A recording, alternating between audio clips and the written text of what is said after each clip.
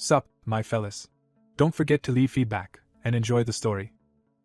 In the martial world's central plain stands the grand headquarters of the heavenly demon divine cult. Inside, the powerful heavenly demon, leader of the cult, sits in meditation surrounded by ominous energy. A subordinate rushes in and falls to his knees before the meditating heavenly demon, crying out to him. The first elder, called Fist Demon and sworn brother to the heavenly demon, tearfully protests that enemy sects are gathering yet nothing is being done.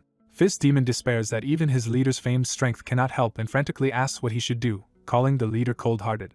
The elder mutters that he is not actually cold-hearted. The heavenly demon appears in a spirit-like form and explains that while training he became separated from his body and cannot return. He admits that at first roaming freely, even to the moon, was fun, while Fist Demon sobs that he is still cold-hearted. Annoyed, the heavenly demon complains that even beings who cannot hear him are colder and orders Fist Demon to stop crying as power crackles around his hand. He whips his energy around Fist Demon in a wide arc. He laments that without a physical body, even his ultimate divine arts are useless. Suddenly he reacts in shock to something unexpected. A dark vortex forms behind him, pulling at his spiritual form. The vortex swirls violently, becoming a black hole of energy. The heavenly demon is shocked as an overpowering force begins sucking him into the vortex. He resists the pull, activating a technique called weight expansion to try to anchor himself. Despite his effort, he is yanked toward the vortex, exclaiming in surprise. Realizing again that he has no physical body, he curses as he is dragged in. His spirit is swallowed completely by the spiraling void. A small blue flame-like wisp emerges from the vortex and flies away. In another world, bullies mock a powerless support worker, telling him he is useless compared to even elderly E-rank awakened people. A woman screams the name Hyunsu in horror. Park Hyunsu bolts awake, gasping in terror. He sits on his bed, panting and sweating after the nightmare. Looking around his room from above, Hyunsu mutters that he is sick and tired of this life. The narration shifts back 2 years to when everything began. At that time, portals connecting Earth to another world appeared simultaneously across the globe. Monsters poured out of those portals and rampaged everywhere without distinction. Humanity responded with advanced weaponry and began counterattacks. However, conventional weapons proved ineffective against the monsters. As humanity neared annihilation, some people began awakening supernatural abilities. Among the awakened were S-rank hunters with exceptionally powerful abilities. These S-rank hunters' strength proved highly effective in fighting the monsters. Armed with special weapons, hunters engaged the monsters in fierce battle. Using their powers, they struck down gigantic monsters. Over time, S-rank hunters became as influential and powerful as entire nations. Yet in this new world of powers, about 1% of people remained completely powerless. In an apartment stairwell, the scene shifts back to Hyunsu's building. Hyunsu introduces himself as a 27-year-old powerless supporter named Park Hyunsu. He sits with a downcast expression, clearly burdened. A message on his phone from the hospital warns that if he does not pay by month's end, his relative Hyuntae will be discharged due to lack of beds. Knowing forced discharge would be a death sentence for Hyuntae, Hyunsu despairs and decides he should die instead. Holding a rope, he thinks he cannot bear losing another family member, and hopes the government will care for his brother if he has no guardian. Crying, he apologizes to Hyuntae, saying he tried his best. As he grips the rope, strange blue energy suddenly surrounds him and the room. Hyunsu notices something odd happening and widens his eyes. In front of him, a giant swirling black portal opens in midair. Terrified, he screams for help, asking what the phenomenon is. The heavenly demon spirit descends from the portal toward Hyunsu's room. He crashes down directly on top of Hyunsu on the bed. The two tumble together, the old man pinning the shocked Hyunsu beneath him. Disoriented, Hyunsu groans and demands to know who this stranger is. The heavenly demon, surprised that Hyunsu can see him, leans in and asks if Hyunsu truly sees him. Hyunsu shrieks in terror and scrambles away on the bed. Believing the intruder might be a thief, Hyunsu yells that he is broke and has nothing worth stealing. Floating calmly, the heavenly demon ignores this and wonders where he has ended up. Hyunsu realizes in fear that the robed man is actually floating in midair. Hyunsu nervously asks if the man came through the portal and if he is a hunter. The heavenly demon, clueless about hunters, mistakes the word for food and curiously examines Hyunsu's television. When his hand passes through the TV, he notes he still cannot touch physical objects. Panicking, Hyunsu assumes the old man is a reaper sent to take his life but pleads that he has a younger brother to protect. The heavenly demon complains that Hyunsu has called him both thief and reaper, then flicks his forehead. Hyunsu collapses in pain screaming, while the heavenly demon looks on curiously. Realizing he can physically touch Hyunsu, the heavenly demon grabs his head as Hyunsu begs not to be hit. The old man silently strokes his beard, thinking. Hyunsu watches, bewildered, as the heavenly demon casually walks out of his room. Outside, the heavenly demon floats through a modern city street, invisible to passers-by. He marvels that objects swifter than horses carry people along the road. Gazing at tall glass buildings, he concludes this strange city is not his original world. Approaching a man on the sidewalk, he announces he has a question. His incorporeal body passes through the stranger, confirming he cannot touch him. He realizes he cannot interact with most people and wonders if Hyunsu is the only one he can touch. Something then catches his attention sharply. Determined, he rushes back at high speed, wreathed in energy. Meanwhile, Hyunsu tapes sheets of paper over the portal on his wall to hide the ominous black hole. Finished covering it, he mutters that the hole scared him because it looked like a glaring black void. Still uneasy, he wonders if it truly is a portal and decides he should report it. His phone vibrates with an incoming call. Answering, he hears B-rank hunter Kim Hak-sung and greets him respectfully. Kim asks for urgent support on a portal raid, and Hyunsu eagerly accepts, saying he can help and will come immediately. Kim warns that the portal is B-rank and tells him to prepare well. Hyunsu agrees enthusiastically. Hanging up, Hyunsu decides death is not the answer after all and notes that the caller was B-rank hunter Kim Hak-sung. The heavenly demon, now back in Hyunsu's room meditating on the bed, comments that Hyunsu seems mentally unstable for talking to himself again, startling Hyunsu. In the stairwell, Hyunsu yells at the unseen old man, asking why he has returned. The heavenly demon retorts that he did not want to come back to such a shabby room but was inexplicably dragged back whenever he tried to leave. As Hyunsu packs for the raid, the heavenly demon asks where he is going, and Hyunsu replies that he is heading to support a portal raid and wants the old man gone before he returns. The heavenly demon, confused by all the talk of hunters and portals, asks what those terms mean, while Hyunsu notes he does not even know what a portal is. Leaving down the stairs with his backpack, Hyunsu warns that he will call the police if the old man is still there, while the heavenly demon silently watches. Suddenly the heavenly demon grabs Hyunsu by the back of the collar, saying he will be too slow at that pace. Using a technique called heavenly demon flight, he soars through the air at high speed while dragging a screaming Hyunsu behind him. People on the street notice Hyunsu flying through the sky and wonder if he is an awakened person. Hyunsu begs to be put down because everyone is staring as they streak through the city. Spotting the rendezvous bus below, Hyunsu frantically points out that they have arrived. The heavenly demon abruptly drops him, causing Hyunsu to land painfully. While Hyunsu vomits from motion sickness on the sidewalk, the heavenly demon looks on, puzzled. A city bus carrying hunters and supporters heads toward the raid site. Inside the bus, Hyunsu sits nervously and admits that B-rank portals scare him. He consoles himself that the pay from this job will cover his overdue hospital bills. The heavenly demon suddenly appears hovering over Hyunsu on the bus, asking where he is going now, shocking both Hyunsu and nearby passengers. Upside down in front of Hyunsu, the heavenly demon explains he cannot leave because he keeps getting pulled back to Hyunsu, like being bound to him. Hyunsu despairs internally, realizing he is now stuck with a ghostly old man. The heavenly demon, however, is pleased that he now has someone to talk to and declares he is no longer bored, while Hyunsu protests loudly that he does not like this. At Mount Ilya, officials announce that a portal has opened at the peak, hunters are ascending, and supporters must take their assigned gear and move out. Hyunsu joins other supporters carrying supply boxes up the mountain path. At the glowing portal entrance, hunters and supporters gather, ready to enter. B-rank hunter Kim Hak-sung briefs everyone, stating the raid composition of 1 B-rank, 4 C-rank hunters, and 5 supporters, and asks for questions. Another B-rank hunter, Iron, warns that a B-rank portal is dangerous and asks experienced raiders to look after the newcomers. As they don vests and gear, Hyunsu puts on his equipment, while others chat admiring Iron's looks. Someone greets Hyunsu, saying it has been a while. Hyunsu turns to see B-rank hunter Choi Jung-sung, who pointedly asks if Hyunsu is still working as a supporter after causing trouble last time. Hyunsu internally panics, recognizing that Choi Jung-sung is present too. Remembering past encounters, Hyunsu recalls Choi as a sadistic bully who beats people under the guise of joking, once injuring him badly enough to miss work for a month. Choi feigns friendliness, saying Hyunsu should greet him properly when they meet again, and Hyunsu nervously complies. Choi demands to know who called Hyunsu. When Hyunsu answers that it was hunter Kim Hak-sung, Choi grudgingly accepts it. Pretending encouragement, Choi tells Hyunsu not to make mistakes and to try his best, while slapping him hard in the stomach. Choi walks away laughing to himself as Hyunsu doubles over in pain.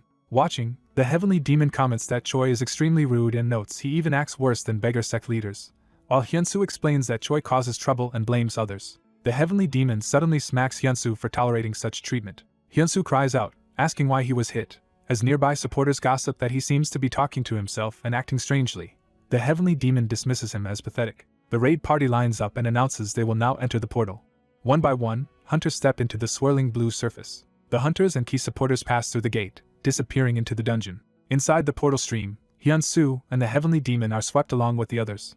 Hyunsu complains that he never gets used to this sensation. The heavenly demon observes that the feeling of being pulled through the portal is the same as when he was drawn to Hyunsu. The group is expelled into the dungeon, landing in a cracked, barren area. As they walk, the heavenly demon notes the ground is dry and wonders what the portal's theme could be. Kim Hak-sung orders the team to determine the dungeon's concept, and Iron agrees to investigate. A technician sets up a measuring device on the cracked earth to analyze the environment. Nearby, the heavenly demon tells Hyunsu to go ahead and scout, but Hyunsu replies that supporters stay at camp and do not explore. The heavenly demon scoffs that Hyunsu is just a pack-carrying servant who cannot move freely, and Hyunsu reluctantly admits that is true. Feeling the ground, the heavenly demon senses fluctuating water veins beneath the dry surface and mentions this to Hyunsu. The technician then reports to Kim Hak-sung that the dungeon concept is water, which he finds odd but accepts. Choi Jung-sung questions the reading, suspecting machine error, but the technician insists it is correct. As they argue, water suddenly begins seeping through cracks at someone's feet. A massive jet of water erupts near Choi, startling him. Water spouts burst all around the camp, forcing supporters and hunters to dodge. From the water, vicious merman monsters armed with tridents surge forward, screaming. Supporters panic, shouting that mermen have appeared and wondering how they reached the entrance so quickly. Commanders yell for everyone not to panic and order newbies to stay close to nearby hunters. One supporter is attacked by a charging merman and screams in fear. A hunter intercepts, slashing the merman with a sword to save the supporter. Still, many mermen overwhelm the group, seriously injuring and killing multiple supporters in the chaotic assault. Hyunsu, lying on wet ground, is horrified that the supposed safe entrance is a battlefield where even the B-rank hunter struggles. A fellow supporter yells for Hyunsu to bring a spear, and Hyunsu responds, rushing to help. As a merman charges with a shriek, Hyunsu braces with the spear in terror. The impact blasts Hyunsu backward violently as the weapon clashes with the monster. Another supporter curses and calls for a spear again as more mermen close in. Hyunsu, now badly wounded with his bulletproof vest shredded and stomach slashed, wonders how the monster cut through it so easily. Despite the injury, he suddenly surges to his feet with a fierce expression. A towering merman looms over the fallen Hyunsu, but a strange glowing object forms between them as the creature's attack collides with new power. Hyunsu panics at the size of the approaching weapon, wondering if it is some kind of meat tenderizer. A huge armored merman charges him, making him scream in fear. The creature unleashes a powerful, blinding energy attack. Its head suddenly explodes as someone intervenes at the last moment. Hyunsu, splattered with blood, is shocked and confused about what just happened. Narration explains that the Demon King's strike is a finger snap technique 10 times stronger than Shaolin's ultimate art. The white-haired old man realizes his powers work well on the monster while Hyunsu gawks below. The old man mocks the mermen as pathetic opponents, and tells others to relax while he finally cuts loose. He clashes directly with a massive blue demon, trading blows at close range. Calmly, the old man blocks the demon's next attack with his staff. He counters with an explosive strike that blows the demon back. Another merman shrieks and rushes him with a weapon raised. The old man tells it that it is still 1,000 years too early to challenge him, gathering more power. He adds that the monster is not even capable of scratching him as he blasts it again. A different merman charges, shrieking as it attacks him head-on.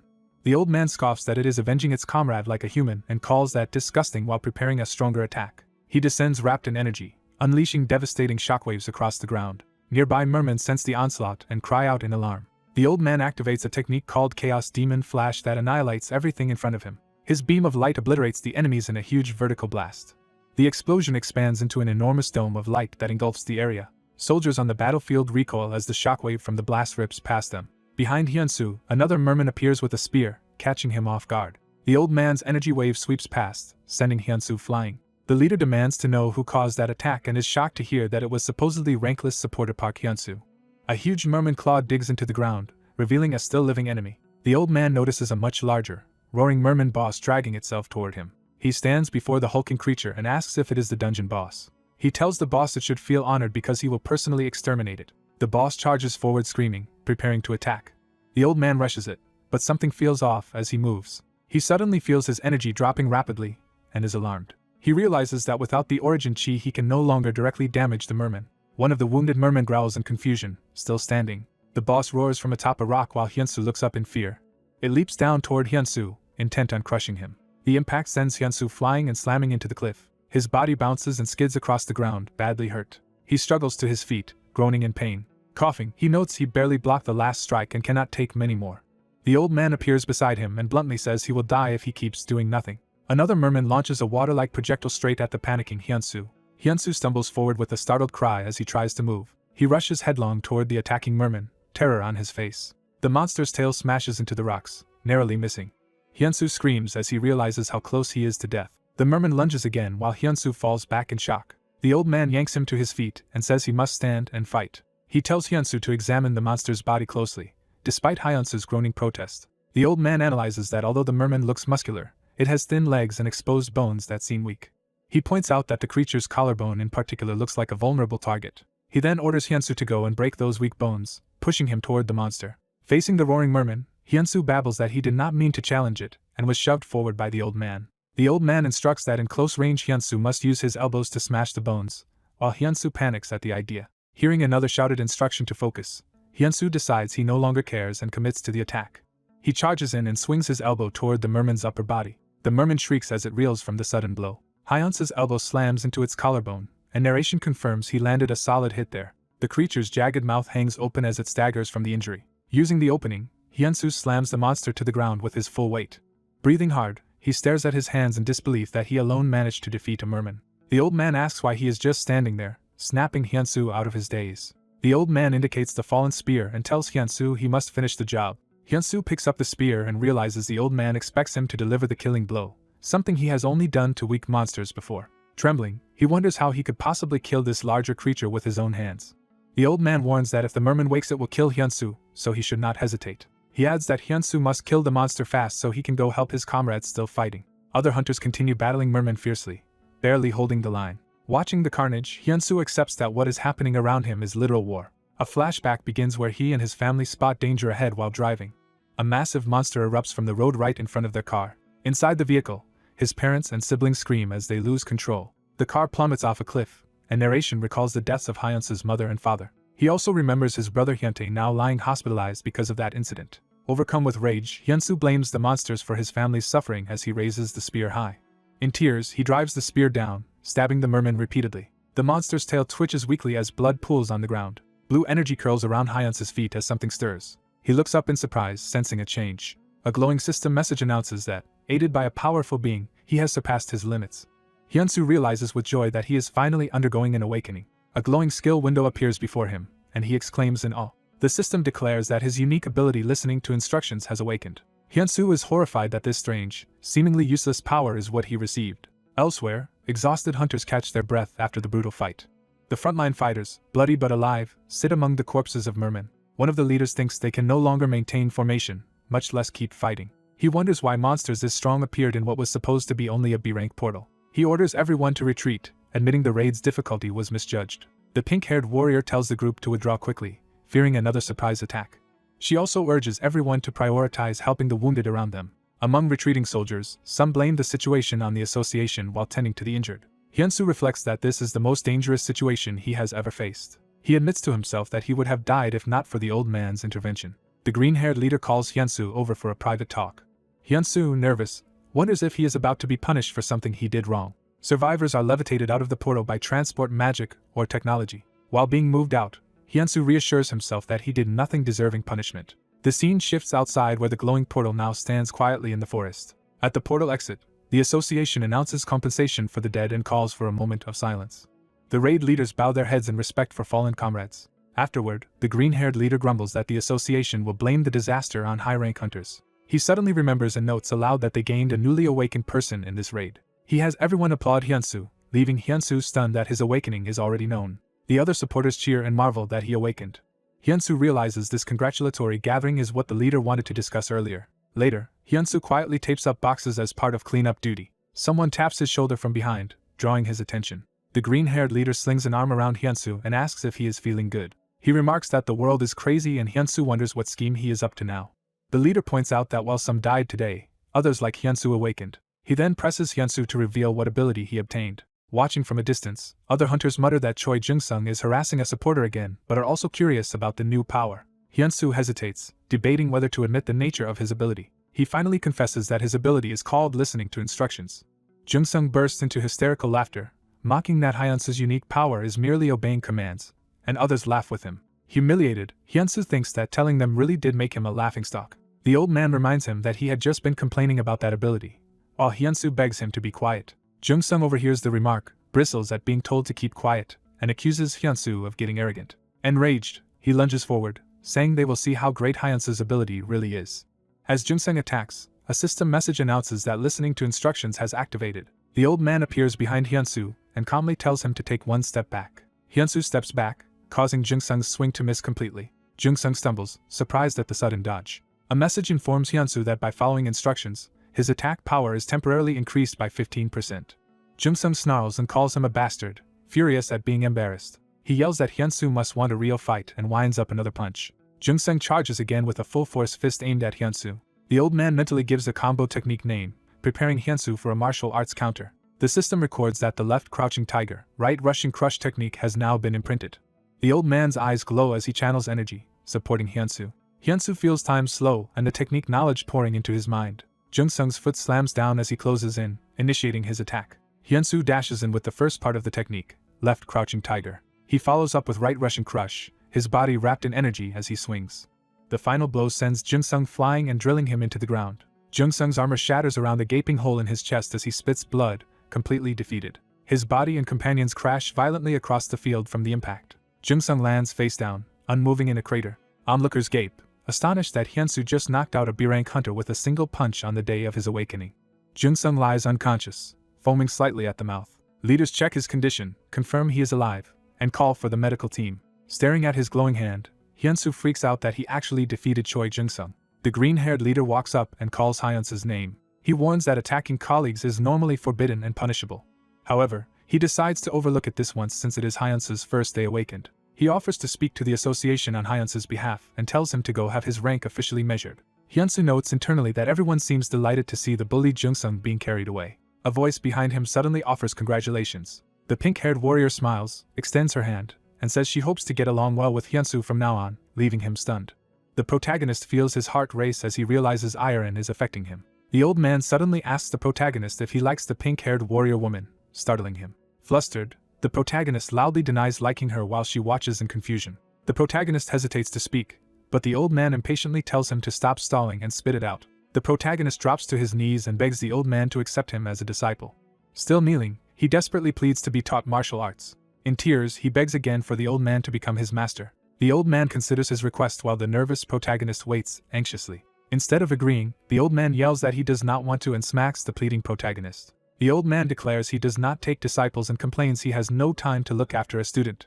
The protagonist counters that training seems pointless for someone who cannot touch anything. He reminds the old man that he himself said he was bored, using that as leverage to push for training. The old man, angered, points out that if he dies the protagonist will have no way to return home. Internally, the old man admits the protagonist's argument is correct. The protagonist recalls how weak he was in the portal and insists he only survived because of the old man's help. The old man muses that if he trains the protagonist to be a hunter, the kid might gain freedom of movement. The protagonist confirms he wants that freedom and asks if it would apply inside portals or anywhere. He fantasizes that as an A rank he could go anywhere he wants and as an S rank he would be untouchable, explaining that means no one could mess with him. Amused, the old man repeats the word untouchable and spins around proudly while the protagonist notes how quickly he picked that up. The old man suddenly agrees to take him as a disciple and orders him to perform the formal 9 bows of rites, which confuses the protagonist. The old man clarifies he will accept him as a disciple if he bows to him 9 times, leaving the protagonist screaming in disbelief. The protagonist worries about doing the ceremony in front of so many onlookers, but the old man says this chance will not come again. Steeling himself, the protagonist groans and prepares to go through with it. Bystanders notice the protagonist bowing repeatedly and wonder what he is doing. Iron and a comrade watch and wonder if the protagonist is crazy, though the comrade says it will probably be fine. Time passes and the scene shifts to the city at night. Inside the protagonist's room, the old man complains that the place is filthy. He scolds the protagonist for planning to host his master in such a dirty house and orders him to clean immediately, while the exhausted protagonist asks to postpone it. Forced to scrub the floor under threat of more hits, the protagonist finally starts cleaning. While cleaning, he asks the old man what he thinks of the papers taped over the wall.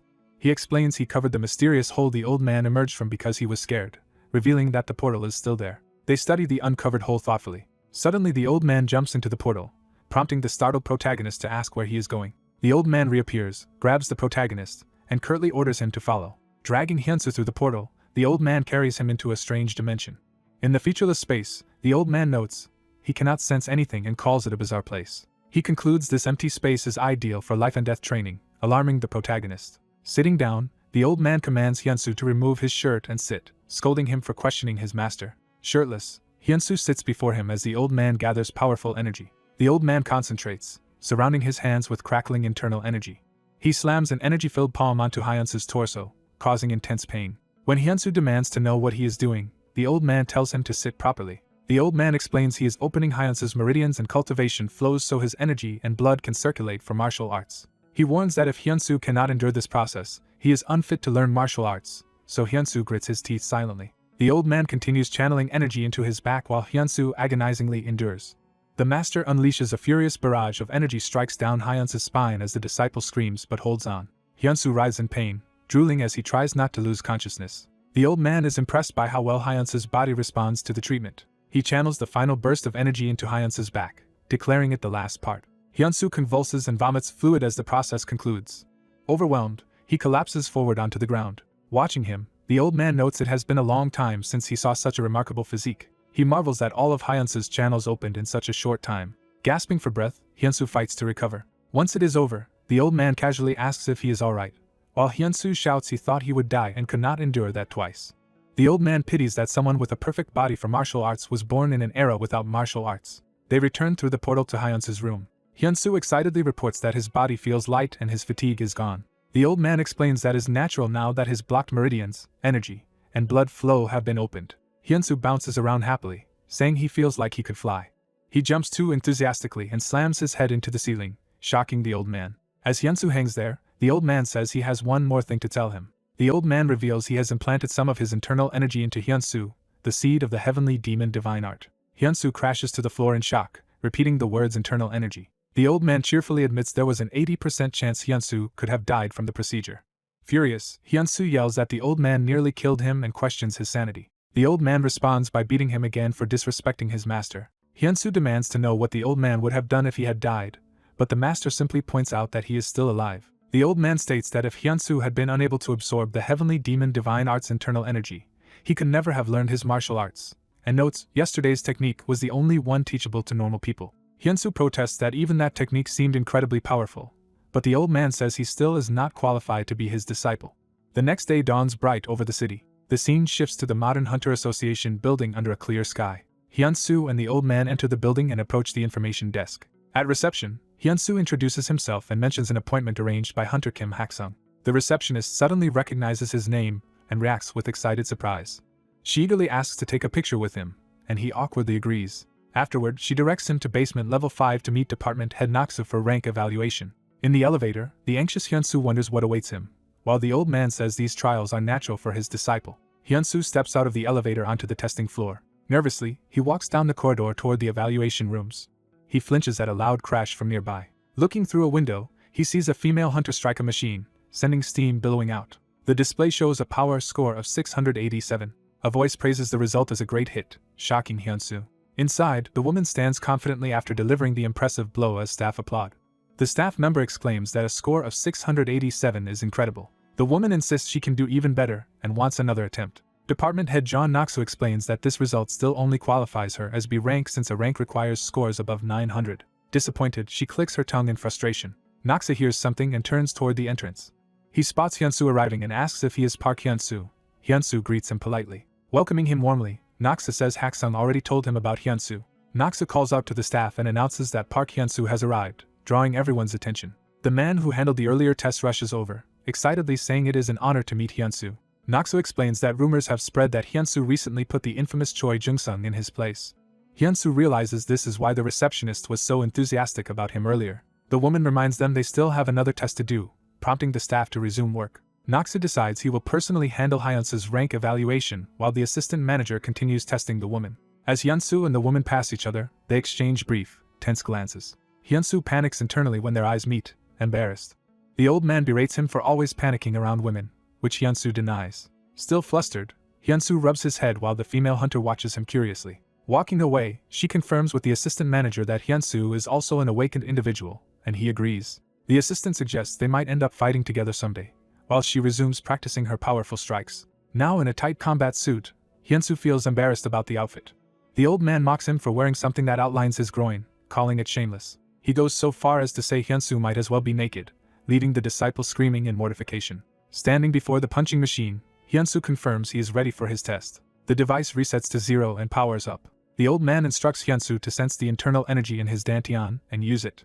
Hyunsu concentrates deeply, sweat beating as he gathers energy. The master tells him to let chi flow through the Russian crush technique he learned and apply it now. A system message activates a listening to instructions effect that boosts his next attack, and Hyunsu feels an incredible energy coursing through him. Channeling that power, he charges forward to strike. He unleashes a devastating blow infused with internal energy. The attack's force sends energy waves roaring down the room. Light and shockwaves tear through the corridor from the impact. The machine and surroundings are obliterated in a massive explosion of energy. The blast ends in a blinding flash and shockwave. Naksu stares in horror at the destruction he has just witnessed. The ruined display flickers and shows a result of 2020. Hyunsu, stunned, exclaims at the unbelievably high score, noting it dwarfs the woman's 700. He realizes that despite using the same technique as before, it felt completely different, and wonders if this is the true power of internal energy. Naksu excitedly proclaims Hyunsu in A rank, explaining the scoring thresholds. Hyunsu, still eager, asks to retest, and Naksu hesitantly agrees. Looking at the shattered machine, Naksu thinks that if Hyunsu had hit Choi Jung-sung this hard yesterday, the man would have died. Hyunsu prepares to repeat the strike while Naksu nervously questions his desire to try again. Naksu regrets they have no more punching machines and suggests moving on to the next evaluation. They proceed to the kick power test area. Hyunsu performs a powerful kick infused with chi. The score display shows 1377, shocking Naksu. Naksu says it is a shame Hyunsu is just shy of S rank, but Hyunsu laughs it off. The old man scolds him, saying if he had circulated his internal energy quicker he would already be hitting 1500. Hyunsu continues other physical exams, shattering another apparatus with his strength. He runs on a treadmill for stamina testing while hooked up to monitors. The examiner times him as he sprints with beast-like speed. The energy from his movements explodes around another machine during testing. Hyunsu endures a barrage of projectiles or beams in agility training, blocking them with practiced movements. After reviewing all the results, Naksu announces that every score is in a rank territory and congratulates Hyunsu on being effectively confirmed as a rank. He then reminds Hyunsu that the most important exam, a virtual battle, still awaits in the afternoon. Naksu suggests Hyunsu eat at the canteen first, offering to postpone the battle if necessary, but Hyunsu insists on doing it today. Hyunsu heads toward the canteen for lunch. Delighted, he savors a rare bowl of ramen, noting that due to destroyed factories it has become expensive. He devours the noodles with almost manic enthusiasm. Watching, the old man asks if it tastes that good, and Hyunsu insists ramen is the best food ever. The old man remarks that he has eaten many types of noodles himself. Hyunsu declares that noodles are the best thing in the universe and gets an idea. Grinning mischievously, he offers the old man a mouthful even though the spirit cannot eat. Offended, the old man accuses him of teasing his master after being tormented all day himself. The scene shifts to the sign of the virtual battle room, where Hyunsu's next test will take place. Hyunsu finds the virtual battle room and approaches it. He notices something surprising near the entrance. A woman in a battle suit stumbles out, badly injured and exhausted. She groans in pain, clearly worn out from the simulation. An employee rushes to support her and asks if she is okay. The staff member praises her performance and sends her to get her member card and rank while Hyunsu watches. Seeing her condition, Hyunsu thinks the virtual battle looks extremely difficult. He steps forward to enter the test area himself. A supervisor greets him and introduces the virtual battle room facility. The narration explains the room was created by genius engineer and S-rank hunter Anderson Walker. The system is described as giving realistic monster fighting experience. Hyunsu is fitted with the device and told that any injuries from virtual enemies will restrict his movements. The system explains there are 10 levels in total. Because Hyunsu is classified as A rank, he will begin from level 4. The system announces that the virtual battle is starting. Hyunsu's feet touch virtual ground as the environment loads. The forest simulation finishes forming around him. He looks up as a bright light completes the virtual world. Hyunsu finds himself in a dense forest with his master manifesting beside him. Nearby, dark ape-like monsters move through the trees. Hyunsu confirms this is the virtual room, and his master notes the space was made with advanced mystical dimension technique. The master explains that mystical dimension technique usually confuses enemies or hides things. Boasting, the master claims such tricks are nothing before someone like him, while Hyunsu is embarrassed. Sensing danger, the master and Hyunsu turn as something approaches. The master reacts in shock to the imminent threat. A huge wolf-like monster charges at them roaring. The master powers up, saying that this time he will handle it. He blasts the monster with a powerful attack. He remembers that after a certain day he can no longer directly fight such beings. He snaps back to focus, eyes sharp. Hyunsu stands with the monster's bloody remains at his feet, his master silently observing. Hyunsu excitedly asks what his master thinks of his abilities while the master just snorts. More wolf monsters surround Hyunsu, ready to attack. The master suddenly shouts an odd move name, telling Hyunsu to do a lazy rolling maneuver, confusing him. The system recognizes the instruction-based training mode and the master yells at Hyunsu to just roll. Hyunsu awkwardly rolls away as the wolves rush past. The wolves unleash ranged attacks while screeching. Two of them suddenly look upward, startled. One wolf is crushed violently from above. A gigantic ogre appears, and Hyunsu panics upon recognizing it. The ogre throws a massive punch at Hyunsu. Hyunsu is smashed into the ground by the ogre's blow. He dodges another incoming attack with alarm. The ogre continues its assault, forcing Hyunsu to scramble away while crying out in pain. Hyunsu begs his master for advice as the ogre relentlessly charges him. The master says this is a good chance to test Hyunsu's limits, and orders him to handle the ogre alone. Hyunsu realizes he cannot run if he wants his rank properly evaluated. Resolving himself, he dashes in to deliver an A-rank level kick with high power. His kick lands hard on the ogre's body. The ogre staggers, and Hyunsu rejoices that his attack worked. He then realizes with horror that the ogre is still looming nearly unharmed. Hyunsu sees the ogre's wound already regenerating and is shocked by its fast recovery. The ogre grabs and crushes Hyunsu in its fist, making him cry out. Suspended in the ogre's grip, Hyunsu struggles and groans in pain. He tells himself that if he loses consciousness he will die and calls out to his master in desperation. His master's voice instructs him to calm his breathing. The voice further tells him to spread his internal energy throughout his entire body. Hyunsu focuses, feeling the heavenly demon's internal energy his master gave him gathering inside. He senses that energy rapidly spreading through his body. With a scream, he unleashes that power in a violent burst against the ogre. Empowered, his body crackles with energy as he rips the ogre's arms apart. Hyunsu leaps onto the ogre's head to follow up. He drives another devastating kick into the ogre's neck. Surrounded by gore and energy, Hyunsu lands, radiating a terrifying aura. Outside, his real body hangs in the device as the simulation ends for the level. The operator announces that Hyunsu has cleared level 4 and offers a 5-minute break before level 5. The operator is stunned that Hyunsu even broke the suppression machine while clearing the stage. A woman comments that Hyunsu is very strong. She says he is a prospect worth anticipating, identifying herself as A-rank hunter Lee Mina of the association. She notes that the association clearly recognizes talent by sending her here already. Thinking privately, she vows not to let such a rare A-rank be snatched away by guilds. The environment for level 5 loads into a snowy blizzard. Hyunsu complains about the freezing cold while his master marvels that the room can simulate weather. The master reflects that even among mystical dimension users, few can create such a world. A barefoot girl in rags runs toward them, begging to be saved. Hyunsu grabs her, asking what happened and if she is all right. When she goes limp, he shouts to keep her awake. Her breath turns eerie and something ominous stirs as she lowers her head. She transforms into a monstrous vampire and lunges at Hyunsu. In full vampire form, she grapples him by the neck. Hyunsu realizes in shock that level 5's enemies are vampires. Outside, Mina watches and thinks Hyunsu is unlike any awakened person she has seen. Inside the room, observers comment that Hyunsu's old-fashioned martial arts stance looks like something from an old movie. Despite its appearance, they admit in surprise that his strange posture is actually effective. In the Blizzard Village, Hyunsu pummels a vampire using rapid martial moves. A powerful vampire boss appears, laughing and praising Hyunsu for making it this far. The vampire charges a massive blood attack while roaring. Hyunsu and his master counterattack, piercing the vampire's chest. The vampire clutches his heart and begins powering up again. The master tells Hyunsu he is not bad, acknowledging his progress. The operator happily announces that Hyunsu has cleared level 5 and calls him incredible. Hyunsu hears that they can proceed to level 6 after a 30-minute rest. Time passes and the sun sets over the building. Hyunsu finally exits the virtual battle room, exhausted and panting. Catching his breath, he thinks he still could have done even more. The operator reassures him that there is no reason for disappointment, since he is the first A-rank to reach level 6. The operator then directs him to register as a member in the office. The scene shifts to another part of the building interior. Hyunsu and the operator bow to each other, exchanging farewells and thanks. Hyunsu walks away while the operator smiles to himself. Lee Mina appears, calling Hyunsu by name, startling him.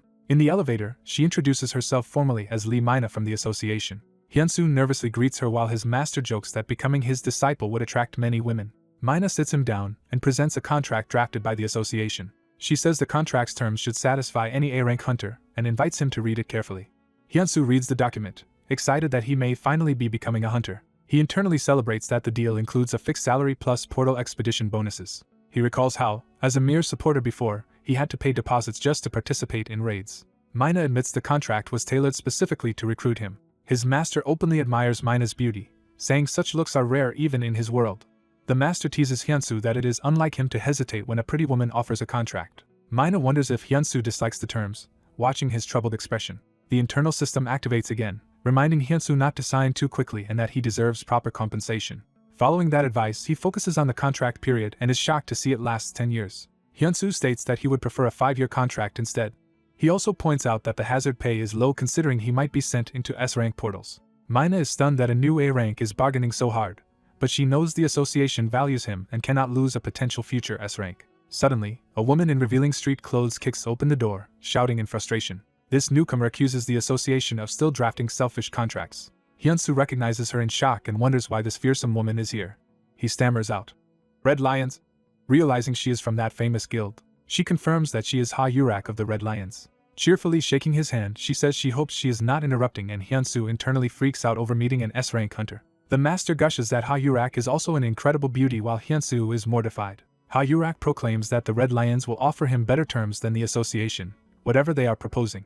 Mina protests that this is association property and scolds Ha Yurak for even drinking her juice, while Ha Yurak casually notes she is also registered with the association. Watching, the master tells Hyunsu that Ha-Yurak is the strongest person he has met since coming to this world. Hyunsu thinks about how Ha-Yurak is an S-rank hunter and leader of Korea's strongest guild, the Red Lions. The two women argue that guilds pay more while the association insists it has heavy responsibilities and priority rights to portal raids. Mina retorts that Ha-Yurak's information is outdated and reveals Red Lion now has rights equal to the association, pending official confirmation. Hyunsu reacts in awe, realizing Red Lion is now on par with a national institution. The women bicker about business ethics and monopolies, calling each other Uni in exasperation. Hyunsu steps forward, startling both recruiters as he interjects. Placing a hand on his chest, he announces that he has made his decision. Mina and Ha-Yurak look up at him in surprise. The story cuts to Mount Ilya where a glowing portal has appeared in a cliffside. Inside that portal, another team of hunters battles numerous aquatic monsters in chaotic underwater combat. One hunter panics, realizing the situation is far worse than what the mission report described. He notes that the monsters are too many and too fast, insisting this cannot be just a B-rank portal and fearing total annihilation. Determined to warn the leader, he reaches for his communication device.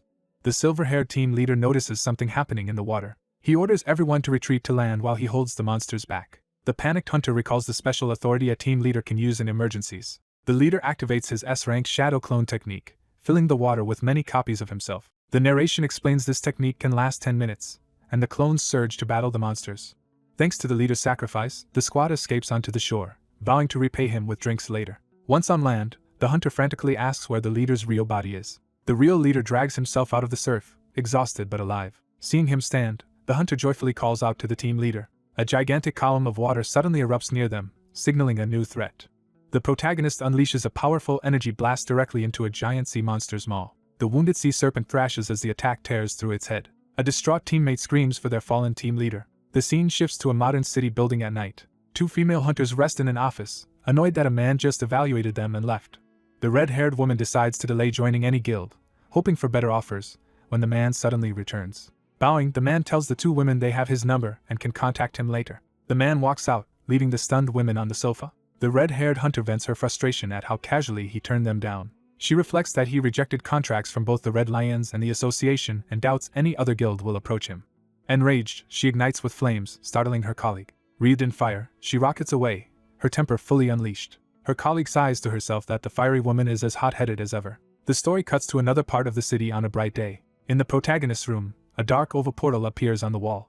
A system window reveals he has gained a transcend rank movement skill called Heavenly Demon Dominating Stride, astonishing him. In a mental training space, the old master explains there are 5 stages of skills and that he will teach this stride, which can also be obtained by killing specific monsters or finding certain treasures. The protagonist is shocked to hear there exists a rank beyond the usual ones as the master repeats the name Heavenly Demon Dominating Stride. The master says footwork is the foundation of martial arts, and that the protagonist must first learn Heavenly Demon Dominating Stride before starting his martial techniques. The master tells him to watch closely, confident that with his abilities he can grasp the technique by seeing it once. The protagonist pledges to follow the master's instructions. The master begins demonstrating the first of the 5 strides of Heavenly Demon Dominating Stride. He performs the first stride, named Heavenly Demon Emergence, gliding across the ground. A system alert confirms the protagonist has understood the first stride, Heavenly Demon Emergence. The master explains that the first stride must be light and soft as he moves elegantly through swirling energy. Watching, the protagonist realizes the master appears motionless even while moving. The master spins amid torrents of energy, showing the stride's full motion around the observing disciple. He finishes the demonstration, stating that what he just showed is Heavenly Demon Emergence, and that everything else is basic footwork. Overwhelmed, the protagonist's comprehension plummets, and he fails to fully understand the step. The master tells him that even with his copying ability he cannot comprehend it instantly, and must observe repeatedly, and learn through trial and error. The master then shows the second stride, Heavenly Demon Flight, shooting upward. The disciple watches as the master literally flies through the air using Heavenly Demon Flight and exclaims in disbelief. The master explains that with this stride you ride the wind, rise into the sky, erase your own blind spots and attack from the enemy's blind spots. He weaves through the air in a complex arc, completing the second stride's demonstration. Returning to the ground, he states again that this was the second stride, Heavenly Demon Flight, while the disciple notes that the speed far surpasses when he was carried before. The system shows the protagonist's comprehension dropping further, as he still fails to grasp the second stride. The master says mastering Heavenly Demon Emergence and Heavenly Demon Flight will allow the protagonist to use up to 6 techniques of his cult's heaven-obliterating demonic fists. The system notifies the protagonist of another transcend rank skill's existence, heaven-obliterating demonic fists, leaving him excited. The master looks at the disciple's foolishly ecstatic expression. Annoyed, the master orders him not to make a stupid face and to pay close attention because understanding the third stride onward is nearly impossible. The master stands ready as the disciple braces himself in front of him. The master dashes away with incredible speed, leaving an afterimage that the disciple tries to track. The system reports his comprehension has dropped off the chart and that he failed to understand at all. The disciple realizes the master vanished from in front of him, and he cannot see him anywhere. The master suddenly appears behind him, naming this third stride Heavenly Demon Soul Breakout as the startled disciple yells in shock. The master explains that this stride is designed specifically to kill enemies stealthily. He announces the fourth stride, Heavenly Demon Soul Shed, preparing another move as the disciple nervously watches. The master stamps the ground with tremendous force, launching the disciple upward in an explosive shockwave. Flung through the air, the disciple instinctively shields himself. The master's step creates a spinning vortex below while the disciple gapes in awe. The master explains that this stride makes you move so fast it looks like your soul leaves your body while ripping away the enemy's soul, and that it is his favorite counterattacking move. The disciple thinks that he cannot even see what is happening, let alone comprehend the technique. The master continues that if the disciple can master both Soul Breakout and Soul Shed, he can use up to the fifth technique of the second half of the Heaven Obliterating Demonic Fists. Off-screen, the disciple guesses there are 11 techniques total, but the master curtly replies that is incorrect. The master explains that to use the final, 12th technique he must first master the 5th stride of Heavenly Demon Dominating Stride as a basic requirement. The disciple realizes that even if he masters all the strides he still might not be able to perform the 12th Heaven Obliterating Demonic Fists technique. The master begins demonstrating the crucial 5th stride. He announces the 5th stride, Heavenly Demon Ruler's Descent, as he gathers immense power for a catastrophic stomp. The disciple screams as the master's attack descends. The shockwave hurls the disciple violently, flipping him upside down. As his surroundings spin, he realizes that a single stomp is literally turning his world upside down. The disciple slams into the ground amid a blinding explosion of force. The master declares that the purpose of the 5th stride, Heavenly Demon Ruler's Descent, is to stand above everything by making all things kneel. The disciple lies face down on the ground, groaning while the master calmly stands over him. The story returns to the association headquarters in daylight. In a conference room, an official reports the numbers of survivors, listing remaining B-rank hunters and supporters. He announces that team leader Odeho is dead and the association's Triple Circle Mount Ilya portal expedition has failed. One elder blames the disaster on a portal rank evaluation error and angrily questions the evaluation department. Other officials argue that the evaluation department has never been wrong and that they merely rated the portal using their equipment, so the failure despite strong ranks is inexplicable. The presiding official shouts for everyone to stop arguing. Team leader Lee stands and says internal fighting will not solve anything. She then declares that she has a solution. Back at home, the protagonist bolts upright in bed, gasping after the brutal training. The master insults him for fainting, while the confused disciple wonders when he returned to his room. The master explains that he passed out because he could not endure the training. The disciple remembers attempting Heavenly Demon Dominating Stride before losing consciousness. The master clarifies that this footwork lets one step into the air as if walking on clouds and warns that if he had gone all out, the disciple would have bled out and died instantly. Gripping the blanket, the disciple thinks he never wants to experience that again. The master tells him the impossible 12th technique requires at least 120 years worth of internal energy, and orders him to focus on increasing his energy and mastering Heavenly Demon Emergence and Heavenly Demon Flight first. The disciple obediently agrees, calling him master. The scene transitions to the association building at evening. Inside, the corridors are quiet and empty. Team leader Lee works late at her desk, pondering her proposal. A flashback shows her being asked in the meeting what her proposed solution is. She tells the officials that the association should start working with external parties, prompting them to demand clarification. She states specifically that they should cooperate with the Red Lion Guild, provoking shocked reactions. Other officials angrily protest, saying they already granted Red Lion portal rights and telling her to quit if she will keep working like this. Later, Lee fumes alone, thinking the association now treats portals purely as business despite none of them having entered portals personally. The next day, the story moves to a busy shopping street under a sign advertising steamed seafood rice cake. Walking there, the protagonist gleefully checks his phone and exclaims that his payment has arrived.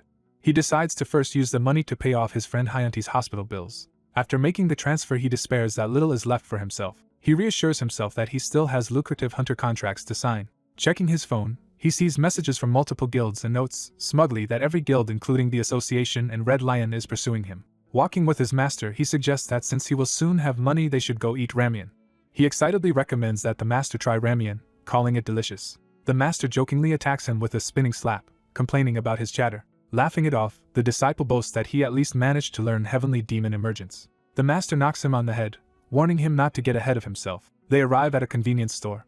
The protagonist enters, ringing the doorbell. Seeing no one at the counter, he wonders if the place is empty when a familiar girl greets him from the back. He asks Yoon how she has been, and she answers that she is fine. While choosing food, he asks if she still works part-time on weekends, and she says she does. She explains she has no choice because she must support her younger siblings.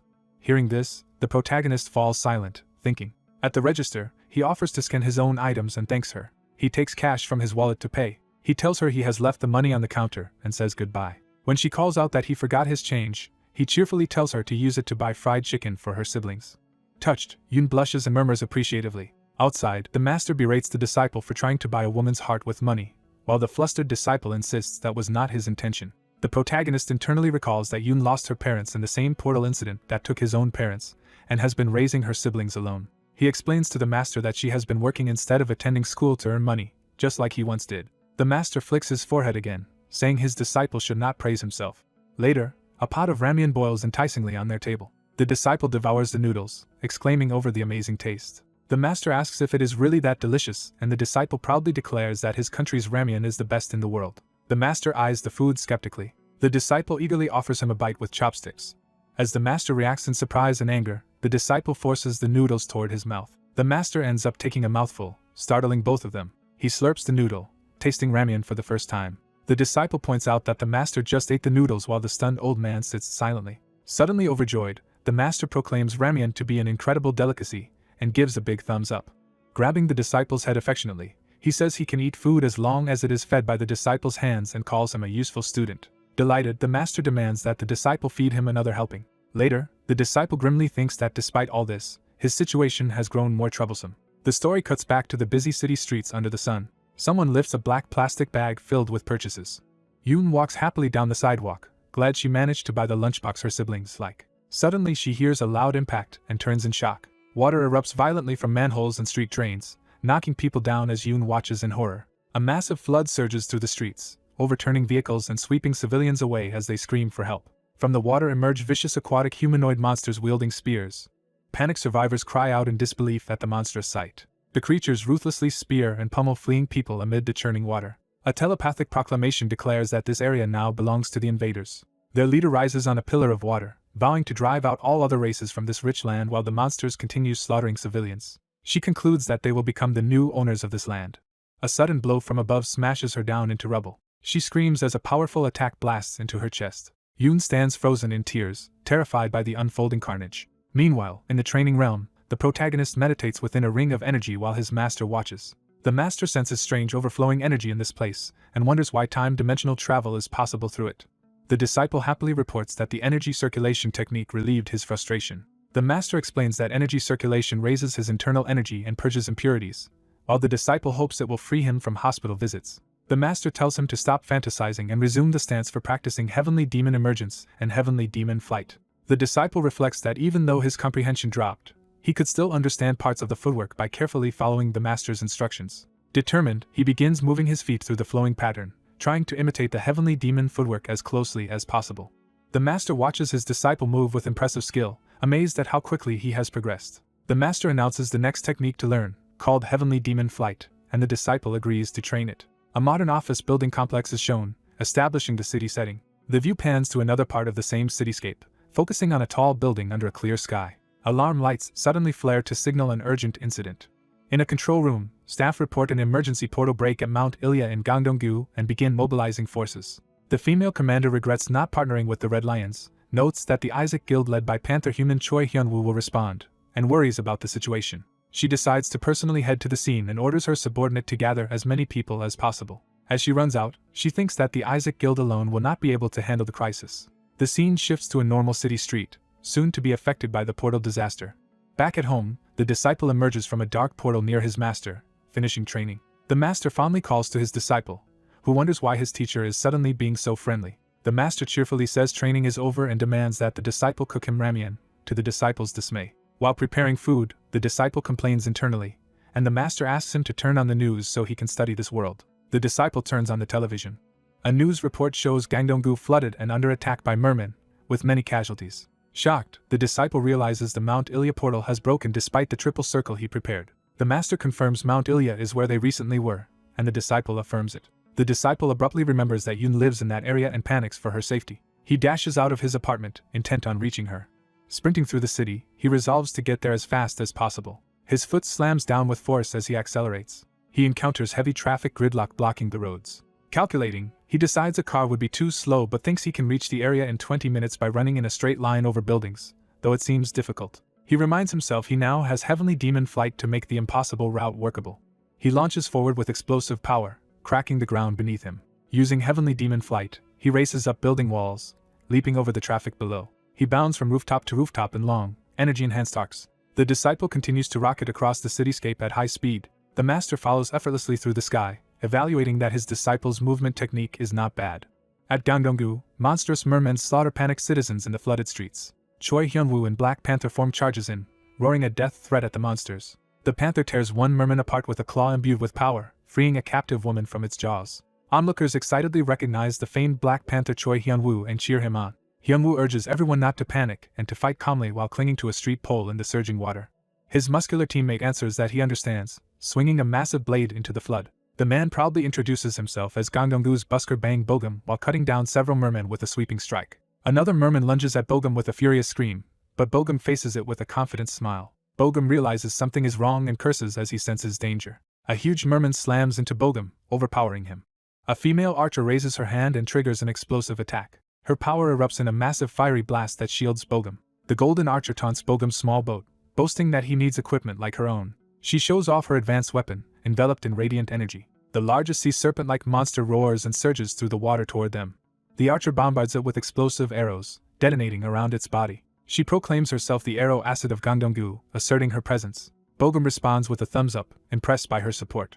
A blood-stained thumbs up shows Bogum's resolve despite injury. Bogum clings to the giant snake's head as it crashes through the water, his earlier thumbs up now framed as a heroic last act. The archer is horrified, realizing Bogum has been gravely injured or killed. Consumed by fury, she prepares a concentrated barrage and vows to kill their enemy. As she speeds forward on her watercraft, Choi Hyunwoo jumps aboard, grabbing her and telling her to change course because he refuses to let her die too. The serpent reels and roars in pain as an attack strikes its eye while Hyunwoo protects the archer. The serpent's massive body crashes violently into the ground and water, sending debris everywhere. Another, perhaps the same, serpent charges toward a distant figure on a boat, intent on devouring more hunters. A robed red-haired figure riding a water column appears, declaring that hunters are the best nourishment. This villain laughs maniacally, stating that he welcomes the arrival of powerful hunters because they become his food. The enormous serpent charges mouth first at Hyunwoo and the archer on their craft. Facing the gaping jaws, Hyunwoo curses as they are about to be swallowed. The disciple leaps high with a technique called left crouching tiger, thinking that infusing a basic martial art with internal energy will make it extraordinary. He smashes down on the serpent's head with a lightning reed strike. Observers, including Hyunwoo and the archer, are stunned as the disciple's empowered martial art proves overwhelmingly strong. The blow explodes with water and energy, visibly wounding the huge serpent. The serpent's body whips around violently as it recoils from the devastating attack. Onlookers watching from a building window excitedly asked who just delivered that amazing hit. People marvel that the newcomer defeated the massive monster in a single blow, and wonder if he is S-rank. The master notes, he can still feel the monster's energy while he and the disciple land atop a roof. A surviving serpent head bursts forth and lunges at the disciple. The serpent's attack smashes him and sends him crashing into a building. Despite the impact, the disciple lands on the rooftop and prepares to move again. The serpent reemerges from dust and rubble, its eye glowing ominously. It again charges at the disciple, jaws wide open.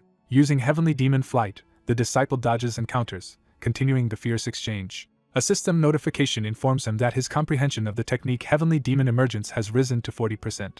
As he runs, he feels intense strain and pain in his legs from using the movement skills so extensively. The master watches the thrashing serpent tearing up the city and exclaims in surprise. He scolds the disciple for not reinforcing his body with internal energy during such battles, prompting the disciple to protest that the advice is coming too late. The master commands him to do it properly from now on, and the disciple reluctantly agrees. Meanwhile, traffic remains jammed in the city as horns blare, underscoring the wider chaos. The female commander grits her teeth in frustration while driving. She curses that the subways are flooded and the roads blocked, hindering her from reaching the battlefield. Watching a broadcast of the fight in her car, she gasps at the sight of the mysterious hunter. She suddenly recognizes something shocking on the screen. The news explains that the amazing battle footage was sent in by a viewer and that the unknown hunter is currently fighting the monster. Listening, she is stunned to realize the fighter looks like Hyunsoo, and that no one knows his identity. Determined, she abandons her car in the traffic jam. She starts running through the congested road toward the battlefield. Back at the fight, the disciple unleashes a modified Heavenly Demon Flight technique as an offensive attack. His new move slams into the serpent's body, blasting it back and away from others.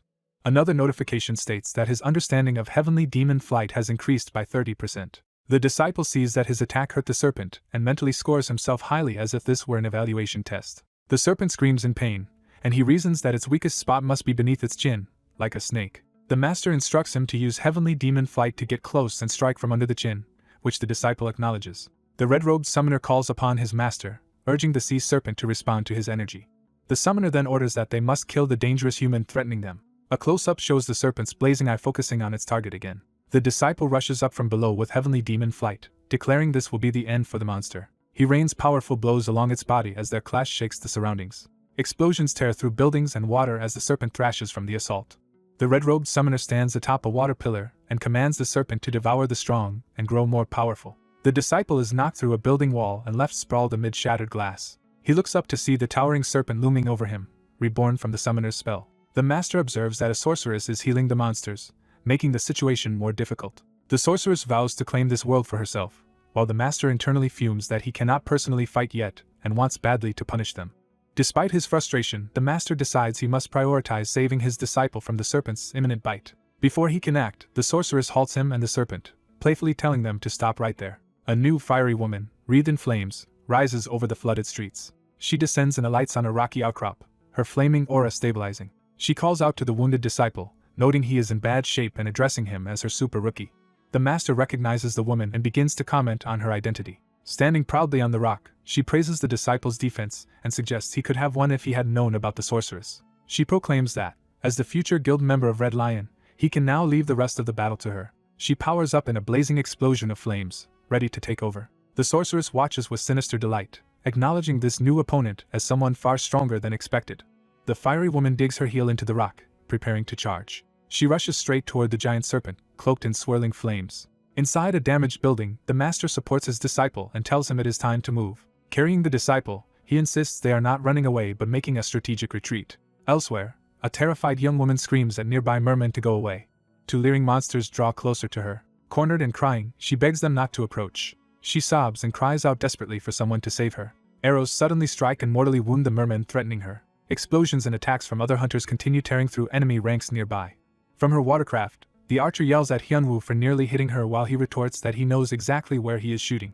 After the mermen fall, the archer asks the rescued woman if she is alright, and the woman tearfully thanks them. The archer decides to escort the survivor to safety while Hyunwoo goes to search for more survivors. The archer speeds away with the rescued woman on her craft, telling her to hold on tight. Back in the building, the disciple begins to stir and murmur as he regains consciousness. The master peers down through the broken ceiling, noting that his disciple has woken up. Groaning in pain, the disciple asks what happened, clutching his injuries. The master explains that a sorceress was controlling the serpent and that although the disciple would have won otherwise, the fact remains he lost. The disciple realizes the master carried him away, while the master insists it was a strategic retreat and scolds him for not listening even when unconscious. The master tells him not to worry because something outside has changed, prompting the disciple's surprised reaction. He clarifies that the fiery woman has come to the disciple's rescue. Outraged, the disciple exclaims that this cannot be, demanding clarification. He declares that the serpent is his prey and that he will personally finish it. He tries to move with renewed aura but collapses again from exhaustion. The master warns that in his current physical state, the disciple cannot accomplish anything more. He instructs the disciple to focus on healing himself via internal energy circulation. The disciple asks who the woman outside is, and the master identifies her as Ha-Yurak, guild leader of Red Lion. The master affirms that if it is her, she can easily handle the remaining enemies. The disciple refuses to stand down, vowing to see the fight through even if it risks further injury, while the master protests. With pent-up resentment, the disciple shouts that monsters took his parents from him. He adds that his brother lies hospitalized because of them as well, deepening his resolve for revenge. He tells his master that he obtained these powers thanks to him, and that quitting now would be unthinkable. He stands firm, body crackling with energy, silently radiating determination as the master watches. The master reconsiders his earlier judgment, realizing the disciple possesses stronger fighting spirit than he thought. He notes in awe that the disciple has always had those fierce eyes, revealing hidden potential. The old master tells Hyunsu there is a way, and Hyunsu reacts with eager hope. The master warns Hyunsu that using this way will have serious consequences later. Elsewhere, the fire mage woman charges forward with a blazing punch. She dives down surrounded by roaring flames and a massive explosive attack. Her fiery strike collides with surging water and a huge explosion. She lands in high heels amid scattered flames and steam. Annoyed by the water hindering her, she readies more fire to keep fighting. She complains that the water hides the sorceress, and she cannot see her target. The master explains to Hyunsu that this will be a trial letting him experience power he will one day reach. He adds that the power he is giving Hyunsu is only temporary, so Hyunsu must not act recklessly. The fire mage soars above waves while aquatic monsters attack from below. She unleashes another gigantic pillar of flame skyward. Her attack creates a fiery vortex that clashes violently with the surrounding water. A colossal sea serpent made of water rises up before her as her flames surround it. Seeing the enemy clearly at last, she smiles and declares she has found it. The serpent narrows a glowing eye, reacting to being discovered. She charges straight at the serpent, promising to burn it. Meanwhile, Hyunsu screams as the master forcibly channels power into his head. Hyunsu convulses in pain as overwhelming energy floods into him. The sea serpent howls as an attack tears into it. From afar, the red-robed sorceress watches the fiery explosion devastate the area. The sorceress feels as if she has encountered her natural enemy, and wants her master to see this side of her. She ecstatically calls out to her master as she rises on a column of water. The fire mage refuses to let the sorceress interfere and darts toward her. She taunts that the sea snake's danger finally drew the sorceress out of hiding, whom she has been waiting to fight. Smirking, she tells the sorceress she has long been waiting for this meeting. The sorceress, wreathed in flames, eagerly welcomes the challenge with her spear. Their clash triggers another massive fiery explosion. The sorceress screams in agony, unable to believe what is happening. Even as she burns, she cries out for Rataika, revealing devotion to the serpent. Hyunsu grits his teeth, straining as power gathers inside him. His body erupts with the borrowed demonic energy, transforming his appearance. A system message states that Hyunsu has temporarily awakened the heavenly demon body. The fire mage notes that with the sorceress gone, the sea snake no longer has a healer. She then sees the sea snake being battered back by Hyunsu's assault. Looking at her ruined boots, she jokes that this is why she never buys expensive shoes. She kicks off her shoes and prepares to fight barefoot on the flooded streets. Ignoring the water, she dives toward the serpent, determined to finish the battle quickly. The serpent rears as she descends, water swelling around it. Mid-charge, she suddenly senses something surprising and looks over. The serpent unleashes a powerful water blast upward. The fire mage is blasted away, her silhouette tossed through the air. She crashes into debris as the serpent's waters rage below. The enraged serpent sprays towering columns of water around the buildings. The fire mage sinks unconscious into the deep water. A helicopter's rotors spin as it approaches the devastated area. The helicopter surveys the ruined, flooded district from above. Inside, a soldier reports to the guild leader that all citizens have been safely evacuated. Underwater, the unconscious fire mage floats as a transmission confirms the surrounding buildings are empty. She wakes, frustrated, and prepares to rejoin the fight. She rockets upward in a fiery aura surrounded by churning water. Powering up fully, she announces herself as one of the world's 9 S-rank hunters, Ha-Yurak. Her renewed flames explode against the remaining floodwaters, blasting them skyward. She tells the wounded sea serpent she has destroyed all nearby buildings so it has nowhere left to hide. Ha-Yurak declares that this next attack will be the end for the serpent. Just as she is about to strike, someone grabs her arm and shouts for her to wait. Startled, she turns to see who stopped her. Hyunsu appears beside her, his aura flaring, still gripping her arm. Elsewhere, a woman in a suit runs, worrying that Hyunsu is too inexperienced to handle this alone. She sprints through the streets toward a sports store. Spotting kettlebells in the window, she silently considers using them. Inside, she quickly buys a heavy kettlebell from the confused shop clerk. Outside, she drops the weight, testing it as the water splashes around it. The clerk calls after her that she forgot her change as she hurries off. She levitates the kettlebell with magic, preparing it as a weapon. She spins multiple kettlebells around herself in a ring of telekinetic force. She hurls one kettlebell with full strength. Sprinting behind it, she chases after the flying weight. Onlookers watch in stunned silence as the kettlebell streaks across the sky. Back at the battlefield, Hyunsu holds Ha-Yurak's flaming hand, stopping her spell. She asks in surprise why Hyunsu is here intervening. Hyunsu calmly says he will be the one to finish the serpent. Ha-Yurak refuses to step back, saying she is also furious with the monster. She adds she might consider letting him if he agrees to join her guild. Hyunsu dismissively waves off her proposal.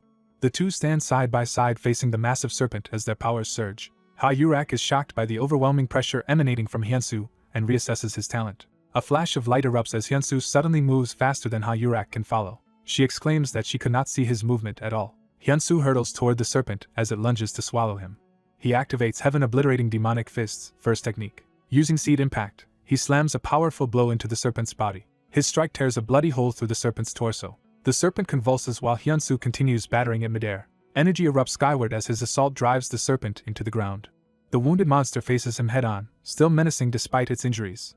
Hyunsu invokes heaven-obliterating demonic fists, second technique. He descends with root impact, smashing another devastating blow into the serpent. The serpent growls in pain, blood pouring from its wounds. The master notes he boosted Hyunsu's vitality and suppressed fatigue but is bewildered by his disciple's performance. He wonders how the heavenly demon's inherited muscle memory could have been transferred entirely into Hyunsu. The enraged serpent tries to bite Hyunsu again amid exploding buildings. Hyunsu uses Heavenly Demon Flight to dash forward and smash the serpent once more. His barrage of aerial attacks drives the serpent along the buildings in a line of explosions. He prepares Heaven-Obliterating Demonic Fists, third technique. With leap impact, Hyunsu plunges straight into the serpent's head in a final crushing blow. The monster's long body erupts and shatters from the accumulated attacks. Flames and shockwaves rip through the serpent as it is annihilated. Watching from afar, Ha-Yurak is stunned and can only call the feat impossible. Ha-Yurak and the woman with the kettlebell fly above the ruined street, amazed by Hyunsu's power. Ha-Yurak teases her colleague for arriving late to the battle. The suited woman nervously confirms that the incredible fighter really is Hyunsu. As Hyunsu floats, a system message announces that his return to the other world will soon begin, leaving him startled. Sensing something wrong, Hyunsu panics as the power inside him turns dangerous. He violently coughs blood, the strain of the techniques overwhelming his body. He plummets from the sky toward the ground. Ha-Yurak and the suited woman scream his name and rush to catch him. From a distance, the master watches Hyunsu fall and remarks that the boy hit the jackpot of opportunity. Elsewhere, floodwaters still churn and sweep past the struggling man. The waters surge through alleys, carrying rocks and debris as the city floods. Two frightened children run calling for their older sister. Their sister embraces them tearfully, relieved they are safe. The siblings cry with joy, thankful that they all survived. A blonde warrior on a jet ski reports by phone that she has already brought the children back home and asks about the situation. Her comrade replies that the battlefield cleanup is nearly finished and notes their guild leader handled the sorceress and serpent.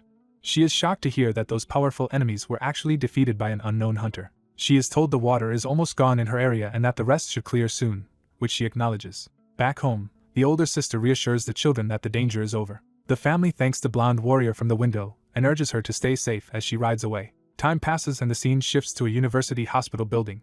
Inside the hospital, staff and doctors move through the corridors.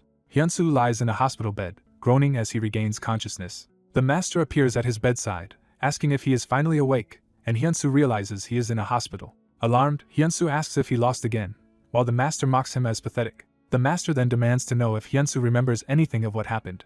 He explains that Hyunsu collapsed after using the heaven-obliterating demonic fists. The master angrily complains that Hyunsu used his treasured technique poorly, while Hyunsu insists he remembers nothing. Ha-Yurak and the suited woman burst into the room cheerfully, greeting Hyunsu as a superstar rookie and bringing flowers. Hyunsu reacts with shocked disbelief at their sudden appearance.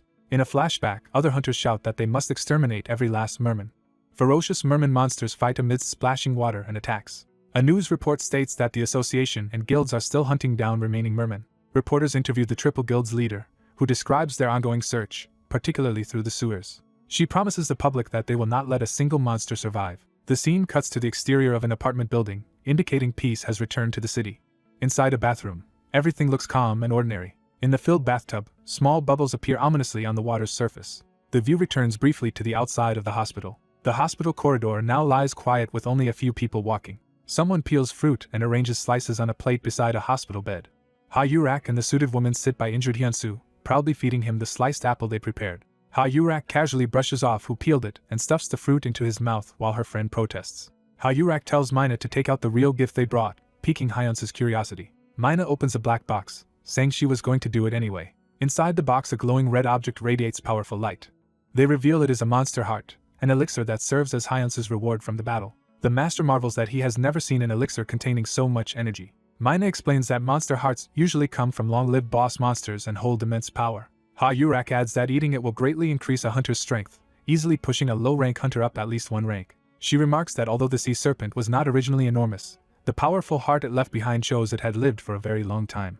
The master explains that the elixir contains 500 years' worth of energy. Hyunsu, lying in a hospital bed, asks why they would give him something so incredible, and the red-haired hunter calls it their gift. The two women argue over who actually earned the elixir, with the association agent crediting Hyunsu for killing the boss while the S-rank hunter insists she fought through many mermen. The association agent says Hyunsu must be taught how to properly consume the elixir after discharge, while the S-rank hunter claims she would guide him better than the association. The two women boast competing methods and percentages for how much of the elixir Hyunsu could absorb. The master casually declares that with his guidance Hyunsu could absorb at least 70%. The women butt heads, arguing that S-rank status does not mean knowing everything and insulting each other over their ranks. Watching them bicker, the master amusedly calls it a battle of nerves. The master mischievously asks Hyunsu which of the two women he prefers, shocking him. Hyunsu freezes nervously between the two women as they stare at him for an answer. Scene shifts to Gwanik University Hospital exterior, indicating time passing or change of setting. The S-rank hunter waits pensively in the hospital corridor. She secretly peeks through the door to Hyunsu's room. Inside, the association agent sits on Hyunsu's bed and prepares documents. She presents Hyunsu with a revised contract full of special options that will likely never appear again and asks for his opinion. Internally, she resolves to recruit this soon-to-be S-ranker to restore the association's reputation. Hyunsu studies the contract, unsure how to respond. The agent exits and tells the waiting S-rank hunter that it is her turn to talk with Hyunsu. The two women pass each other tensely in the hallway. The S-rank hunter approaches Hyunsu's bed as he braces himself. She roughly kicks his bed in frustration, startling him. Sitting down, she asks whether he likes the association's proposal, admitting that even she found their offer attractive. Hyunsu guesses that among the generous terms there was one especially tempting condition. She excitedly deduces that they offered him legal immunity to kill people, shocking him. When Hyunsu stammers in surprise, she says it was an obvious conclusion. She scoffs at the idea of immunity, pointing out that he will soon become an S-rank anyway. Hyunsu listens as she explains that such immunities are meaningless once someone reaches S-rank. She explains that in this world true power is no longer nuclear or monetary but the existence of S-rank hunters. She argues it is absurd to grant legal immunity to beings already that powerful, and the master agrees. She insists what Hyunsu really needs is a powerful backing to protect him until he reaches S-rank. She dramatically declares that she and her guild, the Red Lions, can be that protective fence for him. Leaving the room, she encounters the association agent in the corridor. She cheerfully tells team leader Lee to relax as she departs. Annoyed, the agent thinks to herself how irritating the S-rank hunter is. She returns to Hyunsu's room, hesitating as she enters. Hyunsu apologizes to her for turning down the association's offer. She forces a smile, saying she cannot force him to join and accepts his decision. She tells him to take care of himself, and wishes him a quick recovery. As she leaves, Hyunsu calls out and asks if he can make a small request. He explains that since he cannot move well, he needs the association's help with something. He asks for some assistance, while the master jokes that his disciple is shameless. Scene shifts to an apartment building, suggesting Hyunsu's home. A woman, Hyunsu's relative or guardian, wakes the kids and calls them for breakfast. She chats with the children about leaving early for her part-time job as they reluctantly get out of bed. The kids complain about wanting more sleep, and she tells them they can sleep again after breakfast. While brushing their teeth, the children ask if they can eat later, and she firmly refuses. The girl remembers news about powerless civilians dying and asks nervously if people without powers will die, as strange movement starts in the bathtub. The woman cooking hears the kids scream and turns in alarm. A monstrous creature bursts through the bathroom door, chasing the terrified children. Hearing the commotion, the woman in the kitchen screams and calls out to the kids. The monster grabs the girl in pink, who shrieks as it restrains her. The older sister rushes in and clings to the monster to protect the younger girl, while the woman looks on in horror. The woman grabs a kitchen knife from the cutting board. She charges the monster with the knife, shouting for it to stop. She leaps and attacks, driving the blade toward the monster. She slashes into the creature, drawing blood. The monster growls back at her while still clutching the child. It retaliates with a powerful blow, sending the woman flying. She crashes violently into the kitchen. She lies injured on the floor amid the wreckage. The monster moves to devour the girl again as the boy watches helplessly from behind the door. Suddenly the association agent arrives using her black orb, launching a high-speed attack. She orders the monster to stop and rushes in, orb first, as it holds the girl. She smashes into the creature with a powerful blow, knocking it away and freeing the child. The little girl tumbles across the floor but is now out of the monster's grasp. The wounded beast struggles to its feet, preparing another charge. It roars in anger as energy gathers around it. The agent rises into the air, surrounded by green telekinetic energy and levitating knives and debris. She sends the barrage of blades and objects flying toward the monster. The monster braces itself as the concentrated attacks slam into it. It staggers, heavily wounded but still alive. The agent powers up a finishing technique, vowing to send the monster to its dead comrades. Her attack explodes on the monster's head, dealing a massive blow. She rushes to the children and frantically checks whether Chayun is alright. The woman tearfully thanks her rescuer and asks how she knew to come, and the agent says Hyunsu asked her to look after them, and she is glad she arrived in time. The scene returns to Gwanik University Hospital, signaling a transition back to Hyunsu's story. A doctor reacts in shock to Hyunsu's rapid recovery or discharge. Out on the street, Hyunsu checks his phone and reacts dramatically to some financial news. The master scolds his disciple for losing his composure over money, while Hyunsu laments his poverty. Hyunsu complains that being broke even prevents him from eating cheap ramyeon, which surprises the master. Fired up by the mention of ramyeon, the master grabs Hyunsu and uses Heavenly Demon Flight to head somewhere immediately. While flying, the master says they must hurry so Hyunsu can cook a packet of ramyeon, leaving Hyunsu speechless. A new building exterior indicates they have arrived at another location. A dark, swirling portal forms on the floor inside, suggesting a training space. Inside the portal realm, master and disciple sit facing each other on a barren landscape amid swirling energy. The master explains that consuming just 10% of the elixir will grant Hyunsu about 20 years of energy, astounding him. He adds that following his method could let Hyunsu absorb 70%, equivalent to 140 years of internal energy. The master then asks Hyunsu what he plans to do after becoming strong. Hyunsu recalls the initial portal disaster 2 years ago, when many people died. He reveals that both his parents and Seon's parents were killed during that first portal incident. Clenching his fist, Hyunsu vows as a hunter to prevent others from suffering the same grief he did. The master wonders if the portals are the great enemy his ancestors mentioned. He notes that Hyunsu used 3 techniques: seed impact, root impact, and leaf impact, that he never actually taught him. He explains that heavenly demons pass down martial arts memory through their bodies to descendants, giving Hyunsu inherited skills. This system was created by the first heavenly demon to prepare future generations against the great enemy. Hyunsu reacts in awe and dawning realization to this revelation. The master points out that this world differs from the one of his past, implying the threat may manifest differently. Realizing the connection, the master becomes alarmed and excited. Hyunsu comments that he now has even more reason to grow strong quickly in return. Meanwhile, the association agent flies through the sky with her orb, heading toward Hyunsu's place. She arrives at his building and approaches the entrance door with her floating orb.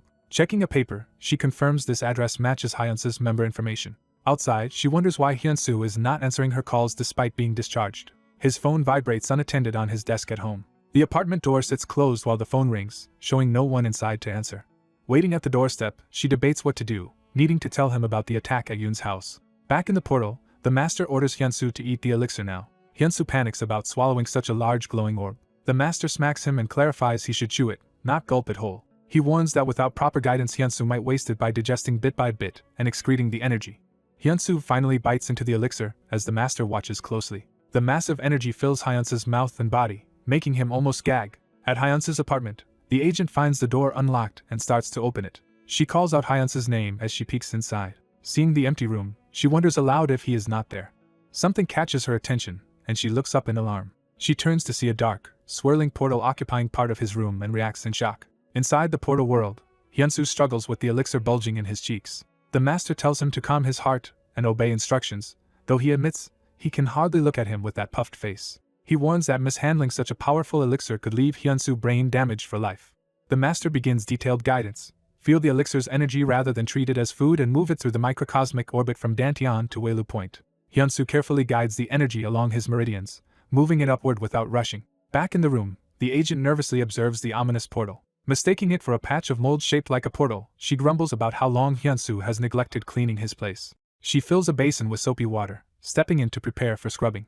Wearing rubber gloves, she starts washing, intent on cleaning the supposed mold. As she works, she hears someone calling and pauses to listen. On the phone she explains to a superior that she is out on an errand but will return to the branch immediately. Leaving Hyunsu's room, she regrets not being able to tidy it properly for him. She then flies away through the city on her orb, heading back to work.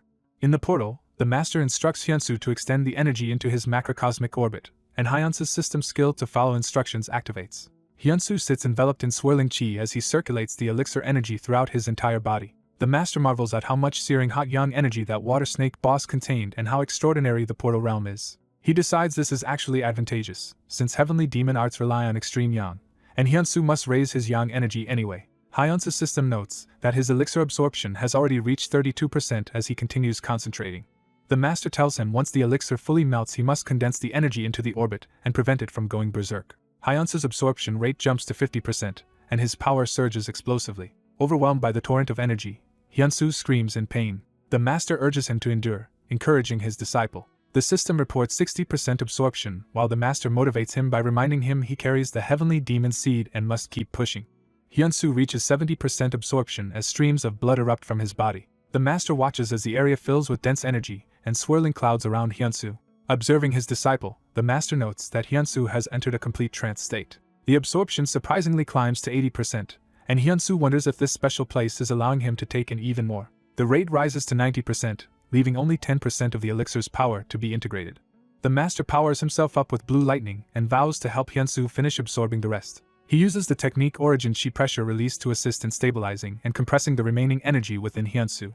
The immense pressure forces Hyunsu to cough up blood as his body is pushed to the limit. A massive explosion of energy erupts across the portal realm as Hyunsu screams. In the climax of the process, Hyunsu's body is engulfed in blinding light and lightning as he endures the final stage of absorbing the elixir.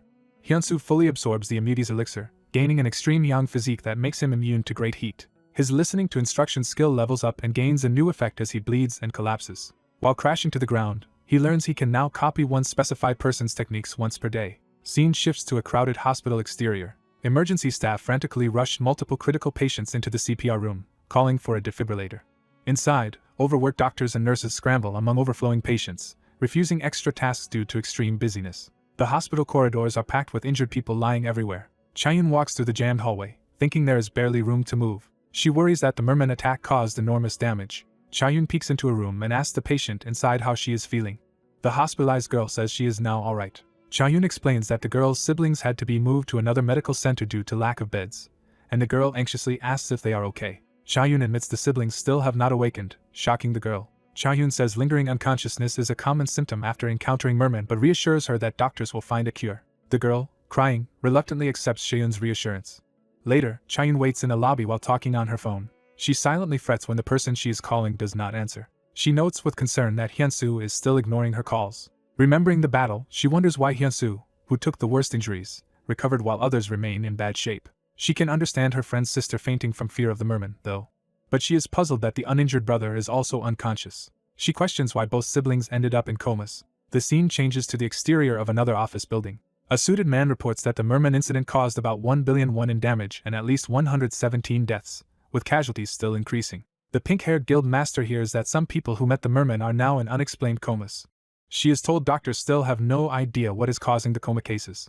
Concluding there is little non-medical people can do, she dismisses the report and lets the man leave. The aide exits as she remains in her office, thinking. Her phone rings and she quickly answers. Annoyed that Hyunsu is ignoring her calls despite being a new recruit, she fumes. She explodes in anger, shouting that after paying him 600 million won he should have come to greet her properly. The story shifts to a different cityscape.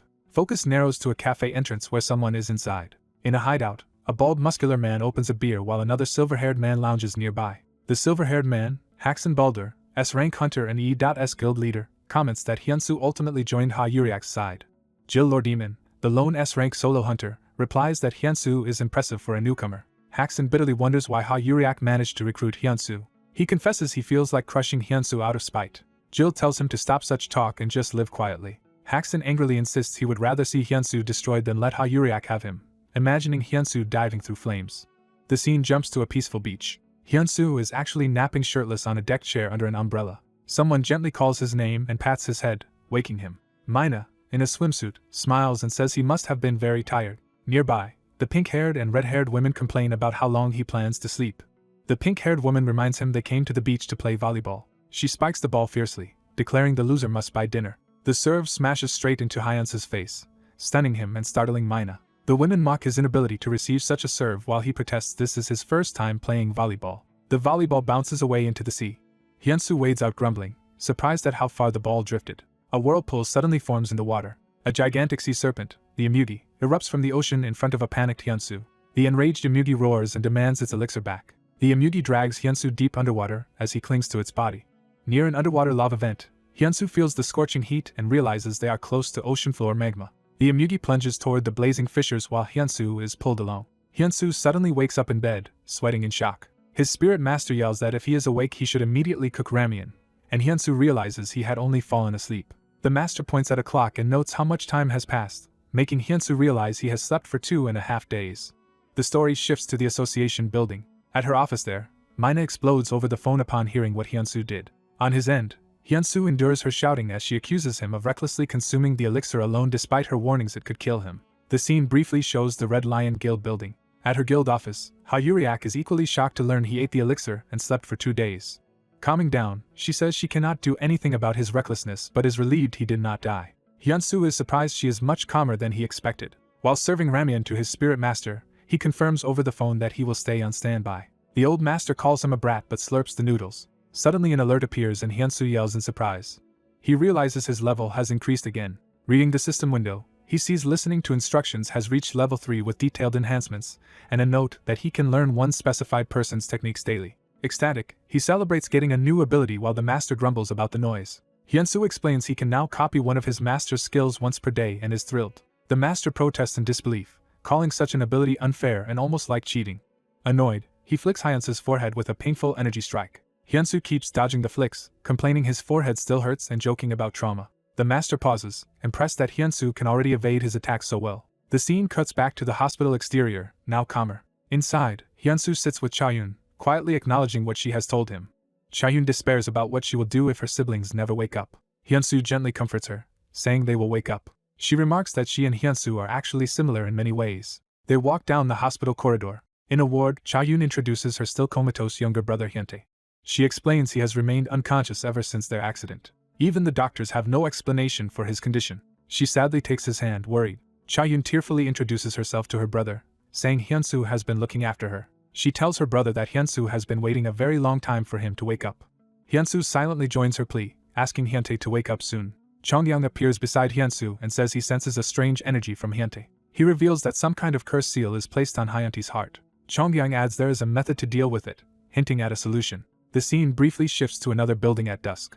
The interior shows a quiet, polished hallway, setting up a new location.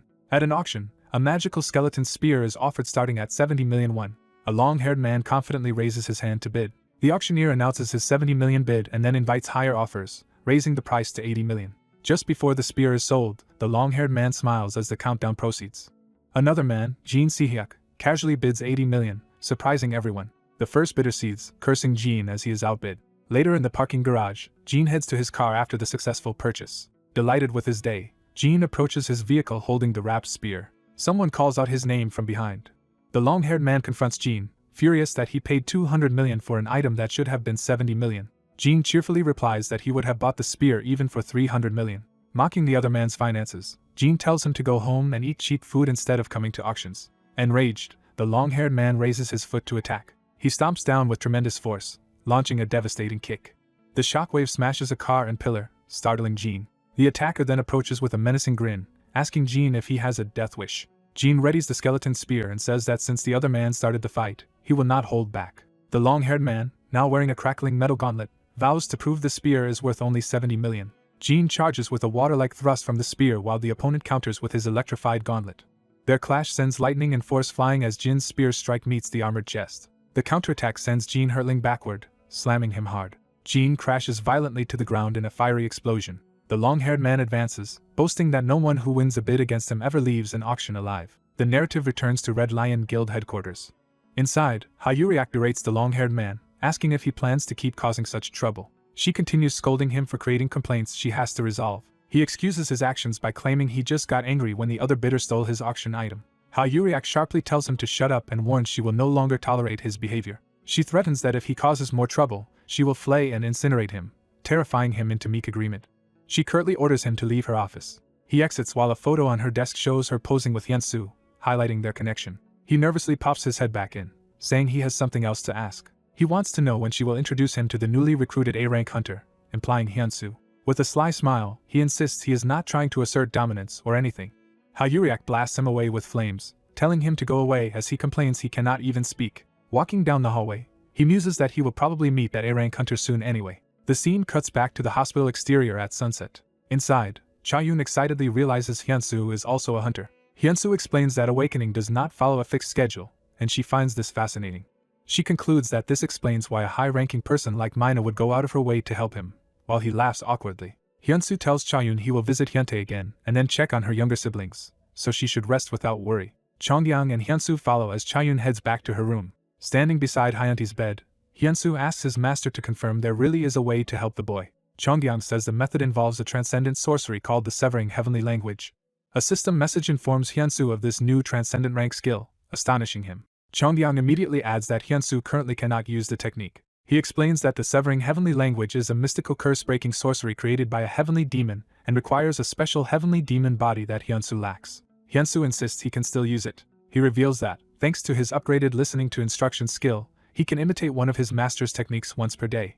Determined, Hyunsu places his hand over Hyuntae's chest to invoke the skill. He begins casting, declaring the Severing Heavenly Language while the system confirms he is imitating that transcendent skill. Mystic script and energy swirl from Hyunsu's hand into Hyuntae's body. Feeling the spell take hold, Hyunsu exclaims in amazement that it is actually working. Watching in disbelief, Chongyang wonders what kind of ability Hyunsu possesses to pull off such an impossible feat. A comatose young man in a hospital bed becomes surrounded by glowing mystical circles.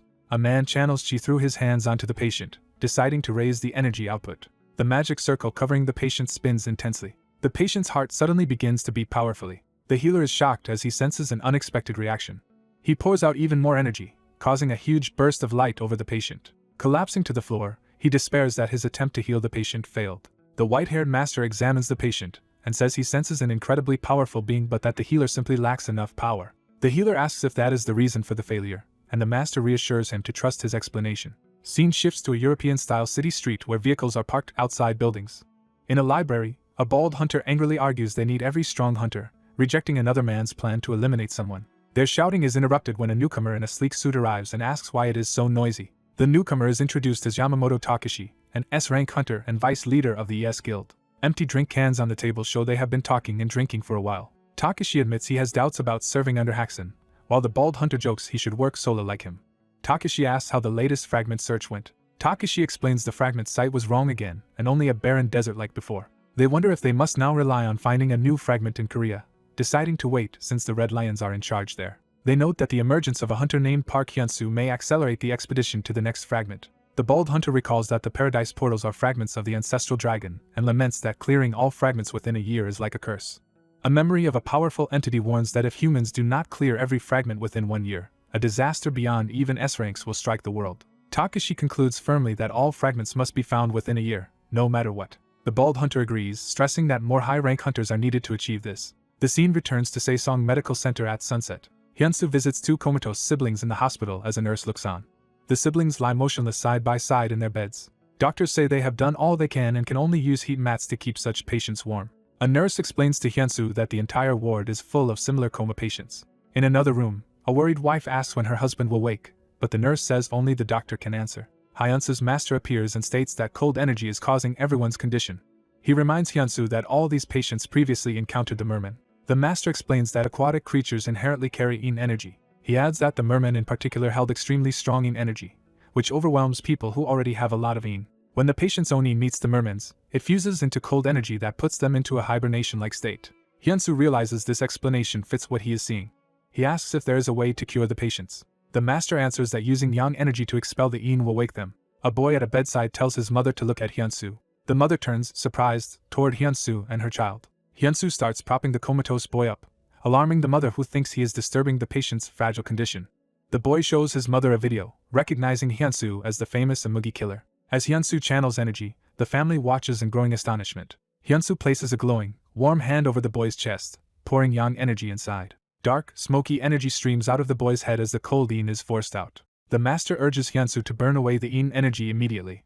Hyunsu instead senses he can absorb the expelled yin energy himself, shocking his master. The master warns that, with Hyunsu's extreme yang body, absorbing yin could be disastrous. Ignoring the warning, Hyunsu sucks the black energy into himself while clinging to the boy. The master shouts at him in outrage for taking such a reckless action. Hyunsu clenches his fist as yin and yang whirl inside him, a system-like message declaring he has fully absorbed the power of yin. A further message states his extreme yang body has begun transforming into a harmonious yin and yang body, symbolized by 3 glowing flowers over his head. Seeing the 3-flower aura, the master recognizes it as the legendary 3 flowers peak bloom, a pinnacle state of martial arts. He reflects in amazement that, even briefly, Hyunsu reached that state while in a trance. Hyunsu asks his master what a harmonious yin and yang body actually is. The master internally marvels that such a body surpasses both extreme yin and extreme yang and wonders how Hyunsu's ability can create it. Muttering that this development is basically cheating, he leaves Hyunsu bewildered. The boy wakes up confused about where he is, to the tearful joy of his family. Hyunsu is relieved when the boy recognizes him as his older brother figure. The boy's mother runs into the hallway screaming for the doctor and nurse. Lights and alarms emphasize the hospital's sudden commotion. Soon the room fills with medical staff and family as Hyunsu continues helping wake the siblings. Hyunsu lifts his hand, still crackling with energy, showing the remnants of absorbed yin. The family, doctors, and nurses rejoice and cry as both children fully regain consciousness. The girl covers her mouth, overcome with emotion. Later she cries alone near the hospital lobby, still overwhelmed. She calls Hyunsu and tearfully thanks him again and again for saving her and her brother. Outside, officials discuss how coma cases are increasing so fast that hospitals are running out of beds. A man and woman agree they must request more beds and additional medical staff from their branch manager. The woman suddenly senses something and pays closer attention. She receives a call and learns in shock that Hyunsu was responsible for the miraculous recoveries. Back at the hospital, another formerly comatose man wakes up to the joy of his wife and child. Hyunsu receives a system notice that he has acquired level 1 of the harmonious yin and yang body after bringing his extremes into balance. The grateful mother thanks him profusely, calling him heaven sent, while he modestly says he only did what he could. The doctor suggests they move on to the next ward, and Hyunsu eagerly agrees. A triumphant montage shows Hyunsu, doctors, nurses, and now awake patients walking the hallway filled with light.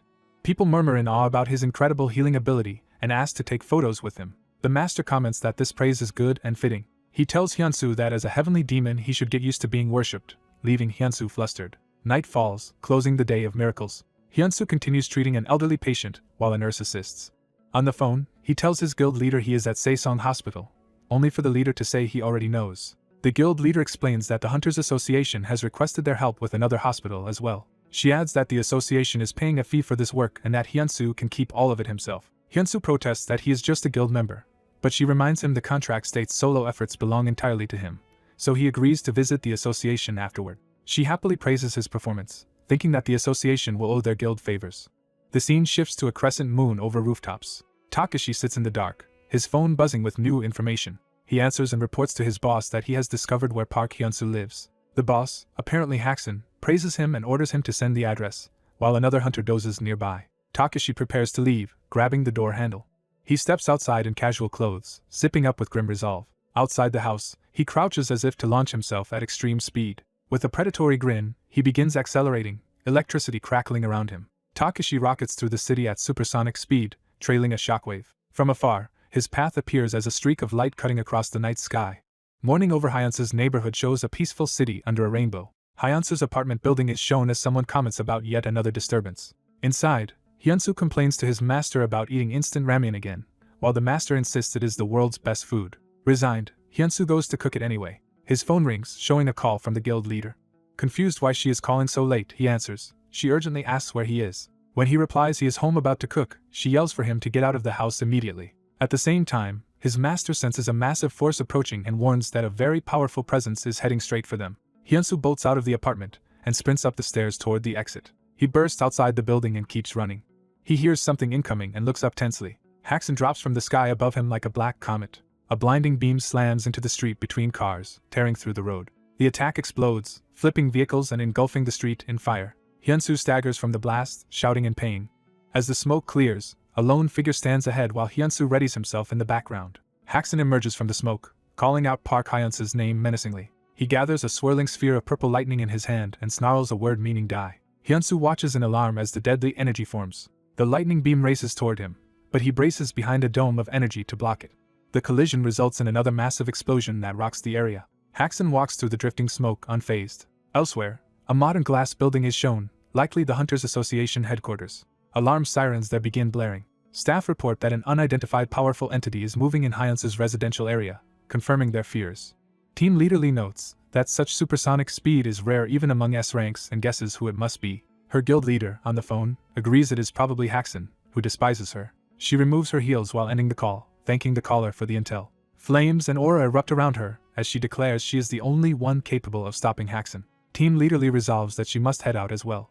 The branch general manager stops her, calling out and surprising her. He warns that a clash between S ranks might occur, and that it would be pointless for her to be present. He adds that the association is not idle and has already told the Azure Dragon team to prepare the Divine Item Mirror World. On the streets, that team speeds toward the area on blue motorcycles. Their leader radios the others, codename Bee, Ant, and Cheetah, to brace themselves because they are dealing with an S rank.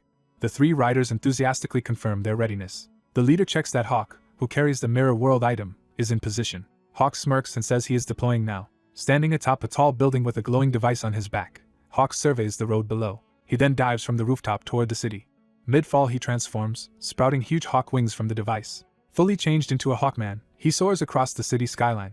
Back at the battle, Haxon is startled by something and narrows his eyes. He sees Hyunsu now wielding balanced yin and yang energy, and notes in disbelief that Hyunsu has already reached an evolutionary realm. The master observes from afar that Haxon's power is far greater than that of the red-haired woman and is comparable to the supreme peak realm of his own world. Hyunsu, cloaked in swirling energy, yells at Haxon demanding to know why he suddenly appeared and attacked him. Haxon is stunned that a mere A rank managed to withstand his earlier strike. Hyunsu hears distant noise and wonders if there has been an accident nearby. Realizing civilians are around, he shouts for everyone to get back inside because it is dangerous. His master reminds him to stay focused because he is still in the middle of a battle. Haxon unleashes another spiraling energy blast, which Hyunsu intercepts with his own power. Hyunsu counters using his technique Flower Arts, meeting the attack head-on. Panting, he mocks Haxon for repeating the same move and assuming it would work again. A darker, more menacing aspect of Haxon suddenly appears behind Hyunsu, calling him an idiot. Haxon then activates body transmutation, his arm turning into a jagged ice-like weapon as he advances on Hyunsu. Hyunsu is shocked that his opponent's body is turning to metal and that he can also fire energy bullets, wondering how many powers he possesses. Haxan grins as his arm fully transforms into a metallic weapon, energy crackling around it. Haxan unleashes a name technique, the supersonic Mach 3 punch, charging down the street toward Hyunsu. The supersonic punch slams into Hyunsu with overwhelming speed and power. The impact propels Hyunsu backward at high speed, tearing up the ground as he is blasted away. Hyunsu's body smashes through solid rock and debris, causing a violent explosion. The force of the blow continues, pulverizing the rocky wall into fragments. Hyunsu is hurled through a building, his body exploding through the wall. He crashes inside, leaving a cloud of dust and a cratered floor. Hyunsu struggles on his knees amid the destruction, groaning in pain. He realizes he cannot feel his right arm and is stunned that he is in this state despite using his internal energy. Haxan breaks through the wall into the room, advancing on the injured Hyunsu. Hyunsu interrupts Haxan's next named attack by countering with his own supersonic punch. A memory voice rebukes Hyunsu, asking if he learned Heavenly Demon footwork for nothing. A system message activates listening to instructions mode and displays that Hyunsu currently understands Heavenly Demon flight at 57% as he begins moving his feet. Hyunsu uses Heavenly Demon footwork second technique, Heavenly Demon flight, to create multiple afterimages as he charges Haxan. Surrounding Haxan with those afterimages, Hyunsu declares that it is his turn to attack. Their clash blows apart the exterior wall, sending debris and shockwaves outside. The battle creates massive explosions that fling Hyunsu into the air outside the building. Hyunsu slams into a distant wall, causing another violent explosion of bricks. Elsewhere, a fiery streak rushes through the sky above the city toward the battlefield. The woman with flame-like hair races through the air, hoping Hyunsu has not yet encountered Haxan and doubting how long he could last against him. She estimates that if they have met, Hyunsu might only endure 10 to 20 seconds and urges herself to hurry. Back on the ground, Hyunsu lies battered in a crater, groaning. Haxan stands over the ruined pavement, remarking that something about Hyunsu is strange. He admits he expected to finish Hyunsu in a single blow, but sees him still alive embedded in the wall. The white-haired master observes that although his disciple's understanding is low, Hyunsu still managed to hit the real Haxan and notes how strong Hyunsu is. The master decides that if Hyunsu cannot overcome a trial of this level, he will never grow into a heavenly demon. Haxan, impressed that Hyunsu has lasted this long, charges again with crackling power. Hyunsu, still pinned in the wall, questions what Haxan is talking about and mutters that he does not understand. Haxan is surprised by something unexpected happening mid-attack. Hyunsu roars back, gathering a powerful sphere of energy in his hands and shouting at Haxan. His eyes glow with fierce determination as he focuses that power. Seeing this, Haxan hastily raises his arm to defend himself. Hyunsu uses his piercing footwork to close the distance, energy swirling around his fist. He executes his named technique Seed Impact, driving a massive punch toward Haxan. Haxan grits his teeth and braces, but the blow still hurts him badly. The Seed Impact detonates in a huge explosion, engulfing the area. Hyunsu immediately follows with another piercing charge toward Haxan. He lands a second Seed Impact directly into Haxan's torso. The second blast launches Haxan high into the air, shockwaves rippling outward from Hyunsu. Hyunsu's empowered steps shake and crack the ground as he continues pressing forward. Haxan curses internally, realizing the impact is far stronger than he expected. He then notices in shock that his once reinforced metallic arm is cracking apart. Haxan is stunned that someone officially ranked managed to destroy his reinforced arm. Refusing to accept it, he triggers another ability called Silver Pulse to regenerate and reforge his arm. Hyunsu watches as Haxan's injuries rapidly heal, while the master notes that his regeneration rivals demonic monsters. The master instructs Hyunsu not to give Haxan time to recover and to use Wood Impact to damage him internally. The system again activates listening to instructions mode and Hyunsu prepares combat arts. Hyunsu immediately strikes Haxan's body with Wood Impact, sending energy surging inside him. Vowing to dismantle all of Haxan's transmutations, Hyunsu readies himself for continued assault. Haxan only smirks in response, unfazed by the threat. A torrent of water-like energy suddenly erupts around them. Hyunsu is startled as liquid energy swirls around him and realizes it is water. He wonders aloud if Haxan has been vaporized by the Wood Impact as the water churns. The master warns that Haxan's energy signature remains, meaning he is still alive. Hyunsu is urgently alerted that the enemy is attacking from below. Haxan bursts up from beneath Hyunsu with a blade-like arm strike. Hyunsu quickly moves his feet to evade, narrowly avoiding the sweeping attack. Haxan's slash instead carves a massive gouge in the ground, showing its lethality. Hyunsu sprints toward Haxan again as the metallic sidearm is raised for another blow. Hyunsu looks back in alarm at a fresh crater, realizing how destructive that last strike was. Before he can react, Haxan grabs him by the head from behind. Holding Hyunsu in place, Haxan raises his blade arm and coldly promises a painless death. Hyunsu, with his own arm now partly metal, notes that Haxan is repeating the same pattern of moves. Anticipating the attack, Hyunsu declares it will not work and counters with Leaf Impact, slicing energy toward Haxan. Haxan is forced to fling his blade upward, crying out as the counterattack disrupts him. Hyunsu's cutting strike severs a rooftop structure as it flies past. The projectile shears through another part of the building, demonstrating its range. Haxan clutches a bleeding, torn side, furious at Hyunsu. Seeing Haxan's wound already starting to heal again, Hyunsu regrets not following up with more consecutive strikes. Hyunsu decides the city streets are too crowded and leads Haxan away toward a school that should be empty on the holiday. As he races toward the hilltop school, he reasons that the higher, less populated area will minimize collateral damage. Haxan admits to himself that Hyunsu's earlier hit was serious, and that even Silver Pulse has not fully mended the injury. Determined, Haxan undergoes further transformation, metallic growths and power surging over his body. A massive explosion erupts as his power-up completes, shaking the surroundings. The scene shifts to the school grounds, calm for the moment. Inside the school, Hyunsu runs down a hallway, continuing to lure Haxan. He notes that he has reached the top floor and is relieved there are no bystanders around. Haxan's purple energy hurtles down the hallway after Hyunsu like a falling meteor. Closing the distance, Haxan mockingly asks if Hyunsu is trying to protect others.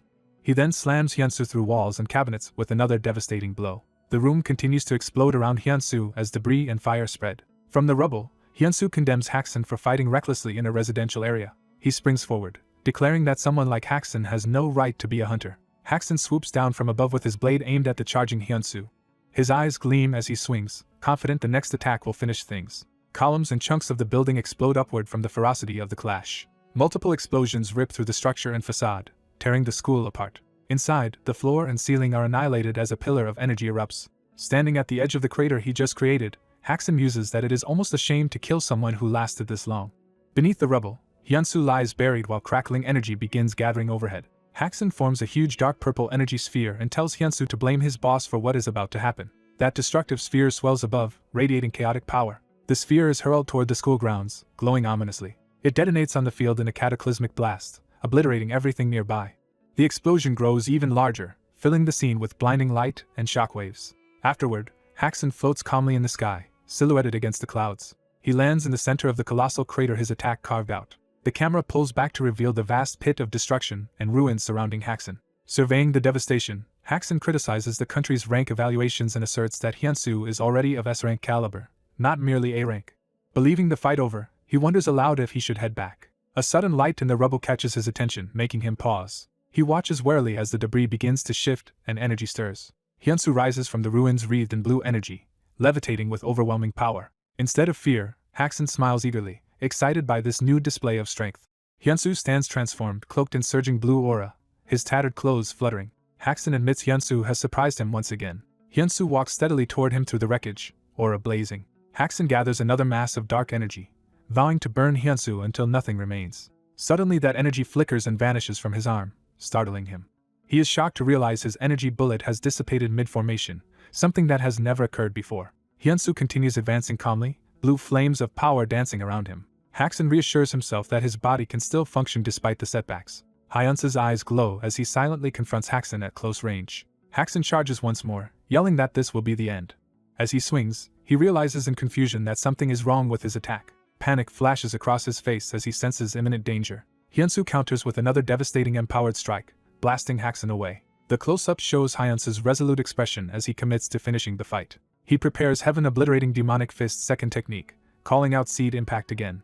As he descends, a blinding light erupts right in Haxan's face, shocking him. The colossal punch smashes Haxan downward, shattering the ground and structures below. The impact leaves a smoking crater while Hyunsu's charged fist remains ready. Hyunsu stands tall in the dust with lightning-wreathed fist, having landed the technique successfully. The story flashes back to 5 days earlier at the school building.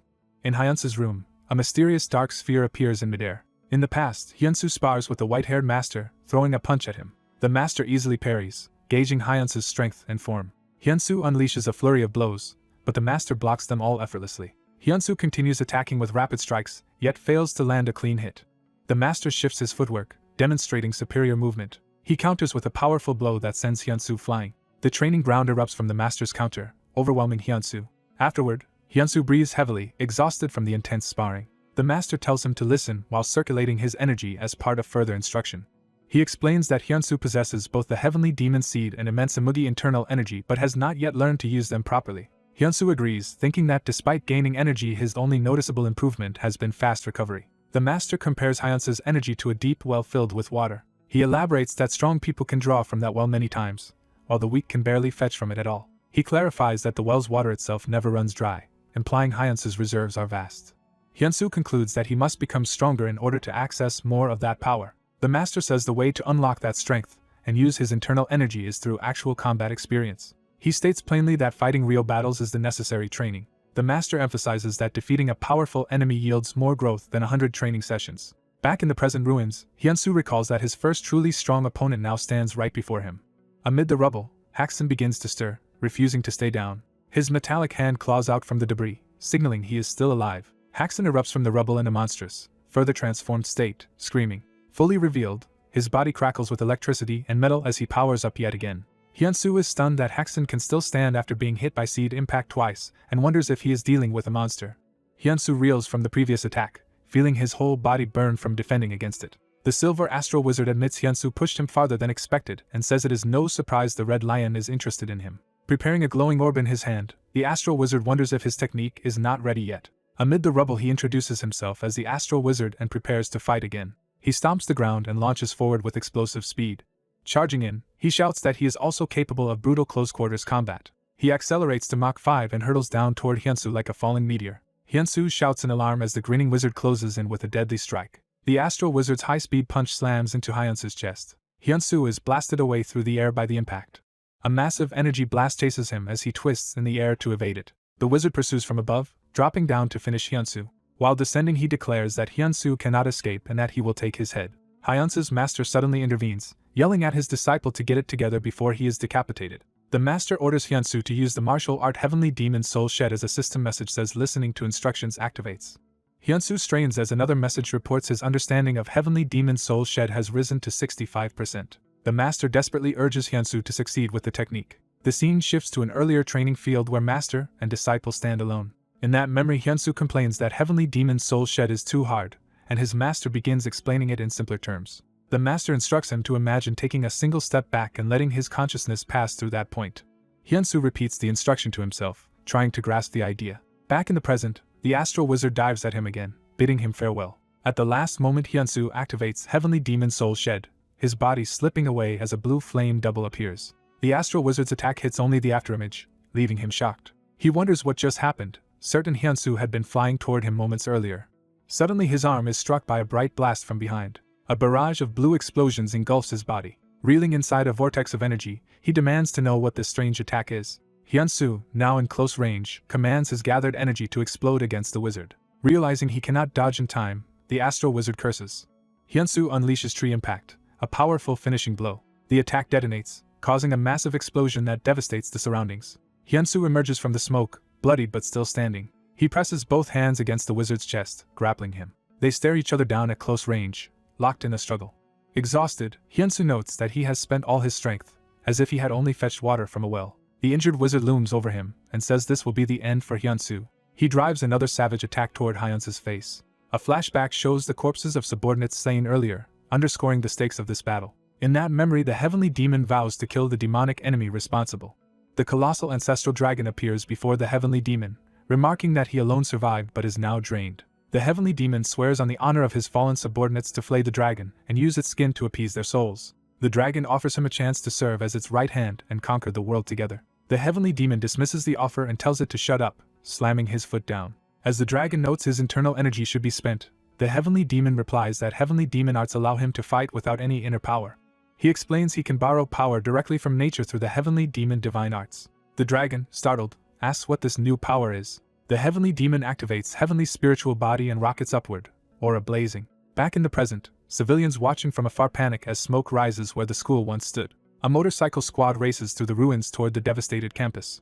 The lead rider screeches to a stop at the blast site. One rider plants a boot on the ground as they dismount. The squad's leader removes his helmet, says they have reached their objective, and stresses that they must proceed very cautiously. Observing the flattened area, he marvels that an entire district was erased in just 20 minutes. Nearby operatives deploy equipment and drones while advancing through the rubble. From a concealed position, one watcher reports that the attacker's target was Hunter Park Hyunsu and assumes Hyunsu must already be dead. Looking again through binoculars, he suddenly shouts in surprise. On the battlefield Hyunsu and the astral wizard clash again, trading explosive blows at high speed. The wizard is finally knocked away, tumbling and crying out. Lying on the ground, he groans and asks Hyunsu why he suddenly appeared and attacked him.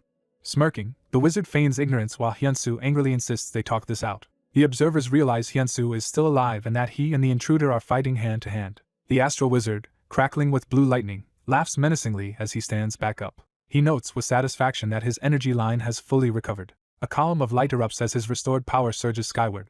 Ecstatic, he hovers in the air, body overflowing with lightning and dark energy. Power concentrates into a glowing sigil on his chest. Hyunsu sees this and gasps. The wizard's energy pierces the sky in a towering pillar. Hyunsu's master suddenly intervenes again, smashing Hyunsu aside to save him from the blast.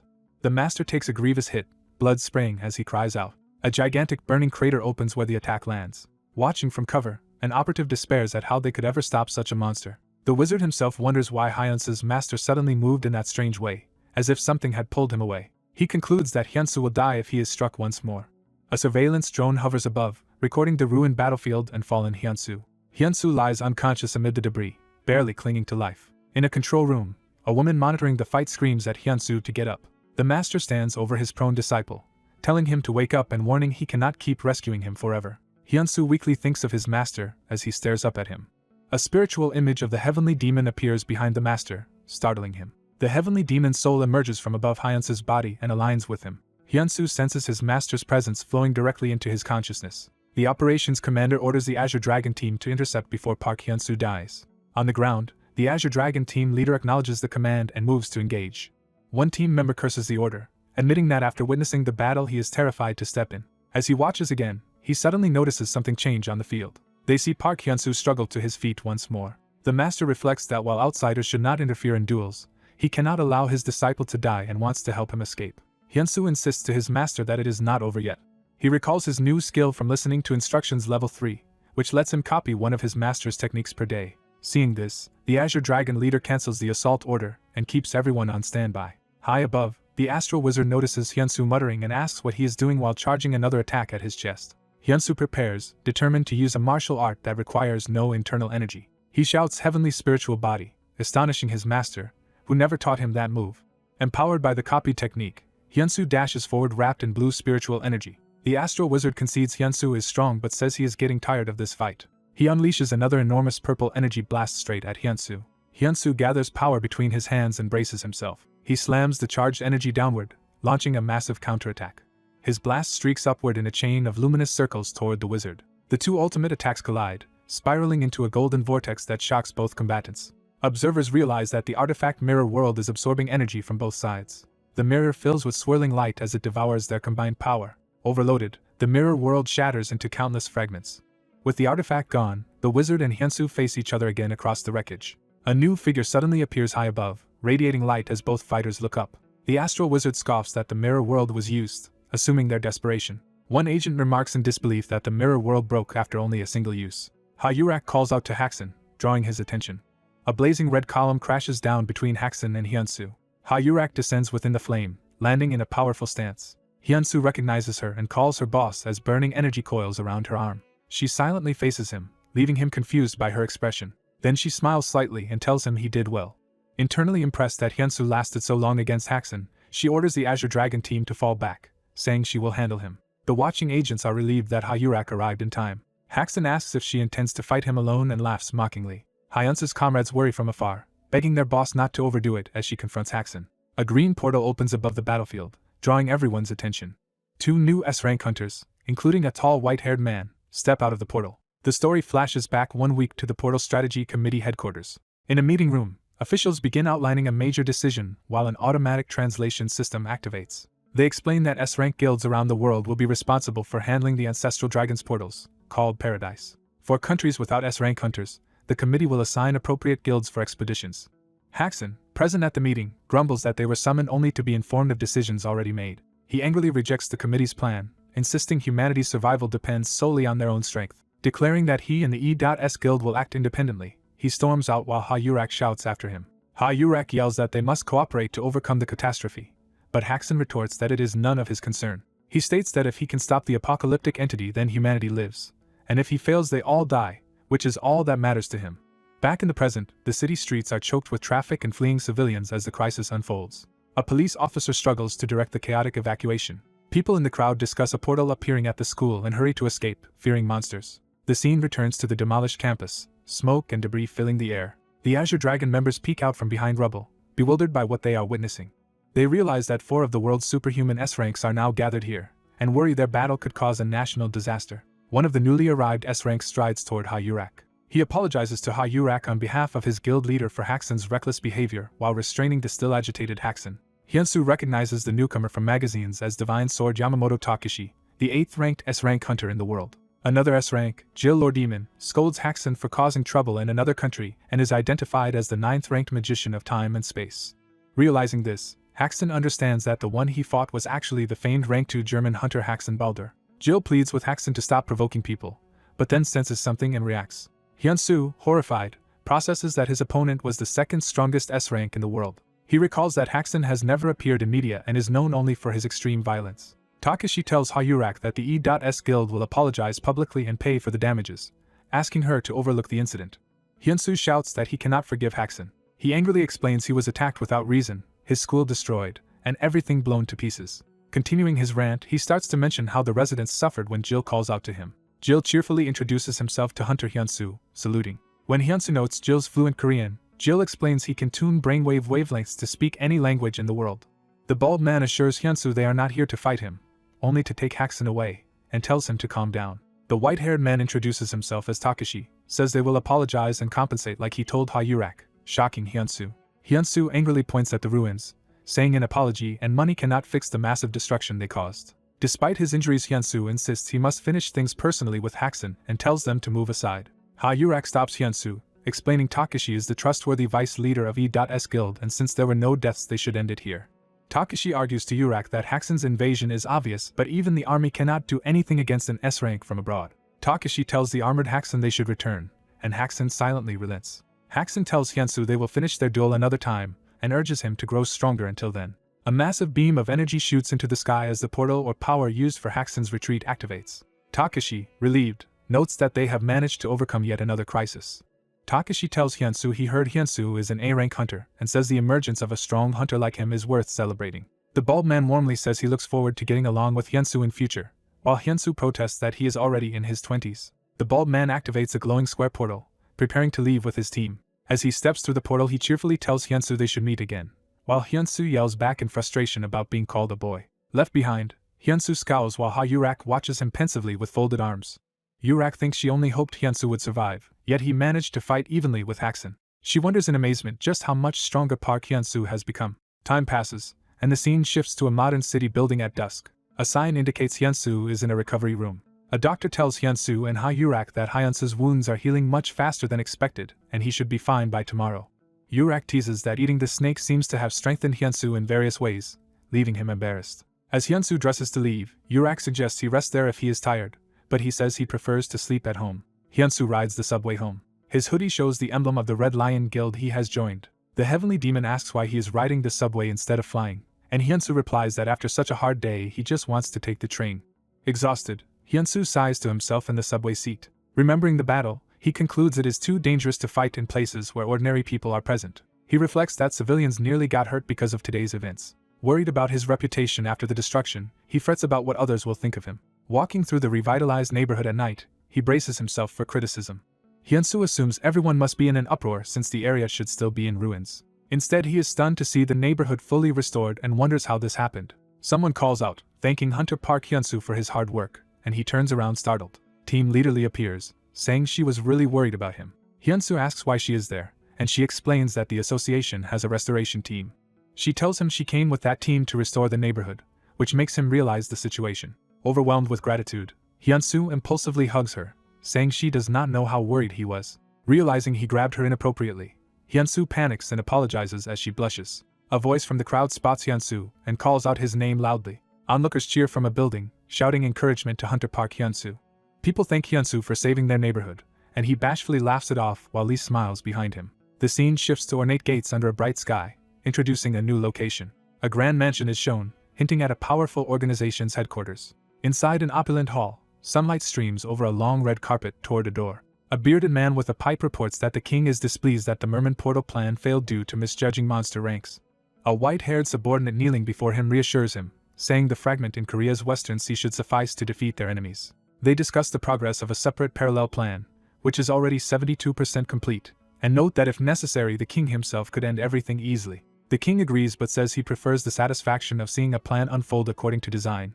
On TV, news reports reveal that S-rank hunter Haxen Balder from Germany was behind the collapse of Daewon High School. The broadcast further explains that Haxen illegally invaded Korea to attack Hunter Park Hyun-soo and destroyed the school during the assault. The anchor states that E.S. Guild officially apologized and promised quick compensation to all affected parties. A hooded viewer excitedly mutters that Hyun-soo is incredibly cool. The hooded man, now shown clearly, ecstatically shouts Park Hyun-soo's name. He fanboys over Hyun-soo surviving an attack from the White Wolf Haxen, calling him unbelievably cool while crackling energy surrounds his gauntlet hand. He fantasizes that if he crushes the neck of a strong hunter like Hyun-soo, his revered Nuna will look upon him favorably. Charging up his ominous powered gauntlet, he vows that he will meet Park Hyun-soo soon. The story returns to Hyun-soo's neighborhood the following day under a clear sky. At home, the heavenly demon orders Hyun-soo, who has just finished washing up, to start cooking, and Hyun-soo says to wait a bit. Fresh from the shower, Hyun-soo happily says how refreshing it feels. The heavenly demon scolds him for walking around naked in front of his master, while Hyun-soo shrugs it off since they are both men. As Hyun-soo muses that living alone means he can stroll out of the shower naked, his master smacks him on the back. Hyun-soo mentions that because the expedition is tomorrow he has ordered special food for them to eat today. The master curiously asks what special food means. He then suspiciously asks if Hyun-soo just plans to cook 2 packets of instant ramen. Hyun-soo laughs nervously, denying it, and thinks his master seems a bit pathetic. The master asks what they will eat instead, and Hyun-soo hints at his choice. Hyun-soo proudly reveals that the treat is spicy pork rice bowls, which the master doubts could be better than ramen. The prepared dishes arrive, and Hyun-soo says their deliciousness is of a different kind. Hyun-soo offers his master a bite, and the old man's eyes widen in surprise at the taste. Worried by his expression, Hyun-soo asks if the food is not to his liking. The master suddenly explodes, demanding to know why Hyun-soo fed him ramen when food this delicious existed, while Hyun-soo reminds him he had just wanted ramen earlier. The scene cuts to the exterior of a modern office building under a bright sky. The camera focuses on the building's front entrance, where the guild presumably operates. Hyun-soo walks into the building, now dressed and ready, as staff watch him enter. He thinks excitedly that this is finally his first official expedition. Hyun-soo reflects in awe that he has become a hunter of the prestigious Red Lion Guild and that it feels like a dream. Someone calls out to him as the newbie, catching his attention. A rugged man introduces himself as Sung Myung-jin, impressing Hyun-soo. Hyun-soo excitedly greets him as the famous steel god of death and admits he is a big fan, making Sung Myung-jin laugh in embarrassment. Sung Myung-jin notes that Hyun-soo's first expedition being to a fragment of paradise will be difficult and encourages them to work hard together, which Hyun-soo eagerly agrees to. The heavenly demon asks who Hyun-soo is so excited about, and Hyun-soo explains that the man is Hunter Sung Myung-jin. The master recalls that Sung Myung-jin has the special ability of never breaking down. He adds that Myung-jin has rescued many people from deadly situations. Hyun-soo says he has admired Myung-jin for a long time. Another hunter, Hyo Jun-sung, is contacted and introduced, drawing interest. Hyun-soo greets Hyo Jun-sung while the heavenly demon watches from a distance. Hyun-soo explains to his master that the thin-looking Hyo Jun-sung is actually incredibly strong and widely liked. The heavenly demon, annoyed by Hyun-soo's fawning, smacks him again. Hyun-soo complains about being hit, but his master glares in silence. The heavenly demon berates him for bowing so much like a servant, while Hyun-soo says he is just being a fan. The master sternly reminds Hyun-soo that as the successor of the heavenly demon who will one day lead the heavenly demon divine cult, he must not bow to just anyone and must act with that pride. Hyun-soo takes this to heart, and promises he will remember. Yurak and a tall man in a suit are shown smiling in a photograph, hinting at her past. Yurak, now armored, looks at the photo on her desk with a serious expression. Hyun-soo enters her office after being summoned, and she confirms she wanted to see him. Fully armored, she says she has something to ask, while Hyun-soo marvels that this must be her combat outfit for the expedition. Pressed for time, Yurak says she will ask directly, prompting a nervous reply from Hyun-soo. She pointedly asks whether Hyun-soo intends to continue working with her. When he hesitates, she reminds him that he survived a fight with Haxen. Yurak notes that although he was evaluated as A rank and may indeed have been that then, his performance shows he has grown much stronger. She declares that Hyun-soo is now undeniably an S-rank hunter. Hyun-soo is stunned, repeating to himself that he is S-rank. Yurak recalls promising to train him until he became S-rank. She says that since he has already reached S-rank, their original training contract is effectively void. She then asks what he plans to do now that he is free. After brief reflection, Hyun-soo begins his answer. Smiling, he declares he intends to stay in Red Lion. He explains that he has not yet done anything meaningful for the guild despite receiving a large signing bonus, so he cannot leave now. Hyun-soo insists he is not shameless enough to walk away, which amuses Yurak. Yurak enthusiastically grabs his shoulders, calling him member Park Hyun-soo and urging him to give his all on his first expedition. She tells him that in the basement there is a combat outfit prepared with his name and orders him to change into it, and he happily agrees. Afterward, Hyun-soo politely excuses himself from Yurak's room, and she casually tells him goodbye while holding a plant. Outside, Hyunsu is startled to find his master waiting. The heavenly demon asks why Hyunsu is surprised and if he did anything wrong. Hyunsu laughs it off, saying he unconsciously bowed his head again. The master hits him once more, clarifying that while Yurak is indeed his superior and not just anybody, Hyunsu should still hold himself properly.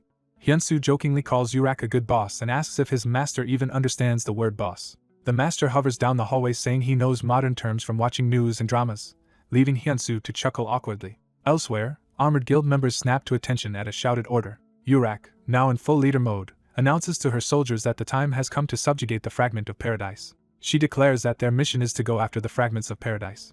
A member notes they will need high-grade gear and healing potions for the operation.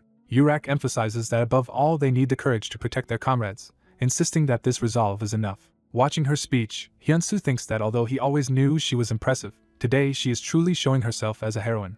Yurak tells the troops to look at the comrade beside them and asks if they are confident they can protect that person. The soldiers answer loudly that they can, striking their chests in solidarity. Yurak thrusts her fist upward and rallies them to head for the fragments. The scene transitions back to the villain's luxurious mansion under clear skies. In the throne hall, the armored white-haired subordinate strides forward. He reports that the Red Lion expedition squad has reached the Western Sea, addressing his superior knight. Knight asks what kind of military strength the Red Lion squad has brought. The subordinate replies that beyond S-rank Hayurak there are 30 A-ranks in the force. Knight comments that with so many A-ranks they cannot be careless. Yet he declares that even so, today will mark the end of the Red Lions. The white-haired subordinate is shown within a swirling cosmic barrier, readying his power. Knight proclaims that Korea itself will vanish from the earth as their plan advances. Out at sea, a dazzling light appears high above the ocean. The light condenses into a gigantic swirling water portal over the waves. A naval vessel approaches the portal, carrying the Red Lion expedition toward it. On deck, armored Hyunsu and the others gaze at the portal. He notes it is his first time entering paradise. Sung Myung-jin explains that in the first of 2 previous expeditions everyone except the S-rank died. He continues that although the second expedition succeeded, over 20 people died and most survivors were severely injured. He grimly explains that people enter this so-called paradise and then die, which is why it has its ominous name, leaving Hyunsu uneasy. Myung-jin adds that merely confronting a fragment of paradise makes one's whole body shiver. The heavenly demon gravely states that death itself lurks within the portal. Hyunsu thinks that if even his master says that, this portal must be far beyond a normal one. Yurak ignites her aura and shouts that they must enter, since the key to saving humanity lies inside the portal. She charges forward, leading the shouting troops as they leap into the swirling gateway. The squad is engulfed in a torrent of light and energy as they are drawn into paradise. Hyunsu braces himself and dives into the portal with determination. The portal spits out a beam of light into the sky as the expedition fully disappears into the other world. The armored protagonist crashes down into a desert, landing from a high-speed fall. Kneeling in the sand, he looks around in confusion and wonders what this place is. He stands in the vast desert beside the floating white-bearded master, both surveying the area. The master concludes the space is too large to be mere illusion, prompting the student to question what he means. The master recalls nearly dying in his youth from the cost of using a dimensional illusion technique called Heavenly Guardian. He explains that if this is an illusion, they only need to locate and destroy the device or being projecting it. The student acknowledges this strategy with new understanding. Looking around the empty desert, the student notes that everyone else seems to have vanished and calls to his guild leader. The master senses that at least one other person remains somewhere in the area. Armored boots crunch through the sand as that remaining person walks elsewhere in the desert. A long-haired armored hunter grumbles that everyone is gone, and he seems to be completely alone. He wonders uneasily if he might be the only one left in this place. Spotting a glint on the ground, he exclaims in surprise. He discovers a massive gem that looks like a diamond of extraordinary size and value and becomes ecstatic. Believing he has struck it rich, he eagerly reaches down to grab the gem. A colossal sand beast bursts out of the ground with the gem as a lure, nearly devouring him as he screams. While fleeing, he curses his own greed and admits it was foolish to believe a random diamond would just be lying around. He regains his resolve, charging back toward the monster with a powerful strike. Lightning crackling around his arm, he prepares and unleashes his name technique Rock Breaker. The electrified blow smashes into the sand beast's head, causing a violent explosion of debris. The enraged creature roars and lunges again as the hunter continues his close-range assault. The monster's tail scorpion-like stinger stabs down at him, while he still struggles at its jaws, and he screams in pain. He hurriedly conjures a glowing Spartan shield that blocks the descending stinger. Bracing under the shield, he reflects that carrying a wide variety of gear and skills truly helps during dangerous expeditions. He switches weapons and fires a skeletal-looking spear attack into the monster's body. Realizing there are no support mages or healers in this expedition, he panics about having to fight alone. Resolving to rely on pure force, he decides to repeatedly use Rock Breaker against the creature. His empowered punch obliterates part of the monster in a burst of light and blood. Panting but undaunted, he insists his injuries are nothing, then suddenly notices something alarming forming nearby. The sand beast, now far larger and more terrifying, rises up again with its gaping maw. Horrified by its increased size, he questions what kind of monster he is facing. He hastily activates Double Shield, layering 2 protective barriers before the incoming attack. The monster's massive blow shatters his defense and hurls him through the air in a blinding explosion. He crashes violently into the ground while the sand beast burrows and surges toward him again. The creature rushes underground and charges at him like a living drill as he struggles to get up. Bleeding and exhausted, he despairs that this might be his end. At that moment, a distant voice shouts an attack command, and an immense beam of power spears down onto the monster. The follow-up seed impact detonates inside the beast, blowing its body apart. Elsewhere in the desert, the protagonist executes the same pierce-through technique, charging with electrified fists. He drives his seed impact punch into a giant stone creature, blasting it from within. The impact causes another huge internal explosion that wrecks the monster's body. The long-haired hunter watches the aftermath in stunned silence as debris rains down. Meanwhile, over an endless shining sea, a fiery projectile streaks downward from the sky. A flame-wreathed woman descends, remarking that entering the portal scattered everyone to different locations. As she rockets over the ocean, she wonders if there is another portal hidden within this one. Noticing only vast water in every direction, she remarks that all she can see is endless sea. Hovering above the glowing waves, she prepares to investigate the depths. She decides she cannot just keep flying aimlessly and must check whether anything lurks in the sea below. She invokes her large-scale fire spell Inferno Night, filling the sky with numerous blazing orbs. She sends the fiery spheres plunging down toward the ocean surface around her. The orbs trigger a colossal chain of explosions across the sea. A gigantic fiery dome expands over the water from the blast. The shockwave forces a towering column of water and foam to erupt upward. She then dives down through the clouds of steam and spray toward the newly formed whirlpool. Submerged in the roaring torrent, she calmly descends with flames still dancing around her armor. Underwater, she spots a strange red glowing barrier or surface below and reacts in surprise. In another region, flames and smoke rise as forests and cliffs are ravaged by battle. On the ground, allied hunters are blasted about and wounded amidst explosions and monster attacks. Packs of demonic wolf-like creatures advance through the smoke while a hunter groans in pain. A dual-blade fighter shouts for his comrades not to give up. Rallying them, he warns that if they lose heart their teammates will die as shadowy monsters surge toward the group. A blonde warrior grapples with a wolf monster's jaws and another hunter is astonished by his sudden intervention. The blonde man roars that they never said they would surrender while crushing the beast's head. He kicks another monster away, declaring his intention to survive and earn a huge bonus reward. The dual-blade fighter agrees energetically and cuts down foes at his side. A bald hunter channels a devastating spell called Lightning of Annihilation, electricity crackling from his body. Leaping into the fray, he yells that A-rank hunters should not be underestimated as his lightning slams into enemies. Even while electrocuting a monster at close quarters, he is mauled and badly injured. His body is then smashed into the ground by another beast's heavy blow. The blonde warrior, already wounded by a stab through his side, grimaces in pain. The dual-blade leader sees his injured comrade Jun Sung beset by monsters and rushes toward him. Jun Sung, sweating and pale, tells him not to approach. Despite the warning, the leader charges forward through a hail of enemies, determined to reach him. His expression tightens in shock as he witnesses what lies ahead. A massive golden beast slams down, crushing the stone and joining the chaotic battlefield. Straining under another enormous boulder-like attack, the leader proclaims himself the steel god of death, Sung Myung-jin, and refuses to lose. Suddenly, new purple flying demons burst from the ground near his feet. Caught off guard, he is slashed repeatedly by the surprise attackers. Silhouetted against blinding light, he continues fighting, surrounded by monstrous shapes. Another comrade screams Myung-jin's name in anguish and launches a powerful strike. The ensuing blow leaves a deep crater in the ground between their legs. Bloodied but still moving, the blonde warrior charges alongside a horned beast in a desperate counterattack. He grabs the monster's horn with a crushing grip. Shouting that he did not come here to die, he drives the horn down at the creature's head. All around them, hunters and monsters clash violently as shadowy foes swarm from every side.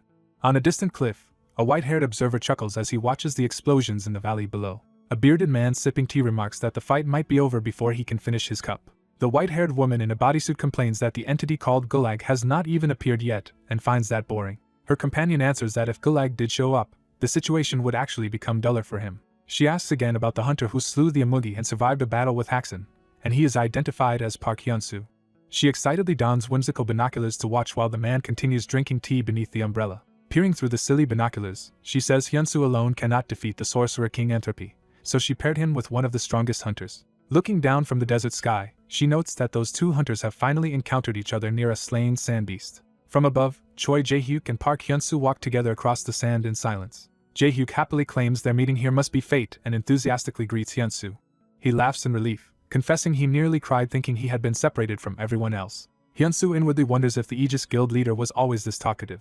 Jae-hyuk gushes about Hyunsu's past feats against the giant Amugi and the white wolf Haxen, calling him an unprecedented hunter. The master spirit dryly suggests Hyunsu should smack Jae-hyuk once to shut him up, making Hyunsu laugh awkwardly. Jae-hyuk insists Hyunsu did not truly lose those battles and declares himself a huge fan after watching all his videos. While Jae-hyuk keeps chatting, Hyunsu tries to refuse the master's demand to hit his admirer. Jae-hyuk falls quiet for a moment, watching Hyunsu gaze up at the sky again. He thinks to himself that Hyunsu keeps looking upward while they talk and wonders what is going on. He recalls reading Hyunsu's hunter profile that listed a bizarre ability called listening to instructions and initially dismissed it as a joke. Now he reconsiders, asking what if that ability is real and questioning whose instructions Hyunsu might be following. He pictures Hyunsu fighting with electric energy and remembers how his movements seemed guided. To Jae-hyuk, Hyunsu's combat style resembles an impossible, otherworldly martial arts system. The master suddenly comments that someone seems to be watching over Hyunsu, startling the young hunter. He warns Hyunsu that the gaze he senses is filled with hostility toward him. Jae-hyuk speculates nervously that Hyunsu might be receiving martial arts instructions from some ghost-like being. When he turns, he notices Hyunsu staring at him strangely and reacts with a jolt. Embarrassed, Jae-hyuk laughs and asks why Hyunsu is looking at him like that. Hyunsu tells him to look in a certain direction. Before them, a swirling blue portal suddenly materializes in midair. Jae-hyuk panics at the sight, exclaiming that there is another portal hidden inside this portal space. Out at sea, a huge identical vortex opens above ships that are stationed near the original dungeon. Several military and hunter ships gather beneath the portal vortex as preparations continue.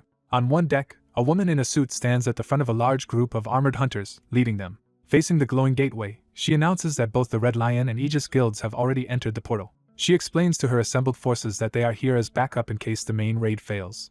Technicians set up monitoring equipment, while hunters and staff stand ready behind the leader. A technician reports that the measured Anderson intensity is 24 and warns that at 100 a disastrous portal impact will occur. The woman looks up toward the sky and silently prays for Hyunsu's safety. Back in the desert, Jae-hyuk suggests they step into the new portal, while Hyunsu hesitates since they do not even know their current location. Jae-hyuk notes Hyunsu's reluctance to enter right away. To show confidence, Jae-hyuk volunteers to go through first and walks into the glowing vortex. Hyunsu reaches out and shouts for him to wait, but Jae-hyuk vanishes inside. The master dismissively says to forget the noisy fellow and proposes exploring the desert further, leaving Hyunsu conflicted. Hyunsu refuses, saying he cannot abandon a teammate after coming here as a team. Ignoring his master's protest, he kicks off the ground and dives into the portal as well. On the other side, his leg emerges from a portal high in the side of a towering castle wall. Both hunters find themselves precariously clinging to the near vertical outer wall far above a forest, Jae-hyuk screaming. Hyunsu uses his movement technique Heavenly Demon Flight to run up the wall and stabilize them. He reaches the top edge and pulls himself onto the battlement. Catching his breath atop the wall, he remarks that the portal exit being on a castle wall is unexpected and wonders where Jae-hyuk is. Below, Jae-hyuk's armored hand is shown embedded painfully in the stone as he clings on. Hyunsu looks down and calls to him, amazed at how he managed to cling there after being flung around. Once Hyunsu pulls him up, Jae-hyuk asks how Hyunsu could move so fast while he laughs it off. Looking toward an inner structure, Jae-hyuk suggests they should head there next. As they gaze out, Hyunsu marvels at seeing an entire ruined civilization existing inside a portal for the first time.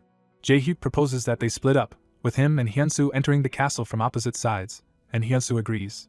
Hyunsu stops him for a moment before they separate. Since normal communication devices do not function here, Jae-hyuk hands Hyunsu a red signal flare so they can contact each other. Hyunsu accepts the flare and promises to use it if anything happens. Jae-hyuk waves goodbye, saying they will meet again later, and Hyunsu notes that such preparedness suits a veteran hunter.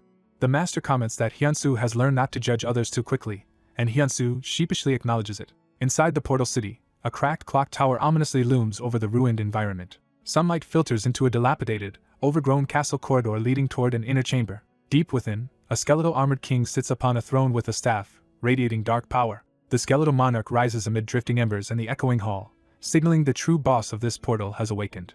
A massive armored hand clenches, signaling the awakening of a powerful being. Amid a devastated battlefield, someone wonders if the Gate of Light is opening. The white-haired observer notes that all Red Lion A-rank hunters have been wiped out. His companion, bored of waiting, asks about the status of the remaining 2 hunters. Using binoculars, the observer reports Park Hyunsu nearing Anthropy's ancient castle and starts to mention Ha-Yurak. He laughs that Ha-Yurak is fighting alone in Abel Sea against swarming sea monsters. Ha-Yurak powers up in blazing armor and yells for the enemies to come at her. She unleashes her named flame spell Mephisto Fire, vowing to burn all the monsters. The flaming projectiles rain into the sea, causing monsters to scream as they're hit. Panting, Ha-Yurak wonders how many foes there are and resolves she cannot abandon her comrades.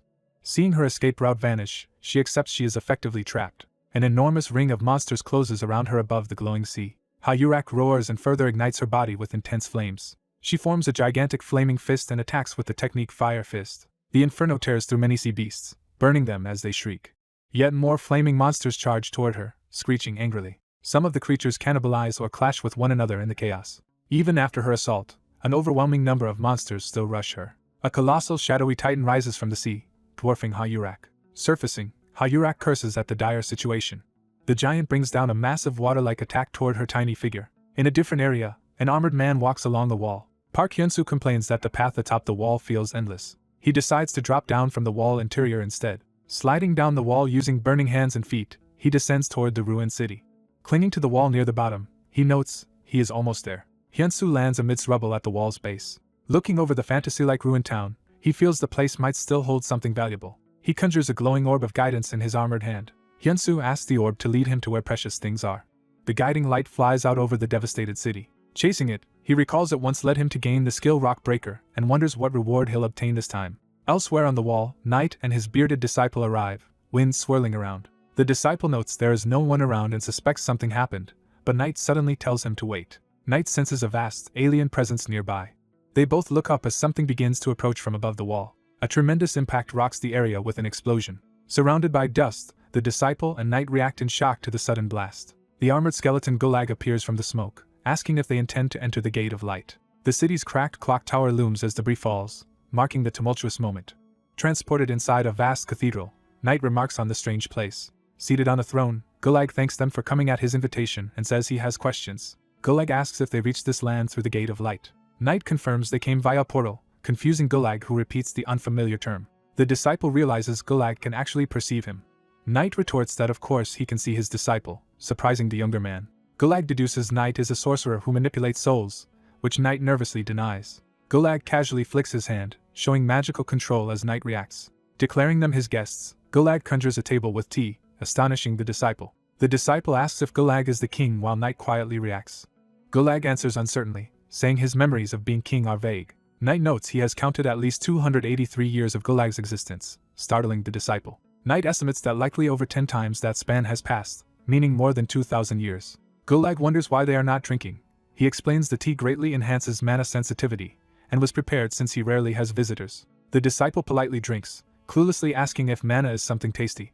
Knight then muses aloud about the possibility of the tea being poisoned, causing the disciple to spit it out in panic. Knight jokes that he might drink it if it were instant noodles instead, exasperating his disciple. The disciple bluntly comments on the castle's ruined interior and asks what happened, prompting Gulag to clear his throat. Embarrassed, the disciple apologizes for his master's rudeness, and Gulag says it is fine. Gulag admits he is simply glad to finally have someone he can talk to.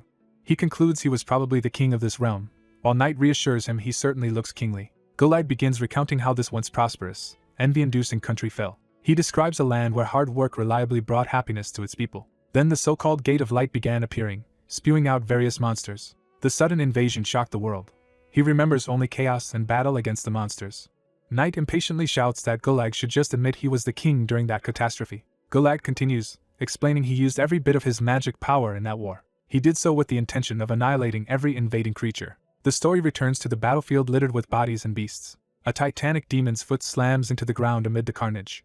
The giant demon Gulag once fought strides across the battlefield, radiating dark power. The demon silently surveys the destruction. It casually dangles a bleeding knight by the head. The demon crushes or impales that knight, splattering blood. Watching remotely, the white-haired observer reacts with delight.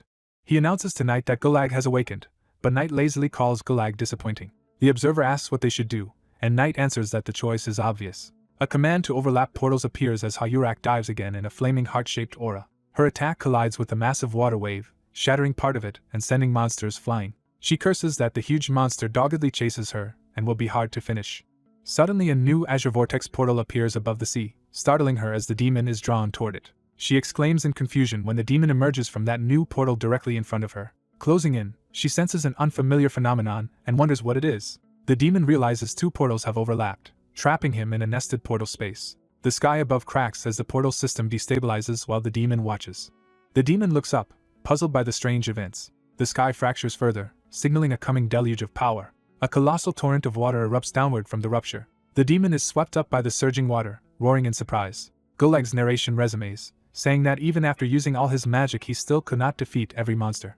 The disciple anxiously asks what happened afterward. Gulag explains that when he later woke, he had become an undead being like he is now. Overwhelmed, he laments what became of his people and cries out in grief. The disciple awkwardly offers condolences, saying the situation is very unfortunate. Gulag silently fixes them with an intense stare.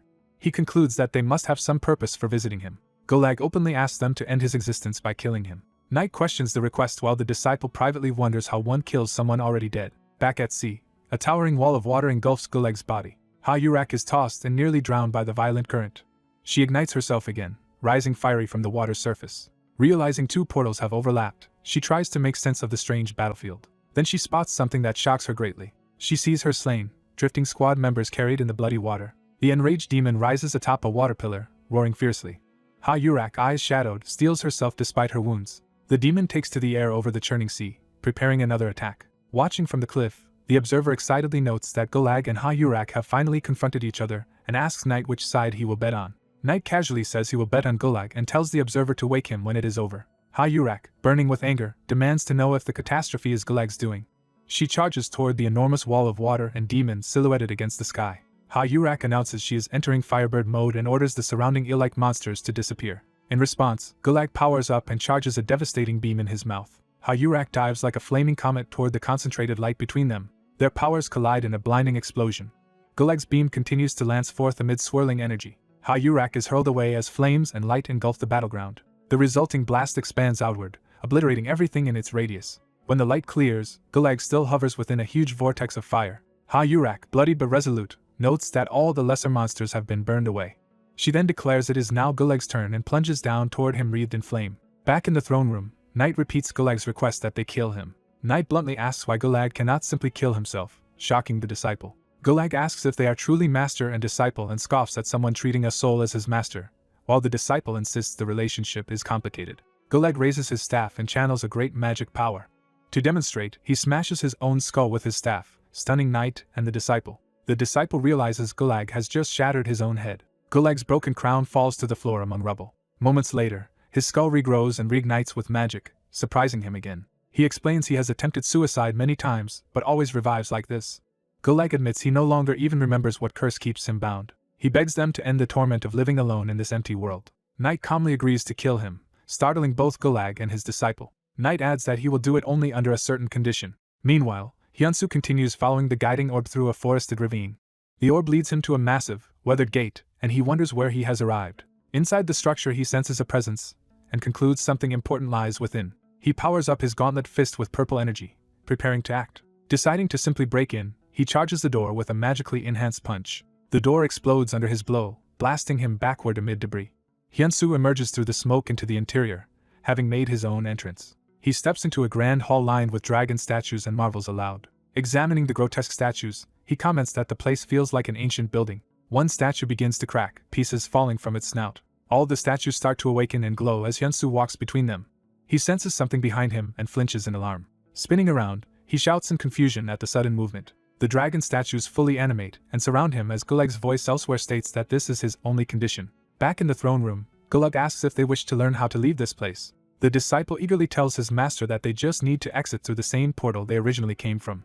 The master smashes the armored disciple's head, knocking sense into him. The disciple howls in pain while the master scolds him that what he seeks no longer exists, shocking him. In a memory, the master teaches always to know the exit when entering a place, triggering the disciple's listening to instructions trait. Confronting the skeletal king, the master admits he has no idea how to escape and would have left already if he did. The skeleton says he does not know the exit either but hints there is something more.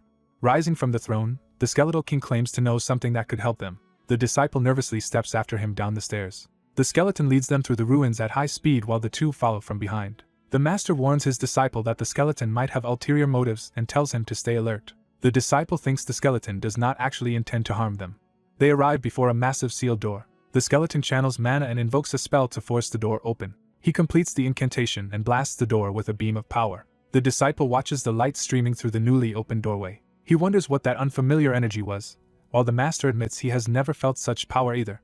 The disciple steels himself, thinking he could break such a door anyway and there is nothing to fear. Inside, the skeleton introduces a miraculous marble called Anthropy, saying nothing in the world compares to it. The skeleton tells the young man to place his hand on the marble, and the disciple hesitantly confirms. The skeleton explains the marble can show anything from daily life to the universe's birth, but whatever appears will reflect the user's true desire. When the disciple hesitates, the master says there is no point in backing down now, even though he earlier warned him to stay cautious. Resolved, the disciple reaches out to touch the glowing marble. He decides to give it a try and firmly places both hands on the orb as energy swirls. The marble flares white under his hands and begins reacting violently. Power erupts around him while the skeleton watches, the orb drawing in energy. Ghostly shapes surge from the marble as it activates. The disciple panics, shouting to his master that the orb is trying to suck him in. As he is dragged further, he suspects the skeleton tricked them. The skeleton laughs, apologizing mockingly for lying to them. The disciple screams for his master, saying he cannot pull his hands free from the orb. The master asks why the skeleton is doing this, and the king answers he wants to escape this place just as they do. The skeleton recounts how, after long research, he discovered a method to manifest a gate of light. He admits he lacks sufficient energy to complete it while the disciple continues to be drained. He says he sensed when they appeared in this world that the time had come, and now he laughs maniacally. The disciple rages that the skeleton deceived him. The skeleton recalls absorbing the souls of his people to defeat monsters in the past. Because of that, he ended up alone here with no more energy he could harvest. He says that was when the disciple appeared carrying the power of thousands of lives, and he now forcefully draws that power out. The skeleton declares he will not question why the disciple has so much energy since it will all become his anyway. The master calmly says he has learned everything he needed from this monster. He urges his disciple to calm down and trust that the martial arts he taught can free him from this predicament. The master commands him to use the technique called Heavenly Demon Dominating Stride, triggering the disciple's instruction listening trait. The disciple realizes he panicked just because he could not pull his hands away and starts to focus. Empowered by the Heavenly Demon Dominating Stride, he launches himself upward from the marble. His explosive leap causes a massive blast that shakes the surrounding tower. The skeleton is stunned, wondering what is happening.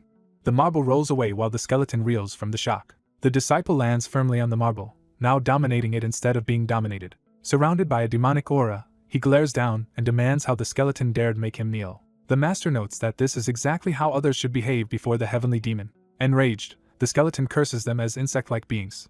The master describes the heavenly demon power as one that destroys an enemy's very foundation, while the disciple kicks at the skeleton. The skeleton reels in disbelief, demanding when this reversal began. The disciple surges with blue chi, preparing another powerful strike. Using a move called Tree Impact, he stomps down on the skeleton's head with immense force. A giant spectral beast roars and lunges toward him in retaliation. The disciple conjures a Spartan shield to block the charging monster. The long-haired disciple form appears, shouting as he charges with a glowing fist. He smashes one of the spectral beasts away with a powerful blow. Another beast screams and attacks, but he counters it head-on. He pulverizes the beast with a punch, sending it flying as it shrieks. Surrounded by endless shadow monsters, he realizes they keep coming. He decides they should escape for now and runs while beasts chase him. As he runs, a glowing crack in the floor appears under his step. The ground collapses and he plunges into a dark pit. He crashes painfully at the bottom, yelling in agony.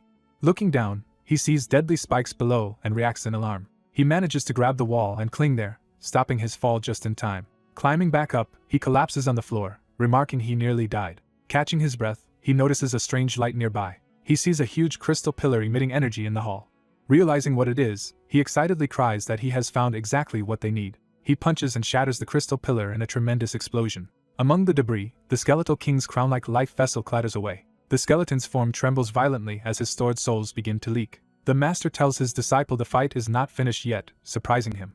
The skeleton's chest glows as power erupts in response to the damage. Even after taking Tree Impact head-on, the skeleton withstands it, leaving the disciple shocked at his durability. Cracked and enraged, the skeleton begins unleashing darker power. He grudgingly admits the disciple fought well for a kid while retrieving his life vessel. He then dismisses him as mere dust compared to his own might. Laughing, he claims perhaps the master could have posed a threat, not the disciple. The master calmly warns his disciple to watch his back. The skeleton gathers a massive ball of power at his staff's tip, aiming at the disciple. As purple beams cage the arena, the master orders heavenly demon materialization, activating the disciple's instruction following again. The disciple dashes, his feet cracking the floor as he moves.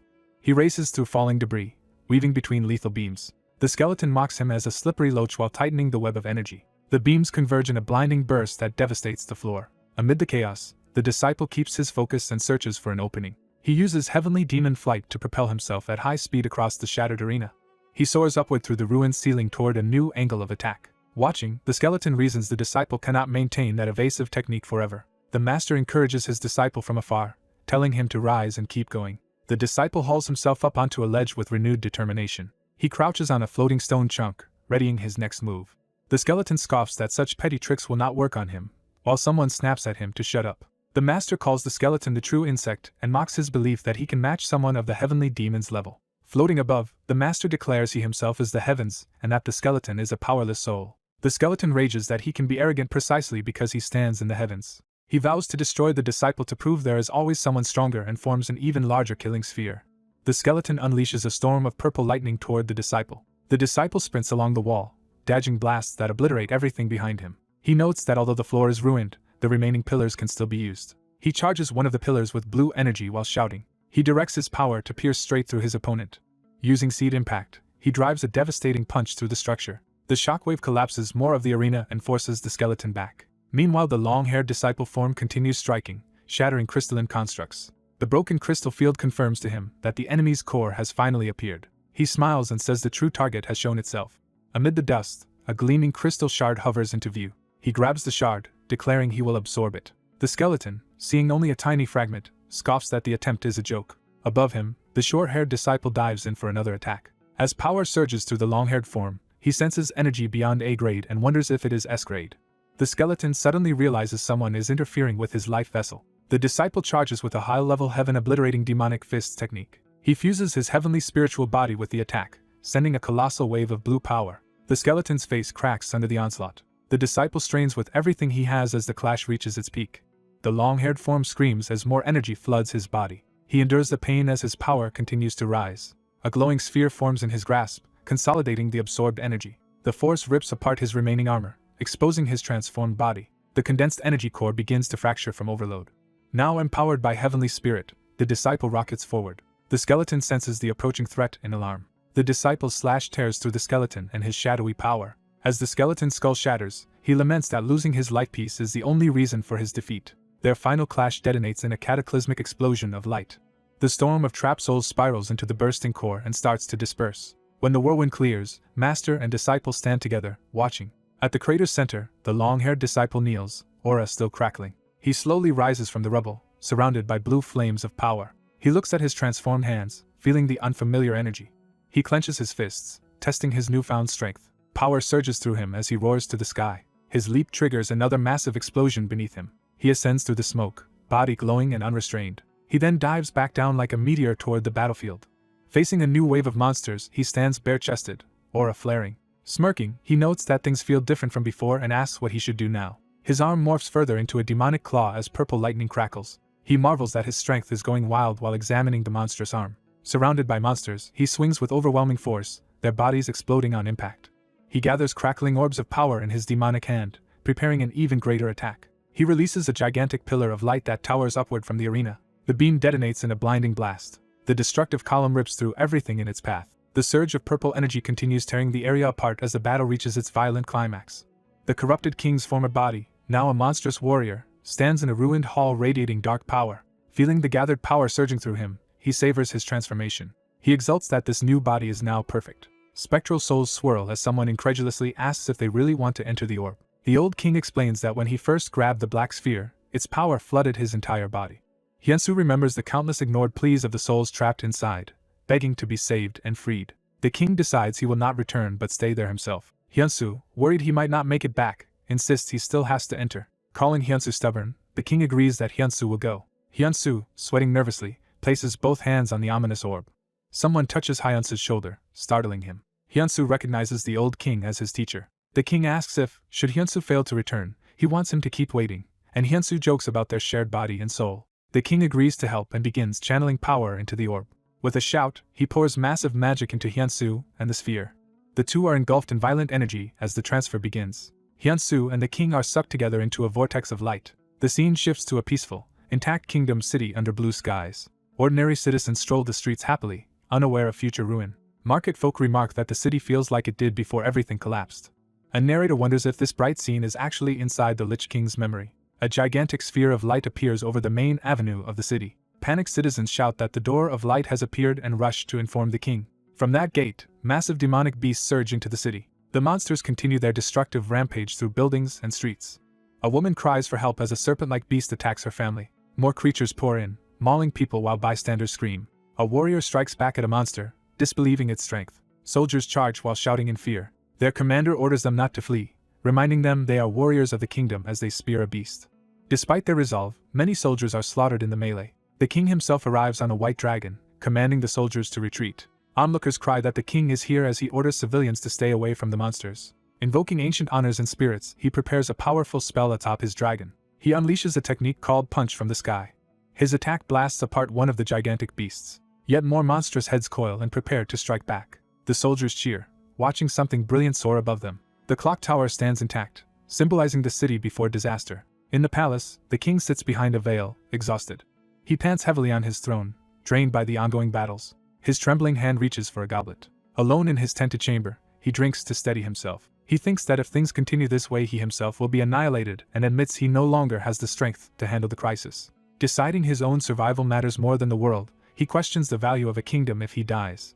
He concludes that only he can stop the monsters from the Gate of Light, realizing the country's fate is bound entirely to him. Shocked, he realizes he has effectively become the country itself, and that only one drastic option remains. He recalls the forbidden sorcery of necromancy, which gathers human souls for immense power. Struggling with his conscience, he asks how a country without citizens can still be a country. Then he rationalizes that as long as he lives he can always create another country. He argues with himself, torn between using necromancy to save the kingdom and the horror of killing his own people. Overwhelmed, he screams at the conflicting voices in his mind and smashes objects around him. Collapsing on the floor, he gasps for breath. A messenger rushes in reporting that another gate of light has appeared at the eastern castle wall. Another reports that a huge dragon-like monster has emerged, screaming in terror. The messenger suddenly realizes something is wrong with the king. Enraged, the king rants that his subjects only ever demand things of him like parasites clinging to his life. He declares he will at least give their lives some value as he raises his weapon. The terrified messenger, mortally wounded, gasps and asks why this is happening. The king impales and kills him on the throne room floor. Looking at the blood, the king assures the dead man it will not be wasted. He drags the blood to form a ritual circle around the corpse. He vows to summon everyone related to the victim, and then everyone related to them as sacrifices. He resolves to gather all these souls into the flow of eternity to gain overwhelming power, invoking the forbidden god Gamara. The king focuses, chanting as magic circles spin around him. He calls to all souls to come to him so he can absorb them. Massive magic circles appear above the city centered on the clock tower. The glowing sigils spread across the whole kingdom. Citizens stare fearfully at the ominous patterns overhead. Even the rampaging dragon-like monster is caught within the magic formation. Light bursts from people's chests as their souls begin to leave their bodies. The souls stream en masse through the streets toward the ritual's center. Countless souls swirl up around the clock tower, drawn skyward. Inside the palace, the king is surrounded by those souls as he absorbs their power. He revels in feeling himself grow stronger with every soul he gathers. Drunk on power, he laughs maniacally as the torrent of souls pours into him. Outside, the empowered dragon monster continues to devastate the city. It charges again through the ruined streets amid explosions. The king, now transformed by necromantic energy, confronts the beast with a glowing sphere of power. He resolves that he will never again lose to any monster coming from the Gate of Light. The dragon sneers, oblivious to the trap forming in its claws. The king hurls his concentrated magic at the towering beast. Declaring that the Rayward kingdom is eternal, he prepares a decisive blow. His attack smashes into the monster with colossal force. The dragon staggers as purple light bursts around its claws. A glowing sphere lodges in the monster's chest, confusing it. The sphere detonates, obliterating the beast in a massive explosion. One surviving head lunges from the blast, still intent on destroying him. The king counters with more projectiles of condensed dark power. Inside that mass of stolen souls, people's terrified voices echo, wondering where they are and begging to go back to their lives. Back in the present memory world, Hyunsu cries to his master that he can hear all of their pain. The old king snaps that there is nothing he can do about it, and reminds Hyunsu he warned him not to enter. He orders Hyunsu to endure the torment, promising that with him there Hyunsu can withstand it. The souls resentfully demand that Hyunsu join them, angry that he alone still has a body. Their ghostly faces swirl around him, pressing him to come with them. Hyunsu trembles, drool and sweat dripping as he struggles to stay conscious. His heavy steps show how the burden of all those souls weighs him down. Exhausted and hollow-eyed, he staggers forward like a shell of himself. A voice observes that Hyunsu has now experienced the same pain that it did. A glowing soul light appears before Hyunsu, drawing his attention. Hyunsu, wary and sweating, asks his unseen master what the light is. When his master does not answer, Hyunsu calls out in confusion, asking where he is. The mysterious light urges Hyunsu to come closer. The light engulfs Hyunsu, praising him by name for making it this far. Hyunsu, now before a spectral throne, nervously asks the figure who he is. The radiant spirit of the old king fully manifests, shining with overwhelming light. Placing a glowing hand on Hyunsu's head, the king notes how worn he looks from bearing so many souls suffering. He begins a ritual, flooding Hyunsu with structured magic patterns. Hyunsu abruptly finds himself back in the city square, startled that he has returned. He focuses, realizing something important has changed. He sees the old king sitting casually on a bench in the city, surprised to find him there. Close-ups reveal the king's familiar crown and staff, confirming his identity. Hyunsu recognizes him as the skeleton he once knew. The king praises Hyunsu for figuring it out while Hyunsu accuses him of deceiving people again. The king replies that he has waited over 3,000 years for this day, stunning Hyunsu. A narrator clarifies that not only the skeleton but others in this world were waiting for a powerful outsider, and the king mocks Hyunsu for believing the skeleton's shorter estimate. When Hyunsu demands to know whether the skeleton and the king are the same, the king answers that they are and are not at the same time. He explains that when he used necromancy he rejected his own evil and was drawn into entropy. Or, he adds, he might simply have been expelled from his original body. In that state he gathered himself, and created this separate world in another dimension. He also managed to rescue some souls entropy had absorbed, letting them live painless, repetitive lives in this fabricated city. The king hesitates, then hums as if about to reveal something more. Hyunsu, unnerved by the king's intense stare, complains that being looked at like that feels offensive. The king observes that Hyunsu's unique ability to listen to instructions is something he has never seen in 3 millennia. Hyunsu panics, demanding to know how the king is aware of his secret ability. Smiling, the king tells him not to be offended because there is no time to waste. Hyunsu asks his own unseen master if he should punch this man, clearly frustrated. The king calmly replies that he never summoned Hyunsu's master into this place. Shocked, Hyunsu exclaims that such a thing is even possible. The king insists that Hyunsu's instruction-following ability is exactly what is needed now, while Hyunsu protests at the cryptic talk. The story shifts back to the evil king, who has preserved life sources inside his body to prolong his existence nearly indefinitely. But he notes that Hyunsu and another outsider seized control of that life vessel, recalling Choi Jae-hyuk. He warns that this other man, now another incarnation of evil, is actively hunting for Hyunsu. The old king tells Hyunsu that Jae-hyuk is no longer human and will certainly try to kill him. Hyunsu curses that this confrontation had to come at such a bad time. Resolute, he says he understands the situation now and urges the king to move quickly. The king approves of Hyunsu's attitude and tells him to appoint him as instructor, while Hyunsu wonders how he even knows about that role. Hyunsu opens his system interface, checking his ability. The interface details his unique ability listening to instructions, explaining how obeying others can greatly boost his skills depending on the instructor. It then designates the Sorcerer King as his chosen instructor. Outside, naval ships approach a sea portal where the door of light shimmers above the water. On one ship, operators report that the portal's Anderson intensity has risen sharply. The female officer reflects bitterly that all she can do is wait for events inside the portal to unfold. She steels herself, ready to sacrifice her life if a catastrophic portal impact occurs. Clenching her fists, she silently urges Hyunsu and her older comrade to hold on. Elsewhere, a horned fighter unleashes a blazing fire bird attack. A red-haired mage activates a technique called Inferno Knight. The fiery bird dives toward a shadowy opponent as burning spheres rain around it. The enraged monster growls, its single glaring eye glowing with power. The red-haired mage screams that she will end the foe with everything she has as she charges, roaring. The rampaging demon lunges forward with a roar, gathering power. A massive explosion erupts, blasting everything around it. Smoke billows up in a towering column from the blast. The pink-haired armored woman rises skyward on a pillar of flame-like energy. She dives back down through the smoke, bleeding but determined to continue. The demon charges at her again through the clouds as she stares up tense. She realizes her full power attack failed and wonders what kind of monster he is. A past conversation explains that the creator used all power to form this world, so Hyunsu must learn mana to free the trapped souls. Sitting in armor, Hyunsu asks if mana is similar to chi as he tries to sense it. The Sorcerer King explains mana as raw natural energy compared to refined chi, and understanding dawns on Hyunsu. The Sorcerer King instructs Hyunsu to absorb raw mana, and a system message notes a learning mode activating. Hyunsu exhales and begins focusing his breathing to draw mana in. A torrent of blue energy descends into him as he meditates in the town square. Surrounded by glowing orbs, Hyunsu marvels that this new force is mana while the system reports increased experience and comprehension. The Sorcerer King is shocked that Hyunsu grasped mana so quickly. The Sorcerer King reflects that even he needed hours to first breathe mana and doubts that mere instruction listening explains Hyunsu's feat. He wonders if Hyunsu is simply an extraordinary genius. Hyunsu, now feeling mana, asks what to do next, and his teacher says the next step is difficult but believes Hyunsu can manage, while Hyunsu impatiently urges him to teach. Following guidance, Hyunsu uses mana to seize control of every soul inhabiting his golem body. The Sorcerer King tells him he will feel all those tormented souls' agony and must return their pain to them. Hyunsu's armored body is wreathed in ghostly energy as he prepares to act. He presses the glowing sphere of souls to the ground, channeling mana into it. While Hyunsu focuses, a sinister man with long hair approaches from behind. The newcomer smirks as he gets close, preparing to speak. Revealing himself, Choi Jae-hyuk greets Hunter Park Hyunsu, saying he has been looking for him. Jae-hyuk pauses mid-speech, sensing something is off. Seeing Hyunsu motionless over the sphere, Jae-hyuk sarcastically asks if he is asleep. Hyunsu, sweating but focused, remains in deep concentration.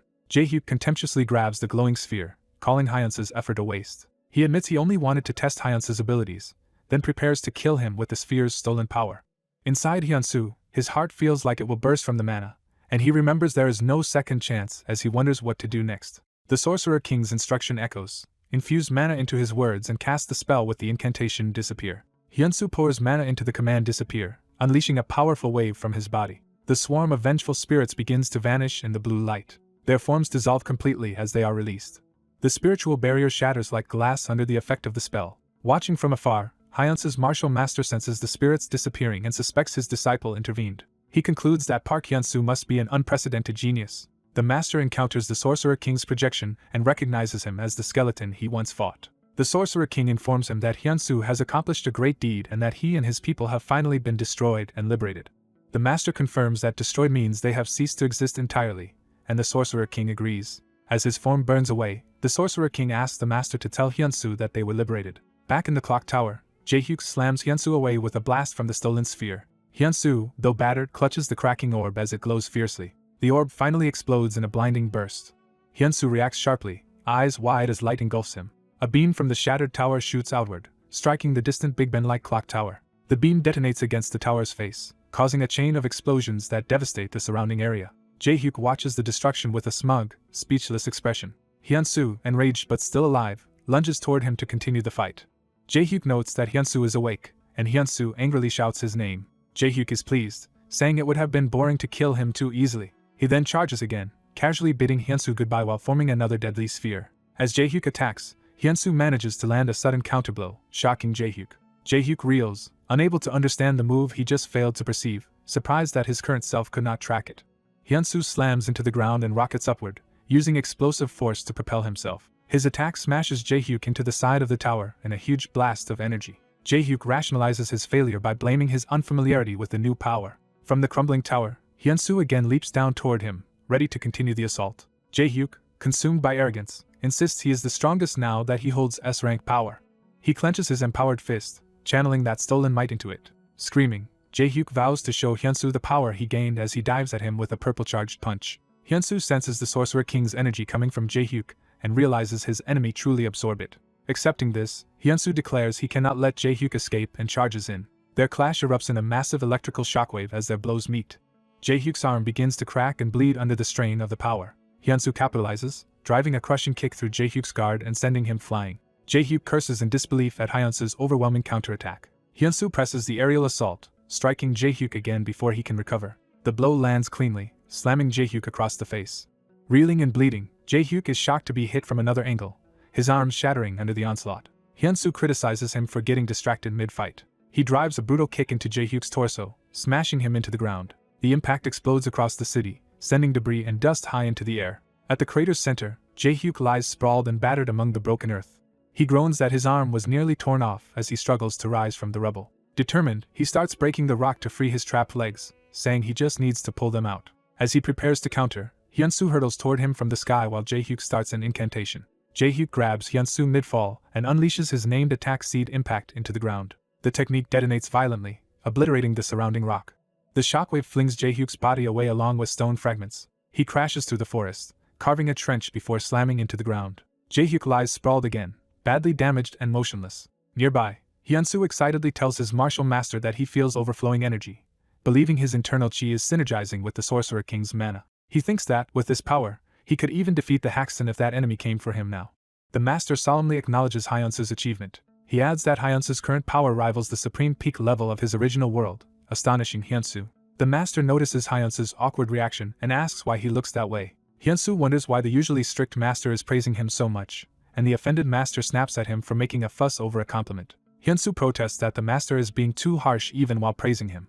Annoyed, the master vows never to compliment him again, leaving Hyunsu comically distraught. As Hyunsu sulks, a strand of ethereal blue mana swirls around his raised hand. He realizes in surprise that the mana surrounding him is fading away. The master points out that Hyunsu's strength is dropping again, confusing Hyunsu as to what is happening. The master explains that unlike chi, mana cannot be stored and continuously used for long periods. Hyunsu reacts with shock as the implications sink in.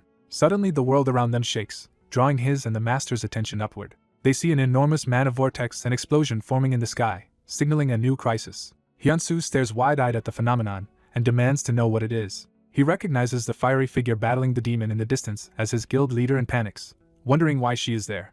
Elsewhere, Knight is informed that the Sorcerer King lost and escaped entropy, which surprises him. Knight concludes that if Gulag loses, their supposedly safe location might still be attacked. Reacting to this news, Knight snaps his book shut with concern. He reassures himself that Gulag cannot possibly lose, even against both aspects of the Sorcerer King. Knight grips his weapon, resolving to act personally. He declares he will nip this problem in the bud, and his subordinate readily agrees. Watching the distant battle in the sky, the subordinate repeats Hyunsu's shock that the guild leader has appeared. Back with Hyunsu, he suddenly trembles as energy gathers and he asks what is happening. Overhead, a huge swirling portal of mana forms, radiating power. Hyunsu gasps at the sight, realizing things are escalating yet again. The master notes that they have returned to their starting place, and sees many portals converging into one giant nexus. An unknown voice identifies this convergence as a phenomenon called overlapping. Hyunsu spins around, demanding to know who just spoke. Knight's subordinate appears before him, accusing Hyunsu of disrupting too much of Knight's plan. The master senses the killing intent emanating from the newcomer. The subordinate mockingly sends Hyunsu a heart gesture, feigning friendliness. Sharp spikes erupt from the ground around Hyunsu's feet, launching a surprise attack. The spikes hurl him violently into a cliff face while the subordinate watches. She is startled to realize that what she hit was only Hyunsu's afterimage, meaning he moved fast enough to leave one. The master probably thinks that Hyunsu just used mana to momentarily amplify his power. A system message confirms Hyunsu has started using the mana he absorbed in combat. Empowered, Hyunsu dives down with his seed impact technique, aiming it directly at the subordinate. She hastily raises her umbrella as a shield, shocked by the sudden counter. The impact explodes across the plateau, engulfing the area in flame and dust. The blast sends the subordinate flying into the air, clutching her umbrella while Hyunsu stands braced below. Hyunsu is stunned that she managed to deflect seed impact using only an umbrella and thinks she is toying with him. She dashes toward him, their feet cracking the ground as they move. From atop the wall, she teasingly calls Hyunsu dreadful for attacking a supposedly weak girl like her. Hyunsu stomps down and activates another movement art, Heavenly Demon Flight. He rockets upward in an arc, astonishing her with this strange movement technique. Charging with blue aura, Hyunsu demands to know why she attacked him and orders her to explain. She coyly refuses to answer while he has such a scary expression, joking that he does not understand women. She counters by filling the ground with more deadly spikes, forcing Hyunsu to dodge through them. One of her sweeping attacks slams him away while she mocks him. Hyunsu recovers and unleashes a new technique, Tree Impact, striking the ground toward her. She easily keeps her distance, laughing that his attack is nowhere near enough. Suddenly a bright projectile whizzes past her, causing her to look over in surprise. The blast strikes her defenses and knocks her back with a cry of pain. The explosion expands along the tower's side, sending debris and shockwaves outward. Knight appears at her side, catching and steadying her. Cradled in Knight's arms, she apologizes for underestimating Hyunsu. Hyunsu and Knight face each other atop the wall, sizing one another up. Knight reveals that Hyunsu's intended role was only to wear down the Sorcerer King, while Hyunsu demands to know his identity. Knight says that was his original plan based on the information they had gathered about Hyunsu's abilities, while Hyunsu again presses him to identify himself. Knight dismisses the question, stating Hyunsu will die soon as he blitzes forward with frightening speed, which shocks Hyunsu. Knight slams Hyunsu with a devastating red charge strike, overwhelming his defenses. Hyunsu feels the crushing strength in that blow, and realizes how powerful Knight truly is. Knight follows up with another earth-shattering attack that sends Hyunsu crashing away. The subordinate playfully sends Knight her trademark heart gesture again, cheering him on. Hyunsu is hurled violently into a forest of jagged spikes, his body impaled and thrown by the brutal assault. The protagonist writhes in agony after being struck, barely enduring the attack. The enormous demon roars fiercely as it charges. The monster spreads its wings and powers up for battle. The demon named Gulag unleashes a frenzied, full-force assault. Hayurak confirms the monster's name as Gulag and steels herself to fight seriously. Hayurak activates her fire bird mode, cloaking herself in flames before Gulag. Gulag growls a confused response to her transformation. Hayurak remarks that regardless of who dies, they should at least know each other's names. She introduces herself as Red Lion's Hayurak. Swearing on her fallen teammates, she vows to destroy Gulag with all her strength. Gulag screeches as numerous eyes open across its body. Hayurak notes that S-rank hunters possess life-sacrificing techniques, including the one she is about to use. She gathers an immense sphere of destructive energy in her hands. Hayurak orders her technique Plasma to burn everything as she releases the attack. A laptop crackles with energy as someone frantically types. A technician shouts that the Anderson density is rapidly climbing past 85. Soldiers and staff stare anxiously at the turbulent, glowing portal in the sky. The female officer senses the portal might explode and despairs that if an S-rank fails, they have no hope. She stands on deck, worried and unsure what to do. On the phone with the branch manager, she reports that the density has reached 85. Someone at the portal warns they cannot hold out much longer. She hears there is still no response from the perimeter forces. Learning there will be no reinforcements, she wonders in fear if today is when they all die. The branch manager tells her not to worry, assuring that powerful allies are on the way. The gathered hunters react in confusion and ask what is happening. A colossal beam of energy strikes the ocean surface near their ships. The shockwave from the pillar of light slams into the deck where the woman stands. She gasps in shock at the sudden impact. She recognizes the man who appears from the light as Haxon. In a flashback, others question whether Haxon will accept Korea's request. Haxon's comrades are surprised he plans to travel there personally. One man points out that helping Korea means aiding Ha-Yurak, whom Haxon supposedly hates. Haxon explains he only moves when something absolutely requires his personal involvement. His comrades reflect that hunters ultimately exist to save people. A portal opens and Haxon launches himself skyward from the courtyard. Watching him go, his allies admire that resolve and decide to follow. A ship reports the Anderson density has reached 89 and predicts portal impact in 30 minutes. The woman briefs Haxon that 30 A-rank hunters and guild leader Ha-Yurak are already inside the portal. They both look toward the raging blue sphere as it erupts again. Observers spot Takashi and Jill Lord Demon arriving and wonder if there is now hope.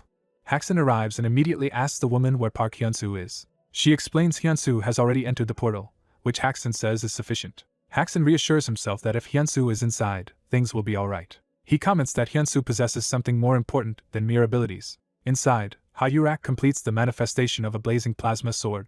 Gulag forms multiple enormous energy cannons from its body. The demon condenses that power into a single devastating orb. Gulag hurls the massive energy ball forward with overwhelming force. Ha-Yurak charges in and slashes at full power with her flaming sword. An elderly master elsewhere narrows his eyes, sensing her move. The old man observes that the fireworks woman is using her ultimate technique and marvels at the power she can control. He suddenly feels something and grimaces in pain. Hyunsu, battered but alive, thinks he survived by instantly boosting his defense with mana and chi, though he still took heavy damage. The old master appears before him, asking why he is covered in blood. Hyunsu pleads with his master to go easy on him and asks what is happening, and the master says the fireworks girl is trying to finish the battle. Elsewhere, a bearded enemy berates an opponent for muttering mid-fight while he attacks furiously. The master orders Hyunsu to accompany the Yin-Yang demon, triggering Hyunsu's listening to instructions skill. Hyunsu uses the Yin-Yang demon and its evolutionary realm ability to slip through the enemy's assault. The foe realizes Hyunsu avoided his strike and prepares a new move. Hyunsu notes the next attack's unpredictability and plans to dodge right and counter with leaf impact, reactivating his guidance skill. The enemy unleashes a powerful ground-shattering blow. Hyunsu rides the explosion's shockwave, having predicted the attack again, stunning his opponent. Hyunsu then executes his technique slash-through, leaf impact. The enemy senses grave danger and knows he must evade. Hyunsu's slash tears through the ground, forcing the enemy to leap away.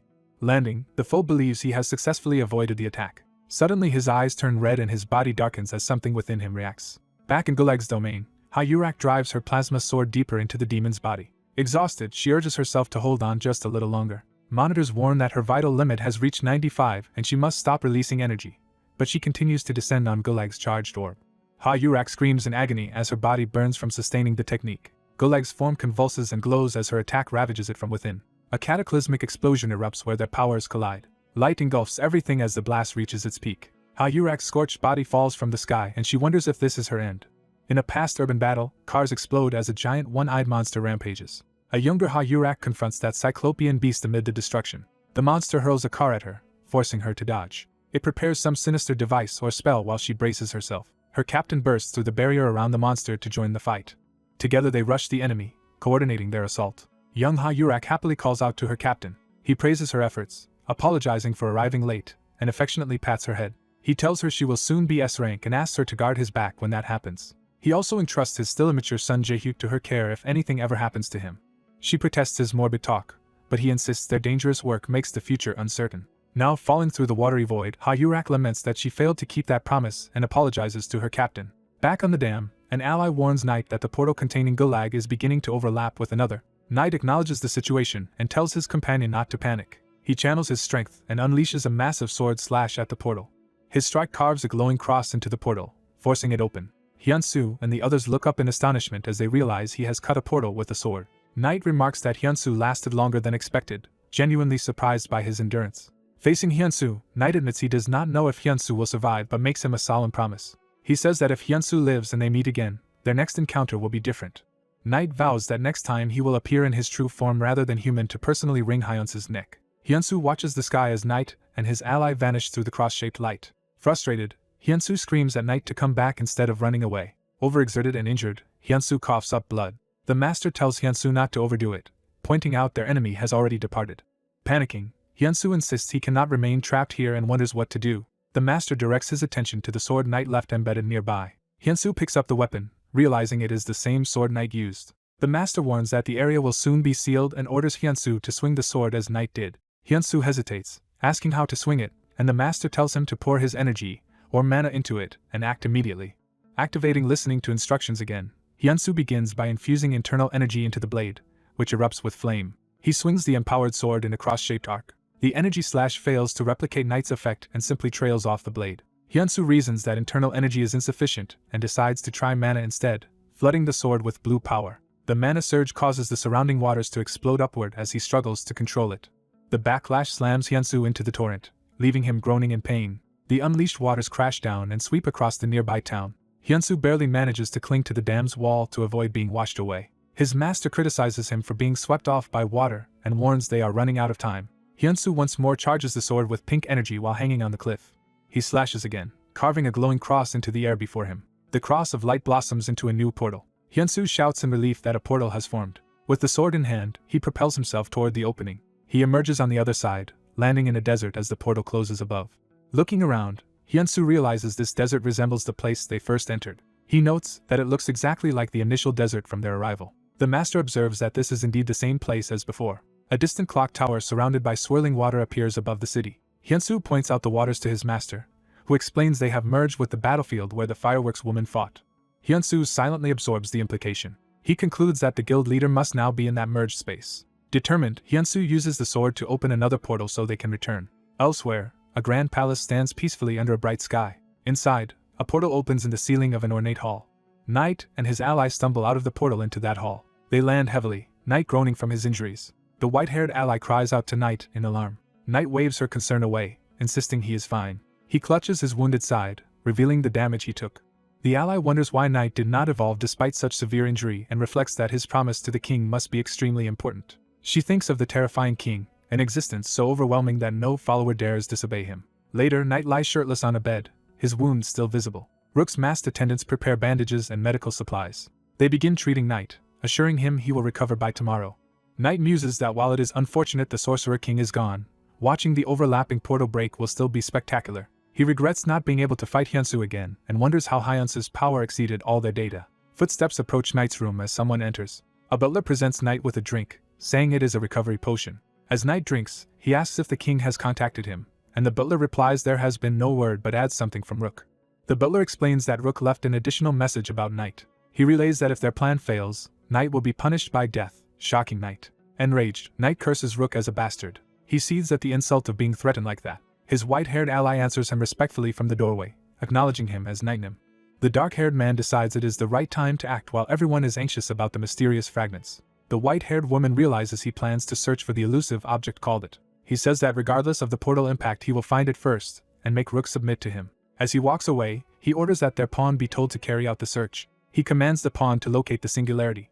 A massive surge of water erupts. A coastal city is overwhelmed by a gigantic tsunami. A large clock tower stands cracked and damaged amid swirling energy and debris. A woman in a black bodysuit muses that watching battles is the most entertaining thing. She notes that Park Hyunsu is strong but calls the knight foolish for missing the singularity right before him. She remarks that the knight is frantically looking for the singularity without realizing that his plan already failed. She admits she wants to see the knight's downfall. When asked why, she coyly considers her reasons. She answers that causing his ruin simply seems more fun and laughs to herself. A subordinate approaches her, addressing her as Bishop. The suited man reports that they have located their target. Delighted, she affectionately greets him and says he kept her waiting. The man activates a power while she clings to him. He teleports in a horribly injured man and presents him. The mangled man is thrown to the floor before them.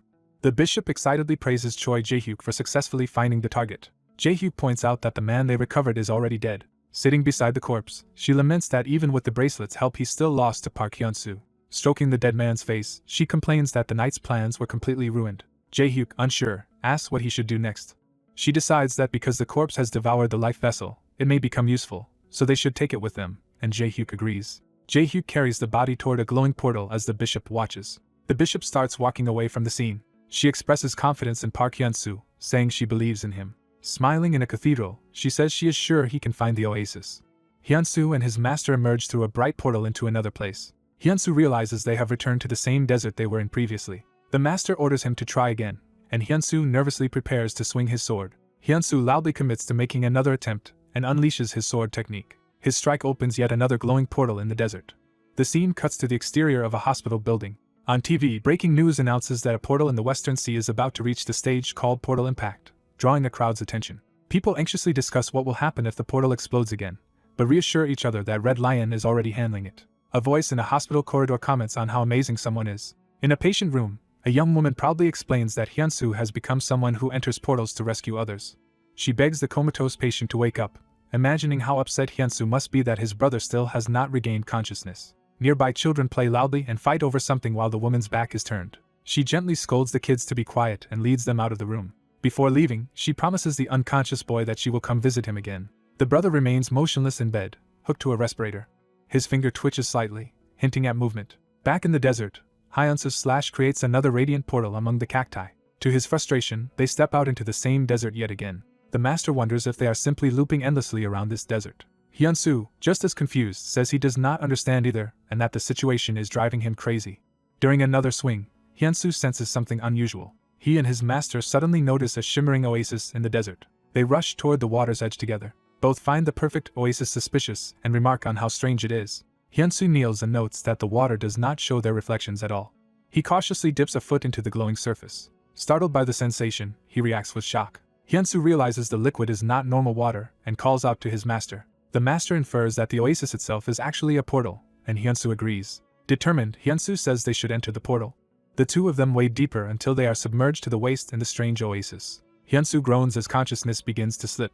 He awakens back in his futon at home, stretching and declaring he slept well. Glancing at a wall clock, he is surprised at how late it already is. He steps out of his room, scratching his head sleepily. In the living room, his father casually remarks that Hyunsu is not dead, and Hyunsu, startled, calls out to him. His mother chides the father for being harsh while he laughs it off as a joke, creating a warm family atmosphere. Over burgers, his younger brother says that sleeping 24 hours is more like hibernation than rest. Hyunsu warns his brother Park Hyuntae not to be cheeky, or he will not share the burger. Hyuntae protests that he only took one bite as Hyunsu keeps eating. Hyunsu slaps some cash onto his brother's face as a playful consolation. He explains he was paid the previous day, and Hyuntae gratefully thanks him. Hyunsu enthusiastically asks his parents what special food they would like him to treat them to.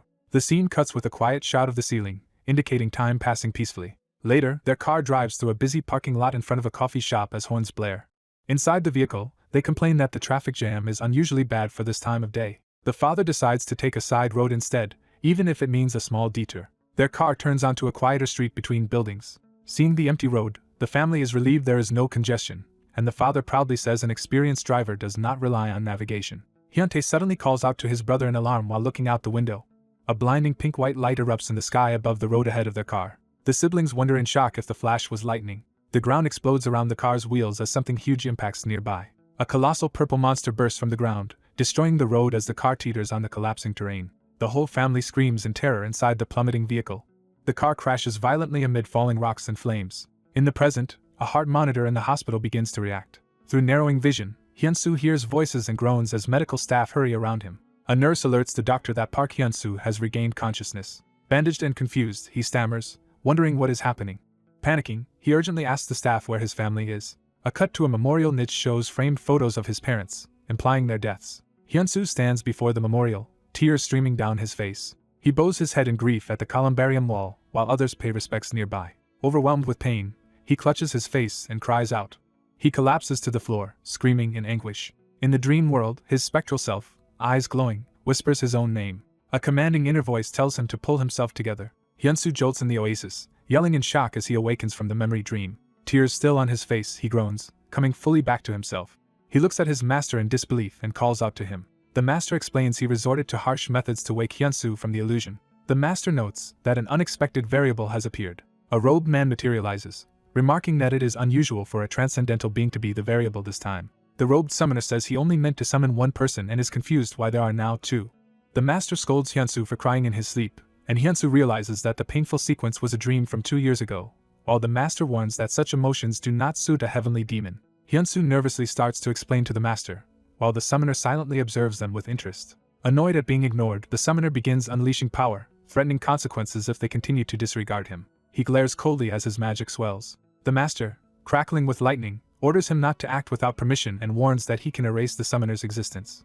Hyunsu asks in surprise if his master can really attack this being, and the master replies that he sensed at once that his blows could reach this opponent. He explains that his attacks could not affect the long-enduring skeletal king but could have struck the good sorcerer king, who, like him, was purely spiritual, though he had no reason to fight that one. The summoner concedes that the master truly has the power to destroy him, and says he never expected to meet a transcendent. He acknowledges the master's strength but asks for understanding of the circumstances. Bound within a vast magical system, he reveals that he has been wounded by humans for a year and cannot use his full power because it is focused on constructing and maintaining this world. Enraged, Hyunsu demands to know if the summoner is the one who forced him to relive his tragic past in a dream. The summoner smirks that he has clearly hit a sensitive nerve and addresses Hyunsu by name. Hyunsu wonders if the man knows him or can even read his thoughts. The summoner confirms he can read minds and explains that this place is deliberately made to trap entrants in such dreams. He says the dream's purpose is to keep people lost forever in the sweetest yet most painful memories of their lives. He begins to explain that this is how he obtains what he wants. He reveals his true goal is to seize a worthy physical vessel, specifically Hyunsu's body. Complaining that his plans were foiled when Hyunsu came instead of the flame woman, and when a transcendent appeared, he bemoans his bad luck. Hyunsu, furious, readies a glowing punch and demands to know who the summoner thinks he is. He shouts that trying to steal another person's body is unforgivable and launches himself at the man.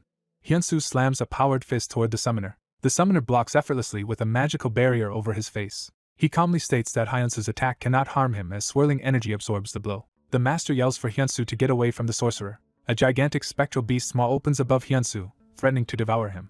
Their eyes meet in shock as something drastic happens. Energy beams crisscross Hyunsu's body, shattering his armor. His physical shell cracks apart, revealing his bare body and ominous red energy coiling around him. Hyunsu realizes in horror that the enemy's essence has invaded his body. Now speaking through Hyunsu's mouth with red eyes, the intruder laughs that possessing him is only the beginning. The possessing soul mocks Hyunsu as weak and declares that such a fine body is wasted on him. Hyunsu's form distorts and roars as the intruder fully takes control. Empowered, the possessed Hyunsu charges at the master in a frenzy. The master is knocked away, disoriented by the sudden assault. Looking back, the master sees Hyunsu's original soul separated and floating while the corrupted body stands below, and both exclaim in confusion. The possessed Hyunsu smirks ominously. The invader revels that waiting a whole year was worth it, and praises how excellent Hyunsu's body is. He senses lingering mana and immense power within this new host. Laughing madly, he vows to make full use of this body's strength. The master closes in behind him, preparing a counterattack. He identifies the technique as a body-stealing sorcery, something he once had offenders burn for when he ruled the Murim. Condemning such users as deserving execution, he unleashes a devastating strike that rips the invader's soul out of Hyunsu. The summoner reels in disbelief that he has been forcibly expelled from the body. Hyunsu's eyes clear, and he exclaims that his consciousness has returned. Shocked, the summoner demands to know how the master can interfere with other people's bodies as Hyunsu stands behind him clutching himself, and the master glares, ready for what comes next. The white-haired master admits there is still an unknown mystery here but shifts to a more pressing matter. He becomes enraged, charging power and declaring the defiant enemy will now die. The disciple hastily stops him, warning that killing their foe could trap them in this place forever. The master reasons that since their enemy created this dimension, it should vanish with him. The disciple anxiously asks what happens if the place does not disappear. The master notes that in that case the disciple could die and even laments missing out on Ramyeon. He explains his sword no longer obeys him and killing the enemy would not ensure they can build a portal. Their robed foe smiles quietly, clearly plotting something. The disciple demands to know why the enemy is so pleased. The robed man complains that events ruining his predictions are driving him crazy. He sits back down, feet tapping, preparing to speak seriously. Seated on his throne, he activates magic and faces them with a composed smile. He explains he had calculated that today he would escape this place, and cannot believe the situation has changed. He formally introduces himself as Pavlishin, the being they call the ancestral dragon. The title shocks the disciple while the master braces himself. The disciple exclaims that the guild leader claimed this dragon was defeated a year ago. Pavlishin reveals he only made it seem that way, even using soul language to deceive everyone. He recounts that he was actually on the brink of death and frantically calculated in that desperate moment. He then scattered fragments of himself and hid here, waiting until someone eventually discovered this place. The disciple wonders why Pavlishin is revealing all this, suspicious of his intent. Pavlishin reads his mind again and says there is no reason to deceive him now. He announces his remaining time is short, and that he will vanish by tomorrow. He reveals his plan was to lure the flame woman here, take over her body, and wreak chaos on the outside world. He says that outcome, where she arrived and he possessed her, would have been the ideal scenario. Instead, someone outside his calculations, an incredible existence, interfered in his plans. The master asks why Pavlishin covets other worlds, demanding to know his motive. Pavlishin answers that his own world was ruined to the point mana could barely exist there. As he was facing erasure, mysterious beings known only as the kings appeared and offered him a deal. Back in the present, he explains these beings are called the kings, confusing the disciple. The master chides the disciple for not understanding despite having fought the knight, hinting at a larger hierarchy. The disciple realizes their enemies are ranked like chess pieces and jokes there must be others such as bishop and pawn. Pavlishin warns that mocking them is foolish, as simply facing them would cause unbearable pain and annihilation. The master adds that if the knight regains his full self, he will surpass even the Sorcerer King's original power. Pavlishin points out the disciple fought both Sorcerer King and Knight when each was only at half strength. He notes that if the disciple struggled that much against a weakened knight, worse threats lie ahead. He further warns that meeting a king directly would result in instant, traceless death. Pavlishin then describes learning portal magic from the kings and linking a portion of his dying world to Earth. He recalls that humans fiercely resisted, making it difficult to fully connect the two worlds. Because of that resistance, he realized he had to eliminate humanity to connect his world completely. So he devised a plan, fragmenting the portal the moment the humans thought they had killed him. In the present, chains and structures shatter as his story reaches its climax. The dimension violently collapses around them with explosions and falling debris. Pavlishin, now exhausted and slumped, says his time has run out and everything since happened as he described. He tells the master Cheonjiang it was an honor to meet such a transcendent being. As Cheonjiang departs with the disciple, Pavlishin consoles himself that there must be a reason his plan failed. The master announces he has nothing more to say, signaling the end of their audience. He opens a door-like portal, telling the disciple to leave quickly so this world can collapse like a completed raid. Pavlishin offers the disciple one last piece of advice before they go. He advises him to breathe mana as he exits, hinting at a way to harness more power. The disciple silently considers this, clearly preparing to act on the suggestion. Pavlishin calls this final instruction a gift to the disciple. The disciple steps into the glowing portal, beginning his return. Outside, he deliberately inhales mana, triggering a system notification. The system reports that his mana is increasing explosively and approaching overload. Overwhelmed by pressure, he realizes he must refine the mana to survive. He understands that refinement means converting mana into internal energy, something his body can use. He starts circulating power using his martial breathing technique, focusing intensely. He feels the energy gathering at his core while the system notes his body is changing to adapt. The sensation reminds him of when the Time Master opened his meridians in the past. The experience then surpasses that memory, resembling when he temporarily gained a heavenly demon body. Remembering he has endured this kind of transformation before, he resolves to overcome it. Straining under the process, he roars as immense power rages through him. The energy finally stabilizes and bursts outward as he floats with a wild grin. A system message declares he has attained the state called Three Flowers Peak Bloom. Inside the collapsing dimension, Cheonjiang notices strange phenomena and wonders what trick is occurring. He confirms the ancestral dragon is gone and questions whatever presence now faces him. Suspicious, he continues searching the swirling void. He declares there is no point hiding, confident he can sense anyone present. Deciding he can fight freely without his disciple watching, he prepares to unleash his full power. Cheonjiang smashes the realm with an enormous punch, shattering the area. The blow triggers a massive explosion that tears through the surroundings. Amid the destruction, a mysterious figure yells for mercy and to talk things out. Cheonjiang hovers with his fist crackling, unfazed by the chaos. He demands to know the intruder's identity, while the unseen voice jokes that revealing it would not help. The master impatiently raises his hand again, prompting the voice to frantically beg him to wait. He orders the stranger to reveal himself, but the voice insists it is impossible. Cheonjiang asks if the stranger will not reveal himself or literally cannot, and the answer is that he cannot. The master presses further, asking who he is and why he was summoned here, while the voice repeats that it only wanted to meet him out of curiosity. Cheonjiang scoffs at the idea that someone so secretive is merely curious, his power flaring. He charges toward the hidden entity in a blur of movement. The mysterious visitor counters by using a heavenly demon technique called Dominating Stride. Even so, the intruder admits how terrifyingly strong the old man is as he is battered around. Cheonjiang dismissively orders him to leave and shatters the space, forcing an exit. Calm again, he floats with arms crossed as the realm finishes breaking apart. He complains about powerful beings approaching him in secret and daring to summon him. In the background, a faint image of Pavlishin appears, tying the encounter to the earlier summoning. Cheonjiang smirks, clearly entertained. Laughing loudly, he declares the whole situation fascinating. Outside the portal above the sea, the system informs Hyunsu his body has finished transforming and his listening to instructions skill has leveled up. It also reports that his yin-yang body has increased in level. New details appear for his ability, including that he can now imitate Cheonjiang's skills twice a day. The upgraded yin-yang body description explains his harmonized energy now boosts resistance and attack power, especially with the heavenly demon body. Hyunsu feels different, sensing greater depth and change in himself. He emerges from the sky wrapped in energy, descending slowly. His feet touch down lightly on a solitary rock in the ocean. Standing proudly on the rock, he surveys the bright sea and sky. Spotting a familiar clock tower in the distance, he realizes where he has returned. Cheon-jiang appears beside him in the sky and calls out to his disciple, who happily greets his master. The master marvels that Hyunsu seems to have grown stronger again in such a short time, making the disciple laugh awkwardly. Hyunsu grows serious, thinking about their allies' fate. He urgently tells his master they must find the guild leader. Cheon-jiang senses that the flame woman's presence is not nearby and suggests they search the area from the air. Hyunsu is shocked to realize he can also fly, while the master grumbles at his obliviousness. The master reminds him he had already flown when briefly attaining the heavenly demon body earlier. Cheon-jiang explains the flight technique works by manipulating energy flow from the acupoint on the soles of the feet. He says that with his current state Hyunsu should now be able to perform this flight on his own. Hyunsu gathers energy at the described acupoint on his feet to attempt it. With a shout to release that energy explosively, he launches himself into the air. Meanwhile, news reports show the portal's intensity, called Fragment of Paradise above the Western Sea, has risen beyond dangerous levels and traffic jams clog the city. Broadcasters explain that surpassing this intensity means a portal impact is imminent, and the situation is critically dangerous.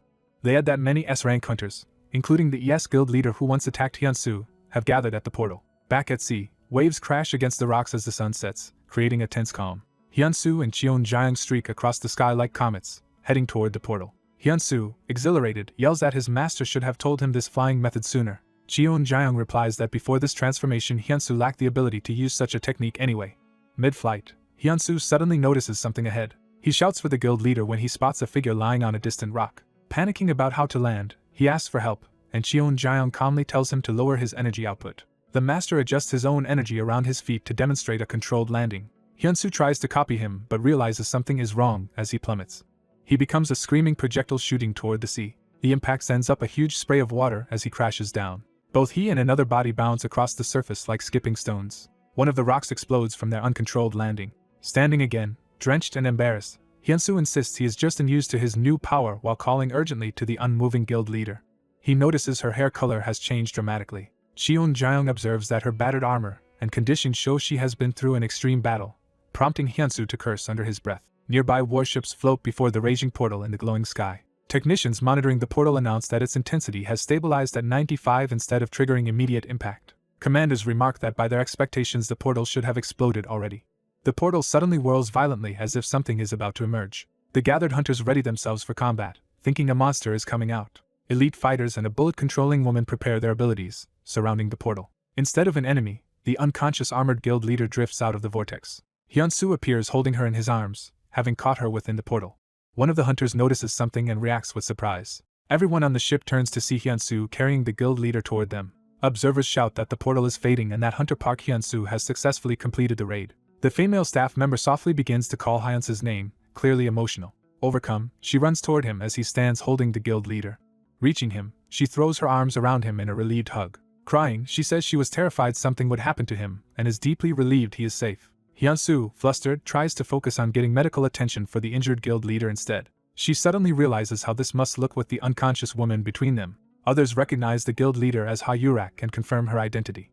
The staff woman admits she barely recognized Ha-Yurak because her hair color has completely changed. She also notes that Hyunsu himself looks different, while crew members rush over with a stretcher. Hyunsu inwardly reflects that he does indeed feel deeper and changed after all that happened. As the guild leader is loaded onto the stretcher, someone calmly tells Hyunsu he has clearly grown stronger. Hyunsu looks up to see a familiar powerful hunter arriving and asking why he has appeared here.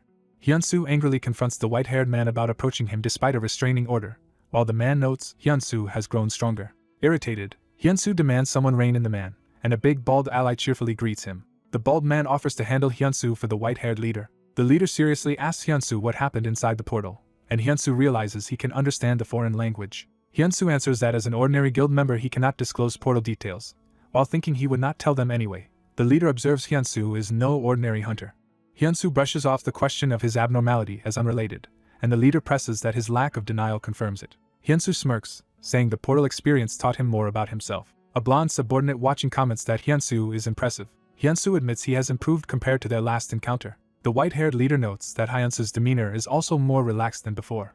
The leader remarks he wants to test Hyunsu's strength right away. Hyunsu's female teammate calls to him, concerned. The leader decides not to fight now, calling it a pity. He proposes sparring next time, and Hyunsu tells him to be prepared for that day. The leader departs in a blaze of power, flying away from the ship. The blonde subordinate explains that despite his eccentricity, the leader is a very grounded person. He adds that the leader rushed here, abandoning everything because hunters exist to protect humanity, while Hyunsu grumbles about the damage caused. The blonde man apologizes that coming to keep his promise to Hyunsu did not actually help much. Hyunsu silently reacts with mixed feelings. Hyunsu decides to save the favor the blonde man owes him until he truly needs it. The bald man says Hyunsu can call them anytime and they will come immediately, as the blonde man opens a portal. The portal closes in a sphere of crackling energy. Watching them leave, Hyunsu's comrades think the foreign hunters might be good people. The scene shifts to a brightly lit cityscape at night. The camera moves through the bustling city streets filled with light trails from traffic. In a ritual chamber, flames burn around a circular magic array. A muscular, long-haired man meditates within the fiery circle as dark energy swirls. The man opens his eyes with a powerful, almost divine aura. His eyes flare intensely, radiating killing intent. He rises, enveloped in smoke and embers, clearly agitated.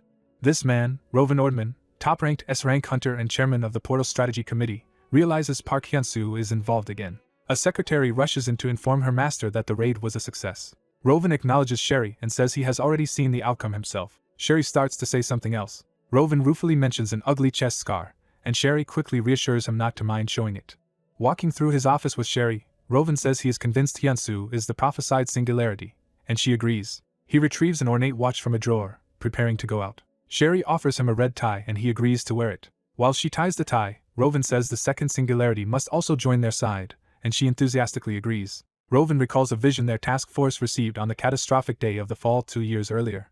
In that vision, they saw both a monstrous great evil and a symbol of hope that would appear. They vowed vengeance for their fallen captain by targeting Deski, the apocalypse dragon. The vision also revealed 3 singularities destined to fight that dragon. Back in the present, Rovan tells Sherry he needs to travel personally to Korea. He explains he wants to move before rival powers act, and Sherry agrees to contact Anderson in advance. Sherry eagerly volunteers to accompany him. Their teenage disciple Isaac, identified as the first singularity, appears upset that Rovan tried to leave without him. Elsewhere, protesters outside government buildings shout that citizens have a right to know the truth. Crowds demonstrate against the government, accusing it of hiding information and demanding it step down. A speaker denounces the authorities for relying solely on awakened hunters while keeping citizens in the dark. On TV, an elderly spectral master comments that without the Red Lions, the recent incident would have annihilated Korea. The master, watching with Hyunsu, wonders why citizens complain despite hunters saving them. Hyunsu answers that people want to know what is happening even if they cannot act on the information. Hyunsu then focuses on a strange new concern. He notes that the miniature portal in his room is unnaturally black compared with any portal he has seen. He rethinks the recent dungeon, recalling it was an open field devoid of monsters and wondering why that never struck him as odd until now. Staring at the black sphere, Hyunsu debates whether he should report it to the association. His spectral master tells him to leave it alone for now because they still need to use it. Shocked, Hyunsu asks if the master read his thoughts using some powerful technique. The master kicks him for the accusation, saying he only guessed Hyunsu's thoughts and needs nobody else's skills. Afterward, the master calmly declares Hyunsu is now ready, which surprises Hyunsu. Hyunsu excitedly asks if this means he can finally learn the remaining 6 martial techniques, and the master confirms he has met the requirements. The master complains that Hyunsu once refused to show him this mysterious power at all. Hyunsu explains the last 6 techniques differ fundamentally from the first 6, so demonstrating them earlier would have been meaningless. He clarifies that the initial 6 techniques are grounded in the land, while the remaining 6 are sky-based martial arts. The master points out Hyunsu already used a heavenly spiritual body via one of his own skills and asks him to explain that technique. Hyunsu reflects that he has never really tried to understand that skill and doubts he could have, even if he had thought about it. He prepares to gratefully receive new instruction, but the master stops him with something to say first. Hyunsu wonders if there is some important matter the master needs to discuss. The master instead suggests they eat stir-fried pork rice before training, leaving Hyunsu exasperated. The scene shifts to the exterior of a sleek, modern building. Inside its high-tech underground corridor lies a secure facility. In a control room labeled for Sydney, Anderson works at a console. Another gate-marked soul draws his attention. Anderson, introduced as the Portal Strategy Committee's chief researcher and an S-rank hunter, asks Rovan if their plan is safe. Rovan replies that as the brains of the awakened, Anderson is the one they must trust, prompting Anderson to accept the responsibility. Anderson slyly asks if Rovan lacks confidence, and Rovan vehemently asserts that he does not. Anderson notes the device they plan to use is still experimental and suggests consulting Lord Demon, but Rovan avoids it because he is secretly copying Lord Demon's technology. They joke that Lord Demon might even sue over the theft, which Rovan admits is very possible. As Rovan prepares to depart, Anderson asks him to bring back Korean fried chicken, and Rovan agrees. Rovan then asks Anderson to look after a certain troublesome person while he is away. Anderson points out Sherry is also involved, implying extra complications. He remarks that this person only listens to those stronger than himself. Anderson, amused, calls that man a troublesome punk. Isaac, having overheard, angrily insists he is coming along too and challenges being labeled troublesome. Sherry scolds Isaac as he storms in, clearly having thrown a tantrum about being left behind. She apologizes to Rovan for Isaac's behavior, explaining she urged him to speak with Rovan again. Rovan tells Isaac it is still too soon for him to join this mission. Isaac protests loudly that only Rovan, a high-ranking S-rank hunter, is stronger than him. Rovan clarifies he is not questioning Isaac's strength but his lack of etiquette. Anderson suggests Rovan bring Isaac anyway. Anderson reasons Isaac might learn proper manners on a real mission, especially in polite Korea. Rovan says he lacks trust in Isaac, and Isaac insists he would trust himself if he were Rovan. Rovan pointedly asks whether Isaac would really trust someone like himself in that position, and Isaac confidently answers yes. Rovan silently considers Isaac's response.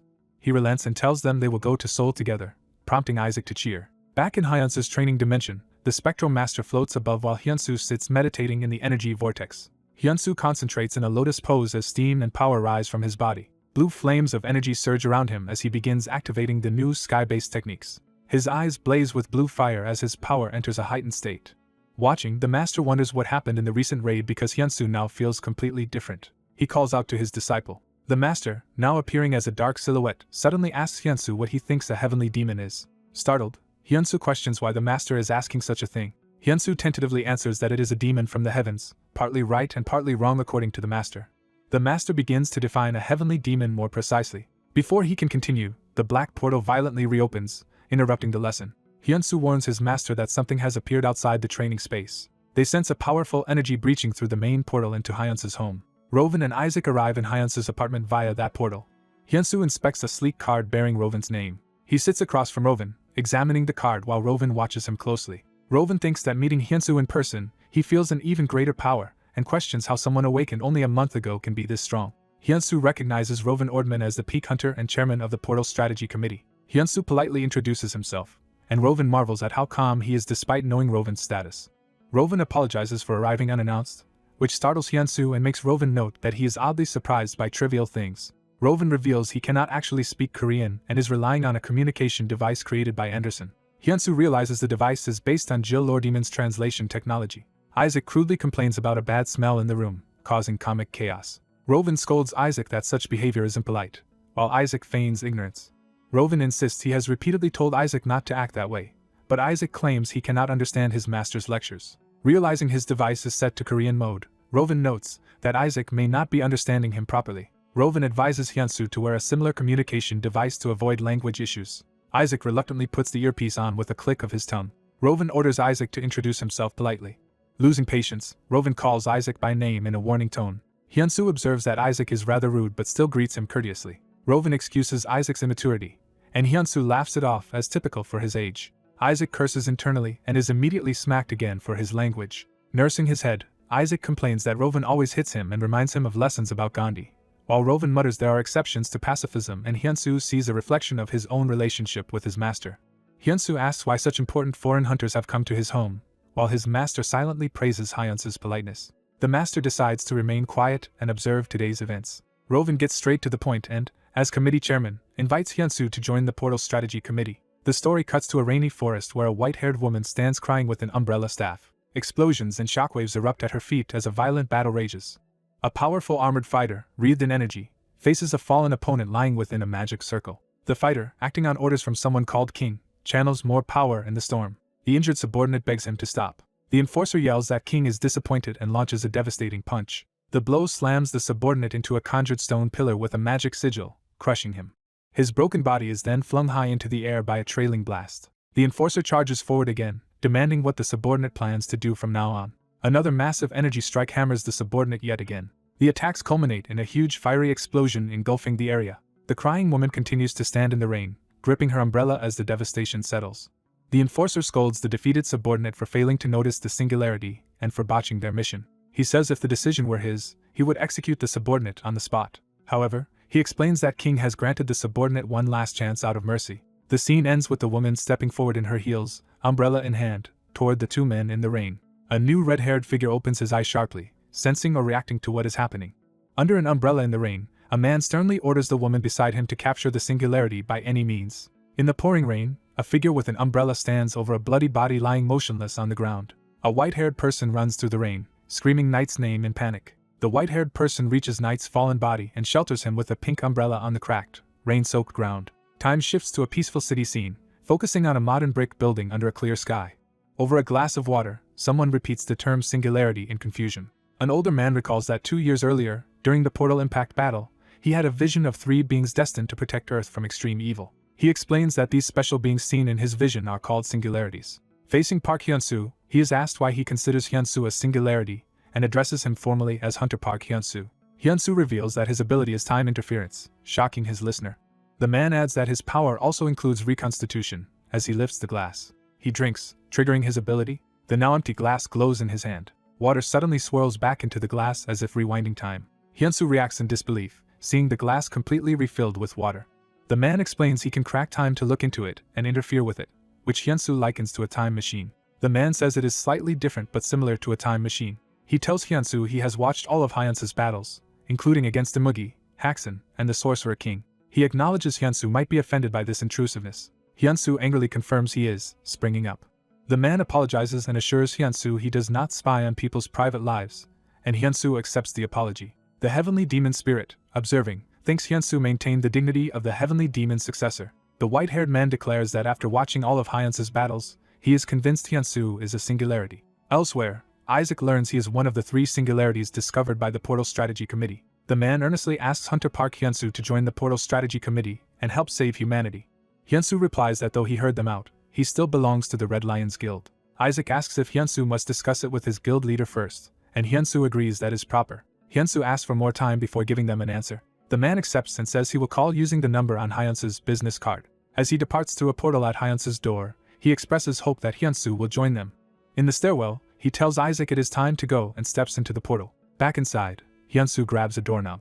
Alone, Hyun-soo remembers he almost forgot to close the black hole gate. The heavenly demon suddenly appears and stops him, saying it is not time yet, leaving Hyun-soo confused. The doorknob to the building's entrance begins to turn again. Isaac cautiously re-enters through the half-open door.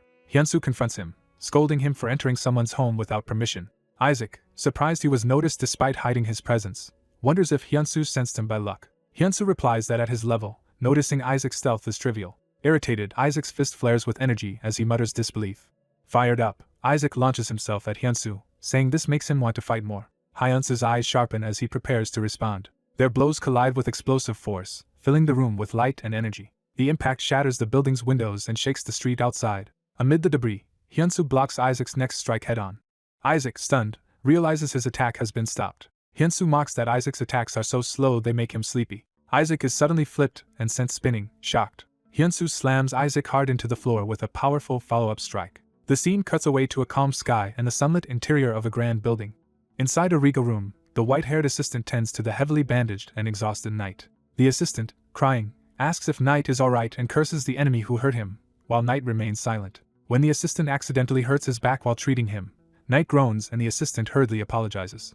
A woman in a tight black outfit walks in, saying Knight always exaggerates his pain. This glamorous woman, addressed as Bishop, cheerfully greets them.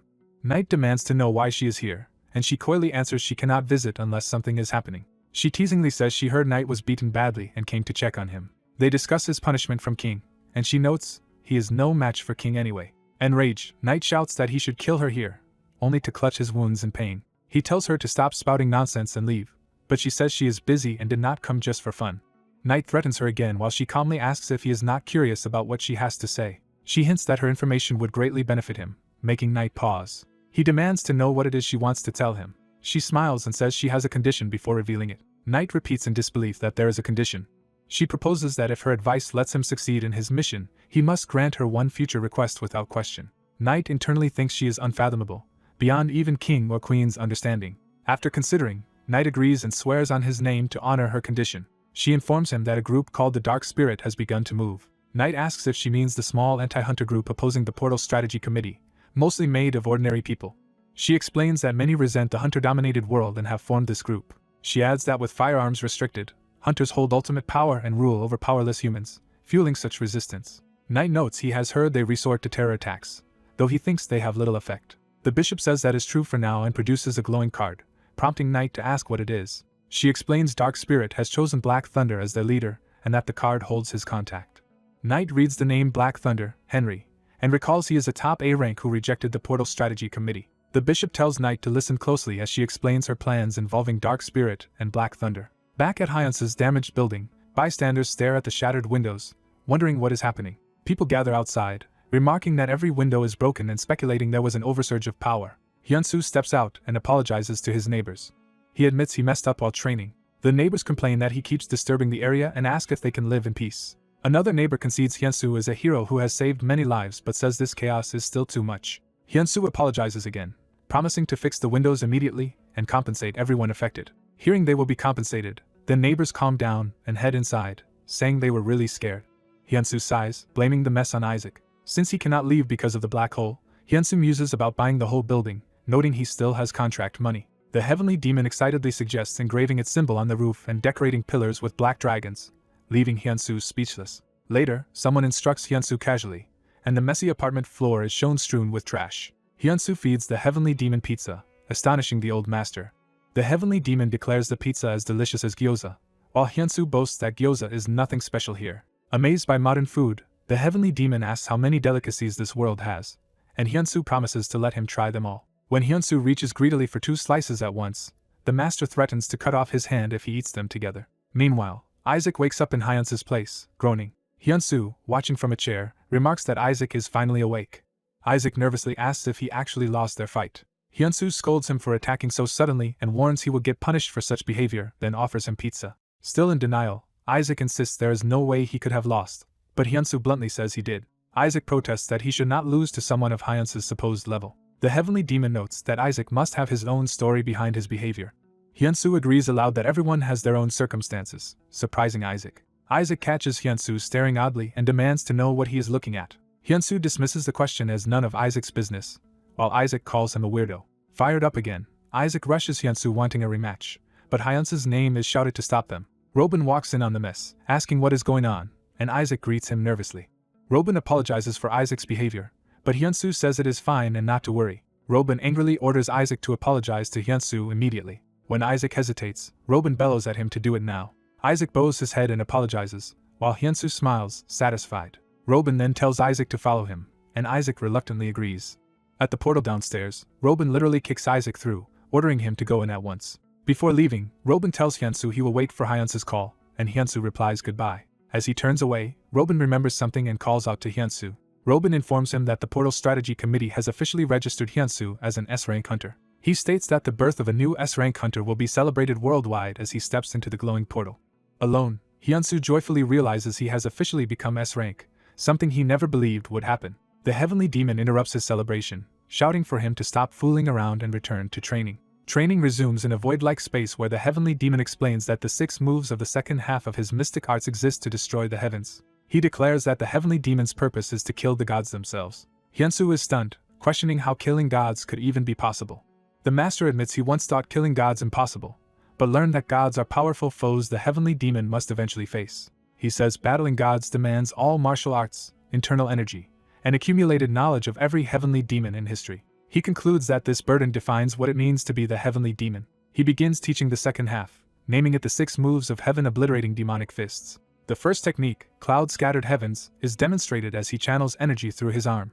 The master's body crackles with immense lightning as he powers up the technique. Hyunsu feels an overwhelming pressure from his master's aura. The heavenly demon roars and hurls the technique. The attack explodes across the ground, and a system message indicates Hyunsu has learned Cloud Scattered Heavens with partial understanding. Hyunsu is blasted back by the force as debris flies. The master unleashes the second technique, Black Crow Heavens, which mocks the sky itself. Blue energy surges as he demonstrates it, and Hyunsu's system again registers learning the move with limited comprehension. He proceeds to the third technique, Falling Heavens, commanding the sky itself to weep. Bolts of light crash down around Hyunsu as he dodges, shocked. Hyunsu marvels at the incredible movements created by these techniques. He thinks that if someone like his master ever became an enemy of hunters, it would be a nightmare. The master explains that by manipulating the static from falling heavens, one can convert it into electricity and smash the sky with lightning. He names this combined power the fourth technique, Lightning Heavens, and unleashes a colossal blast. Hyunsu realizes Lightning Heavens is a linking move that joins falling heavens and the lightning together. The master raises a giant sphere of lightning, commanding the worn-out heavens to be struck down. He follows with the fifth technique, Exploding Heavens, detonating an immense blast. Then he prepares the final move, saying to carve death into the fallen heavens. Rocks and light rain down as he announces the sixth technique, Heavenly Spiritual Body. The destructive energy engulfs the training area in blinding light and flames. The scene shifts to a tranquil hospital exterior under a clear sky. Inside a hospital corridor, the camera moves toward a particular ward. In a bathroom, a long-haired patient gazes at her reflection in the cracked mirror. She stands silently before the mirror, lost in thought. Tears begin to run down her face as she quietly breaks into sobs. The woman clenches her fist in frustration and pain. She bangs her fists on the wall, lamenting the many team members she has lost and calling herself a useless leader. Tears fall from her eye as she continues to sob. A colleague enters the hospital room and calls out to her. The colleague explains she came after hearing the woman regained consciousness, and the woman reflects on being called her uni. The colleague apologizes for being overly happy to see her, and the woman reassures her that she did not mind. The woman says she currently cannot use her abilities, leaving the colleague speechless. The colleague tries to comfort her, suggesting her condition might be temporary, while the woman stays silent. The woman asks how things are outside, and the colleague replies that the fragment has been contained and Hyunsu is now hailed as a national hero. The colleague complains that Hyunsu has not visited even though his boss is awake, while the woman quietly reacts. The colleague reports that Hyunsu has made no move since Robin visited him a week ago, shocking the woman who repeats Robin's name. Realizing Robin visited Hyunsu, the woman grows alarmed. The scene shifts to an exterior view of a city building. Inside, Hyunsu trains with his white-haired master, emerging from a dark portal as part of his practice. Hyunsu proudly asks his master to acknowledge his improvement, but the master bluntly dismisses the claim. When Hyunsu complains about not being praised, the master kicks and scolds him for becoming arrogant. The master inwardly notes that, although unstable, Hyunsu managed to reach lightning heavens in just a week and calls him incredible. While lounging with his phone, Hyunsu learns that the flame woman has already been awake for 2 days. Annoyed his master never told him, Hyunsu yells, but the master only clicks his tongue. Hyunsu decides he has to leave despite his exhausted condition, prompting his master's concern. The master remarks that he can even smell Hyunsu's sweat, leading Hyunsu to start changing clothes. They arrive at a public bathhouse, shown by exterior and interior shots. In the locker room, Hyunsu undresses and asks where they are, while the master says it is a place to wash. Hyunsu wonders why they could not wash at home, and the master is intrigued by the idea of scrubbing off all the dirt here. Taking that seriously, the master strips enthusiastically to experience the culture, startling Hyunsu. The master declares he alone decides what he wears or not. He then instantly appears in a sharp suit, boasting that nothing is impossible, astonishing Hyunsu. The master shows off yet another dignified outfit with pipe in hand, claiming he can take on any look as Hyunsu recognizes his ancestor's style. Now both in bathhouse clothes, Hyunsu leads the master, explaining they have somewhere to go before the bath. They enter a communal rest area where people lounge watching TV, catching the master's attention. Hyunsu explains that besides washing, this is also a place where people relax and have fun. He points out that the relaxing patrons are drinking a Korean sweet rice drink, siki. Seeing tall turbans, the master jokingly wonders if those people are part of some lamb-worshipping group. Someone kindly offers them boiled eggs that pair with siki, while the master says soda actually goes best with boiled eggs. Hyunsu thinks to himself that his master has fully adapted to modern life, and then urges him to try the egg first. Nearby bathhouse patrons recognize Hyunsu as Hunter Park Hyunsu, surprising him. A group of excited fans swarm Hyunsu for autographs and praise, highlighting his popularity. Later in the men's bath, the master notes Hyunsu's popularity despite his rough condition, while Hyunsu jokingly claims he still looks better than his master. They move to the hot pool, with the master approving of how nice the place looks as Hyunsu bathes. Hyunsu dips his hand into the water, savoring the warmth. Relaxing in the pool, he happily exclaims how good it feels. The master asks if it feels good, and Hyunsu vigorously nods. Watching, the master wistfully thinks that if he had a physical body, he could enjoy the bath too. Hyunsu splashes water playfully toward him. With a mischievous smile, Hyunsu asks if the splash feels refreshing. The master enjoys the sensation and hums in satisfaction. Soaking together, the master admits Hyunsu is actually quite useful, making Hyunsu beam. Later, the flame woman looks at Hyunsu through a window and repeats Robin's claim that Hyunsu is a singularity. She tells Hyunsu that this designation is what Mr. Robin said about him. She walks toward him in slippers. Standing close, she gently touches his face and says she failed to realize someone so important was right beside her. While preparing drinks, she asks if Robin said anything else. Hyunsu answers that Robin had him officially registered as S-rank by the Portal Strategy Committee. She confirms that Robin also tried to recruit him, prompting his quiet acknowledgement. Hyunsu explains he wanted to discuss that offer with her before deciding. She notes that Robin conveniently omitted the most important detail, catching Hyunsu's attention. She recalls the hope shown by their first expedition leader, Choi Sung-go, who died in battle, and speaks of the 3 singularities he revealed. She explains that S-rank hunters are divided in their views on singularities. She says Robin believes singularities must be found even at the cost of many lives, which led him, Armand, and Anderson to form the Portal Strategy Committee. In contrast, Haxon and his allies Takashi and Jill Lordemon rejected reliance on singularities, founding the E.S Guild to pursue strength by themselves. She adds that top hunters like China's Qing Lan and America's Alexander also created their own guilds for personal reasons. She then asks Hyunsu what he thinks about all this. She admits she never considered such grand issues. Instead, she says her only wish was to protect her comrades with her own hands. Feeling that desire sounds small, she modestly asks if it seems trivial, while Hyunsu insists it is admirable. She quietly thanks him for saying that. However, she blames herself for failing to save anyone this time and says she is no longer fit to protect others, prompting Hyunsu to counter that war losses are never solely a leader's fault. Hyunsu continues that as they enter dangerous places to save people, casualties are inevitable, and not something the leader alone should bear. She laughs that he is surprisingly good with words and internally marvels at being comforted by someone younger. The master then asks Hyunsu what he plans to do and whether he will stay with their side. Hyunsu replies that hearing her perspective has helped him make up his mind. He declares his resolve to become stronger. The master reacts silently, clearly taking note of Hyunsu's determination. The woman smiles softly, moved by his answer. She deduces that Hyunsu intends to walk his own path, and he affirms it. Hyunsu comments that it is natural for an S-rank like her to choose her own direction. She warns that the mysterious beings Hyunsu encountered are targeting him specifically because he is a singularity, and urges caution. Hyunsu calmly answers that he has no intention of letting them capture him. Half joking, she says that if possible she would hide him away on a remote island to keep him safe. Hyunsu boasts that no one in the world could keep him imprisoned anyway. She smiles wordlessly in response. She steps forward and offers him a hug, which he bashfully accepts. Embracing him, she tells Hyunsu to never let his guard down, since hunters can become villains in an instant. She then says she looks forward to working with him from here on. The story shifts to a distant cityscape filled with buildings and power lines. The scene narrows toward grittier city blocks behind fences and barbed wire. It focuses on a graffiti-covered warehouse, hinting at a rough neighborhood. Inside, a crowd of rough men gathers, listening intently. A speaker reports that their weapons have been confiscated by hunters. Their leader, Henrik Black Thunder, rouses them with a speech about humans deserving power equal to awakened hunters.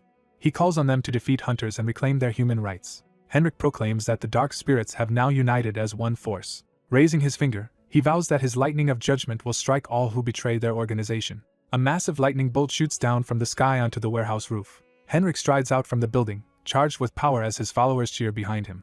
Outside, he encounters a strange clown-like figure applauding him. Henrik demands to know who this intruder is. The clown identifies him aloud as Henrik Black Thunder, an S-rank level lightning user. Henrik is reminded that, despite being awakened, he opposed hunters and formed the terrorist group Usurp to unite dark spirits.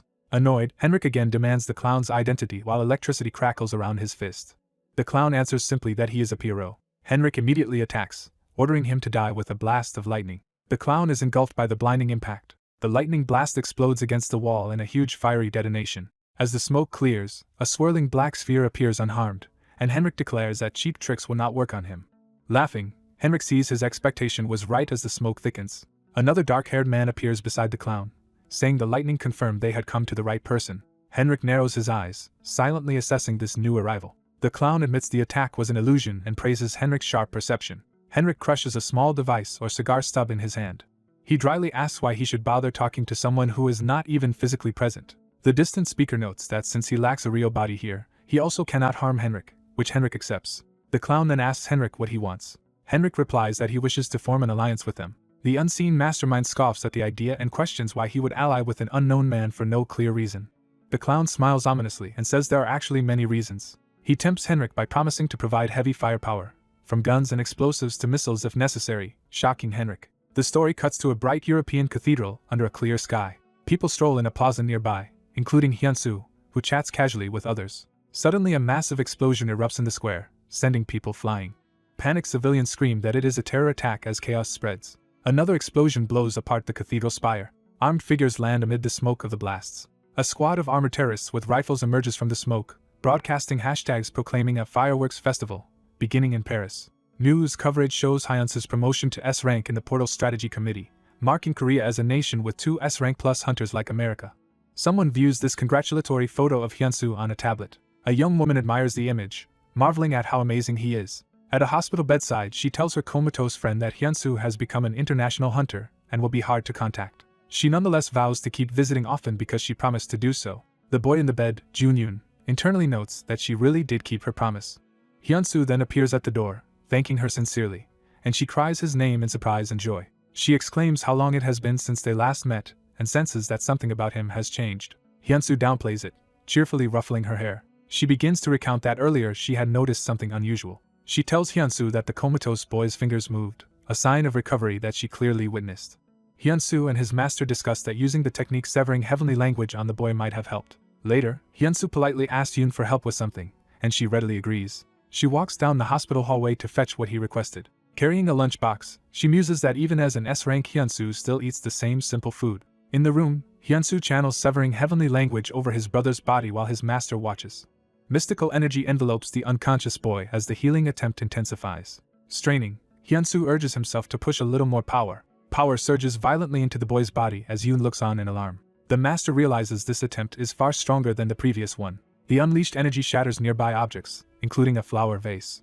The surrounding windows crack and spark under the overflow of power. The master orders Hyunsu to stop, while Hyunsu insists on pushing just a bit further. The master warns that too much force could destroy his brother's body and asks if that is what Hyunsu wants. Realizing the danger, Hyunsu grimaces and forcibly restrains his power. Breathing hard, he looks at his still glowing hand, the green energy slowly fading as he stops the technique.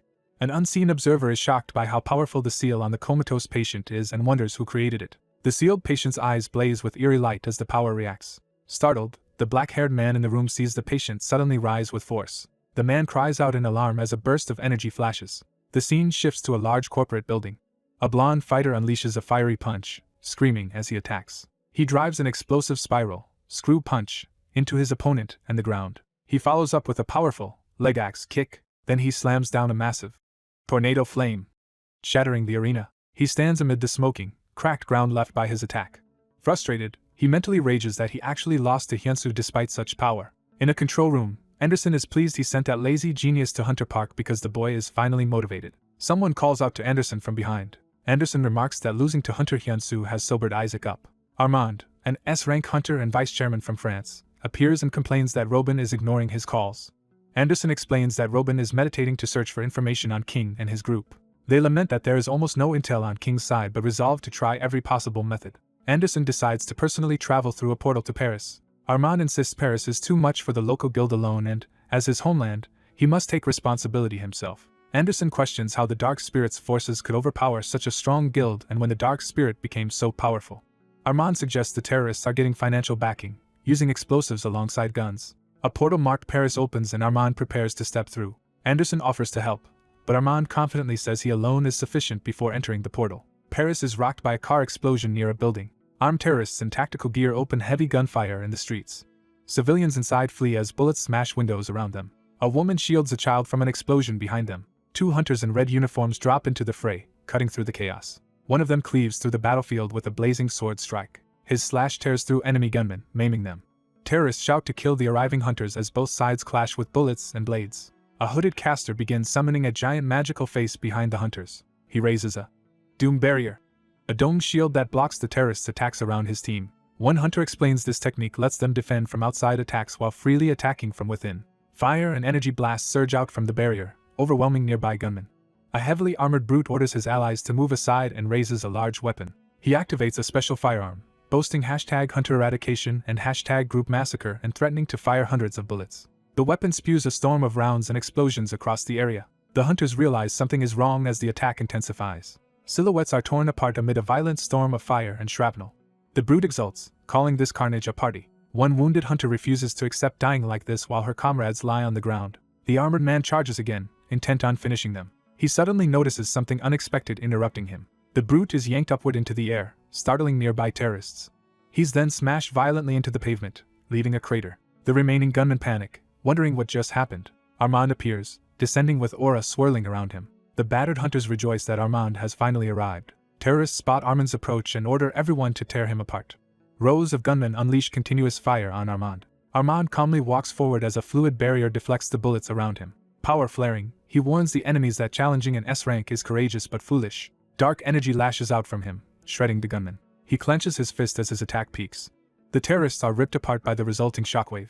Later, we see corpses and destruction while Armand hovers in the sky above. Armand looks around, assessing the battlefield. Civilians cry over injured people in the ruined streets. Firefighters battle huge blazes and rescue survivors in the devastated area.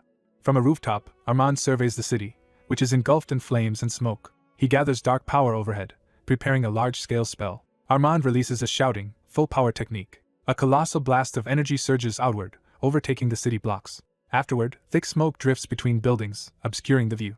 Firefighters remark that the giant fire has been extinguished. People and emergency workers look up, recognizing Armand floating in the sky. Armand waves casually in acknowledgement. He wonders if he has eliminated all the enemies. As he descends, he notices suspicious vehicles arriving on the damaged street. A sudden barrage of lightning detonates around him midair. Armand is struck hard by the ambush, grimacing in pain. A new explosive impact rocks the street. Someone praises Armand for extinguishing the fire so quickly but approaches menacingly. Armand identifies the newcomer as Henrik Abrohi-Miwich. Henrik, the lightning user, marvels that Armand survived his previous strike. Armand warns him not to underestimate S ranks but notes Henrik might not withstand repeated attacks. Armand declares that an S rank cannot be hit by the same technique twice and reveals he knows Henrik relies solely on lightning. Henrik laughs and tells him not to get arrogant. A small device rolls to Armand's foot. It explodes under him before he can react. Henrik gleefully declares farewell to Armand as more lightning gathers. Armand realizes Henrik's tactic is a mere diversion and deems it useless. He attempts to raise a psychic shield to block the next attack. To his shock, his power fails and he cannot summon the shield. Henrik pours devastating lightning into Armand, electrocuting him violently. Armand screams and spits blood from the overwhelming shock. His body crashes to the ground, covered in lightning burns. A pair of feet approach the fallen S rank. Henrik taunts the incapacitated Armand, revealing he used a device that temporarily seals abilities, which Armand now realizes. Henrik vows to kill Armand and use his death to spread fear of the dark spirit's power. A new portal of bright blue energy suddenly opens nearby. Anderson emerges through the portal, announcing Henrik's defeat. Henrik is caught off guard as green energy slices toward him. He is struck and sent tumbling away. Cursing, Henrik recovers and prepares to counterattack. Recognizing Anderson, Henrik accuses him of cheating by teleporting directly with coordinates. Henrik decides the damage done is enough since the entire world's hunters have been warned. Laughing madly, he unleashes a vast shockwave of red lightning that radiates through the city. The story cuts back to a tranquil exterior view of a hospital.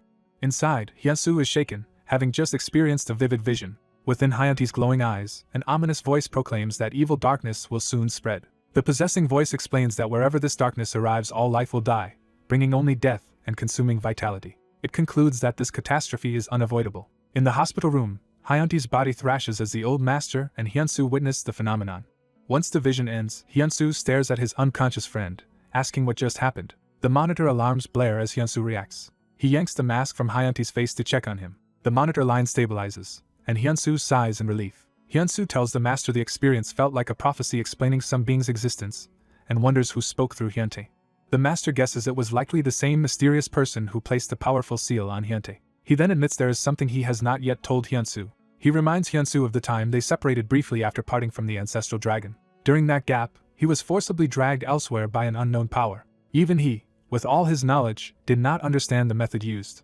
He recalls that the entity never appeared directly, yet its presence was unmistakable when it spoke. Hyunsu asks if this might be King but notes he sensed no malice from that presence. The master says the being felt powerful enough to rival him, surprising Hyunsu. He concludes that only someone capable of creating an unbreakable seal like Hyunti's could be responsible, prompting Hyunsu to wonder why this is only being revealed now. The master explains he withheld it because knowing such a being existed might plunge all humanity into despair.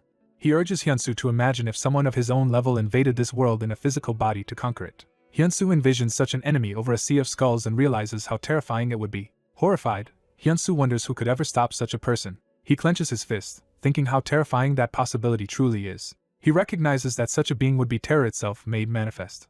The master relays that the ancestral dragon described that entity in exactly those terms and tells Hyunsu he must grow even stronger to protect this world. A nurse rushes in saying the hospital exterior is in chaos with windows shattering everywhere. She then panics that even their ward's windows have been damaged. While she sweeps up glass, she asks if Hyunsu is hurt, and he reassures her he is fine. Watching her fuss over him, he is amused that a civilian worries about him despite his S-rank status.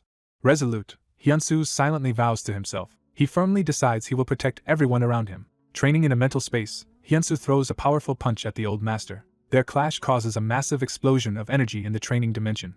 Hyunsu continues attacking furiously, driving his fist into the ground with destructive force. Exhausted and pained, he grunts from the strain. Later, a hand calmly reaches for a coffee mug. Hyunsu and Mina sit in the hospital cafeteria, and she asks if he heard about the terrorist attack in France. She explains that France is in chaos because an S-rank hunter has fallen there. Training resumes elsewhere as the master plummets toward Hyunsu with incredible speed. Hyunsu responds by activating his ultimate technique. Lightning heavens! Surrounding himself with crackling power, the unleashed lightning surges wildly through the training space. Hyunsu's determined eyes focus as he endures the backlash. He finds himself suspended in the storm he created, startled by its intensity. Observing, the master notes that at that speed Hyunsu's movements are like a fly's, implying he is still too slow. Back in the hospital room, Mina notes her abilities have not returned even after 2 weeks. She tells Hyunsu not to be too worried since she is still here. Hyunsu answers that he is glad she is around and believes she will recover soon. In training, the master watches as a battered Hyunsu sits in a cracked battlefield surrounded by smoke. The master remarks that this special training space can quickly restore itself no matter how completely they destroy it. The mysterious white-haired man who summoned the hero refuses to reveal his identity. He explains that when he became ill his spirit left his body. Elsewhere, the protagonist vows to beat up that old man the next time they meet. A view of the city building where the protagonist now lives. After buying the entire building, the protagonist enjoys a better shower in his robe. His phone notifies him of an update. Answering the call, he realizes the caller is Mina. At another large building, the Hunter Association prepares for a meeting. The branch manager greets Hunter Park Hyunsu with a handshake. Hyunsu politely greets the branch manager in return. The secretary seats Hyunsu and orders tea for the meeting. The branch manager begins explaining why he called Hyunsu in today. He asks Hyunsu to become leader of a new special terrorism squad. Hyunsu drinks his tea, thinking. The manager watches anxiously as Hyunsu silently sips.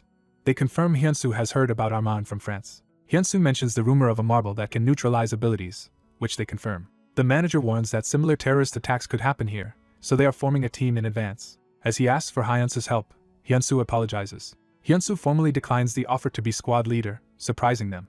Mina thinks she expected Hyunsu to accept since he is no longer with the Red Lions. Hyunsu adds that he will help as an individual but not as leader, which excites the manager. The meeting ends and they move into the hallway. In the hall they part ways, the manager saying they look forward to working with Hyunsu, and him agreeing. Mina watches Hyunsu leave without speaking personally to her.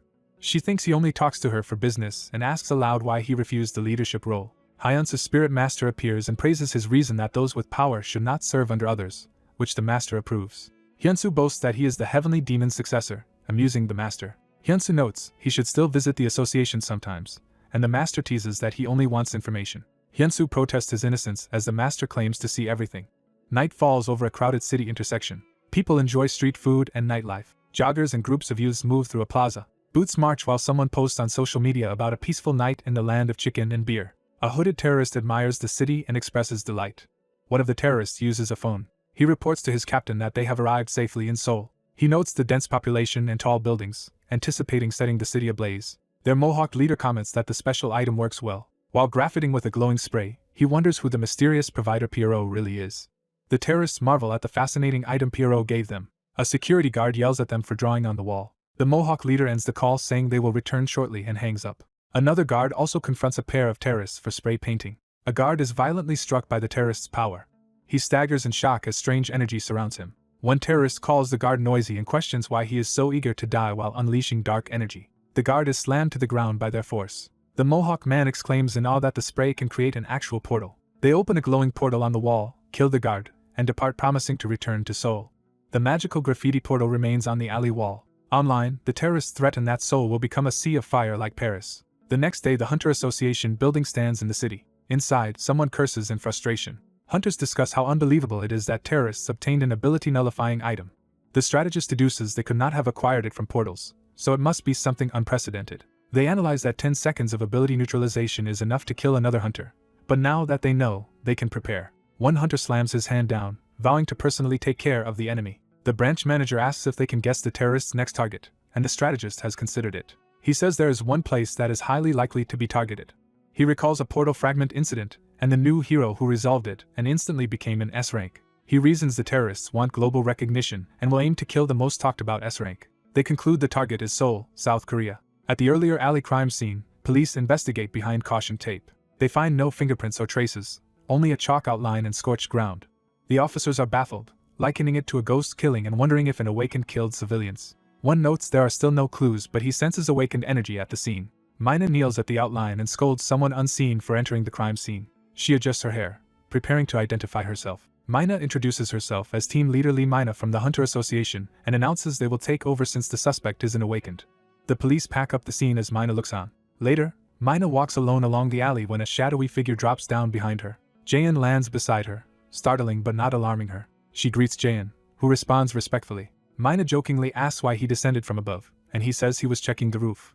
Jaein contacts a scout named Eagle via earpiece, asking for reconnaissance updates. The Flying Beast partner reports there are no suspicious movements. Other codenamed operatives B, Cheetah, and Ant also report their sectors are clear. Jaein sighs as he encounters a familiar large silhouette. The jovial monk Lim greets Jaein excitedly as his drinking partner, revealing he is part of the squad. Mina formally greets Monk Lim and says she has heard a lot about him. Lim says he was shocked, prompting Mina to ask why. He points out that both he and the recently defeated hunter use telekinesis, showing concern. Jaein asks if Lim has read the fortunes and what will happen to the country. A narrator clarifies Lim's fortune-telling is far beyond ordinary shamans. Lim begins to reveal the result of his divination. He predicts catastrophe and says the culprits he foresaw will appear here. Lim worries if their current members are enough for the countermeasures planned after Paris. He unleashes a powerful amulet technique while complaining that others rely too much on him. Boasting, he laughs that his amulet arts are worth 100 men. Mina assures him theirs is only one of 5 squads assembled for countermeasures. She adds that they also have an incredible person acting as their control tower, piquing curiosity. Hyunsu approaches as Mina reveals that control tower is Armand from the Portal Strategy Committee. Recognizing Hyunsu, the squad reacts with surprise. Mina happily announces that S-rank hunter Park Hyunsu will be working with them. Jaein assumes Hyunsu is their captain. Hyunsu clarifies he will operate independently and only share information, leaving leadership to them. Mina internally notes how different and overwhelmingly powerful Hyunsu now feels compared to before. Monk Lim suddenly gasps and falls back when he senses something. Terrified, Lim sees the great spirit or deity standing beside Hyunsu. Panicking, Lim shouts about a demon god while Jaein tries to calm him. Hyunsu's master laughs, amused that Lim can see spirits. Hyunsu reaches out his hand. He politely helps Monk Lim up while Jaein urges Lim to stand. Lim thinks to himself that Hyunsu is surprisingly friendly for someone accompanied by such a great entity, while Mina questions how Hyunsu knew Armand was already back.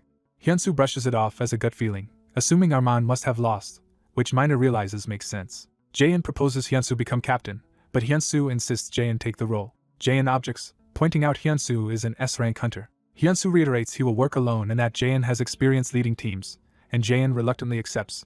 Hyunsu says he is fine with this arrangement, and warns they might only get in his way otherwise. Monk Lim insists they must not trouble someone traveling with a deity, while Hyunsu awkwardly denies it and everyone laughs. Their wrist devices suddenly start beeping in unison. A hologram of Armand appears on a watch, announcing a message to all teams. In the control room, Armand says he will connect everyone to Chairman Robin. Hearing Robin's name, Jaein and Lim react with surprise. Robin, injured and half-naked in a ritual circle, introduces himself as chairman and says the situation is urgent so he will be brief. Surrounded by flames, he explains that investigation of the Paris attack has progressed. Armand relays that the Seoul murder case was caused by the Dark Spirit and should be considered an advanced scouting action. He warns that the terrorists will soon charge into Seoul. Robin apologizes that he cannot help personally and asks everyone to cooperate with Armand and Anderson on site. The teams learn that the enemy's invasion has now been fully confirmed. Explosions suddenly erupt among cars in the city. Armed terrorists shout online slogans as they unleash heavy gunfire. Another attacker fires a launcher, adding to the chaos. Buildings explode violently from the blasts. Civilians panic and flee as they realize a terrorist attack is underway. A massive pillar of purple lightning descends onto the city skyline. Their Mohawk leader revels in the destruction, declaring the city worth destroying as bullets rain around him. Back at the strategy headquarters, the exterior of the building is shown. Someone pours coffee into a mug.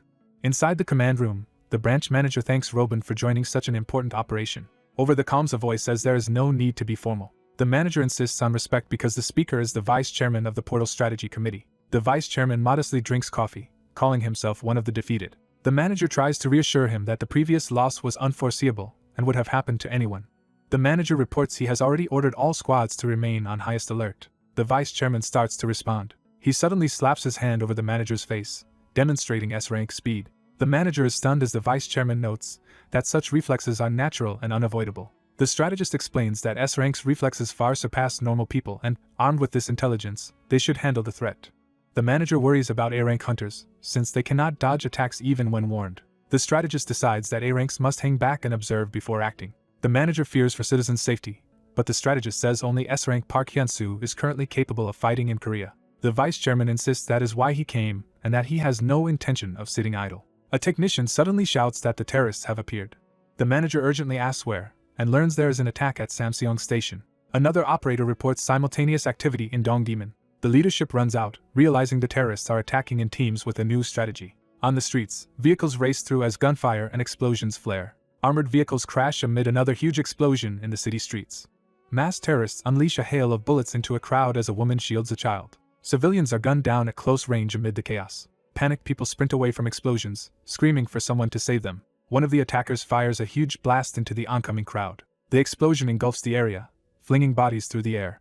The hooded bomber grins and realizes his launcher is out of explosives. Deciding to change tactics, he drops the empty weapon. He charges a glowing energy sphere in his palm, preparing a new kind of attack. His energy blast detonates among nearby civilians. The devastating blast tears people apart and leaves the streets soaked in blood.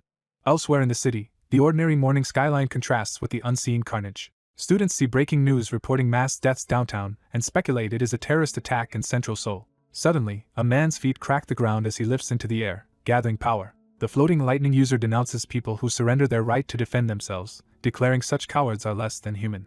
Onlookers wonder if the airborne stranger is a hunter, and note that he seems to be speaking Russian. People in the street look up, startled by what is happening above them. The crowd below erupts into a terrified stampede as destruction spreads behind them. Watching from a rooftop, a bearded man urges the chaos on so Park Hyun-soo will grow even angrier. He orders the situation escalated further to provoke Park Hyun-soo, while a white-haired woman smiles beside him. The bearded man complains that if the neutralization marble had remained secret he would not need to intervene, and his companion teases him about his grim expression. At a command center labeled Situation Room, the authorities monitor the unfolding attacks. Seeing the broadcast of massacres, a hunter in the room curses the attackers. He notes in shock that the enemy has split up to strike multiple locations simultaneously. One of the black-clad assailants leaps off a building toward the street below. The commander resolves that, since the enemy has divided their forces, they must also fight on multiple fronts. Power flares around him as he transforms, vowing to engage the enemy on various fronts. Outside, onlookers marvel as a collapsing electronic billboard is mysteriously held up in midair. Nearby, a suited man is lifted away from an overturned car, saving him from being crushed. Civilians rejoice, believing the arrival of hunters means they are finally safe. In the Situation Room, Anderson radios all hunters, ordering them not to engage yet because Armand will first stabilize the situation and then join them. Anderson opens a direct communication line, calling out to Hunter Park Hyun-soo. Through his watch, Park is informed that Henrik, the powerful lightning user, has appeared in Myeongdong. Standing amid smoke, Park answers that he is already on the scene, warned that his opponent is a strong lightning ability user. Park faces Henrik, who hovers over a street littered with unconscious civilians and crackling electricity. Park takes in the sight of people lying injured and unconscious around Henrik. Enraged by the harm done to innocents, Park vows to make Henrik pay. Henrik smirks and correctly guesses Park is Korea's new S-rank hunter. Park asks his spectral master what he thinks of Henrik, and the mysterious marble that nullifies abilities. The master recalls that martial arts-based powers likely will not be neutralized by such a marble. However, he admits the world is too strange to be sure, so Park decides he must test it by fighting Henrik directly. Henrik taunts Park for chatting while his enemy stands right in front of him. Power surging, Henrik proclaims he will kill Park to spread the name of Dark Spirit across the world. He unleashes a gigantic lightning strike that devastates the street. When the smoke clears, Henrik looks up and realizes something is off. Shocked, he sees that Park has vanished from where he expected him to be. Park suddenly appears at Henrik's side mid-punch, asking where Henrik is looking. Henrik reels, unable to comprehend when Park got that close. Park dodges a counter and blitzes past, while Henrik invokes his technique Seed Impact to respond. Park's Seed Impact smashes Henrik across the street, sending him flying over cars. Henrik crashes through a vehicle and into the ground with explosive force. Groaning amid the wreckage, Henrik struggles to rise. Approaching calmly, Park tells him he is far too weak to deserve the S-rank title. Park adds that enduring Seed Impact at all is impressive, noting inwardly that Henrik's toughness exceeds his expectations. Henrik snarls that S-rank hunters are all unbearably arrogant. A broadcast order goes out that A-rank hunters and below are to hold position and not interfere. Some A-rank hunters under fire resent being told to only watch while the battle rages. One of them, a beast-type hunter, bares his fangs as he makes his decision. Transforming into a massive Black Panther man, he charges forward, declaring that his sense of justice will not allow him to cower. A gunman targeting him is suddenly slashed and stunned as the panther closes in. The panther tears through an enemy soldier with brutal claw strikes.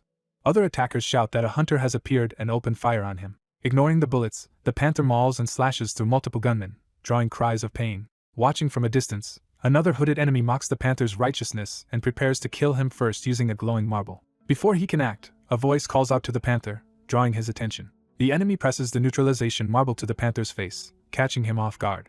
The marble activates, flooding the panther with light and forcing him out of his beast form. His hands quickly revert from claws to human fingers as his transformation is undone. Now human and shocked, he realizes the neutralization marble has stripped away his power despite his attempt to dodge it. The hooded wielder explains that the marble disables S ranks only for 10 seconds but leaves A ranks powerless for at least a week. The now helpless hunter processes this grim information in alarm. Desperate but unbroken, he charges the bomber barehanded, shouting the name of his attack public execution. Elsewhere, a man clicks his tongue in irritation as he steps onto the battlefield. This newcomer admonishes the disobedient hunters, reminding them they were ordered not to interfere. Armand, dressed in white, rushes in as the hooded bomber recognizes him in disbelief. The bomber boasts that he anticipated this and reveals he has several neutralization marbles prepared. Before he can use another, Armin's flames engulf his head in a sudden, lethal strike. A blue-haired powerhouse steps forward, furious that such vermin dared speak his name. Another group of gunmen tries to defend themselves by creating a barrier, but a massive force begins crushing it inward. One surviving hooded leader sneers that the hunters hiding from him are cowards. Suddenly a dark, ominously glowing sphere appears beside his head. The neutralization marble slams into his skull with crushing force. Guided telekinetically by a woman, the marble smashes clean through the enemy's head. The suited woman arrives and retorts that they were not cowards, merely delayed. More enemies spot her and shout her location, preparing to fire. One gunman's weapon erupts in flames before he can shoot.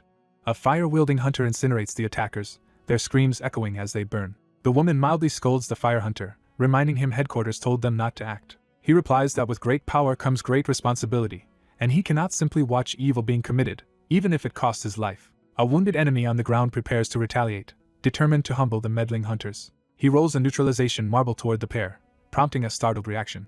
The woman recognizes it at once and shouts that it is a neutralization marble. The marble activates, forming a swirling vortex of energy at their feet. The fire hunter urges her not to panic as he braces himself. Armand appears, explaining that he is currently controlling the marble and has rendered it harmless. He compresses it with overwhelming pressure until the dangerous marble is reduced to a tiny gem. The now harmless gem vanishes in a flash, astounding the onlookers. Another terrorist curses the interference of S-ranks and prepares a new marble. Armand calmly moves his arms, readying his own counter. His power obliterates the attacker's reaching arm in a single sweep. The observing A-ranks are stunned that Armand dispatched another A-rank with just one swing, realizing S-rank strength far exceeds their imagination. Armand tells the two A-ranks to handle cleanup in this area while he moves on. Elsewhere, an entire building is collapsing amid smoke and ash. From the rubble and dust, Park Hyun-soo emerges, ready for more battle. Henrik battered taunts Park that he is overrated and prepares to resume the fight. Crackling with lightning, Henrik lunges, declaring he will kill Park now. Park rushes in faster, reminding Henrik of his earlier warning. He drives Henrik into the ground with overwhelming speed, telling him he is far too slow. The impact sends Park rebounding skyward as Henrik's body craters the earth. The collision triggers another enormous explosion of light and force. Watching from afar, the bearded man and his companion notice that the neutralization marble seems ineffective on Park and wonder if it is because he is a singularity. The white-haired woman says it is time for the bearded man to step in personally and to bring a certain ominous object along. He narrows his eyes, silently agreeing as the wind and embers swirl around him. A demonic sword called Absolute Death speaks from its sealed realm, scoffing at the idea that, now unsealed, it could lose to Park. Its wielder insists they are only preparing for contingencies. Back on the street, Henrik lies beaten in a crater while Park stands over him. Bleeding heavily, Henrik curses and coughs as Park watches him impassively. Park notes that headquarters wanted Henrik alive, then lifts his foot toward the fallen man. He instead rockets away, leaving Henrik embedded in the ground as he races toward a new threat. The ensuing shockwave shatters surrounding stone and sends debris flying everywhere. As dust billows, someone shouts for everyone to wait and not move yet. Park focuses intently, sensing something amiss. Armand runs up, calling out to Park and asking him to wait a moment. Slightly disappointed, Armand admits he hurried over hoping to defeat Henrik himself. Park casually offers to let Armand finish Henrik off, while Armand protests that is not what he meant. Armand is astonished that Henrik, who was nearly S-rank, was defeated so easily, while Park privately assumes his foe still has some fight left. Armand concludes that Park Hyun-soo is truly a singularity and one of humanity's greatest hopes. Suddenly, a strange energy envelopes Henrik's body as Park and Armand react in alarm. Both exclaim in shock as something unexpected begins to happen. A massive vortex opens overhead, and Armand calls out Park's name as they look up. From within the swirling portal, a gigantic demonic beast descends, reminding Park of its promise to return in its true form to break his neck. Park recognizes the newcomer as Knight and braces himself. Armand wonders if this Knight is the same mysterious figure even their information network could not uncover. Furious at these enemies, Armand vows he will never forgive them. Knight focuses his burning red eyes on Armand with hatred. He orders Park to wait aside for a moment as he confronts the massive beast. Armand is shocked at how quickly Knight has appeared.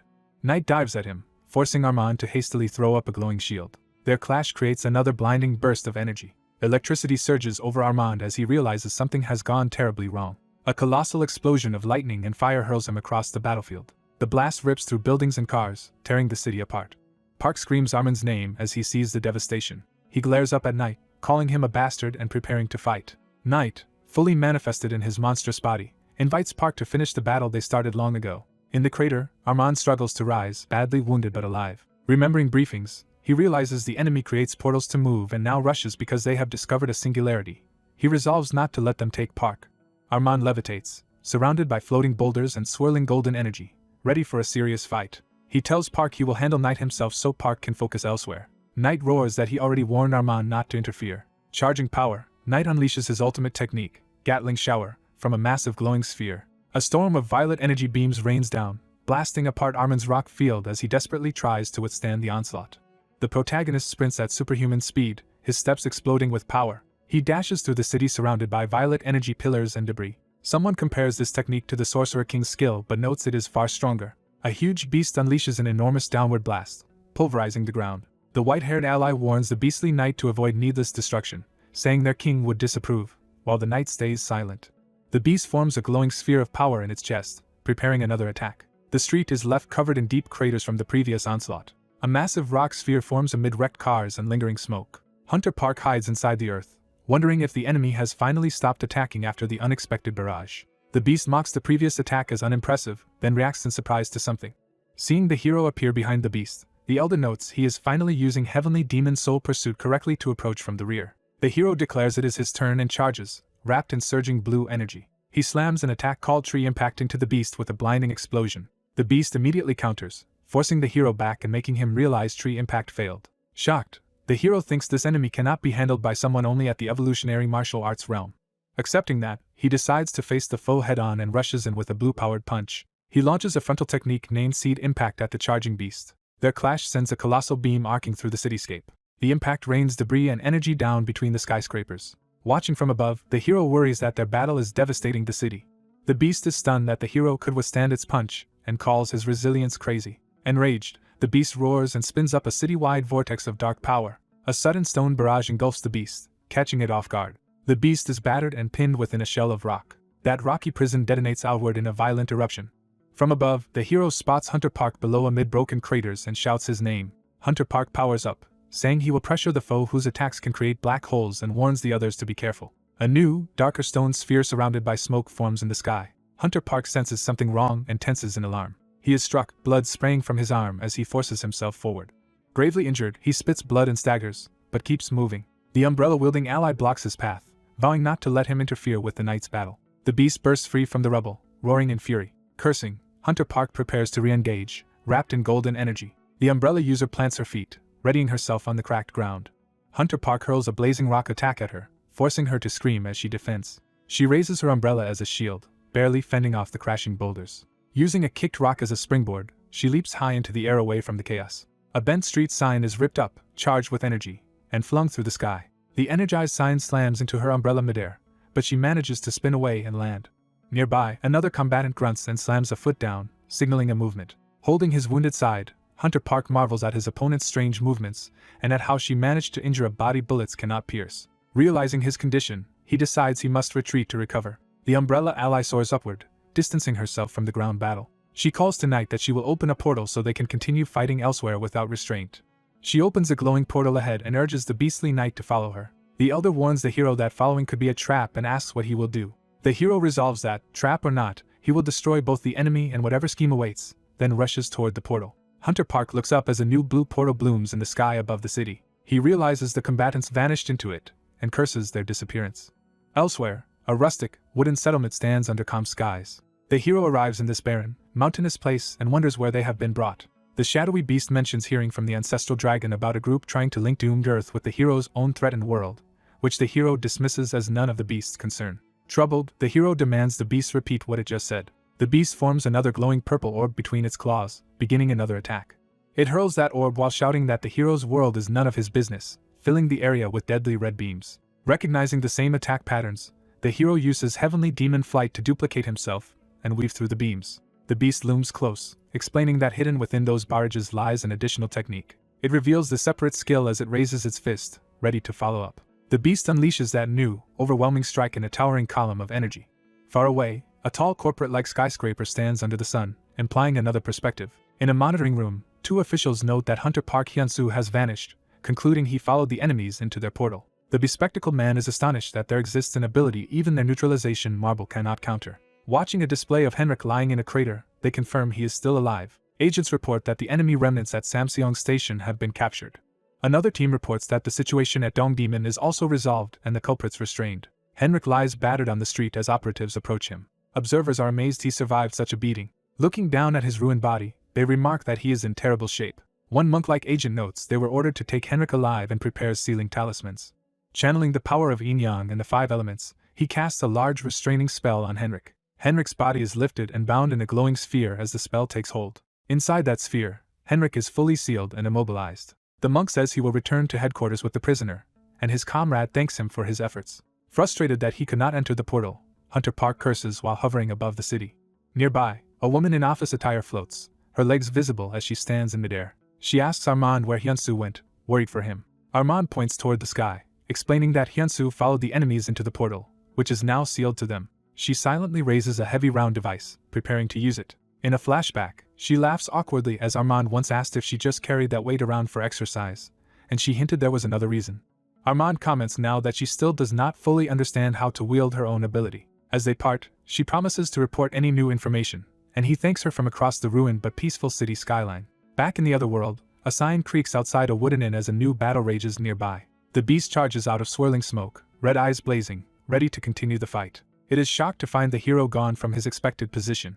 The Umbrella ally shouts a warning that the hero is behind the beast. The hero again employs Heavenly Demon Soul Pursuit to appear at the beast's back. He follows up with a spinning seed impact kick, driving in with high speed. Sensing danger, the Elder Spirit urgently warns him that the enemy is behind him now. The beast seizes the hero in its massive arms from behind. Crushed in its grip, the hero screams in pain. Struggling, he tries to invoke a heavenly demon technique but cannot finish the name. At the last second he uses Soul Shed to slip out of the monster's grasp, leaving only an afterimage as he escapes. The beast stares at its empty hands, stunned that the hero escaped its hold. It hastily prepares another blue-white energy sphere, reacting to the reversal. That attack detonates in its face as something interrupts, engulfing it in light. Laughing, the beast calls the hero's movements bizarre and unlike anything it has ever seen. The hero grins through the smoke, saying that even if he explained his techniques, the beast would not understand them. He rushes the beast head-on, shouting that it could never comprehend his skills. They exchange another brutal close-range blow, fists colliding. The clash erupts into yet another massive explosion that rocks their surroundings. The hero lands a heavy punch to the beast's face amid splashing white energy. He is dismayed that even this solid hit seems ineffective. The beast counters with a crushing blow that smashes the hero into the ground. Roaring for the hero to die, it launches a powerful technique named Crescent Cut. The red crescent wave tears across the battlefield, slicing everything in its path. That crescent continues outward, carving a long arc through the sky. It slashes into the distant town, obliterating buildings in its wake. The hero sees an opening in the beast's guard and moves in under its raised arm. He thrusts forward with tree impact again, aiming at the beast's torso. The beast snarls that these techniques no longer work on it as the hero's palm presses against its body. It answers with another overwhelming blast, hurling the hero away in a flood of light. The town is ravaged by consecutive explosions from the resulting shockwaves. The hero crashes and tumbles across the ground, badly battered. Lying bruised in the dirt, he groans in pain. He forces himself up on shaking arms, thinking grimly that the beast is incredibly fast. The beast's massive leg slams down beside him, pinning him in place again. The hero watches in dread, thinking the enemy is simply too fast for him. Looming over him, the beast declares the fight already decided. It smashes the hero skyward with another devastating blow. The red energy trail of the attack streaks across the landscape. The hero slams into a rocky cliffside, shattering stone all around him. Buried in rubble, he struggles to breathe and mutters weakly. The Elder appears above him, telling him to pull himself together. The Elder explains that the beast is at a godlike level compared to him, and reminds him that the second half of the heaven-obliterating demonic fist was meant to slay gods.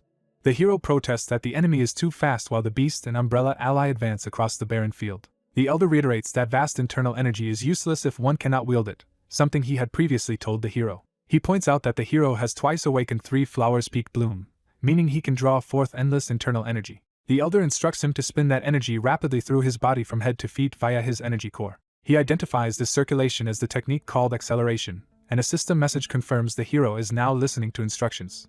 The hero indignantly asks why he is only hearing about this technique now. The Elder answers that it only works when the user is truly desperate. He then urges the hero to stop arguing and focus that energy on defeating the beast. As the beast charges again, yelling that it will end him, the hero readies himself. The acceleration skill fully activates, surrounding the hero's spirit form in crackling blue lightning.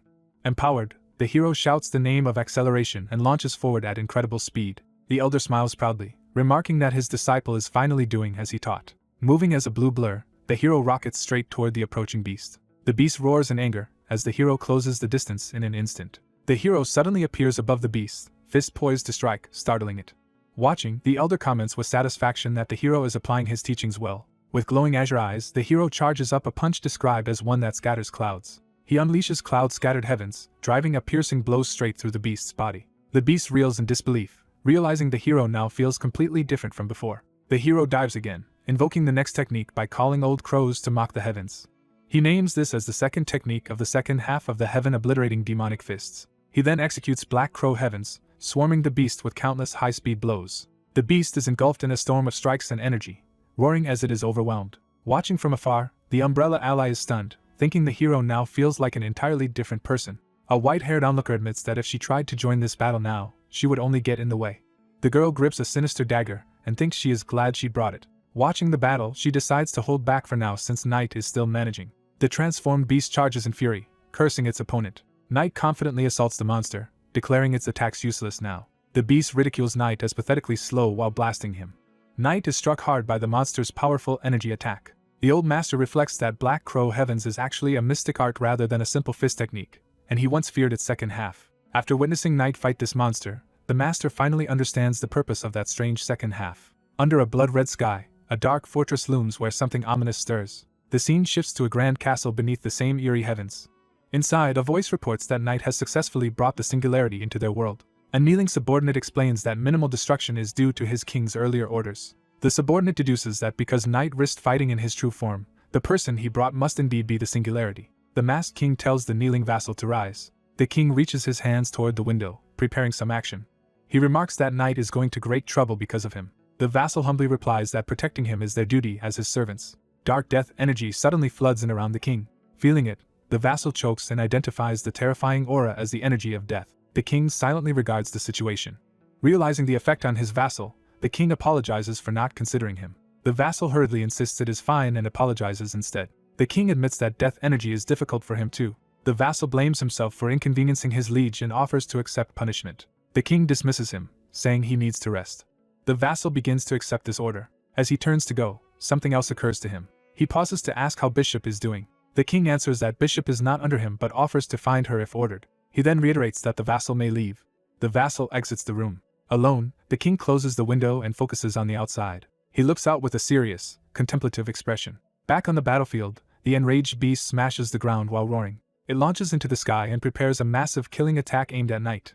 The beast raises its hands and forms 3 blazing orbs above. Those orbs multiply into a web of red energy. The glowing strands spread across the sky, ready to rain down. The master asks Knight what he will do as Knight stares up, overwhelmed by the power. Knight resolves that such power is nothing and initiates heaven-obliterating demonic fists, second half, third technique. He unleashes falling heavens, countless red beams tearing downward. The beast panics because it can no longer read Knight's movements. Shocked by Knight's strength, it decides to change its plan. The monster gives up on capturing Knight alive. It resolves to annihilate the entire area along with him. A huge white sphere of compressed energy forms, swirling with deadly power. The master senses an ominous energy, and realizes the beast intends to detonate it. Knight races toward the beast, believing himself faster. He activates heaven-obliterating demonic fists, second half, fourth technique. He charges as lightning heavens, wrapped in blue lightning.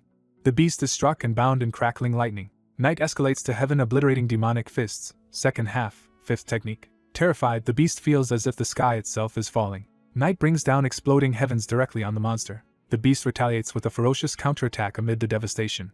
Mid-clash it realizes, shocked, that Knight's power is actually forcing it back. Knight declares he will end the fight and rushes the battered beast. He prepares heaven-obliterating demonic fists, second half, sixth technique. The frightened beast pleads for a moment. The girl finally intervenes, invoking the sword's ability Absolute Death. The master senses that bizarre, ominous feeling again. A dark realm opens, drawing Knight, the beast, and the death sword into its depths. Within this realm, the beast curses that the girl actually used that move. Knight, paralyzed, wonders what is happening as he finds he cannot move. A crystal containing the sword's power flies deeper into the void. Knight floats in a dark miasma, shocked and scared. He feels his consciousness starting to fade and panics. Pain racks him as the dark energy spreads. He grits his teeth, trying to endure the corruption. Knight refuses to lose, reminding himself he is the heir of the heavenly demon. He unleashes heavenly demon breakout to resist the binding. His power erupts inside the realm, centering on the sword. Within a spherical barrier, Knight confronts a shadowy monstrous presence. The observing beast wonders how Knight could enter the realm of absolute death while still alive. Even the master, outside, realizes he cannot escape this phenomenon and questions what it is.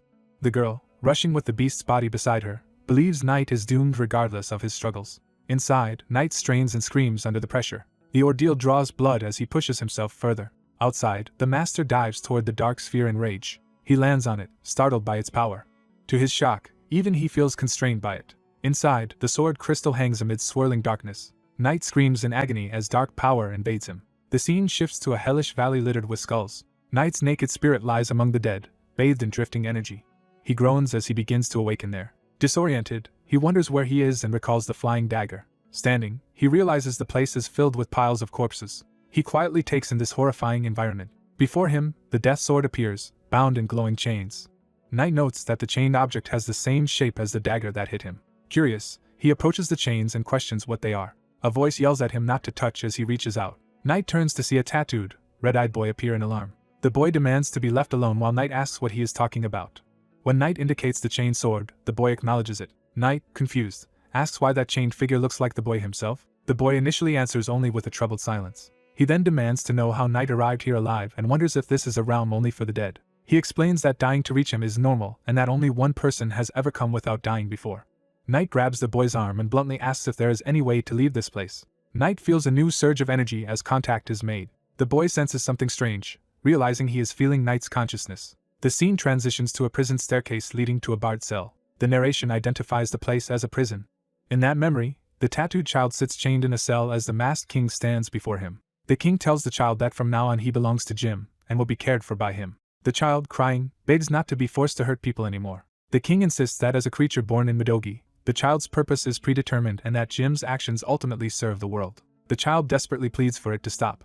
The king orders him to become his hidden shadow and support, declaring that this is his destiny. He grips the child's head and infuses him with overwhelming power. The child's eye fills with tears as magical patterns glow. That memory shatters like glass around him. The sword then appears, blazing amid cosmic light. The king praises the sorrowful power sealed in the weapon. In the present, his distant projection says he cannot stand aside and urges Knight to take the sword. The sword violently reacts, releasing energy that strains against its chains. Knight stares up silently as the sword struggles free. The boy reflects sadly that the previous owner of this power was a pitiable person. Knight grabs the heavy chains while the boy, alarmed, reacts. The boy yells at Knight not to touch him, but Knight answers that the boy said he did not want to stay here. The boy protests that no one can break the chains because they are the seal placed by the world's strongest man. Knight counters that he also arrived here alive and thus the rules can be broken. The boy is stunned by this claim. Knight says he personally knows the strongest man in the world and calls whoever did this to the boy a loser compared to his master. He begins applying heavenly demon principles, focusing to excite the very air as he pulls the chains. Channeling immense strength, Knight violently strains the seal, while the boy marvels at his power. The boy shouts that Knight's energy is on an entirely different level than the king's. Knight declares that as the strongest man's disciple, he will one day surpass even him. The boy watches in awe as light flashes across his face. Knight explains that he is creating super vibration inside the chains by applying internal pressure. Through gritted teeth he vows that someday he will achieve this. He then accelerates with explosive speed, dragging the chain with him. He proclaims he will become the very best, beyond even his master, as he delivers the decisive pull. The seal finally shatters, blue light erupting around Knight's punch. The stunned boy exclaims that Knight has really broken his seal. The freed sword slams down with tremendous force. Knight reaches out an open hand toward the boy. Smiling, he invites the boy to escape this place with him. He promises to punish everyone responsible for the boy's suffering and asks him to lend his strength. The hesitant boy wonders if he is capable of that as his hand trembles. At last he grasps Knight's hand, accepting the offer. Outside, Knight's real body, now with glowing eyes and dark energy, erupts back into the battle. The master, straining against the outer barrier, laments how painful it is not having a real body. He resolves that he will not lose his disciple to such a twisted fate. The girl, still fighting alongside the beast's body, decides Knight has reached his limit. She admits she has never seen anyone endure absolute death for so long. The master screams his disciple Hyunsu's name in anguish. The beast narrows its fiery eyes, reacting to Knight's impending return. A massive red energy beam crashes into the ground, causing a huge explosion. The white-haired man declares the battle finished as the beast beside him glares. The blonde hunter suddenly realizes something about the attack and his beast partner asks what. A swirling blue-white vortex of power forms. Hyunsu emerges shirtless and scarred, walking out of the smoke with power swirling around him. Smiling despite his wounds, Hyunsu notes he almost arrived too late and could have died. His old master yells, demanding to know why Hyunsu is drenched in blood. Hyunsu apologizes but insists he actually feels fine. The master reacts skeptically. Furious yet relieved, the master says Hyunsu deserves a beating for worrying him so much. Seen from afar by the enemies, Hyunsu bows and apologizes repeatedly. The blonde hunter and his beast eye Hyunsu warily, wondering what is with that guy. Hyunsu tells his master he plans to punish the enemy group first because he has a personal grudge. The blonde hunter and beast charge at Hyunsu, shouting at him for mumbling. Hyunsu activates Accelerate and dashes forward at high speed. He inhales mana, blue energy wrapping around his body. Hyunsu uses Tree Impact, diving down with a mana-charged punch at the beast. The beast is shocked that Hyunsu has become even faster. Hyunsu presses his ringed hand against the beast's chest. Mana erupts from the ring as Hyunsu drives his palm into the beast's torso. The impact detonates in a blinding explosion. Hyunsu explains that the mana-imbued Tree Impact has an explosive penetrating force that cannot be blocked. The blonde hunter lunges back angrily, telling Hyunsu not to get arrogant. Purple spikes burst from the ground where Hyunsu was, missing him. Hyunsu sprints ahead, dodging the spikes closing in behind him. Using extreme speed, Hyunsu appears in multiple afterimages as he rushes straight toward the blonde hunter. Hyunsu appears beside the blonde and grins that he is merely returning the earlier attack. He kicks the blonde high into the air, knocking away the pink umbrella weapon. The blonde, reeling, admits Hyunsu is even faster than their ally knight. Hyunsu appears behind the blonde asking smugly if his speed is impressive. The blonde gasps in shock. Hyunsu raises his ringed hand and asks if the blonde recognizes it. The blonde stares at the ring, thinking he has seen it somewhere before. Hyunsu says the ring came from a child they tortured and demands they pay for their sins. The blonde steels himself, sweating as he prepares to face Hyunsu's attack. Hyunsu blasts him with a powerful wave of light, sending him flying. Badly wounded, the beast curses Hyunsu while struggling to rise. Realizing the situation, the beast decides to use a last resort. He identifies the elixir Immortal Transcendent, which will triple his power but leave him immobile for a year, and considers consuming it. The beast raises the glowing elixir to his mouth. His eyes flare as the elixir takes effect. Screaming, the beast's body mutates and surges with violent power. Amid billowing smoke, he vows to keep fighting even at this extreme cost. He declares that he absolutely must win this fight. Empowered and enraged, the beast roars at Hyunsu to come at him.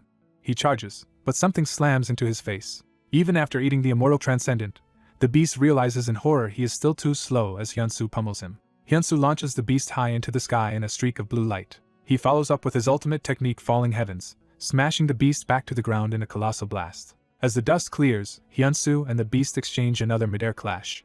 Hyunsu gathers a spiraling storm of blue energy around his fist, preparing a finishing blow. The terrified beast tries to call for a halt. Hyunsu unleashes Seed Impact, driving the energy straight into the beast. Shuddering and bleeding, the beast mutters that such a feat should be impossible.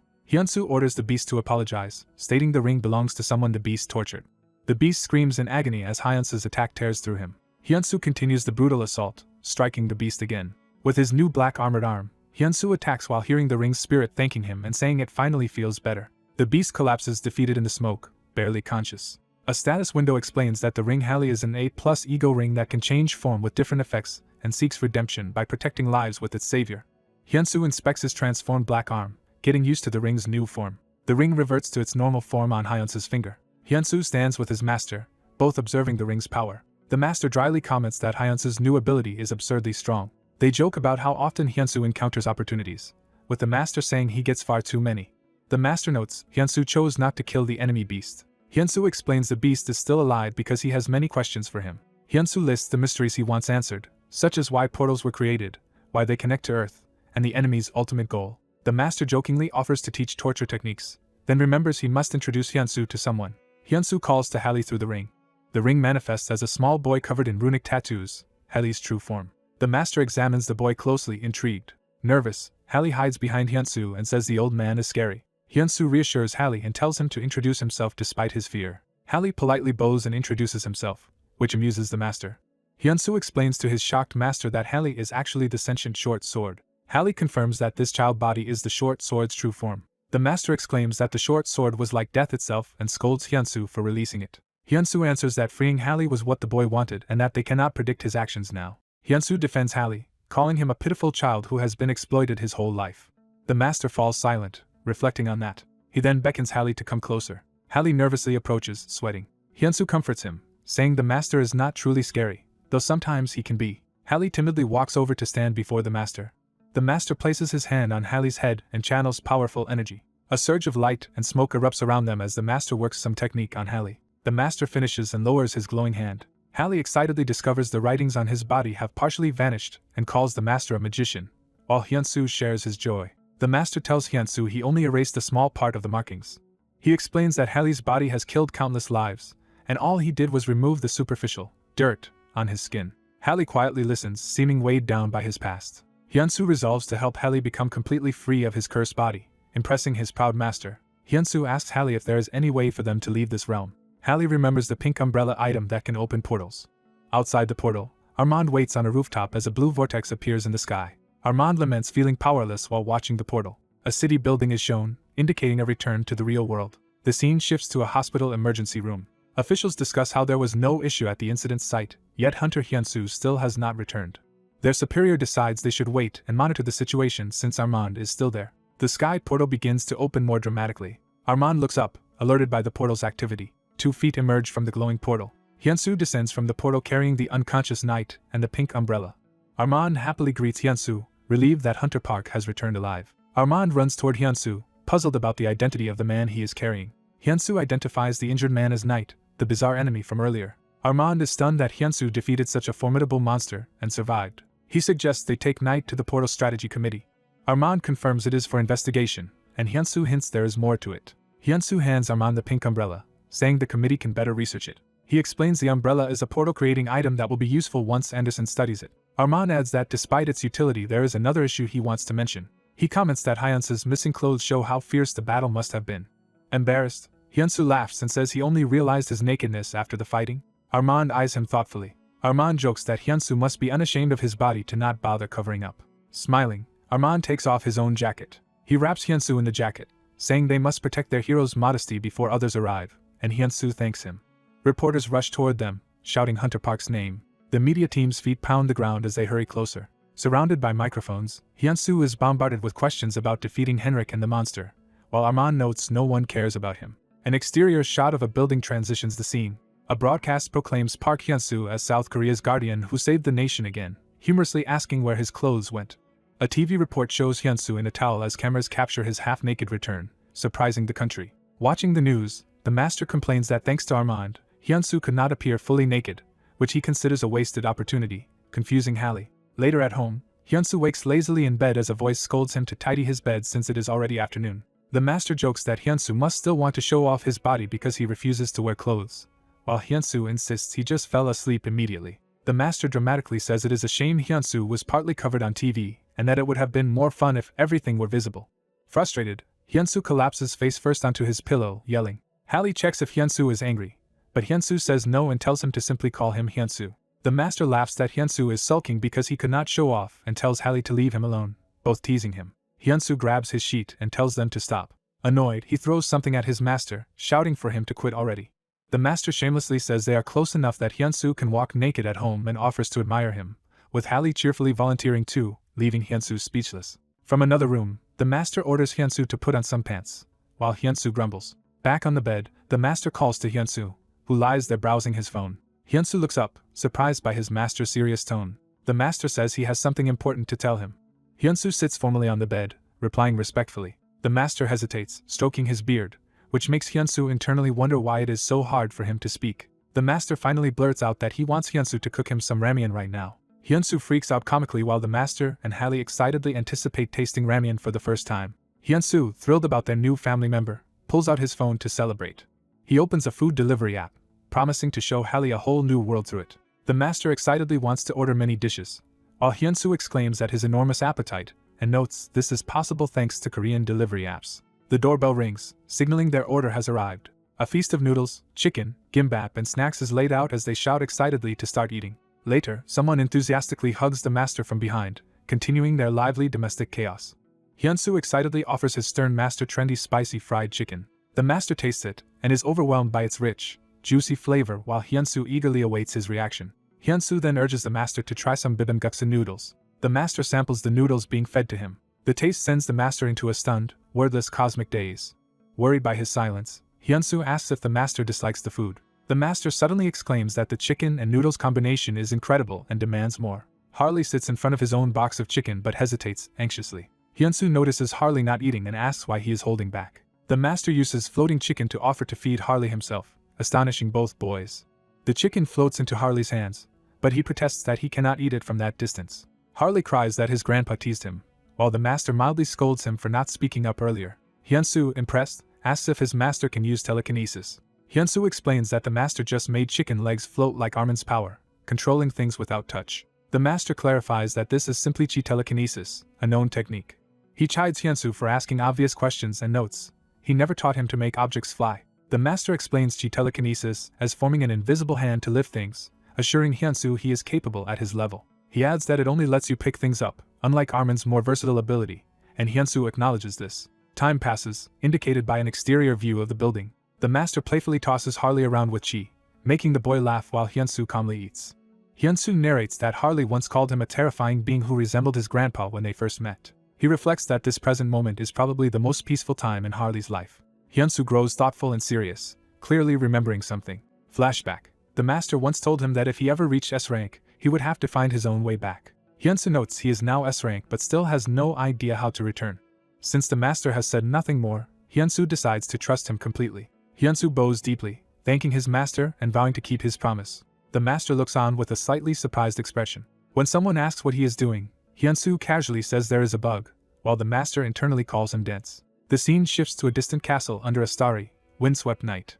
Inside the castle, two dark figures occupy a grand, eerie chamber. One is an imposing elder with long white hair and a black feathered cloak sitting on a throne. The other is a younger officer in a military-style uniform and cap, lounging on steps. The officer asks if the elder fell asleep, and the elder irritably responds. Rising, the elder asks the officer why he has come.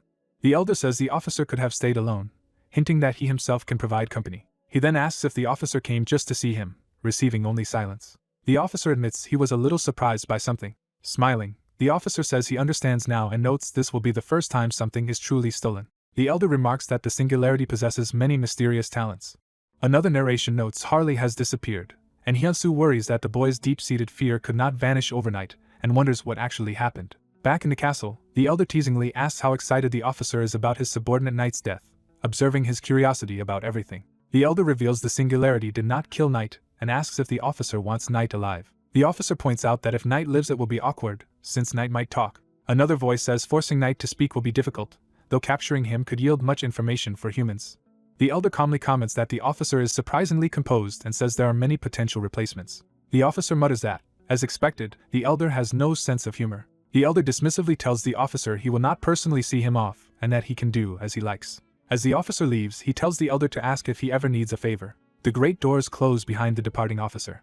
The elder silently watches, looking pensive. He comments that the officer is a tough one. Alone, the elder opens a balcony door and steps into the night air. A gust of cold wind surges past the balcony. The elder reflects in disbelief that Harley intends to leave and quietly speaks Park Hyunsu's name. Smiling faintly, he muses that from now on life will no longer be boring. The scene cuts to a modern skyscraper in the city. Inside a high-tech facility, an unseen interrogator derides a captive as persistent, and questions the purpose of his life. We see Knight strapped to a chair, facing a standing interrogator. Knight, beaten and bloody, pants heavily. The interrogator, a blond man in an orange jacket, calls Knight, "Kid," with apparent concern or sarcasm. Knight, still defiant, proposes making a deal while the blond man shouts at him to talk. The blond notes Knight still has enough strength to speak, unimpressed. Knight offers to grant the blond anything he can imagine, promising more than that. The interrogator, or perhaps the AI overseeing the room, skeptically asks what he means, and Knight insists he can do it. Knight then asks if they can make him the strongest person in the world, and the voice replies that such a task is trivial. Knight incredulously clarifies that would make him king. Outraged, he calls the blonde amusing and demands how he dares treat him this way. The blonde contemptuously calls Knight pathetic and slams his hand on a control panel. Violent electricity blasts through Knight's body from the device overhead. The blonde mockingly asks if this is how Knight repays the help he was offered. Knight insists he is supposed to be the strongest in the world. He declares he is unique, drawing the blonde's shocked reaction. The blonde realizes in panic that Knight is actually a singularity. Knight, equally stunned, realizes the enemy has already captured two singularities. Knight begins to chuckle darkly. His laughter swells into manic cackling despite his restraints. The blonde recoils, wondering if Knight has gone insane. He angrily asks if the prisoner is laughing at him. Knight roars that of course he is laughing, mocking the idea that this blonde could be a singularity. Knight sneers that a true singularity should at least rival Park Hyunsu's power. The blonde clenches his fist, stammering as though insecure. He shouts his resolve that someday he will surpass Park Hyunsu no matter what. Knight explains that Park Hyunsu's strength is still growing, even during their fight. He taunts the blonde that he cannot even keep up with Hyunsu's underlings. Enraged, the blonde decides to kill Knight and reaches for the controls again. Before he can, a stronger hand grabs his wrist, stopping him. The blonde cries out to his stern master, who has appeared behind him. The master scolds the blonde, reminding him he was ordered not to come here. He curtly orders the blonde to leave, and the chastened subordinate obeys. Storming down the corridor, the blonde vents that no matter what he does, it is never enough. Inside the chamber, Knight's captor asks why the torture stopped, and implies it cannot harm him anyway. Knight confidently warns that his allies will come to rescue him and advises releasing him now for their own good. The master repeats skeptically that someone will rescue Knight, and Knight affirms it. The master laughs, then declares that no one is coming. He tells Knight bluntly that he has been abandoned. Knight roars back, demanding what humans could possibly know about his situation. The master casually presses the torture button again. Knight is racked by another massive electric surge, screaming in agony. Still bound, Knight strains against the pain, refusing to accept this reality. Exhausted and trembling, he begins to say what he truly means. The master reveals his ability to perceive countless possible futures and claims he has seen all of Knight's. He states that in none of those futures did Knight's king ever come to save him. Knight listens in stunned silence. He starts to utter the name. Nemen. The master, confused, asks what he just said. Knight bursts out laughing and proclaims that the master himself is Nemen. The revelation drives Knight into hysterical laughter that echoes through the chamber. The master realizes in shock that Knight has lost his sanity. Knight repeats that the master is Nemen and insists again that the king will never come. In his delusion or devotion, Knight cries out to his absent king, pledging absolute obedience. The master shouts sharply to snap him out of it. Lost in hallucination, Knight urges Nemen to do his best. The master yells for him to stop. Knight triggers a catastrophic self-destructive explosion, forcing the master to shield himself. The master struggles to withstand the blinding blast of energy. Shockwaves and debris ripple across the floor as the explosion continues. When the blast fades, the master stands amid the ruined chamber, unharmed but grim. He walks toward the sealed exit of the facility. In the corridor beyond, he appears deep in thought. His footsteps echo as he moves away from the chamber. A heavy door shuts behind him, sealing off the devastated room. Back inside the chamber, he stands with sword drawn, prepared for any remaining threat. Time and energy motifs show that Knight's self-destruction is being rewound or sealed in some temporal mechanism. Knight reappears grinning with a swirling fiery vortex in his chest, revealing the drastic measure he took. The scene replays his final words encouraging Nemen to do his best, emphasizing the suicidal resolve. The master unleashes a furious sword strike. Blood sprays violently as his blow lands. Knight, mortally wounded, reacts in shocked disbelief. The master coldly bids Knight farewell. His sword point settles on the ground, signaling the end of Knight. The master laments that even with his sight, he never foresaw a self-destructive future like this. He reflects that Knight has created an unpredictable future, implying serious consequences for others. He concludes that if the other factions learn of this, they will surely overturn the world, and affirms this with certainty. The narrative shifts back to the master, who finds himself on a familiar battlefield from 50 years ago where he once retreated from a Murim faction trap. Startled, he wonders why he has returned to this place. He hears someone call, "Master," and turns. He sees his long-lost disciple Kong's Coil standing before him. Overjoyed, he asks if Coil is really alive as they hover on clouds facing each other. Narration explains that Chung Ma Kong Coil was the master's most cherished disciple among his 10.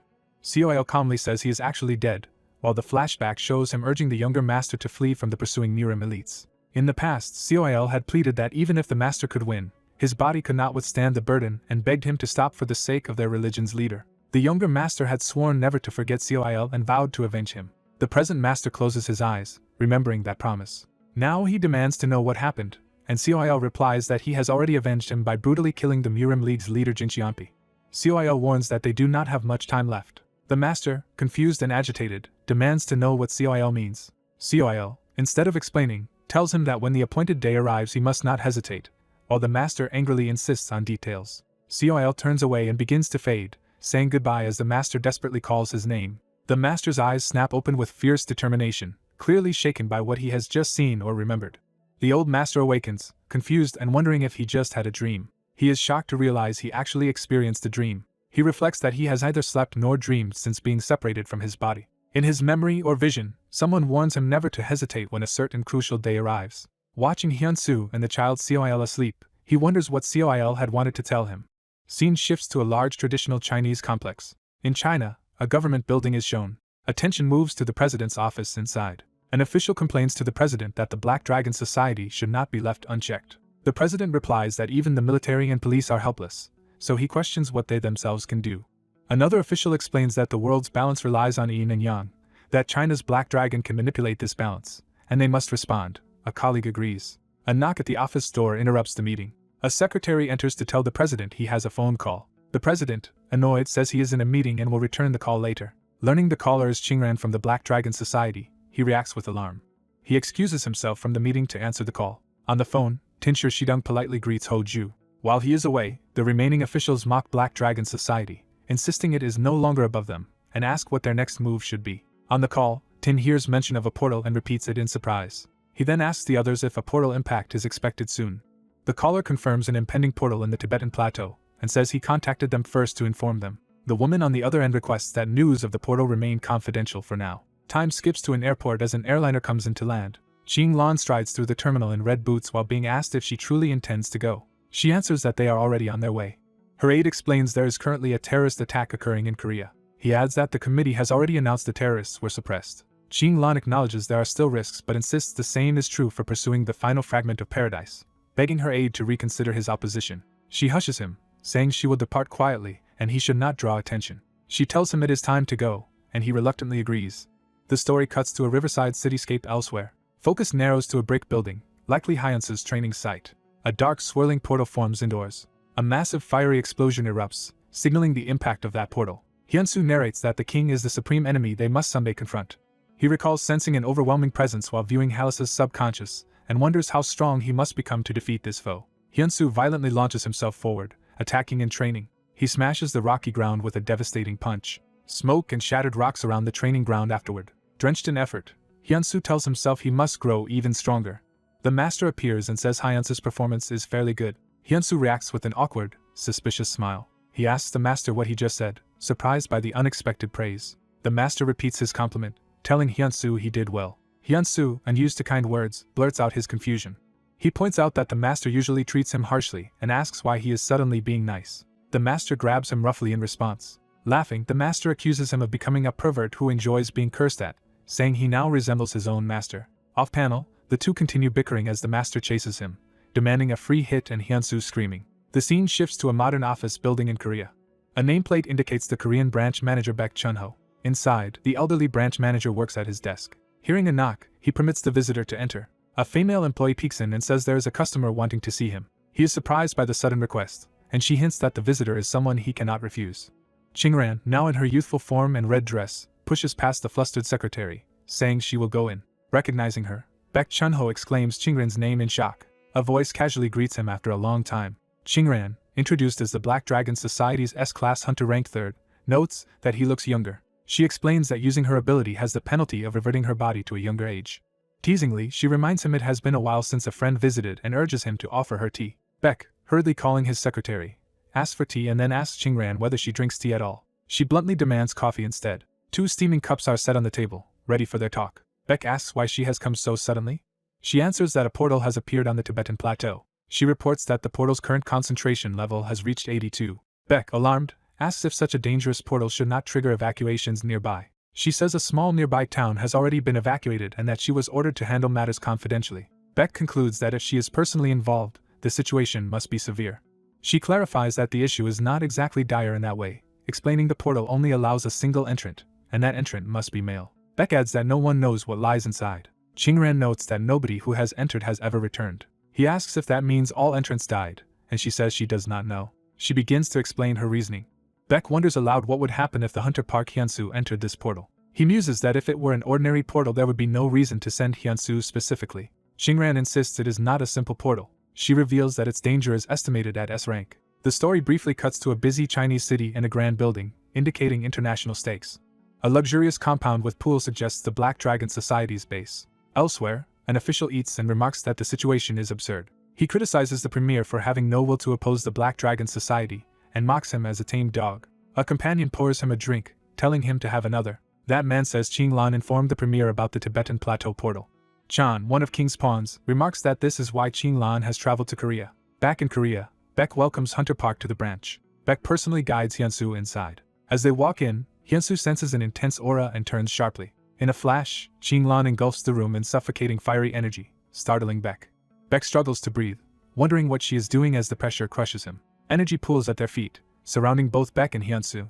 Hyunsu places a hand on Baek's back, using power to shield him. The oppressive aura is forced away from Baek's face. Hyunsu says she is only testing them, and Baek realizes he can breathe again. Qing Lan lounges back, impressed that Hyunsu resisted her S-rank aura. She invites Hyunsu to sit down. Hyunsu, settling onto the sofa, jokes that her way of greeting people is rather rough. She replies that she needed to ensure she could entrust a certain task to him. She formally introduces herself as Qing Lan, chairwoman of the Black Dragon Society, and Hyunsu introduces himself in turn. Hyunsu explains that, like her, the penalty for using his power makes his body younger. She says this is why she currently appears so young and hopes he will not see her casual tone as disrespectful. The camera shifts to the quiet hallway outside their meeting room. Inside, Hyunsu repeats that it is an S-rank portal they are discussing. Qinglan leans forward and asks if he wants to attempt entering it. Hyunsu frowns and asks why she specifically chose him. She notes it is a one-man portal that only men can enter, that he is the world's most famous hunter, and begins to add another reason. She finishes by saying he is a singularity, humanity's last hope against the annihilation dragon. She thinks to herself that she wants to witness with her own eyes whether this singularity can truly save humanity. Hyunsu points out that even though it is a one-man dungeon, its S-rank may well kill him. Qinglan hints that if he survives, there will be great reward. She promises to stake everything she has on supporting him if he returns alive. Motivated by the threat to humanity and her generous offer, Hyunsu agrees to challenge the portal. He shakes her hand, saying he cannot refuse under those conditions. Walking together, Beck asks about his schedule while Hyunsu says he will depart for China that same day. In an elevator, Qinglan advises him to see his friends and family first since he may not survive. Hyunsu silently weighs the possibility of his own death. His master appears beside him, saying that with him there Hyunsu need not worry, and Hyunsu affirms he understands. Hyunsu reflects that he himself has grown far stronger as well. The story shifts to a grand European-style mansion, base of the enemy faction. A voice in that mansion announces that Knight is dead. King's subordinates sit in council and explain Knight chose self-destruction rather than submit to torture. Sal then laughs that, for a fool like Knight, dying that way was the right choice. Another subordinate slams the table at his callousness. Chan angrily reminds Sal then that their comrade has just died and warns him to mind his words. Sal then shrugs that he is not wrong, while Chan screams his name in outrage. Their large leader tells them not to quarrel among themselves. He orders Bishop to temporarily fill the vacant knight position, and Bishop agrees. Sal then eagerly asks who will become the next official knight, hoping it might be him. Katrina mocks him, saying it will certainly never be him. The two argue until others demand someone silence her. Bordeaux sternly orders both of them to be quiet. The group falls silent, looking toward their leader. The leader states that none of them will be the next knight. He reveals that King has already chosen someone else for that role. Sal then awkwardly backs down from his expectations. The leader asks Chan about the situation in China, and Chan replies he intends to exploit the Chinese side's greed. The leader confirms Bishop will manage the portal so Chan can focus solely on this mission. Chan vows to completely eradicate the Black Dragon Society along with Qinglan. The leader then orders everyone except Bishop to leave the room. Alone with Bishop, he notes that it has been a while since they could talk privately. He adds that he has heard Park Hyunsu agreed to raid the portal, which elicits interest. As a plane takes off, someone remarks that they anticipated this outcome. At an airport baggage area, a woman and another traveler wheel their suitcases forward. Hyunsu's feet are shown as he walks through the terminal. Standing with his master, Hyunsu notes that someone is supposed to be picking him up. A voice calls out, asking if he is Hunter Park Hyunsu. A man introduces himself respectfully as Hang and says it is an honor to meet him. Flashback to 3 days earlier in China establishes when these preparations began. The view lifts over a Chinese street, signaling that events are now moving toward the portal confrontation. A stern man in a red suit stands calmly, preparing to address his subordinates. He tells the assembled men that their Trio Alliance Association has long dominated markets in China and worldwide. Introducing himself as Chan Wufei, leader of the new organization Greed, he explains that their association was crushed and erased by Qinglan's Black Dragon Society. Chan Wufei proudly unveils their new name Greed and vows they will obsessively pursue their desires until they destroy the Black Dragon Society and regain their former glory. His men enthusiastically echo his declaration to covet and desire.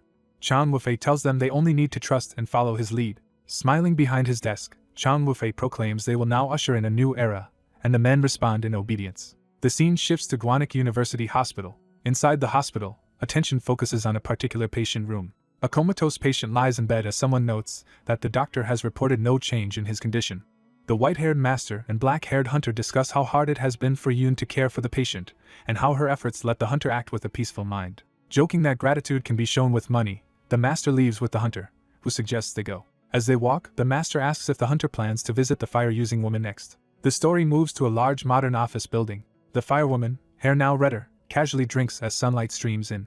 She hands the hunter a drink and mentions having heard that Qinglan requested his help, which he confirms. Relaxed on the sofa, she advises him to prepare thoroughly before entering the portal and says Qinglan will ready what she thinks he needs. He agrees. The hunter comments that she seems close to Qinglan, and she explains they bond as the only S-rank women despite their age gap. She seriously tells him he must return alive, and he promises that he will. When she urges him not to die, he reminds her he even survived the fragment of paradise, and she acknowledges it. He steels himself to stand, his hands pushing off his knees. Heading out, he says they will meet again, and she replies that she will see him later. The door closes behind him as he leaves her office. Alone, the firewoman sits with folded arms, weighed down by concern. She looks at her hand, fingers tensing.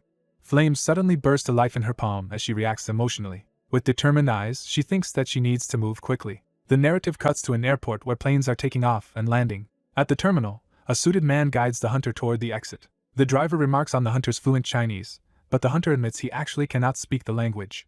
The hunter reveals an earpiece translator as the reason he can communicate. The master chides him that a real man does not explain such details, embarrassing the hunter. Outside, the driver invites the surprised hunter into a luxurious black car, drawing the attention of bystanders. In the moving car, the hunter asks how long the trip will take and hears it will be about 4 hours. He thinks to himself that flying under his own power would be faster, and that car travel now feels inconvenient. Suddenly jolted, he notices something wrong outside the car. Through the window he sees an explosion and people fleeing, and he urgently begs the driver to stop. The driver dismisses the incident as an occasional accident, and says he was instructed to focus solely on getting the hunter to their destination. Despite some hesitation, the driver insists others will handle the situation and tells the hunter not to worry. The car speeds through a traditional gate toward a secluded compound. The driver announces that they have arrived at the Black Dragon Society headquarters. Seeing the grand fortress-like building atop a cliff, the hunter marvels that it looks even more impressive than in pictures, while the master judges it acceptable. The driver explains that he is to bring the hunter to a private residence used exclusively by the chairwoman. At the residence entrance, the cheerful chairwoman rushes out, arms open, enthusiastically welcoming the hunter. The hunter is taken aback, sweating awkwardly at her exuberant greeting. As she leads him inside, she asks if her outfit is cute, and says there would be no better occasion to wear it. He laughs and agrees. Cups of tea are set on the table between them. Sipping his drink, the hunter brings up the explosion they witnessed on the way. She explains that the attack was carried out by Greed, a group formed from remnants of the Black Society, and he asks if they are terrorists, and what they want. She answers calmly that their goal is to destroy the Black Dragon Society.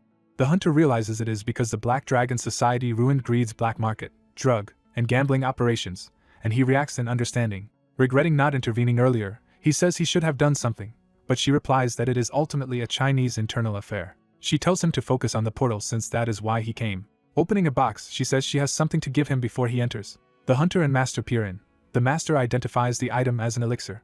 She explains that the elixir is a unique A-rank item they obtained from an A-rank portal raid, and because there is only one, its exact effects are unknown. Shocked that she would give it to him, the hunter listens as she says she wants to raise his chances of survival as much as possible. She insists that despite his protests, it is fine for him to take it. She calls him one of humanity's protectors and says he is currently the one closest to becoming its savior. The hunter realizes the weight of his position in the world.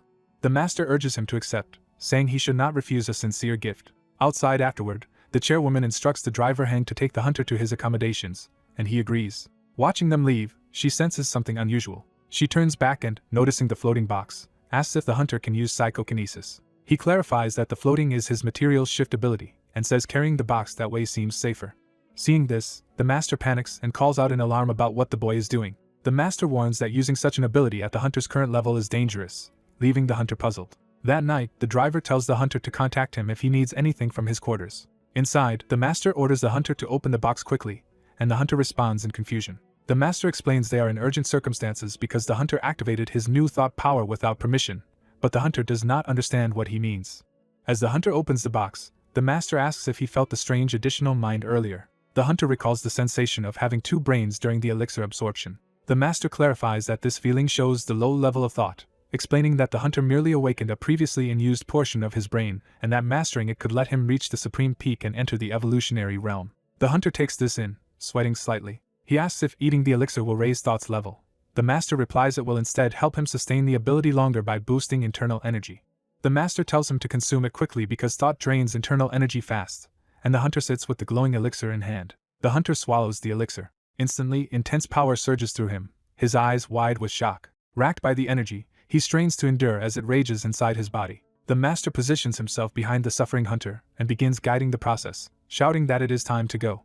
System messages show his yin-yang body reacting, with new yang energy flooding in and overtaking the yin energy. The master slams a palm onto the hunter's back, forcefully driving energy through him. A system alert reports that the heavenly demon's internal energy is rejecting the new yang energy. The master yells at the hunter to stay focused while the heavenly demon's energy struggles to control the invading yang. Another alert notes that the yang energy is fiercely resisting, and the clash inside his body intensifies. The young disciple calls out to his grandfather, worried because the hunter appears to be in great pain. The hunter screams as a violent internal explosion of power rips through him. Morning comes over the traditional rooftops, signaling that the ordeal has passed. Someone knocks on the door from the hallway. The driver arrives with a covered meal cart, announcing that he has brought the hunter's food. Concerned, he calls to Hunter Park outside the door. Not sensing the hunter's presence, he grows alarmed. He draws his gun, preparing for a possible emergency. He carefully opens the door and steps into a room strewn with debris. Gun raised, he moves into the devastated room, ready to shoot. Seeing the shattered furnishings and cracked walls, he is stunned and mutters in disbelief. Still staring at the destruction, he wonders what on earth happened. Then he notices the hunter's shadow and greets him nervously while keeping the gun ready. Startled by what he sees, he gasps. The hunter, now shirtless and muscular, casually explains that the room was wrecked while he was absorbing the elixir given by the chairwoman. Stretching his sore hand, he remarks that the experience was incredibly intense while the driver remains speechless. The hunter decides to check his status window, which reports that the heavenly demon's internal energy has perfectly absorbed the powerful yang energy. He hums thoughtfully as he studies the new information. Further system messages state that the heavenly demon mystic art's internal energy is awakening and that the dormant heavenly demon body at level 0 has activated. More notices show the heavenly demon body evaluating his physique, then confirm he has obtained it, gaining massive boosts to martial arts effectiveness, inherited knowledge of past heavenly demons, an aura that pressures others, and a 150% increase in all physical abilities. He admits he could not check earlier because he fainted right after the process, and the master comments they barely succeeded. The hunter notes that failure would likely have left him crippled or dead as the concerned disciple asks if he is okay. Flexing enthusiastically, he says he feels great, while the driver wonders if talking to himself is a side effect of the elixir. The driver awkwardly offers to move him to another room, but the hunter declines. The driver decides to leave the meal and go, and the hunter thanks him. The master excitedly urges the hunter to open the food, seeing how eager he is. The hunter lifts the cover with his spiritual companions looking on. They find an extravagant Beijing duck feast beneath the lid. The hunter comments that it still looks less appealing than fried chicken, prompting the master to protest that it is a famous delicacy. Impatient, the master orders the hunter to stop talking and feed him a slice of the duck. After tasting it, the master listens as the hunter asks for his verdict. The master closes his eyes, silently savoring the flavor. At length he says he would rather have the instant noodles the hunter brought, leaving the hunter sheepish. Back at the residence entrance, the chairwoman angrily asks what exactly he did to cause such a commotion. Watching the now calm, taller-seeming hunter, she thinks he feels like a completely different person, even accounting for the elixir. She privately wonders if she should have eaten the elixir herself. In her office, she asks why he has come, and he replies that he has a request. Mechanical sounds echo as something begins to activate above. A large red button is pressed to trigger heavy machinery. Massive armored doors open, revealing the hunter and chairwoman on a platform amid steam. As the platform descends, she is surprised he wants to start training already, but he explains he must test the elixir's effects. Deep underground, they arrive in a vast chamber, and he notes how far below ground they are. She says the facility was designed not to collapse even under a nuclear explosion. Smiling, she tells him he can train without restraint in this place. She reveals that this indestructible chamber is her personal training ground. He asks if it is really okay to break everything here, and she reminds him she is the Black Dragon Society leader, implying she can handle it. Facing a huge pillar, he prepares his power and places his hand on the stone. He unleashes a mighty punch with a battle cry. Energy explodes across the pillar, cracking it from top to bottom. The pillar then shatters completely in a violent blast of debris.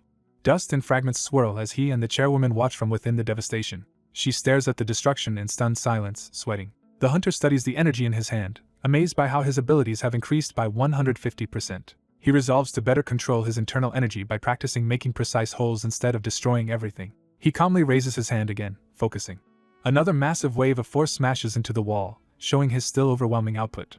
A concentric shockwave blasts outward as he continues striking. The training room fills with smoke and rubble from his uncontrolled power. Looking back at the damage, he admits to himself that he failed to control it. The master appears, stating that the heavenly demon body still has not accepted him.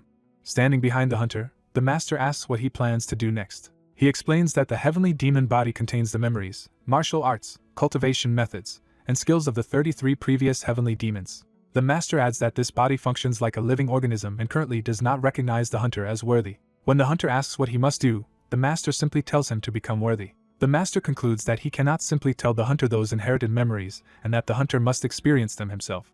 Hyunsu is urged to search the heavenly demon's memories to discover a way to prove himself worthy. Watching Hyunsu meditate amid swirling energy, Xinglan worries something might have gone wrong.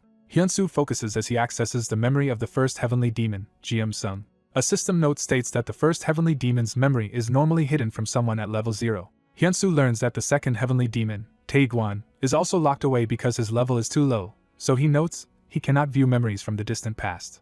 He realizes the third, fourth and fifth heavenly demon's memories are also inaccessible. At last the archive of the 10th heavenly demon opens before him. Hyunsu watches the 10th heavenly demon display powerful martial arts, noticing how different ancient techniques are from those used now. The next record for the 11th heavenly demon begins to open. Hyunsu sees the 11th heavenly demon diligently studying medicine and notes his keen interest in medical techniques. He examines the 21st heavenly demon, who uses a cold yet explosive martial art, and wonders if this one perfected the exploding heavens technique. As he scans forward, Hyunsu notices a drastic change beginning with the 27th heavenly demon. Outside, the old master senses Hyunsu's progress and thinks he has realized something important. The master explains that the 27th heavenly demon, Ryu Jang, is special. Hyunsu learns Ryu Jang possessed unprecedentedly advanced energy techniques. However, there was a period when Ryu Jang, like Hyunsu now, could not control his internal energy, before he eventually mastered it using his unique methods. Ryu Jang developed the heavenly demon mystic circulation, famed as the strongest internal energy circulation method in history. Hyunsu studies how Ryu Jang disperses energy through every part of his body until every cell responds, then steels himself to focus. He resolves to drive his energy up to one major acupoint, and then back down to another in a single continuous flow. The scene shifts to Shanghai, establishing the new location. In a Shanghai high-rise, a suited man thanks a bespectacled visitor for aiding with the recent airport area terrorist incident. They discuss that the next target will be the Qian insect, planning to demonstrate their power to all of China. The visitor asks what they will do if the Black Dragon Association intervenes, and the host vows to fight to the death despite only being A rank. The host says they can still win provided the powerful hunter Qinglan does not join the battle. The guest casually proposes that the host could instead become an S rank. He slides a red case across the table, drawing the host's curiosity. Inside is a set of strange red orbs, which the guest names Immortal Transcendent. He explains that this drug unlocks a human's dormant strength for 10 minutes at the cost of excruciating pain afterward. The host confirms that an A rank like himself could reach S rank strength by consuming one. Smiling over his cup, the guest assures him that is indeed possible.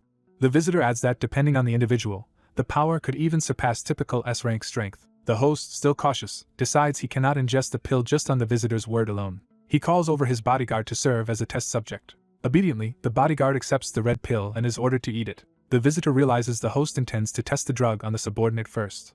After swallowing it, the bodyguard convulses in agony as his body rapidly mutates. He collapses, writhing and choking while his transformation continues. The bodyguard completes a monstrous transformation, crouched with bestial limbs and wings. His hand is now a clawed and human appendage. Even his foot bursts from his shoe, turning into a Talon beast's paw. The transformed man roars, fully consumed by berserk power. The host senses A-rank level energy from the creature, and is shocked because the man had only been C-rank. The monster exults in the power overflowing inside him and demands to know what has happened to him. Pleased, the guest tells the host to wait until their operations against the Qian insect are complete. Inwardly, he decides that once greed has served its purpose, the time will come to eliminate them. Greed's leader gazes at the remaining pills, intent on using this newfound power. Back in the training room, the energy mist still fills the air. A system message informs Hyunsu that he has obtained the legendary skill Heavenly Demon Mystic Circulation. Another notification states that his Heavenly Demon body has begun to acknowledge him slightly. His Heavenly Demon body's level rises, massively boosting martial arts based on Heavenly Demon Mystic Arts, and increasing his physical abilities and oppressive aura.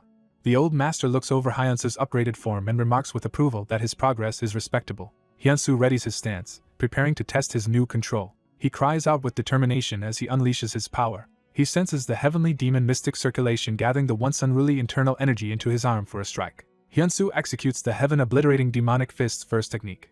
He follows up with an attack called Seed Impact, driving his power downward. The blow pierces the training platform in a straight line, creating a series of explosive craters. The camera reveals a massive spiraling tunnel bored straight through the ground by his strike. Hyunsu, delighted, confirms the result is exactly what he expected from the technique. Qinglan, stunned by the devastation, struggles to understand what just happened as Hyunsu smiles confidently. The master praises the display as more fitting, while the young boy excitedly calls Hyunsu's feat amazing. Hyunsu notes that he has successfully gained control of his power but wants to test one more idea. The scene shifts to the Tibetan plateau, setting up the next location. There, a portal swirls open before two conspirators, indicating a new operation. The woman monitoring the portal complains that the stabilization is only at 92% and proceeding slowly. She muses that she went through great effort to capture something within this portal and anticipates torturing Park Hyunsu with it. The blue-robed schemer from Shanghai arrives through the air, landing before her. She confirms he passed along the Immortal Transcendent pills and hears his report that testing on a C-rank lasted about 11 minutes before killing the subject. She dismisses the dead tester as weak but notes with interest that he at least surpassed the design time limit. Handing him a small remote, she gives him an additional tool. She explains that the remote can detonate anyone who ingests the Immortal Transcendent, and orders him to kill them once they are no longer useful. Before he leaves, she adds another instruction. He must also prepare Choi Jae-hyuk in advance. Back in the city square, A normal day under a bright sky becomes the stage for impending chaos. People walk and chat casually, unaware of the looming threat. A massive explosion suddenly engulfs the area, hurling bodies in a fiery blast. Panic screams erupt as bystanders react in horror to the detonation. The crowd flees while one man shouts that a terrorist attack is underway. Above, a large red banner is unfurled on a rooftop amidst the explosions. The banner reveals the terrorist group's name, Greed, hanging over the burning structure. Chan Mui declares that the age of greed has begun and laughs maniacally. The narrative cuts to a traditional compound elsewhere, foreshadowing another perspective. Hyun-soo, now outside, channels swirling energy around his body, still adapting to his new strength. The boy companion watches in awe, exclaiming at Hyun-soo's display. Qinglan also looks on, thinking the spectacle is incredibly cool. The master notes that black energy is normally unique to the heavenly demon body, so the blue-green aura indicates something different. Hyun-soo confirms he is combining heavenly demon mystic circulation with mana, the external energy of this world. The master begins to clap, impressed. He straightforwardly tells Hyun-soo that his accomplishment is amazing. Hyun-soo, moved, realizes his strict master has just praised him. Overwhelmed, he struggles to hold back tears, thinking to himself. Wiping his eyes, he pretends something merely flew into them when asked what is wrong. Qinglan notices her phone buzzing and wonders what the incoming message is about. She answers the call, and her reaction shows that alarming news has just reached her. Sensing the disturbance, Hyun-soo activates the heaven-obliterating demonic fist's energy detection ability. He expands this into a domain detection that scans the entire Qian insect compound. Before Qinglan can finish explaining, Hyun-soo volunteers to accompany her. She realizes he already suspects Greed is behind the incident. Hyun-soo states that they must stop Greed before more civilians are harmed. As a hunter, he resolves that he cannot simply watch such atrocities occur. Qinglan smiles, saying his response is exactly what she expected from him, then prepares to depart first. She tears open a portal on the floor with her own ability and steps into it. Qinglan admits she finds Hyun-soo's new power genuinely impressive. Back at the attack site, Greed's banner flutters above the temple as smoke billows into the sky. Masked gunmen corral terrified civilians at gunpoint, ordering them not to resist. Chan Mui calls the Black Dragon Association's complaint center to make his demands. Identifying himself and Greed, he orders the operator to convey a message to Qinglan. He demands 100 billion yuan from Qinglan within 30 minutes, threatening to kill all the civilians if she refuses or is late. Gunfire erupts as the terrorists fire into the air, heightening the chaos. While shooting, they rant that the crowd are fools brainwashed by the Black Dragon Association. One terrorist taunts the hostages, doubting the Black Dragon Association can save them. Amid the smoke, a silhouette of a lone figure appears, drawing their attention. The gunmen panic and unleash concentrated fire on the mysterious person. Energy beams pierce through the smoke from where they fired. Empty bullet casings clatter to the ground, indicating the barrage has finished. The terrorists assume their target, possibly a Black Dragon agent, has been killed. To their shock, Hyun-soo appears alive within swirling energy, making them wonder if he is a hunter. Looking over the dead and wounded civilians, Hyun-soo angrily questions who gave the terrorists the right to slaughter innocents. The master, watching spiritually, urges Hyun-soo not to hold back and to punish every one of the attackers. Hyun-soo respectfully agrees to his master's directive. The frightened gunmen call him insane as they see him talking seemingly to himself.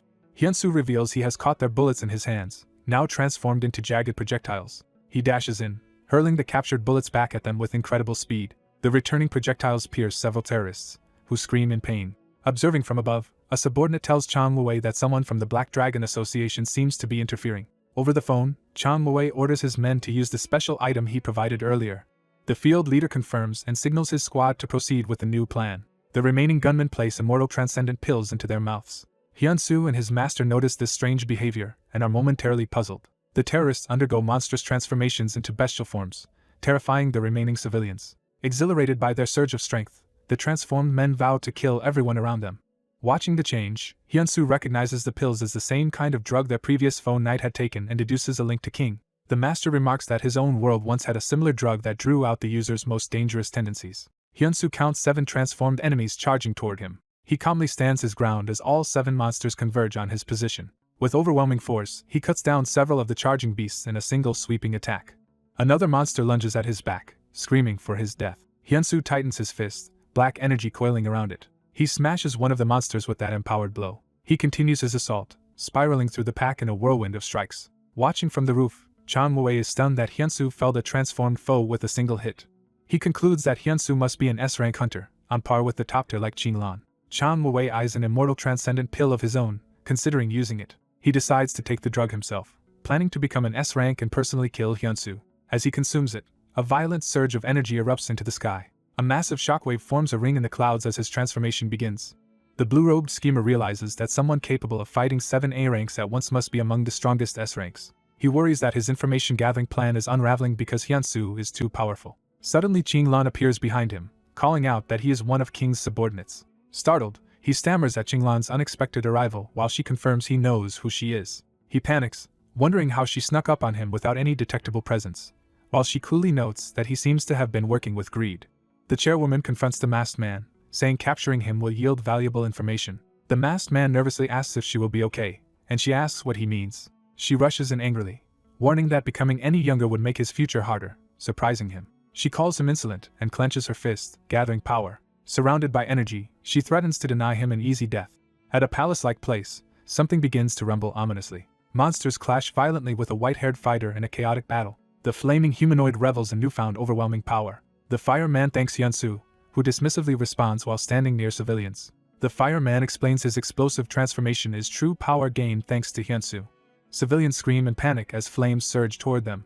Hyunsu, sweating, decides he must evacuate the civilians first. He uses material shift to manifest a giant blue hand that gathers the crowd. The panicked civilians realize they are being lifted and are floating on the energy hand. The fireman calls Hyunsu's evacuation method a bizarre technique. He refuses to let such a good opportunity escape, and vows not to let the civilians leave safely. Enraged, he launches a massive pillar of fire downward, intent on killing. Hyunsu smirks calmly in response.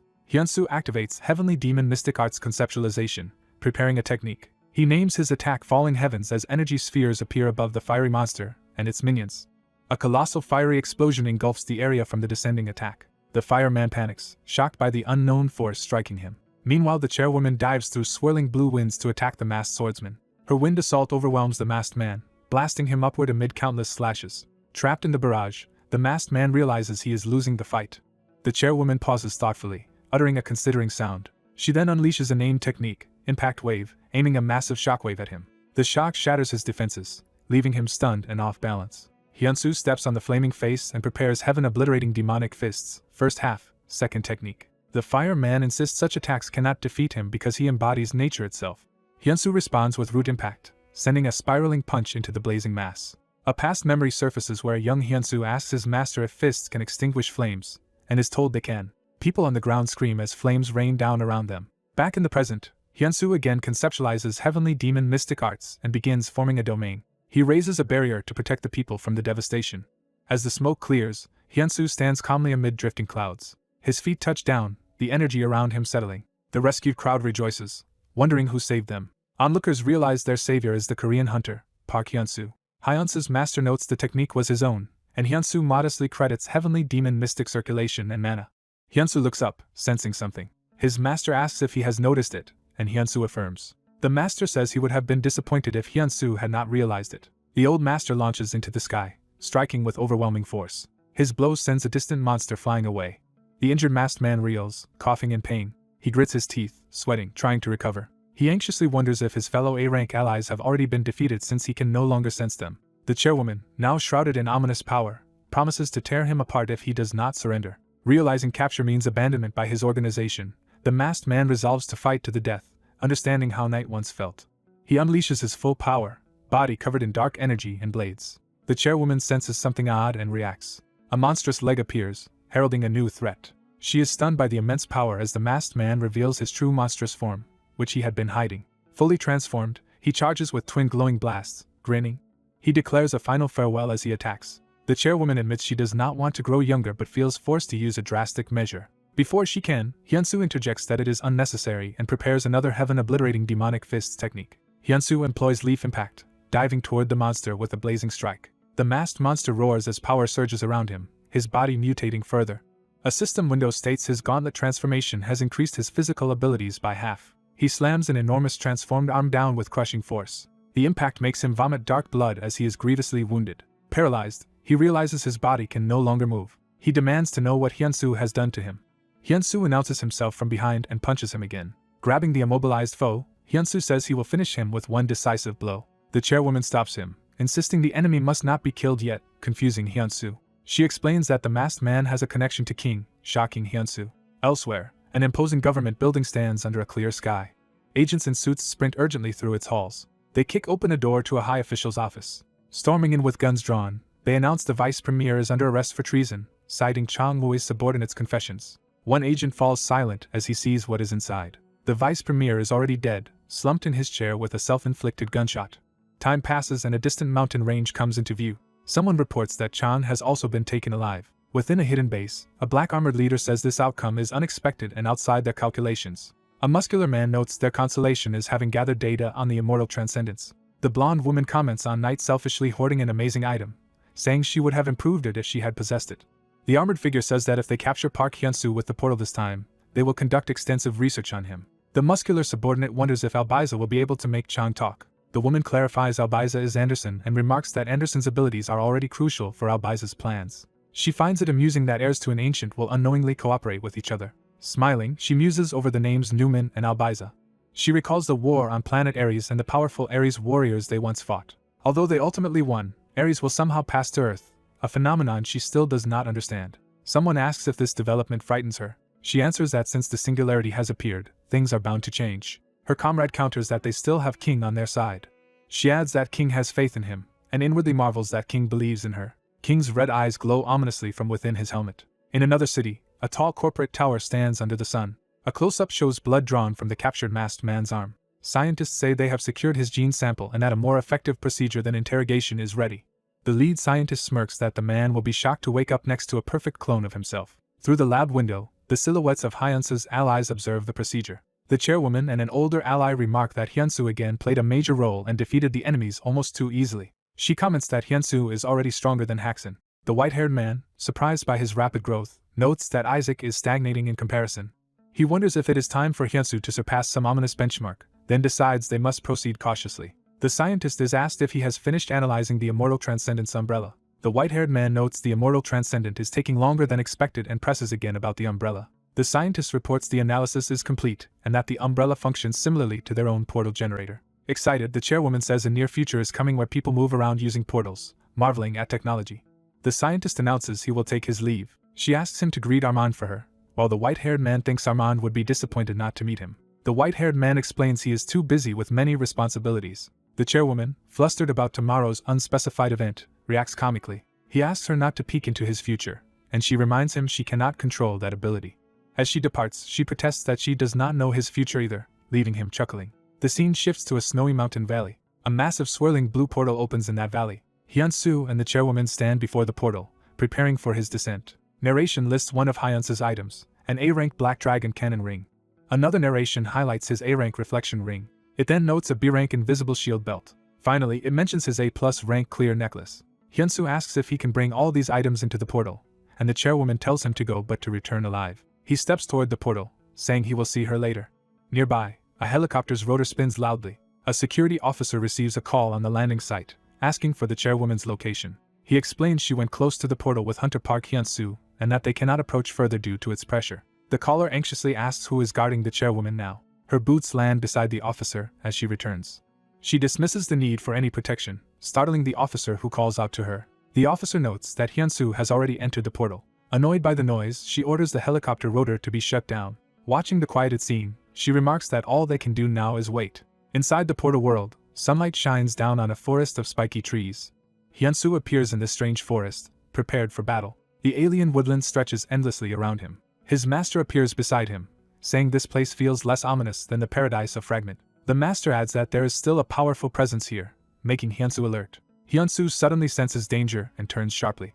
He dodges as a deadly beam or slash tears through the spot where he stood. Shocked by the mysterious attack, he wonders what it was. The unseen strike continues carving through trees, forcing Hyunsu to retreat farther. The bombardment erupts into a huge explosion of lightning-like energy in the forest. His master observes that the energy is extremely dangerous and enhanced. A shadowy figure cloaked in smoke appears within crossing beams of red energy. Hyunsu acknowledges he clearly sensed something but could not see the attacker. His system announces that the invisible shield item has been activated. A protective energy sphere forms around him as he braces. The shielded Hyunsu is driven through the forest by another devastating beam. The attack slices a giant rock apart in a perfect cross. Realizing the shot cut through his B-rank barrier so easily, Hyunsu is alarmed. He grits his teeth in frustration, letting out a strained exclamation. He shouts into the woods, demanding the hidden enemy reveal themselves. From a vantage point, Hyunsu scans the eerie forest, searching intently for the unseen foe. The man challenges his hidden attacker for fighting from concealment, and begins to respond. Deciding to force the enemy out, he activates the Black Dragon Cannon skill. He fires a massive energy blast downward into the forest. The summoned black dragon-shaped energy hurtles toward the target. The beam slices through the trees and vegetation. The blast explodes violently through the forest. His white-bearded master remarks on the impressive power of the attack. The master notes that the technique's strength changes depending on who uses it. The man threatens to annihilate the entire forest if the hidden foe still refuses to appear. A voice suddenly shouts in protest, stopping him. A fox-tailed girl appears, angrily declaring the forest to be hers and launching him away. The master and disciple notice the newcomer and react with surprise. Observing her, the master identifies her as a mystical creature. The fox girl furiously demands to know why he is destroying her forest. She slams him with a powerful physical blow. She screams for him to leave her forest alone, releasing another shockwave. Her scream creates a devastating explosion that sends him flying. Bruised and shaken, he marvels that someone can create such impact using only their voice. Watching her strength, he mentally admits she is overwhelmingly powerful. The fox girl charges at him again with a fierce battle cry. She strikes him in close combat, knocking him through the air. As she darts around him at high speed, he realizes just how fast she is. He activates his accelerate ability and rushes to counterattack. His accelerated strike unleashes a curved, electrified slash. He rides the backlash of energy, quickly repositioning in the air. She contemptuously deflects his attack and prepares another move. Their attacks collide, filling the forest with crossing beams of red light. He invokes the cloud-scattered heavens technique, surrounding himself with dark swirling energy. Their clashing powers detonate again in a huge explosion. The fox girl, scorched but determined, acknowledges his surprising strength. He is shocked to realize he is losing even in terms of speed. She wonders how a human can be this strong yet insists the situation remains unchanged. Still enraged, she declares that despite his strength nothing has improved for her. As she fires another massive attack, his system prompts him to defend using energy arts, activating an instruction skill. He uses heavenly demon mystic arts, forming black spheres and unleashing the falling heavens technique toward her.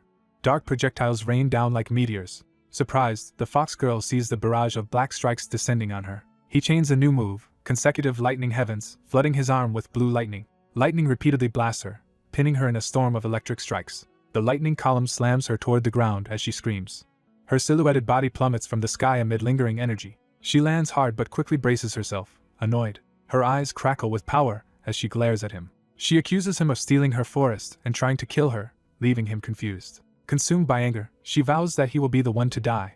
She leaps again with claws crackling in preparation for a killing blow. He can perceive her incoming attack but realizes he cannot dodge it. Her energy beam pierces through his body, inflicting heavy damage. He crashes into the ground in another explosion. Watching from above, she smugly calls this punishment for meddling with her forest. His body lies broken in a crater, clothing shredded and bloodied. His master shouts at him to wake up. Meanwhile, the fox girl prepares to finish him, promising to end his life immediately. At the last moment, his ring activates the reflect damage ability. He regains focus as purple energy gathers around him. Unaware, she dives down screaming for his death, wreathed in lightning. Her next massive attack slams down and triggers a huge pink lightning eruption. When the smoke clears, she appears battered but still standing in the crater. She is shocked to realize something has gone wrong. Looking around the impact site, she sees that he has vanished. He reappears high above, exhilarated by surviving and the intensity of the fight. Hovering beside his master, he confirms he has already recovered and feels refreshed. Smirking, he alludes to a hidden additional effect of his item. He reveals that the item's extra ability lets him reflect the damage his enemy inflicts on him, stunning her. The fox girl vomits blood as the reflected damage hits her. Reeling and covered in wounds, she demands to know what he has done. She continues to cough blood, barely remaining conscious. Another blast erupts, engulfing the area in smoke. The dust drifts away over the forest after the huge clash. Out of the smoke, a shadowy form faces him while he watches warily. He reacts with alarm at the new presence. A transformed, white-haired fox woman emerges, saying his power forced her into this advanced form. Confused, he wonders who this woman is and what happened to the childlike fox from before. His master explains that this is the true form of the mystical creature they sensed. The elegant fox woman approaches him playfully, asking if he does not recognize her. He notices her twitching ears and 7 white tails, confirming her identity and level. She says she cannot maintain this form for long but that it is more than enough to tear him apart. As she touches his chest, he panics because his body is not responding to his will. His master yells at him to snap out of her charm, breaking the spell. Shaken back to his senses, he forcefully pushes her away.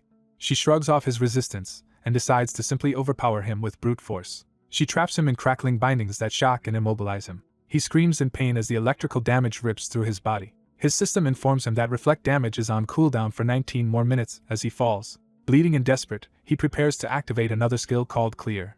The Clear A+ ability on his necklace activates, shining brightly. Wrapped in its light, his wounded body is restored as he floats upward. The fox woman is startled by the sudden surge and cries out in surprise. His master calls the item cheating, noting that only a few A+ artifacts exist, while the man thinks about accelerating its cooldown even if he cannot always return damage. Following his master's instructions, he plans to distract her and unleash a relentless barrage, agreeing to the strategy.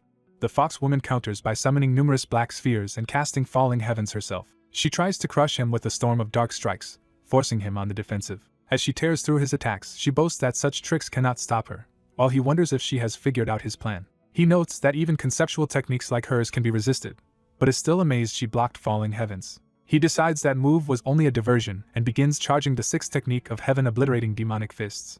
He invokes heavenly spiritual body, surrounding himself with an enormous blue spiritual aura as he dives. The fox woman claims his tricks will not work and rushes to intercept, while he worries she might have seen through him. Confident in his next step, he rushes in, believing she cannot stop this ultimate strike. She gathers a glowing orb of power in her mouth in preparation. She fully charges the orb, energy surging from her open jaws.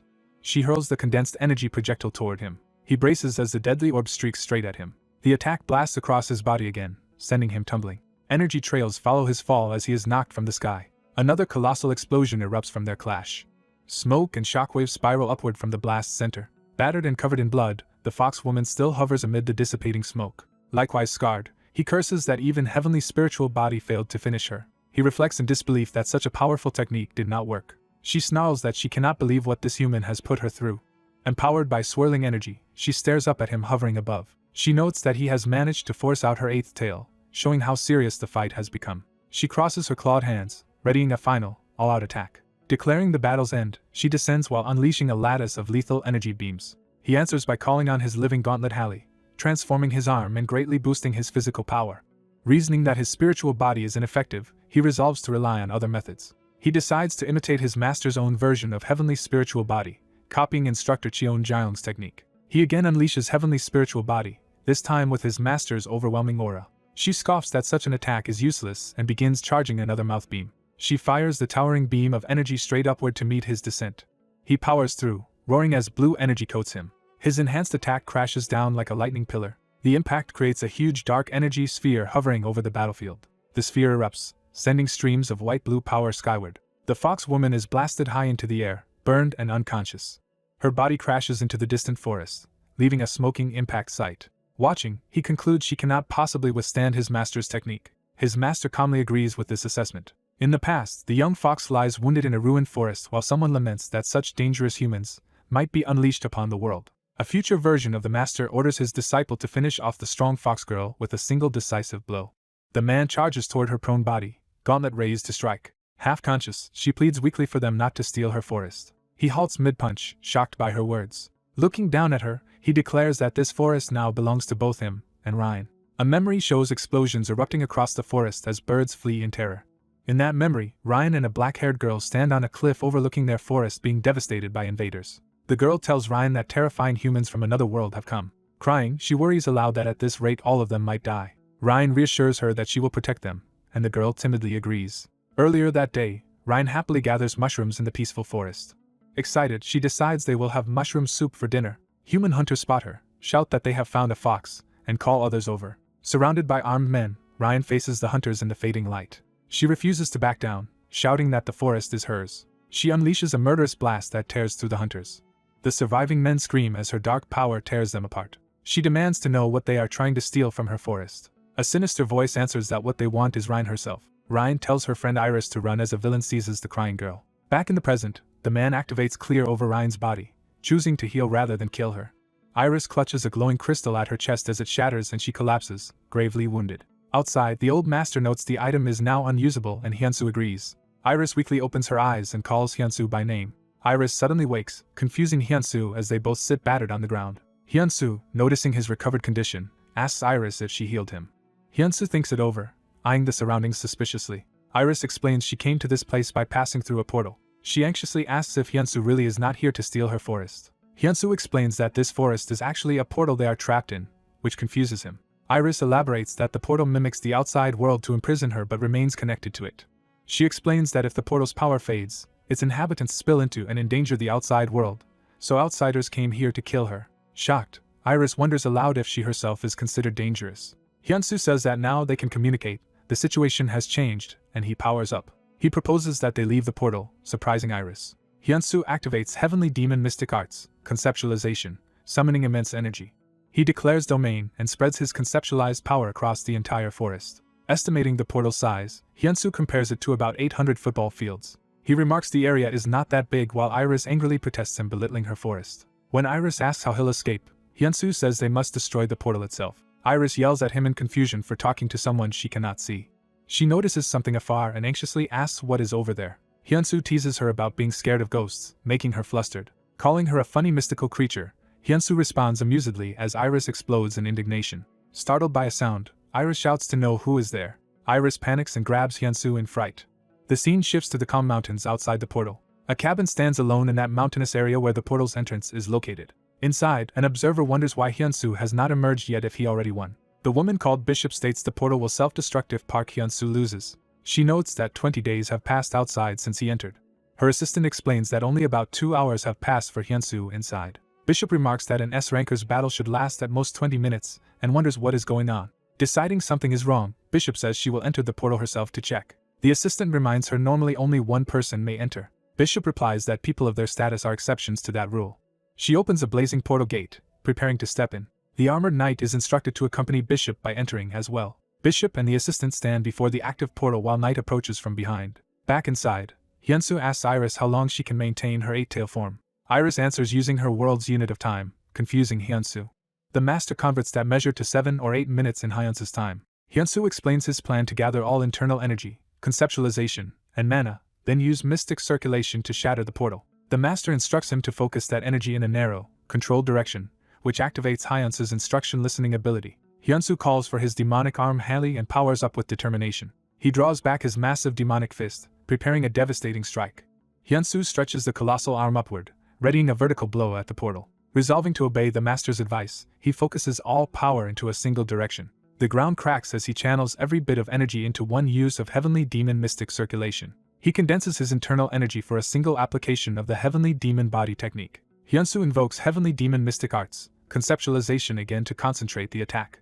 He unleashes true Heavenly Spiritual Body, firing a blinding vertical beam that pierces the sky. The beam expands in a massive explosion of light. The blast subsides to reveal Hyunsu standing amid swirling energy as a congratulatory system message appears. The system informs him he has awakened a unique conceptualization called Mind Destruction, which astonishes him. The portal sky cracks apart from the impact, glass-like shards raining down on the forest. Hyunsu ponders the name Mind Destruction while watching the power surge around his hand. The master, shocked yet impressed, asks when his disciple managed to create such a unique conceptualization. Iris stares at the crack forming overhead and realizes she has indeed been imprisoned in this world all along. Hyunsu warns her to stay in full eight-tail form since they do not know what awaits beyond the crack. Iris shifts into her matured white-haired eight-tail form, power flaring. Her transformed body descends lightly toward the ground. In this form, Iris asks if Hyunsu prefers how she looks now, leaning in too close, making him flustered and requesting more distance. Hyunsu reassures her there is no reason to be scared. Excited, Iris urges that they head out quickly. The crack in the sky widens into a huge star-shaped rift, revealing the exit. Iris and Hyunsu fly upward toward the rift together. Iris glances toward him mid-flight with a soft, focused expression.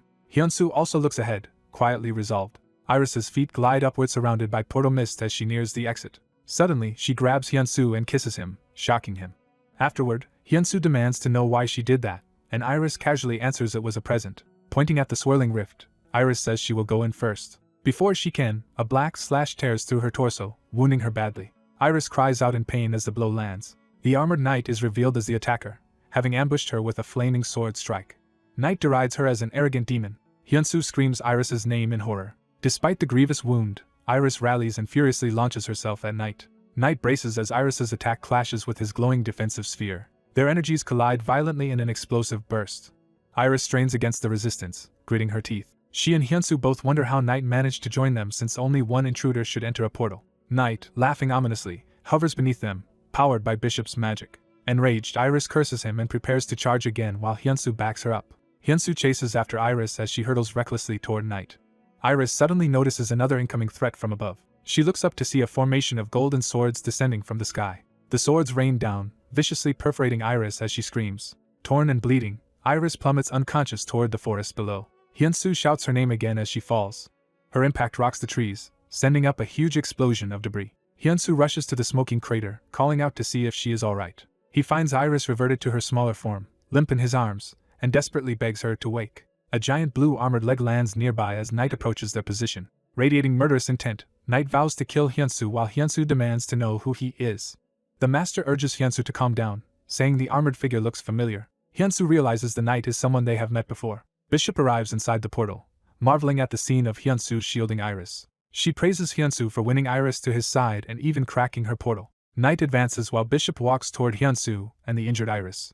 Hyunsu inspects his ring and concludes it is the reason for these unexpected developments. He removes the strange ring from his finger. Placing it on Iris's hand, he remarks that the ring marks her as one of the king's subordinates. Bishop formally introduces herself by the title Bishop and remarks it is only polite to tell him who is going to kill him. Hyunsu scoffs at her declaration, calling it a joke. Bishop responds to his rudeness by conjuring a massive purple sphere of power overhead. Knight charges at incredible speed with his sword raised. Iris, regaining some strength, activates her A-rank skill damage reflection through the ring. As Knight closes in, red sparks erupt over his armor from the reflected damage. The pain also rebounds onto Bishop, who is shocked as the backlash cuts across her body. Wounded, Knight staggers and gasps. He continues to threaten Hyunsu despite a deep gash in his side. Hyunsu angrily rushes in and kicks him, telling him to shut up. The blow is so strong it knocks Knight's helmet clean off and sends him flying. The unmasked, heavily scarred Knight asks if Hyunsu truly does not remember him. The master recognizes him as Choi Jae-hyuk, the man who once accompanied them in the Paradise of Fragment. Choi Jae-hyuk, crazed by obsession and revenge, mutters that he will execute Hyunsu as the strongest. Hyunsu answers by yelling for him to shut up and punching forward again. The clash continues as Hyunsu drives Choi back with overwhelming force. Hyunsu unleashes a technique called Leaf Impact, gathering power into his fist. His strike releases a gigantic shockwave that slices through Choi and the area. Choi is engulfed in the following assault as Hyunsu presses the attack. Wrapped in dark tendrils, Choi screams in disbelief as he is overwhelmed. Nearby, Iris regains consciousness and reacts to the aftermath. She realizes she has been healed and asks Hyunsu if he was the one who did it. She notices the ring on her hand glowing with power. Hyunsu, relieved, smiles and urges her to hurry so they can leave. He lifts Iris into his arms and rockets them upward toward the swirling rift. Hyunsu insists they must enter quickly before their enemies catch them, and Iris agrees. As they approach the exit, Bishop's fiery aura appears at the edge of the crack, blocking their path. Bishop charges at them, screaming Park Hyunsu's name. Cursing, Hyunsu hurls Iris toward the exit first, telling her to go ahead. Iris is flung into the rift, and looks back in shock as she ascends alone. From within the portal, she begs Hyunsu to survive what is coming. Pulled upward, she screams his name as the rift engulfs her. Left behind, Hyunsu faces another incoming storm of summoned swords. He activates his new ability Conceptualization, Mind Destruction, to counter them. Within a distorted mental space, he twists and shatters the trajectory of the swords. Hyunsu then combines Mind Destruction with Root Impact for an immense counterattack. He charges headlong into the blinding blast of his own unleashed power. Bishop is stunned that he could block her attack so easily. The master calls out proudly to Hyunsu. He laughs in delight at seeing his disciple's conceptualization in action. The master analyzes that Hyunsu has merged Root Impact, which rattles foundations, with a conceptualization that destroys the root itself, and feels proud as a teacher. Bishop watches, realizing Hyunsu has grown even stronger than when he fought Knight, and that a singularity like him is terrifying. Surrounded by torrents of energy, Hyunsu declares that Bishop's plans will not proceed as she intended. Gritting her teeth, Bishop repeats Park Hyunsu's name in frustration. Hyunsu coldly tells her not to address him so familiarly. He warns he will not hold back against her despite her being a woman, and lunges in to fight. Bishop prepares a massive fiery counterattack as their decisive battle is about to begin. The blonde mage rushes through the sky inside a swirling portal of light. Hyunsu charges upward, fists blazing with power as he attacks. Watching the oncoming energy, the black-haired man sweats and readies himself. Hyunsu activates his domain, surrounding himself with a powerful field. Using Heavenly Demon Flight, Hyunsu rockets into the air after her. He streaks across the sky, homing in on the swirling energy ahead. Smirking, he exhales confidently as he closes the distance. The observer gathers conceptualization energy, preparing a mind-based destruction technique. The blonde mage dives toward him again, encased in a radiant barrier. Hyunsu unleashes Seed Impact, hurling a devastating conceptual punch. His attack shocks the blonde mage, who realizes the danger. She counters with a massive blast, colliding with his power. Screaming in pain, she strains to withstand the impact. She narrows her eyes, reassessing Hyunsu with growing unease. Looking up, she sees Hyunsu high above, gathering more power. A dark hand forms, gathering ominous purple energy and symbols. Possessed by darkness, she calls vengeful spirits to tear Hyunsu apart. She reveals she has been collecting all vengeful spirits from portals to use now. Grinning, she challenges Hyunsu to endure the vengeful spirits of darkness. A spectral arm erupts from Hyunsu as someone calls his name, startling him. The spirit possessing his arm promises to handle the vengeful spirits for him. The ghosts rush forward, jaws gaping as they attack. Using the spectral arm, Hyunsu commands the vengeful spirits to return. He forms a blazing sword of spirit light, promising it will free them from their shackles. Surrounded by spirits, he tells them to go back and seek freedom. The liberated souls soar up a dark mountain toward the swirling sky. Hyunsu looks at his transformed arm, stunned into silence. The spirit announces the task is complete, while someone off-screen reacts in disbelief. An elder spirit praises Hyunsu's feat as another small spirit celebrates behind him. The blonde mage realizes absolute death. Hyunsu's ego holds total authority over the dead and curses.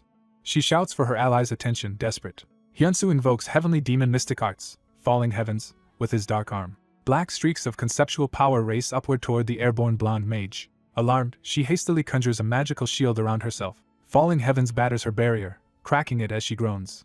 Hyunsu descends and coldly tells her she is weaker than foes like Iris or Night. Empowering his demonic arm with lightning, he roars that she is weak and releases lightning heavens. She is engulfed by massive bolts of lightning that slam into her. Her body, wreathed in dark smoke and electricity, plummets toward the ground. Falling, she calls out to her ally Ronbel. Ronbel appears and catches her in his arms mid-air. He lands with her safely in the forest. Leaning on him, she angrily asks why he arrived so late. He calmly replies he waited because she told him not to come until summoned. Frustrated, she orders him to stop being so rigid and to kill Hyunsu. A powerful blast crashes into the ground near her as he moves to obey. Hyunsu confronts Ronbel, demanding to know who he is. Hyunsu notices a sudden flare of energy approaching him. Ronbel appears instantly before Hyunsu and strikes him with overwhelming speed. Hyunsu reels in midair, coughing blood in shock. The suited fighter presses the assault, trading rapid blows with Hyunsu. Bruised but grinning, Hyunsu assesses that his opponent specializes in close combat. Ronbel charges again, cloaked in purple energy, forcing Hyunsu on guard. Scene shifts to a hospital exterior, indicating a change in location. A girl happily inhales the scent of fresh flowers. Walking through the hospital hall, she enjoys how good the bouquet smells. Entering a room, she cheerfully greets the patient, explaining she is free from work today. She sets the flowers in a vase and asks the silent patient if they can hear her. Smiling shyly, she says it would be nice if they really could. Turning to the bed, she panics upon finding Hyuntae missing. A swirling portal-like space appears, hinting at a dimensional transition. Bare feet dangle above that strange watery surface. The fox girl Kale, lost in the void, admits she does not know which way to go. Hearing a voice, she looks up and is told she cannot escape them. Seeing a familiar enemy, she stammers in shock. The dark man grimly notes more opponents keep showing up and ruining his plans. He raises his hand, summoning deadly purple blades and ordering her to die. Snarling, Kale refuses to accept death. She barely dodges the slashing energy waves he sends toward her. His projected form glitches and fades, leading her to suspect it is not his real body. The man appears above her with a different body, claiming resistance is useless. He smashes her into a glowing barrier with a brutal downward strike. Bloodied, Kale bites her lip and struggles back up. Fueled by rage and a monstrous shadow, she vows to kill him. He suddenly tells her that her friend Rinna is still alive. He adds that Rinna is being kept under surveillance, making Kale silently seethe. Kale recalls happier times with Rinna and asks herself what she should do. Her hand trembles as she prepares to decide. The man brandishes a dark cursed sword and urges her to think carefully. He threatens to kill her in a single strike. A commanding voice interrupts, ordering him to stop. A serene young man in white, radiating blue energy, appears. The dark man demands to know how this newcomer entered the space. The newcomer invokes forced teleportation, commanding the enemy to return to where he came from. The dark man is engulfed by the spell and panics as he is dragged away. Cursing, he is sucked into a spiraling portal of light. Kale sees the newcomer fully and hesitantly calls him Hyunsu. Sniffing the air, she realizes his scent is similar to Hyunsu's but not the same. The mysterious man raises a hand, forming a portal while she watches warily. He tells her to run toward the light he creates, explaining it will return her to where she came from. Kale nervously asks if he is a member of Hyunsu's family. He answers that he is not, though the body he uses is, and says that is not what matters now. He urges her to go quickly, and she thanks him. Kale flies through the dimensional stream, realizing she is headed back to where Rinna is. Racing toward the star-like exit, she promises to repay Hyunsu for his help. Back in the main battle, Hyunsu rushes forward with a swift palm strike. Ronbel narrowly avoids the blow, surprised by his speed. Hyunsu counters another attack with a powerful punch. Ronbel responds with a devastating kick that explodes against Hyunsu. Hyunsu whirls, gathering white conceptual currents around his body. He lands a heavy blow on Ronbel's arm, tearing his sleeve. The two trade ferocious punches head-on. Ronbel channels dark power into a crushing chop aimed at Hyunsu. The strike slams down on Hyunsu, exploding with force. Bruised and gasping, Hyunsu thinks his opponent's close combat is too strong for him to use conceptualization freely. Ronbel forms a swirling blue mana bomb and hurls it at Hyunsu. The bomb erupts against Hyunsu, blasting him back as he cries out. The scene cuts to a forest path beneath dense trees. Elsewhere, the blonde mage regains consciousness among trees, wrapped in dark energy. She begins a healing ritual, thinking she must recover quickly. She convinces herself that once healed and back in the fight, their side can still win. The old spirit advises Hyunsu not to focus on Ranbel but to attack the other enemy. Confused, Hyunsu asks what he means. The elder explains that Ranbel is not actually trying to kill Hyunsu. Ranbel, partially damaged, mutters in frustration. Hyunsu decides to change tactics and again prepares heavenly demon mystic arts, conceptualization, falling heavens. Numerous mana orbs surround Ranbel, boxing him in. The orbs explode, forcing Ranbel to dash away from the blasts. He uses the explosion's momentum to propel himself forward with another charge. Massive ice-like spikes erupt upward as he leaps higher into the sky. Watching him flee, Hyunsu and the elder comment that he is not very loyal and is running too far away. Sensing Ranbel recede, the blonde mage angrily realizes he is getting farther from her. Enraged, she screams Ranbel's name as her power flares. Hyunsu appears behind her, telling her to stop relying on that traitor. He drives a powerful punch into her midsection, launching her away. She is sent flying, leaving a trail of blood above towering spikes. Clutching a dark sphere in pain, she swears she will kill him. She manages to touch him with that cursed energy, sending dark power through his body. Shocked, she realizes something unexpected is happening. Hyunsu counters with a fierce punch to her face. The scene shifts to a tall corporate building, heralding a new setting. Inside, voices joyfully sing happy birthday around a cake. A blonde man named Isaac steps into the room as the celebrant. His colleagues greet him loudly with birthday wishes, surprising him. Embarrassed, Isaac is urged to come blow out the candles. Time passes, leaving only the quiet ceiling of the room. A single slice of uneaten cake remains on a plate. Later, Isaac and the white-haired man relax, with Isaac saying the surprise startled him. The elder suddenly asks Isaac if he believes in God. Isaac laughs it off, saying he does not believe in such things. The elder admits he once denied God's existence as well because God cannot be seen. He then says God actually does exist, startling Isaac. The elder claims he even saw God once before meeting Isaac, who thinks he is lying. The elder continues and activates a device on the console. A cylindrical chamber begins to open with mist spilling out. The chamber rises fully as Isaac and the elder step back tensely. Isaac, alarmed, asks what this machine is. The elder reveals a glowing sword inside and says he was instructed to pass it on when the time was right. Drawing the sword, he tells Isaac that now is that time and offers it to him. The chapter ends on a calm sky over the forest, signaling a brief respite after the chaos. The old master observes that another powerful being is choosing not to intervene while Hyunsu stands ready. Someone recognizes a red, brain-like object as the immortal transcendent. The elf-like woman panics and drops the immortal transcendent. She desperately lunges after the falling immortal transcendent, cursing. Hyunsu appears over her and coldly calls her pathetic. As she pleads for mercy, Hyunsu prepares a heavenly demon mystic arts technique. Hyunsu unleashes exploding heavens, smashing the ground with overwhelming power. The explosion devastates a massive area of the forest. A suited observer admits Hyunsu's strength is incredible. Deciding not to throw his life away, the man flies off and retreats. Hyunsu emerges from the smoke beside his master, victorious. The master tells Hyunsu to feel no sympathy for the defeated woman, and Hyunsu agrees. A system message announces that Hyunsu's unique ability listening to instructions has leveled up. Details appear explaining that listening to instructions level 5 lets him copy one designated instructor's techniques a limited number of times daily, and his new unique constitution heavenly demon body boosts all martial arts and physical stats. Hyunsu happily notes that his level and efficiency have increased. He excitedly tells his master that he has leveled up. The master stands silently, looking serious. Hyunsu calls out to his master, sensing something is off. A notification grants Cheon-jiang a special one-time possession ability that will erase him from this world after use. Cheon-jiang realizes this world gave him the power to possess Hyunsu's body. Remembering a foretold day, Cheon-jiang wonders if that time has arrived. He recalls being warned never to hesitate on that day, even if it means disappearing from this place. Hyunsu asks what his master is thinking, but Cheon-jiang brushes it off. The master warns that the cracks in the sky are beginning to close again. Hyunsu, worried, asks what will happen to Iris. The master assures him that Iris is alive and content, with no bad premonitions. Amazed at his knowledge, Hyunsu jokingly asks if his master is a god, and Cheon-jiang playfully demands food offerings.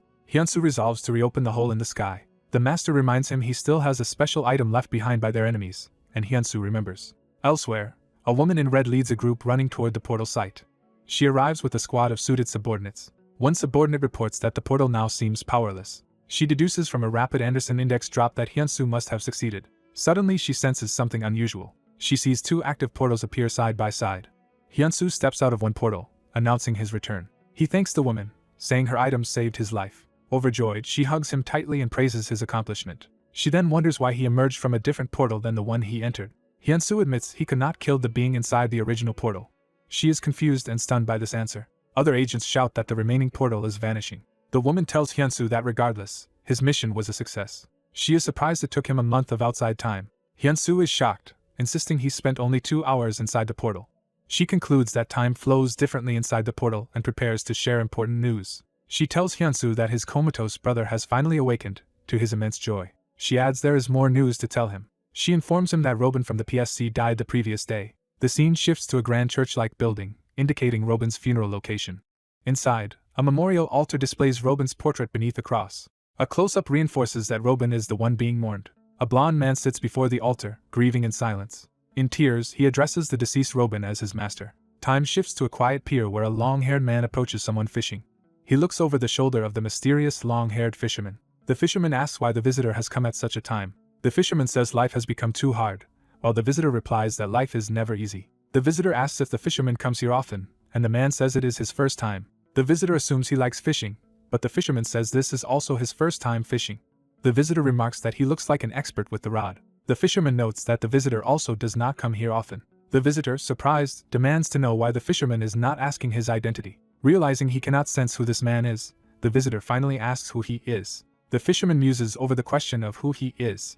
He reveals a scarred face and eerie eyes beneath his hat, smiling ominously. Casting off his disguise, he declares himself to be king. The visitor reacts in shock and fear at learning his identity. King taunts Newman, saying he will kill him again here. King calmly bids him goodbye.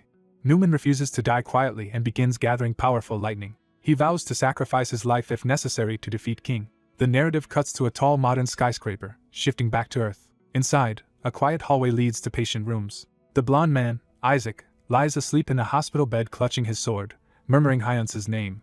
He calls out Isaac's name urgently in his sleep. He stirs, opening his eyes slightly. Awake now, Isaac is startled to see his master sitting beside his bed. Newman solemnly says he can no longer stay by Isaac's side, shocking him.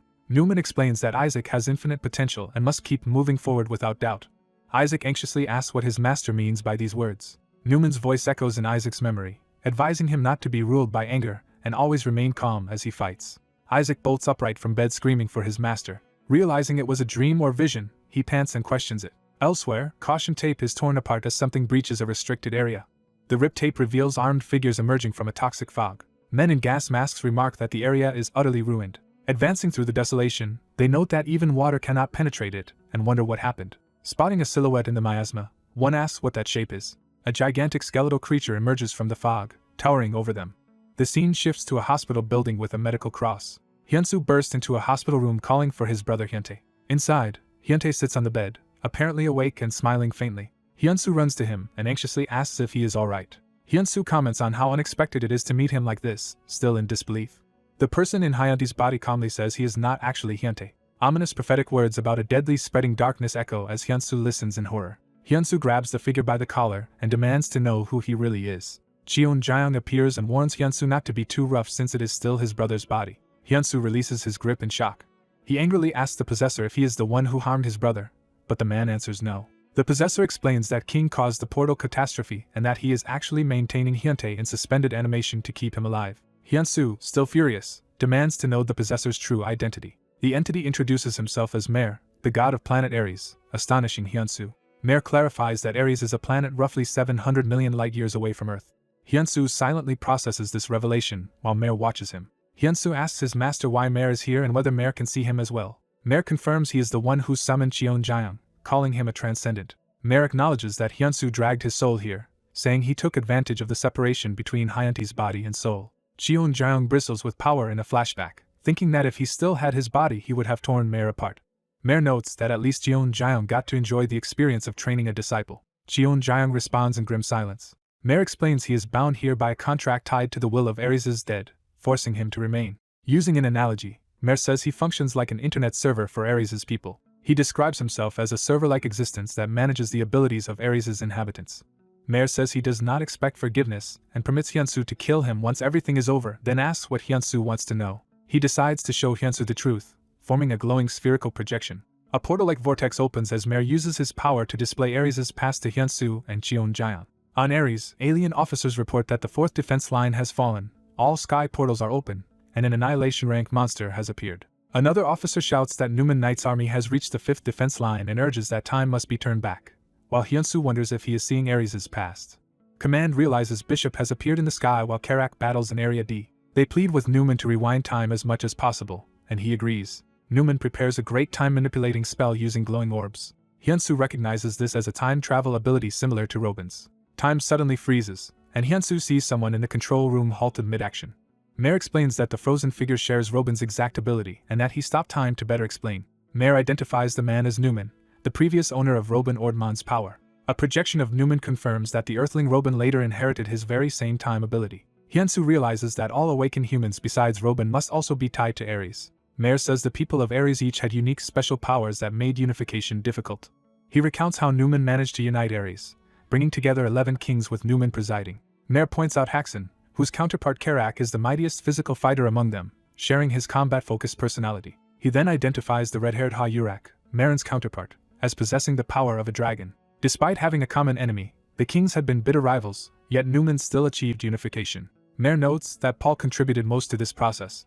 Paul, revealed as the Earth Chief Commander Choi Sang-ho, is shown leading S-rank hunters. Mare clarifies that this Paul corresponds to Choi Sung-ho, Ha-Yurak's superior on Earth. With Paul's help, Newman successfully unified Ares. United, the kings begin a full-scale counterattack against King's forces. Their combined army initially holds its own thanks to its newfound unity.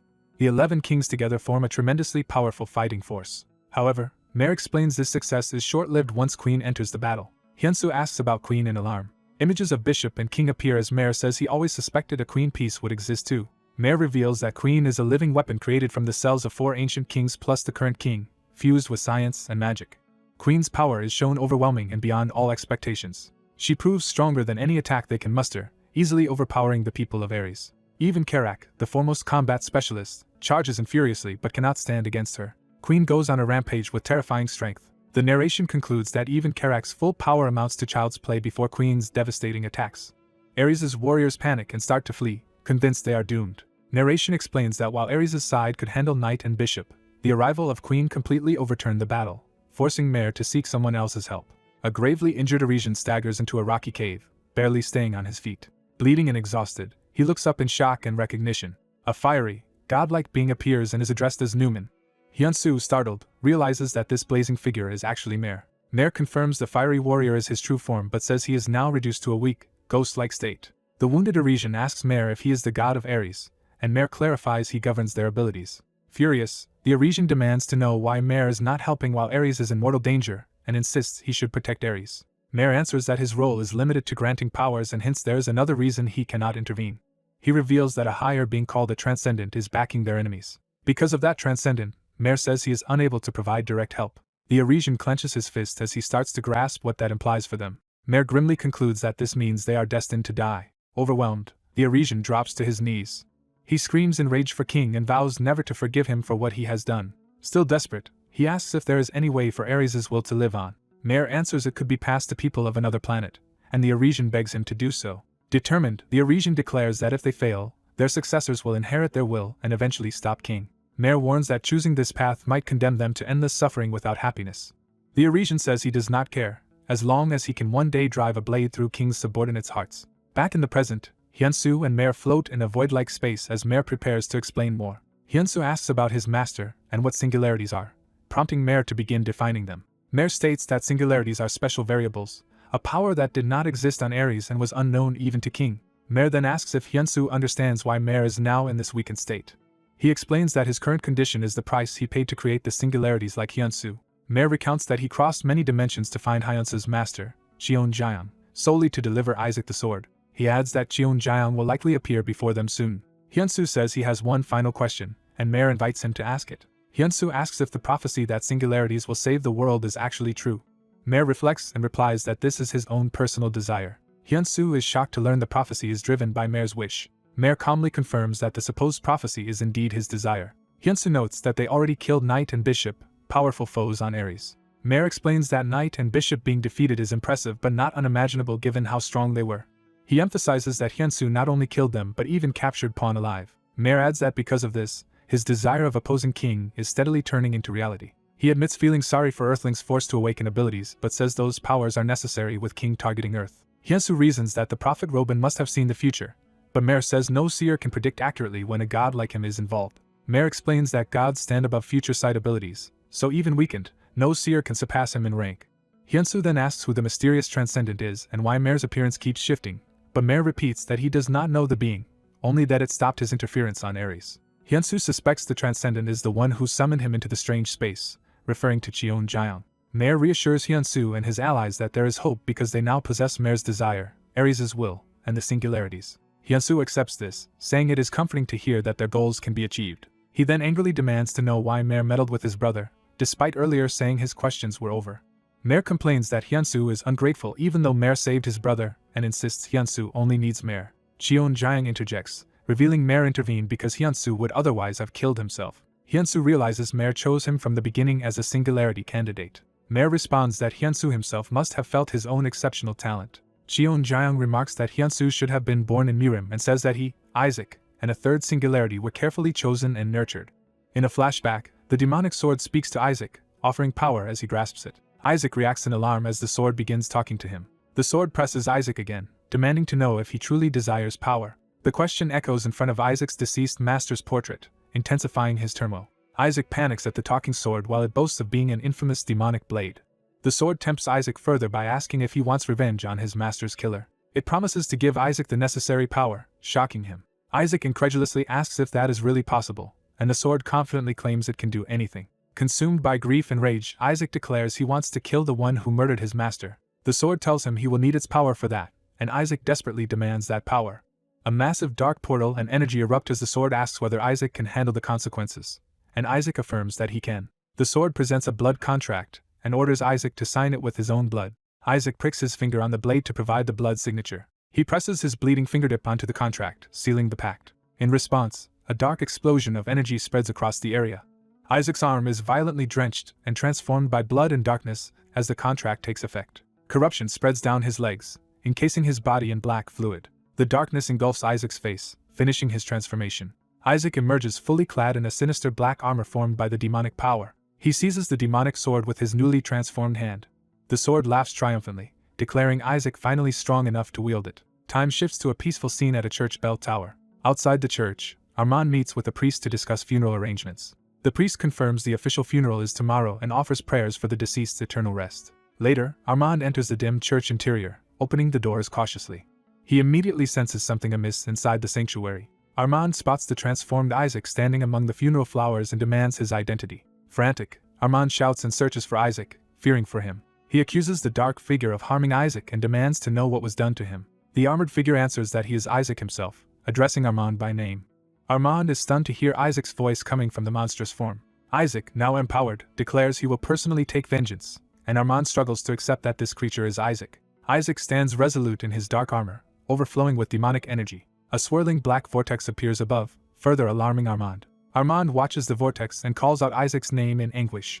Back in the cave, Mare finishes his explanation, saying he has told Hyunsu everything he needed to know. Hyunsu warns Mare that once the current crisis is over he will beat him up, and Mare resignedly says he will wait for it. Mare raises his hand and releases a powerful light to end their meeting. Hyunsu then hears Mare's voice fading as Mare says he must rest. In a hospital bed, Hyunsu's brother, Park Hyuntae, weakly asks what happened to his brother. Hyunsu, visiting him, explains that Park Hyuntae's body has fully recovered. He adds that Hyuntae is only unconscious due to psychological reasons and should wake naturally soon. Mare, speaking through Hyuntae's body, explains that a strong protective seal was placed on Hyuntae to save him by isolating him from harm. He then admits that Hyunsu's earlier technique loosened this seal, making it easy for Mare's consciousness to emerge. Hyunsu grudgingly accepts this and tells Mare to leave his brother's body as soon as possible, and Mare promises to try. Walking down a hospital corridor, Hyunsu and Cheon-jaeong summarize that Mare's explanations have answered most of their questions and that the others must be informed. Still lying in bed, Hyuntae mentally notes that he too has an important role to play in the coming events. The scene shifts to a tall corporate building, signaling a new meeting place. Hyunsu enters an office where the guild leader, a pink-haired woman, is waiting. She greets him warmly, noting that it has been some time since they last met. Hyunsu observes that her hair has returned to its original color, and she confirms that her powers have fully recovered. They discuss a newly installed PSC portal device, which has been placed at key locations. She suggests they head through the portal because everyone else is already gathered, and Hyunsu agrees. Another skyscraper is shown, housing the gathering of high-ranking hunters. Inside, representatives from various groups, including Armand, sit around a large round table awaiting Hyunsu. Hyunsu enters and greets everyone, saying it has been a while since they last met. He is introduced to Maud Alexander, another powerful figure, and they shake hands politely. The assembly's purpose is stated: They are meeting before the funeral because Hyunsu has killed Bishop, one of King's officers. The others react with shock that not only Knight but also Bishop has fallen. The guild leader adds that Hyunsu has also received secret information from an unknown transcendent being. One hunter silently marvels at how strong Hyunsu has become while Hyunsu prepares to explain the crucial points. Hyunsu begins by describing King's group as cosmic pirates who ambush and plunder planets. He explains that they typically create portals, unleash monsters, and obliterate everything on a target world. Among those monsters, the strongest survivors are reused on the next planet in their path. Hyunsu says that even the transcendent Mare does not know why King does all this. He relays that Mare introduced himself as the god who manages Ares's abilities and that Ares lost its war against King. Hyunsu explains that Ares's lost abilities were transferred to Earth, awakening as the powers that hunters now possess. The gathered hunters react in shock to learning their powers came from another world. Arman asks whether their abilities originally belonged to someone else, and Hyunsu confirms that this is true. Another hunter comments that it is hard to believe and wonders if those original owners were stronger than him. Hyunsu answers that according to Mare's memories, Ares's abilities resembled those of Earth's hunters but were generally stronger. A large hunter says the next part of the story is what matters most. Hyunsu then promises to reveal King's true reason for coming to Earth. He outlines the 2 key points he will explain: why King's group came to Earth, and why they are restraining their full power. He begins the explanation with Earth's myth of a war among gods that has long been passed down as legend. He clarifies that this legend refers to a real battle between God and Satan, in which Satan was defeated. After losing, Satan was sealed deep within Earth's core. The hunters compare this to a biblical story, likening it to the war between God and Satan. Hyunsu states that King, an entity called the Annihilation Dragon, came to Earth specifically to awaken Satan and that Earth was chosen as the next target after Ares. He continues that while Mare does not know King's exact plans for Satan, King is clearly trying to resurrect the Annihilation Dragon as a major weapon.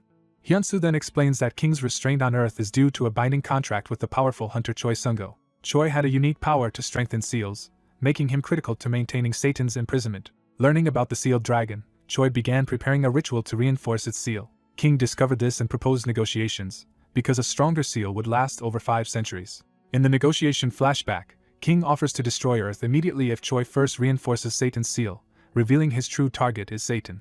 King admits he ultimately needs Satan but boasts that he can destroy Earth even without Satan's help. Choi asks what compensation he will receive for not strengthening the seal, planning around Mare's prophecy about future singularities. He sets his condition: King must not destroy Earth for 5 years. Choi further stipulates that if King violates this, he must invade in his original body, shortening his lifespan and weakening his power. Choi offers to halt the sealing ritual immediately if King swears to this powerful verbal oath.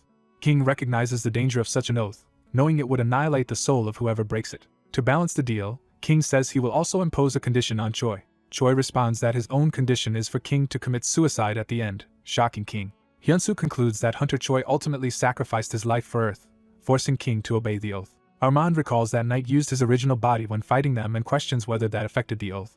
Hyunsu answers that Knight's immediate death nullified any issue with the condition. The assembled hunters digest the revelations, acknowledging they finally understand events and that Choi's sacrifice saved them. Someone slaps a hand on the table, signaling a new declaration. The leader of the Black Dragon Society stands to express respect for Hyunsu's tireless efforts for humanity. She announces that she and the Black Dragon Society have decided to follow Hyunsu's lead from now on.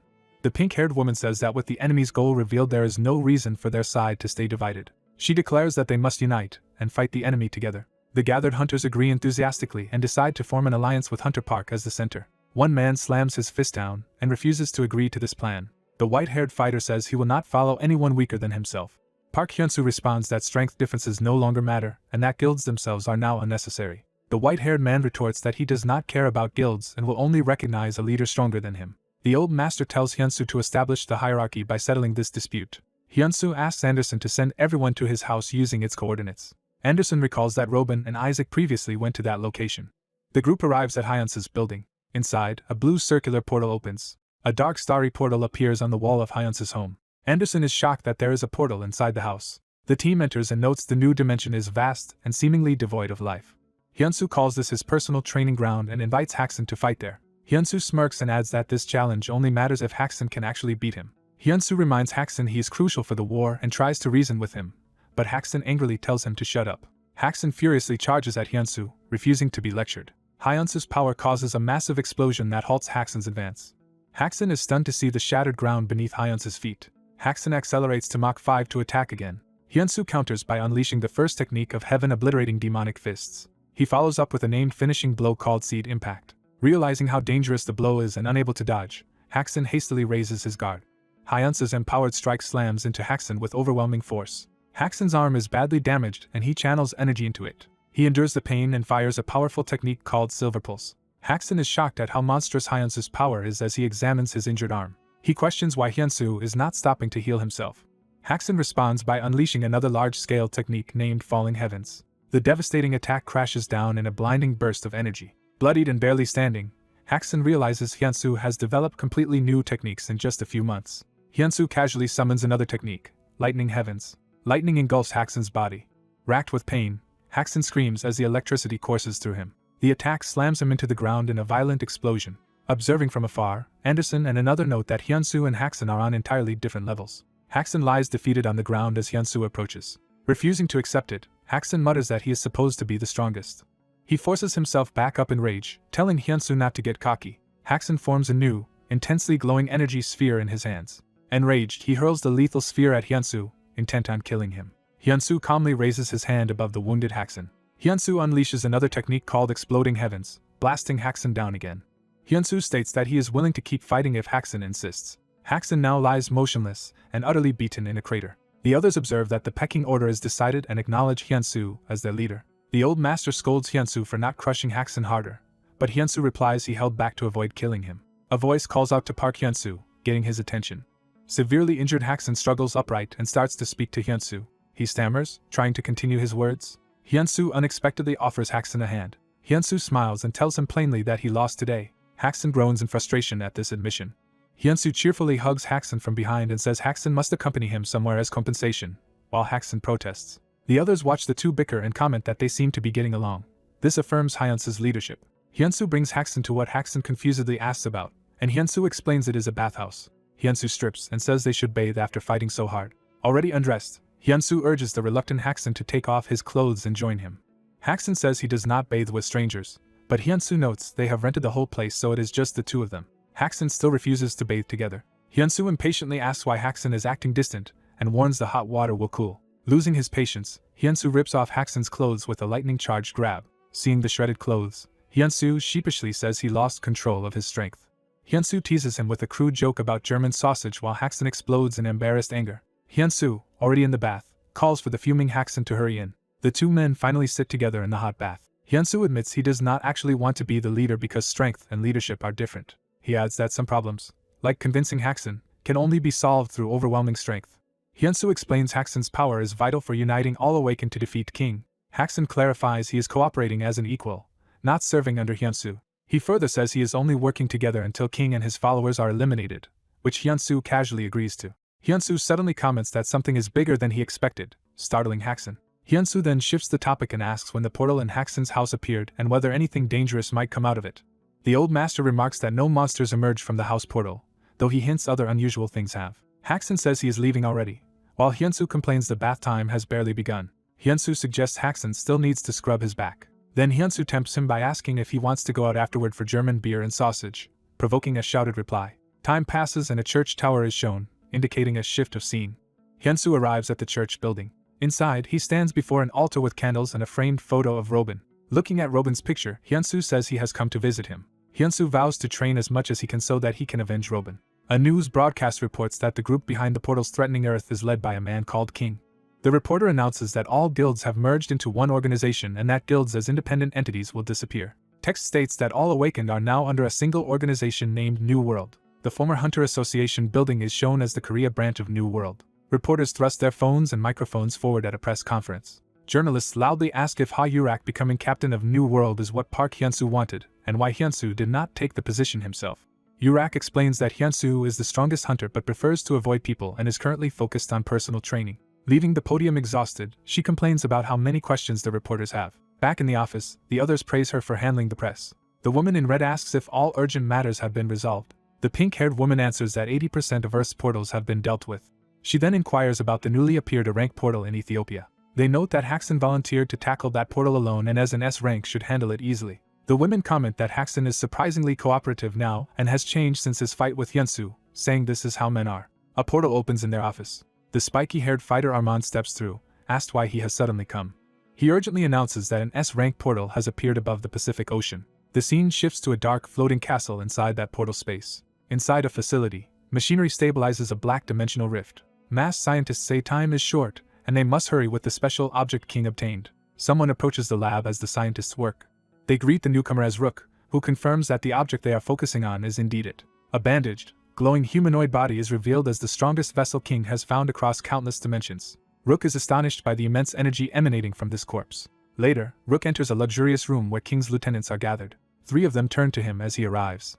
One scolds another for not greeting Rook, and the pink-haired man asks why that sort of courtesy is needed between them. The pink-haired man clarifies he is Pawn and the newcomer is Rook, prompting belated recognition. Pawn politely introduces himself as Kayvon and notes this is their first in-person meeting. Someone remarks that Kayvon is a renowned mage of the East Universe and trustworthy because King chose him. Rook asks how the enemy forces are moving. The old mage reports that the heroes have found the Pacific Portal and formed a team of 30 A ranks and 1 South rank, but that Park Hyunsu has not moved. Rook states that 90% of the linkage among 7 portals is complete. Pawn points out there are only 4 of them, and wonders how they can cover 7 portals. Rook explains that the central portal links to the other 6, and they will personally enter 4 of the remaining ones. He adds that another ally will handle the 5th portal and that the 6th will be entered by whoever is assigned to confront Park Hyunsu. The lieutenants react with surprise to this statement. Rook reminds them that King has granted permission for them to fight in their true forms and orders each of them to go all out within their respective portals. One of the blonde lieutenants asks about the previous contractual restrictions involving Paul. Rook says he will bear all of those restrictions himself using an artifact called the Watch of Causality. Rook tells the others simply to fight with full power and make sure to bring back Park Hyunsu's head. Over the Pacific, a gigantic swirling portal dominates the sky above the ocean. Hyunsu's team arrives on warships and comments on how enormous the portal is, estimating it to be about 2 kilometers wide. The pink-haired woman remarks that, unlike the fragment of paradise, this portal does not feel ominous. Hyunsu appears in uniform as they prepare for the mission. The pink-haired woman reacts to seeing him again. She and the girl in red tease Hyunsu that he does not seem any different despite his training, while he plays it off. A narration reveals that because Hyunsu has reached the level of origin reversal, his allies cannot sense how powerful he has become.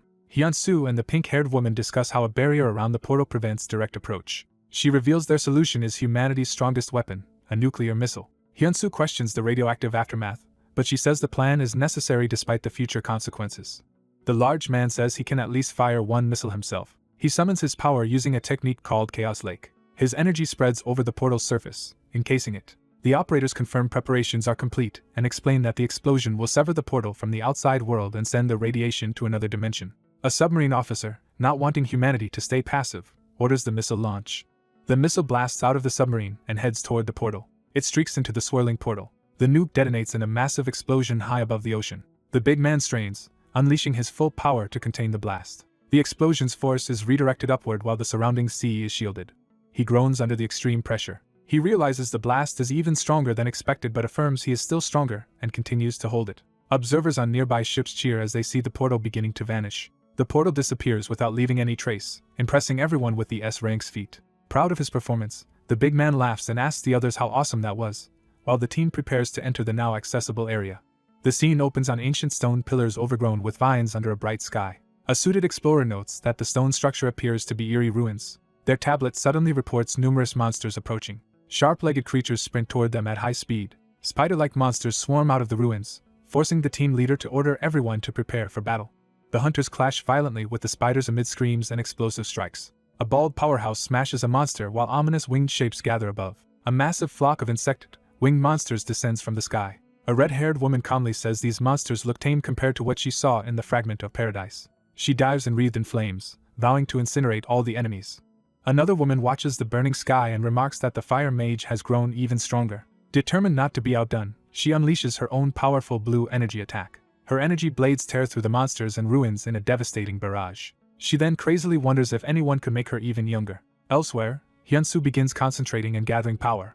He completes his scan and concludes his analysis. He deduces that 6 portals are linked around a central portal. He invokes heavenly demon mystic arts, conceptualization, forming many swirling blue spheres. Using the technique Falling Heavens, he rains destructive attacks down on the monsters. Observers marvel at Hunter Park's overwhelming power, saying he is worth 100 men. The fire mage lands lightly, flames trailing behind her. Hyunsu joins her after finishing his attack. She teases that he should have used that power from the beginning, while he says he was doing reconnaissance. Hyunsu explains to the others that there are 6 linked portals plus a central one. The woman is surprised that multiple portals appear as a single one and notes that the enemy's portal technique has improved since the fragment of paradise. They judge the overall difficulty as low and decide regular members will handle normal monsters while S ranks each take on a portal boss. Hyunsu says he is heading out, and the fire mage tells him to stay safe. His hand reaches toward her as he turns to leave. She blushes when he gently touches her face, softly saying his name. Hyunsu responds with a quiet, reassuring smile. A blast of wind from his departure startles her. She fumes that the kid has become quite bold. Hyunsu rockets away like a white spear of energy. He emerges from transit, feet touching down in a new location. He finds himself in what looks like a bustling amusement park and questions the setting. Hearing people scream on a roller coaster, he wonders if this really is inside a portal. Nearby, a boy excitedly asks his mother for cotton candy, and she agrees. Hidden in darkness, an enemy is pleased that Park Hyunsu entered first. This enemy explains that the place is a mental space he controls and sees this as a chance to kill Hyunsu and earn his king's recognition. Sensing something, Hyunsu looks up warily. He and other hunters suddenly find themselves riding a roller coaster, confused about why they are on it. An old master enjoys the ride while Hyunsu panics, realizing this is not the time for fun. The train hurtles along the track toward danger. The master notices the track ahead looks wrong. They see the track is broken ahead and passengers scream for help. The train flies off the severed rails into empty air. It crashes catastrophically, flinging riders and cars everywhere. Hyunsu lands safely on the ground after escaping the disaster. He sees the explosion and worries about the roller coaster passengers. Horrified, he shouts for his mother. He then realizes the cotton candy scene with the mother and child is repeating exactly. The screams and roller coaster scenario begin again above him. Hyunsu and the old master deduce that the events in this place are looping. Hyunsu wonders if time here repeats like in the Entropy Kingdom, or something similar. A disembodied voice declares that Hyunsu has already lost the first game, the roller coaster. Hyunsu demands to know who is speaking and prepares to fight despite his dislike of battle. The voice, calling itself Bordeaux, explains that its ability reconstructed various dimensional spaces as soon as Hyunsu entered. Bordeaux admits Hyunsu is scary after defeating Knight and Bishop but decides to fight anyway. He boasts that this mental space is his domain where even Hyunsu should be helpless. Hyunsu mocks him for hiding while boasting and implies he is weaker than Knight and Bishop. Bordeaux insists provoking him is useless and threatens to trap Hyunsu here forever. He then announces the start of a second game with a sinister grin. Hyunsu calmly replies that he refuses to play the enemy's game. Bordeaux protests that Hyunsu cannot leave because this is his space, while Hyunsu questions that claim. Hyunsu calls out the bluff, saying someone truly strong would not need to hide, and starts to reveal the truth of the place. Bordeaux smugly clarifies that everything around them is an illusion. Hyunsu says illusions are simple to handle and recalls his skill mind destruction, which alters the essence of things. He activates conceptualization, mind destruction, enveloping himself in blue energy. His eye focuses intensely on the illusion. From Bordeaux's perspective, Hyunsu's enormous eye dominates the space, pulling in his spider form. Hyunsu attacks with a technique called Seed Impact. The illusionary realm explodes under the force of his blow. Bordeaux's monstrous body is pierced and mortally wounded. The spider form crashes lifelessly to the ground before Hyunsu. The illusionist coughs blood, shocked that his supposedly perfect illusion was seen through. Hyunsu states he could tell because he has previously met a far stronger mage. He follows up with another attack, exploding heavens. The impact triggers another devastating explosion. Bordeaux, half buried and dying, weakly acknowledges Hyunsu's overwhelming strength while thinking of his king. Hyunsu ends him with a final brutal stomp. The ground is shredded and splattered as the enemy is finished off. The old master comments how easily the fight ended, and Hyunsu agrees. Hyunsu notes that Hallie, his ring spirit, is still asleep, which the master says is normal during a growth phase. A bright pillar of blue light shoots into the sky, marking the cleared portal. Other hunters see the light and realize one of the portals has been conquered, likely by Hunter Park.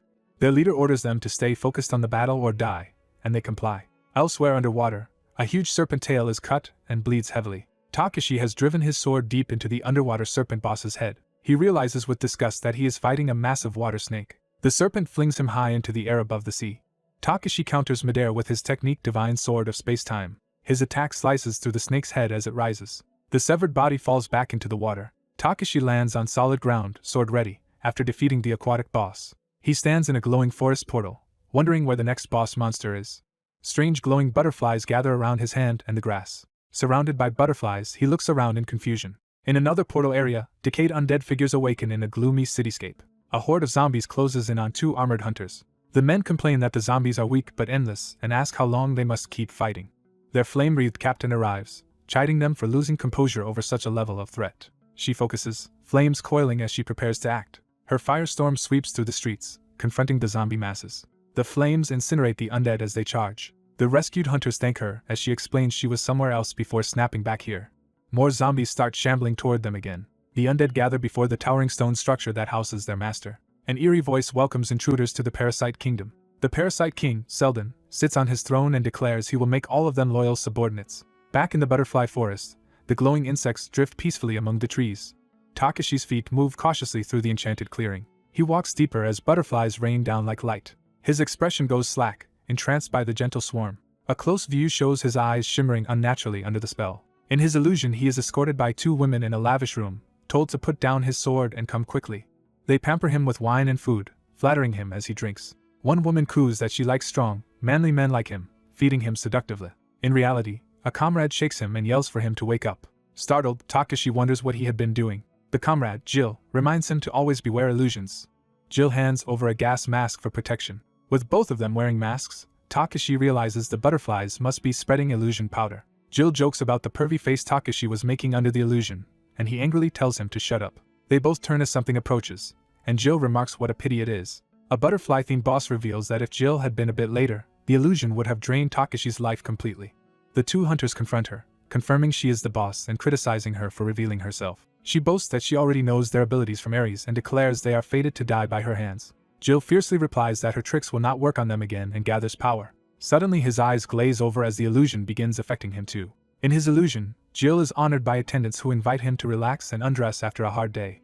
They lean in suggestively, promising to relieve his fatigue. The butterfly boss laughs that her powder is too fine for gas masks to block. She smugly asks if Jill really believed the masks could protect them. Takeshi shocks her by attacking through the mist, demanding how she can still be surprised. He explains that by using his energy arts he can hold his breath for 10 hours, so the powder no longer affects him. Declaring goodbye, he launches a decisive sword strike. The enraged boss charges with glowing eyes to counter. Outside, another towering pillar of light signals a second cleared portal. The fire captain sees it, and concludes that Takeshi and Jill have completed their mission. Deep within the parasite kingdom, the parasite monarch watches events unfold thoughtfully. He decides that instead of relying on mindless undead, it would be better to seize the intruders as hosts. Proclaiming himself the parasite king Selden Parasite, he designates the hunters as his new hosts. His power surges into the undead, causing their eyes to flash with parasitic energy. Many of the zombies then collapse lifelessly to the ground. The armored hunters are bewildered as the enemies suddenly drop.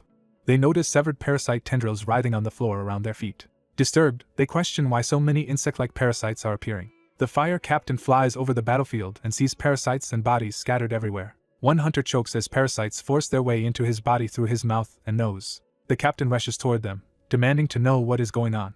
The fire woman slams one armored warrior into a wall with a blazing kick. Enraged and wreathed in flames, she charges the parasite's host, demanding what he is doing. She notices something alarming within the swirling fire behind her. The parasite's controller realizes parasites were inside the armored men. She vows to incinerate every parasite.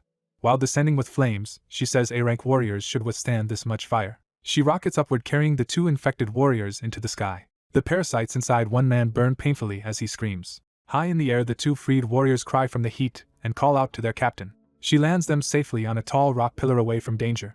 Below, freed prisoners are told they had been controlled by parasites like the zombies. She explains she located the caster while evacuating them. She spots the parasite king sitting above the crowd and curses him. Leaving the warriors behind, she flies alone toward the caster. The blonde parasite king sees her incoming and flinches.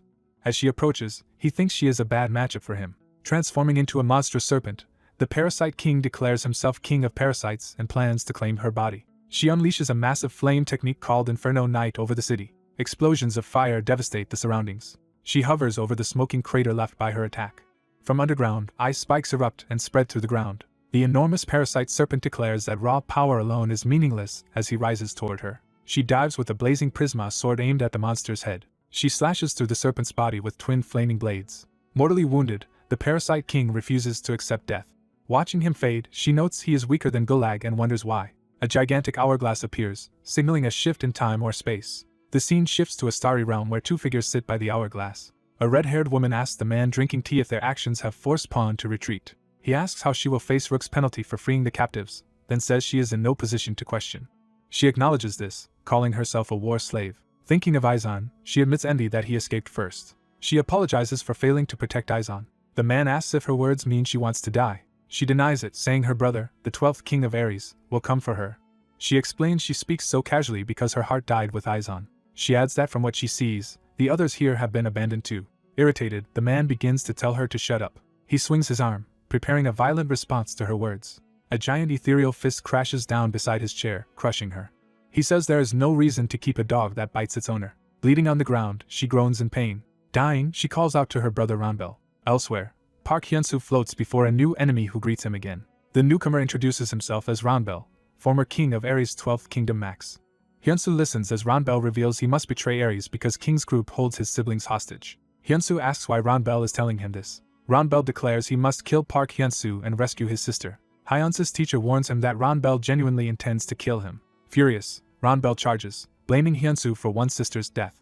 Hyunsu reacts tensely to the sudden attack. Elsewhere, Knight realizes the girl fighting might be the one who had accompanied him before. Ranbel's first punch clashes with Hyunsu's guard in a powerful exchange. The two trade rapid explosive blows in midair. Hyunsu shouts that despite his regret he would make the same choice again. Ranbel screams that his sister died in battle and that Hyunsu must die as well. He unleashes a barrage of explosive strikes meant to kill Hyunsu. Hyunsu counters by invoking heavenly demon mystic arts. He releases a technique called Cloud Scattered Heavens, surrounding himself with lightning. Ranbel is blasted backward by the shockwave.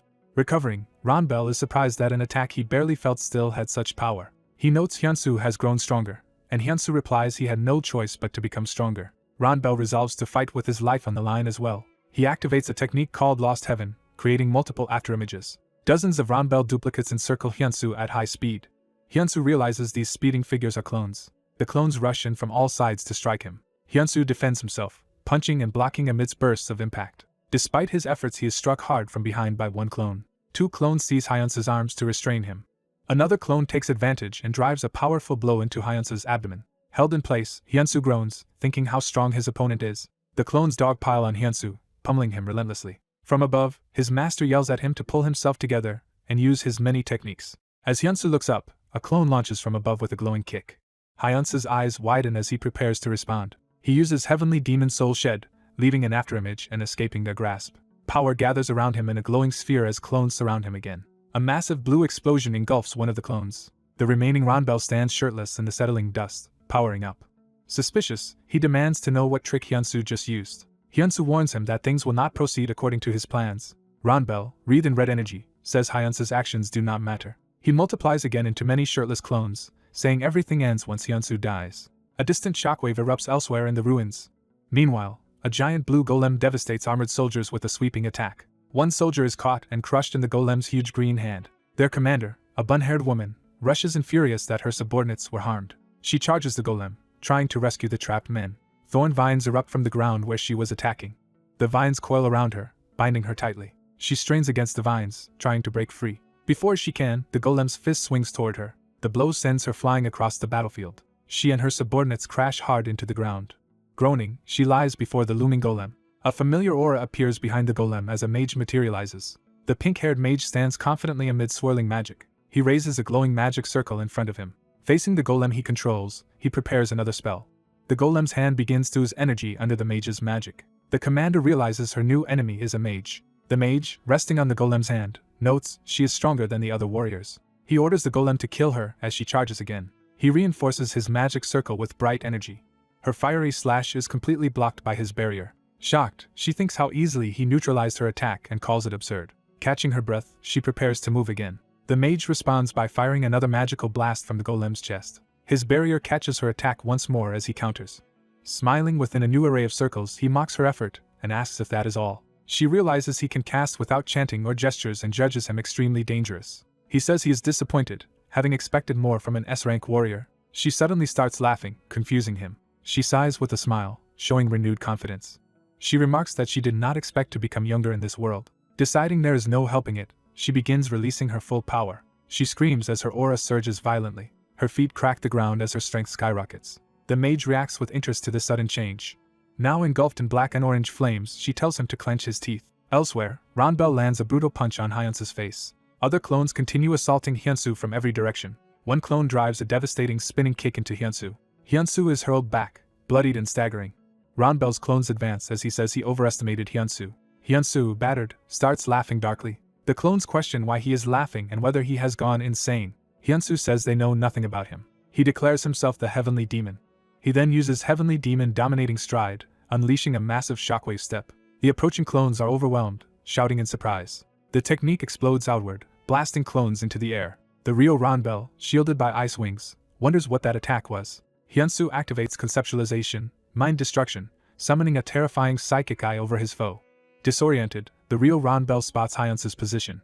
Hyunsu dives with a finishing technique called Exploding Heavens aimed at Ranbel. The impact triggers a colossal eruption of energy. Back with the commander, she lies battered among rocks, doubting whether she can match the mage even in this powered state. The mage concedes she is not completely hopeless. He notes she protected her subordinates throughout their fight and gives her credit for that. She angrily rejects his praise, cursing and trying to stand. The mage notices something and apologetically says he must leave. A distant light streaks upward as she senses he is departing and reacts in surprise. A tall blue energy pillar, a portal, finishes forming over the ruins. The mage realizes the portal has completed and is shocked. A huge explosion erupts at another location in the mountains. Someone coughs up blood from the impact. Facing Hyunsu again, Ranbel admits Hyunsu is truly strong. Raising his hand, Ranbel says that if anyone can accomplish what needs to be done, it might be Hyunsu. The shirtless warrior clutches his chest and violently tears out his own life vessel. Hyunsu shouts in shock, demanding to know what the man is doing. The man explains he planned to defeat Hyunsu then kill King, but now his last sister has died. He says he is glad Hyunsu is stronger, and raises his bloody life vessel. He hands the large, blood-stained life vessel to a stunned Hyunsu, telling him what it is. While beginning to burn away, he orders Hyunsu to make sure King is killed. The white-haired master explains the man became his enemy's slave to protect his siblings, while Hyunsu silently holds the vessel. Hyunsu internally marvels that his foe entrusted this life vessel to someone he had been fighting. Someone shouts Hyunsu's name, snapping him from his thoughts. Hallie wakes up, cheerfully asking Hyunsu to give him the life vessel.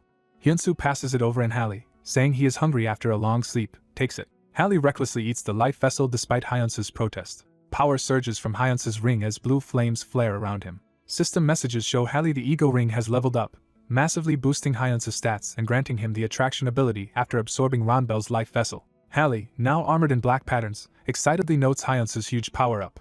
Seeing a distant pillar of light vanish, Hyunsu says that side of the battle seems finished. He remarks that only one enemy remains. Hyunsu charges forward, confirming with Hallie that they are ready for the final fight. Hyunsu rockets through the sky, leaving a curved trail of energy. His energy blast descends into a circle between two towering beams of light. A pink-haired man in purple descends, aura swirling as he lands. The newcomer laments that the battle seems over already, and that he had hoped Park Hyunsu would come. He muses that Hyunsu went to the last portal instead, which is how the stage was designed. Since he cannot enter until that fight ends, he decides to wait and observe how much of the singularity's power Hyunsu can unleash. Hyunsu stands before a huge swirling pink barrier.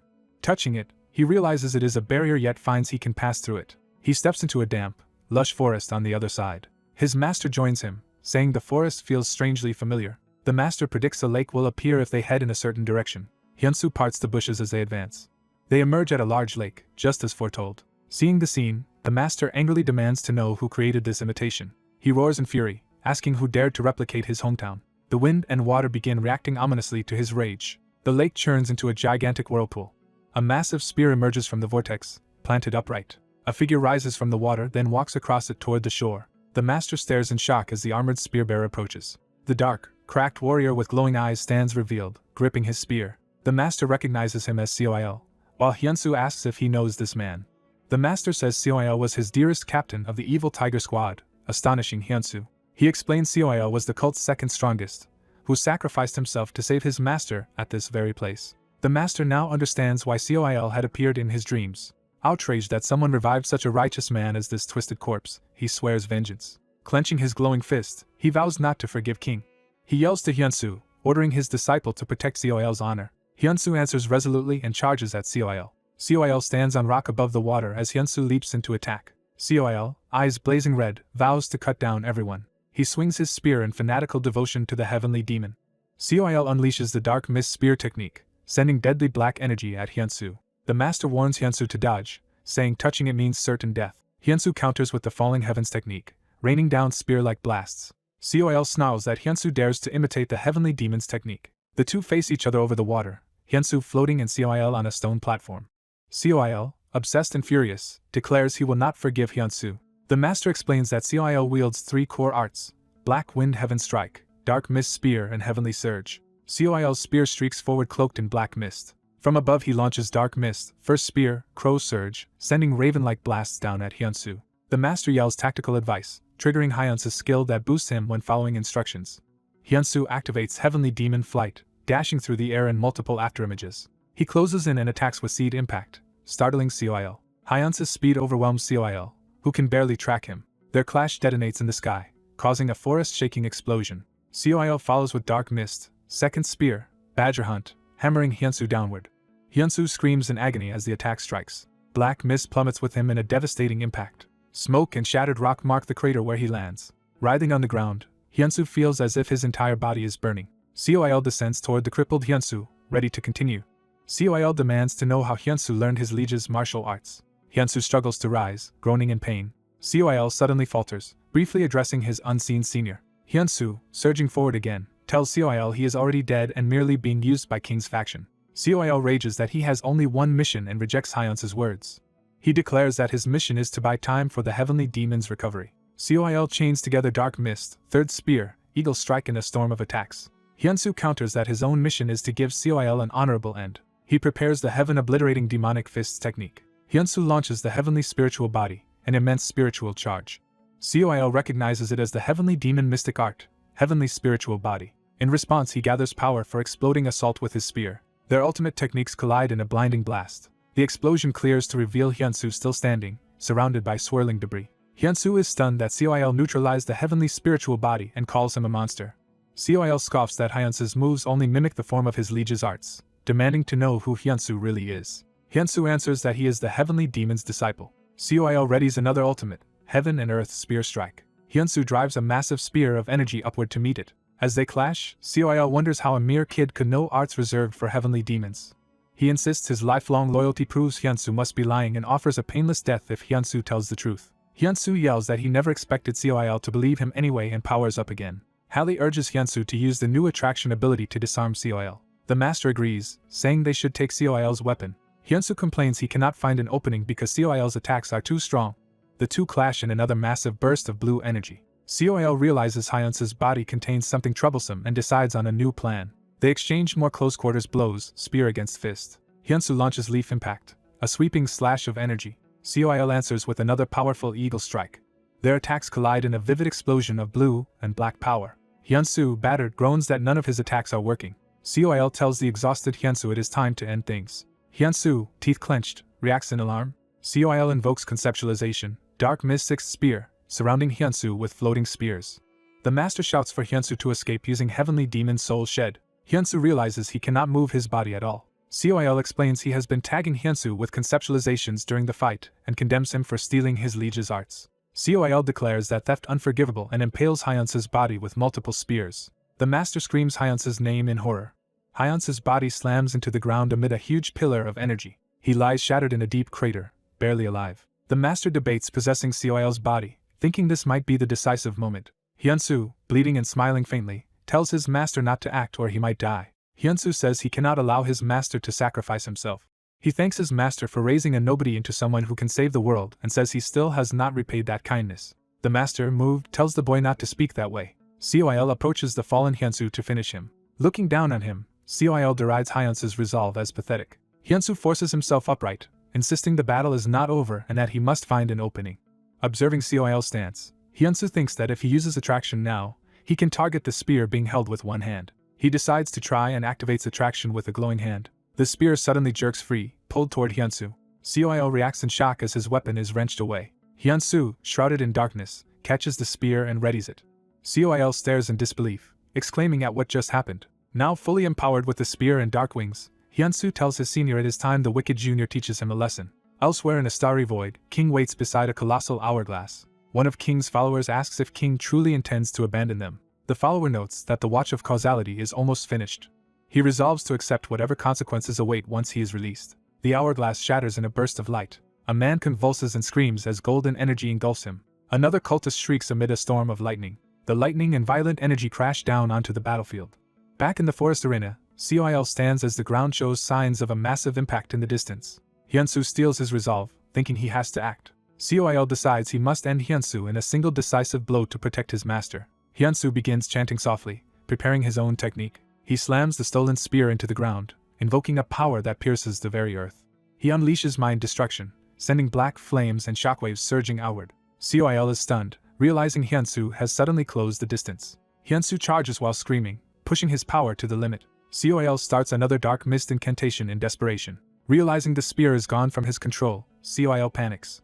Hyunsu again calls forth heavenly spiritual body, descending like a divine projectile. Coil recognizes he must dodge the incoming strike. The enormous spear of light slams down, triggering a colossal explosion.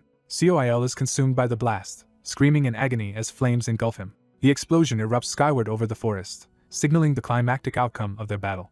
The dying spear demon wonders how he lost his spear and asks to know the name of the one who defeated him. Hyunsu introduces himself as Park Hyunsu, the 34th disciple of heavenly demon Chong Jiang. The spear demon's eye cracks and fills with tears as he reacts to hearing Hyunsu's name. Chong Jiang appears in Coil. The spear demon finally notices and apologizes for not seeing his lord sooner. Chong Jiang sadly bids Coil to rest in peace, calling him his most treasured person.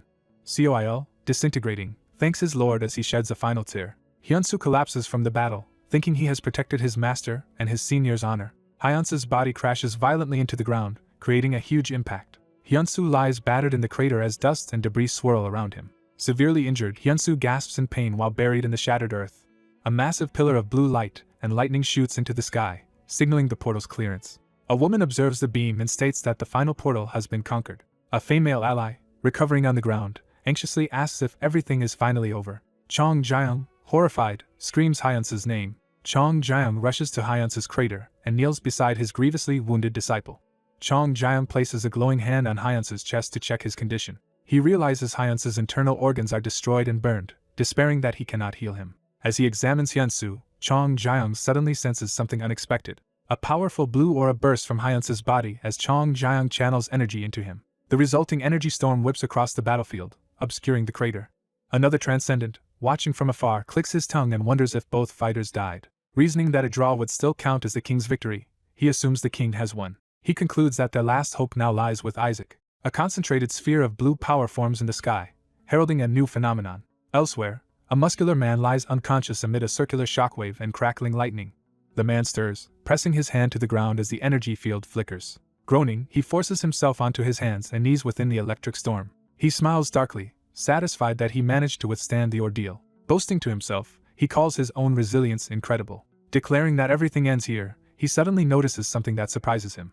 A uniformed man with a cap appears from the swirling energy, shocking the survivor. The newcomer calmly says he has spent years observing King and found it entertaining. The survivor demands to know the stranger's true identity. The stranger replies that his interest waned after Eris, implying events have grown dull. He now thinks he overestimated King and ignores the survivor's repeated question. Revealing more, he describes himself as an author or director, regarded as a god in some universes and a demon in others, who has been treating this world as his stage but has grown bored. He explains he is now reorganizing his cast of characters. Calling the survivor an irrelevant side character, he approaches to remove him. The survivor panics, realizing he never noticed the man closing in. The self-proclaimed author coldly announces he will delete the survivor. Watching the sky of spiraling light, he criticizes King for not performing better. He notes that even if he dislikes King's performance, he cannot simply replace the story's main character now. He decides he will personally resolve matters, feeling a bit sorry for Park Hyunsu. Meanwhile, Hyunsu awakens in a misty, ethereal space, wondering if he has died. A bright golden light flares before him.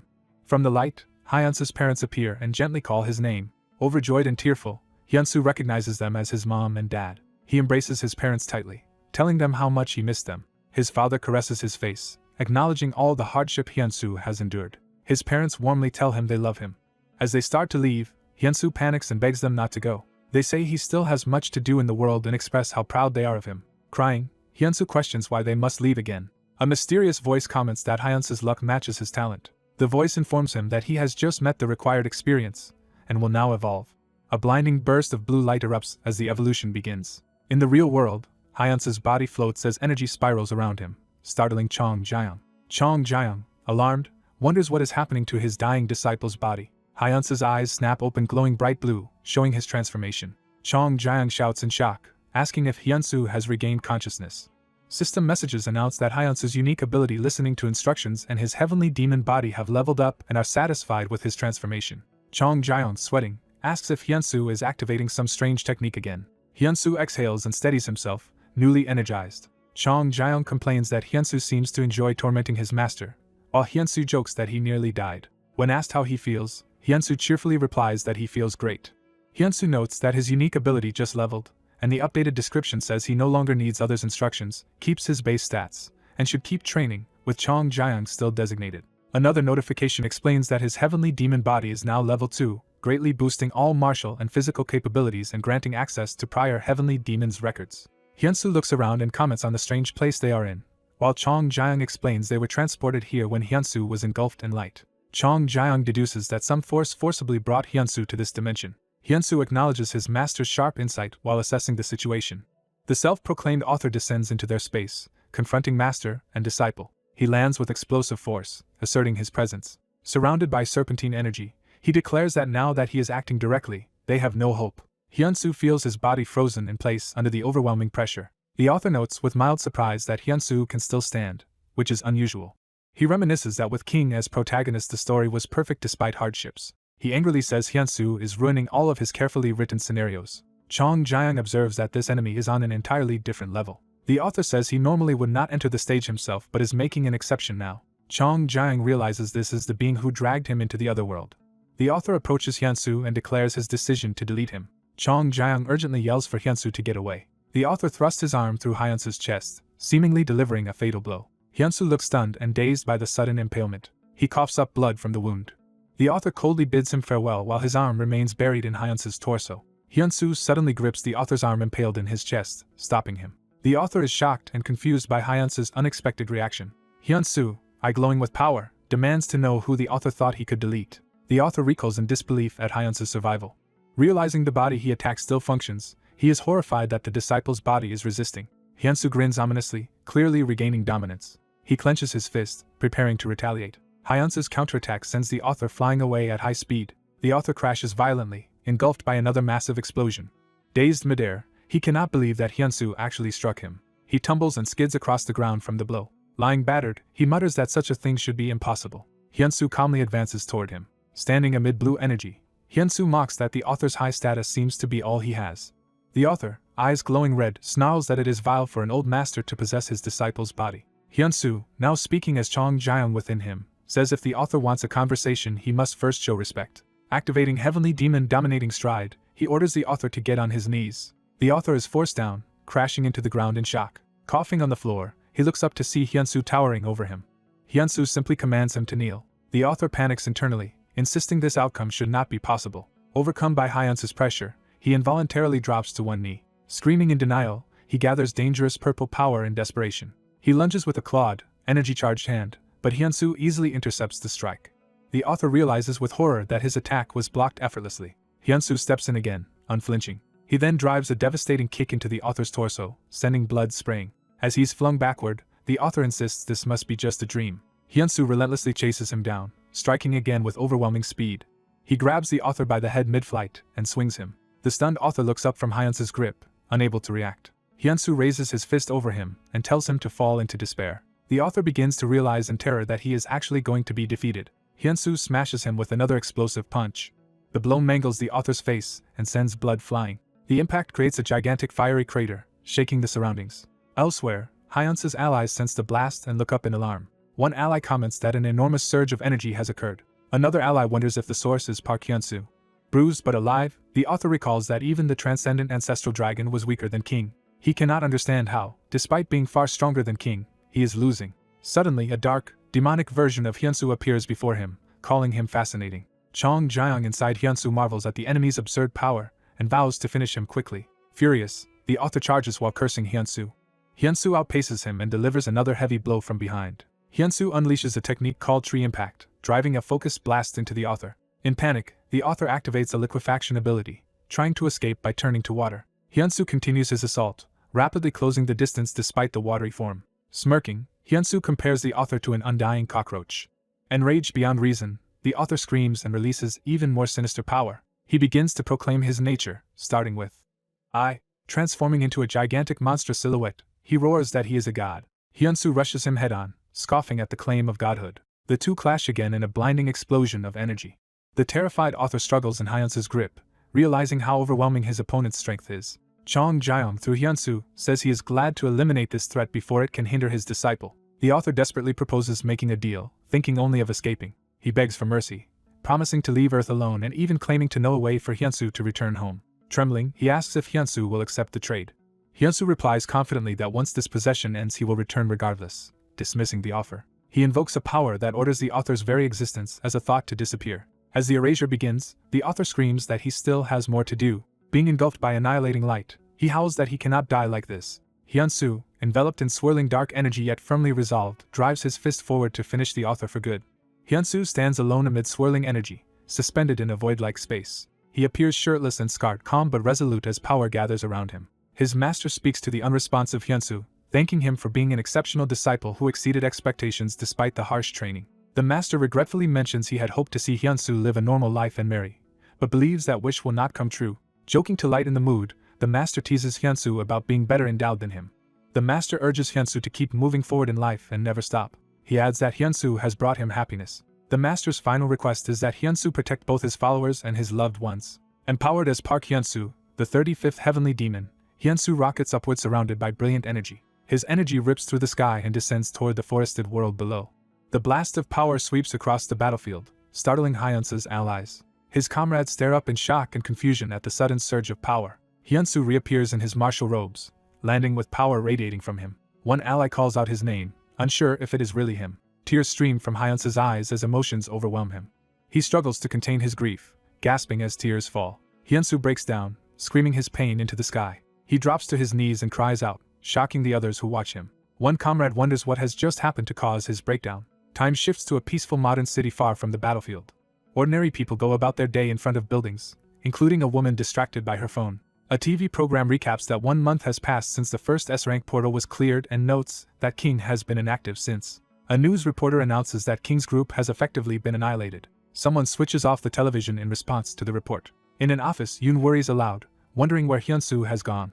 Gripping her hands, she silently asks herself what has happened to him. Her martial sister enters and asks if Park Hyun-soo has still not returned. Yoon confirms he is still missing. She recalls that when she last saw him, Hyun-soo had the same hollow eyes as a child who has lost his parents. Yoon laments that she cannot be there to comfort him even though he must be suffering. Her sister reassures her that Hyun-soo will return soon. Teasing, the sister says that when he does come back Yoon should confess her feelings, prompting Yoon to protest in embarrassment. The scene shifts to a sinister floating castle in a red, stormy dimension. Massive explosions rain down around the castle as it comes under attack. A monstrous, muscular beast roars in fury, ready to fight.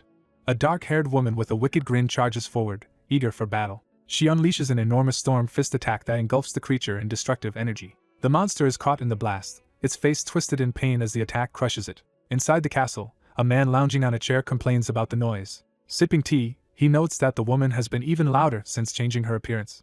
The woman bursts through the castle doors, announcing her arrival with flair. The man welcomes her presence. He addresses her as queen as she enters holding a red orb, radiating demonic authority. The story cuts to a tranquil ocean under a bright sky. A gigantic whale breaches from the water in a dazzling display. The whale crashes back into the sea, sending up a huge splash.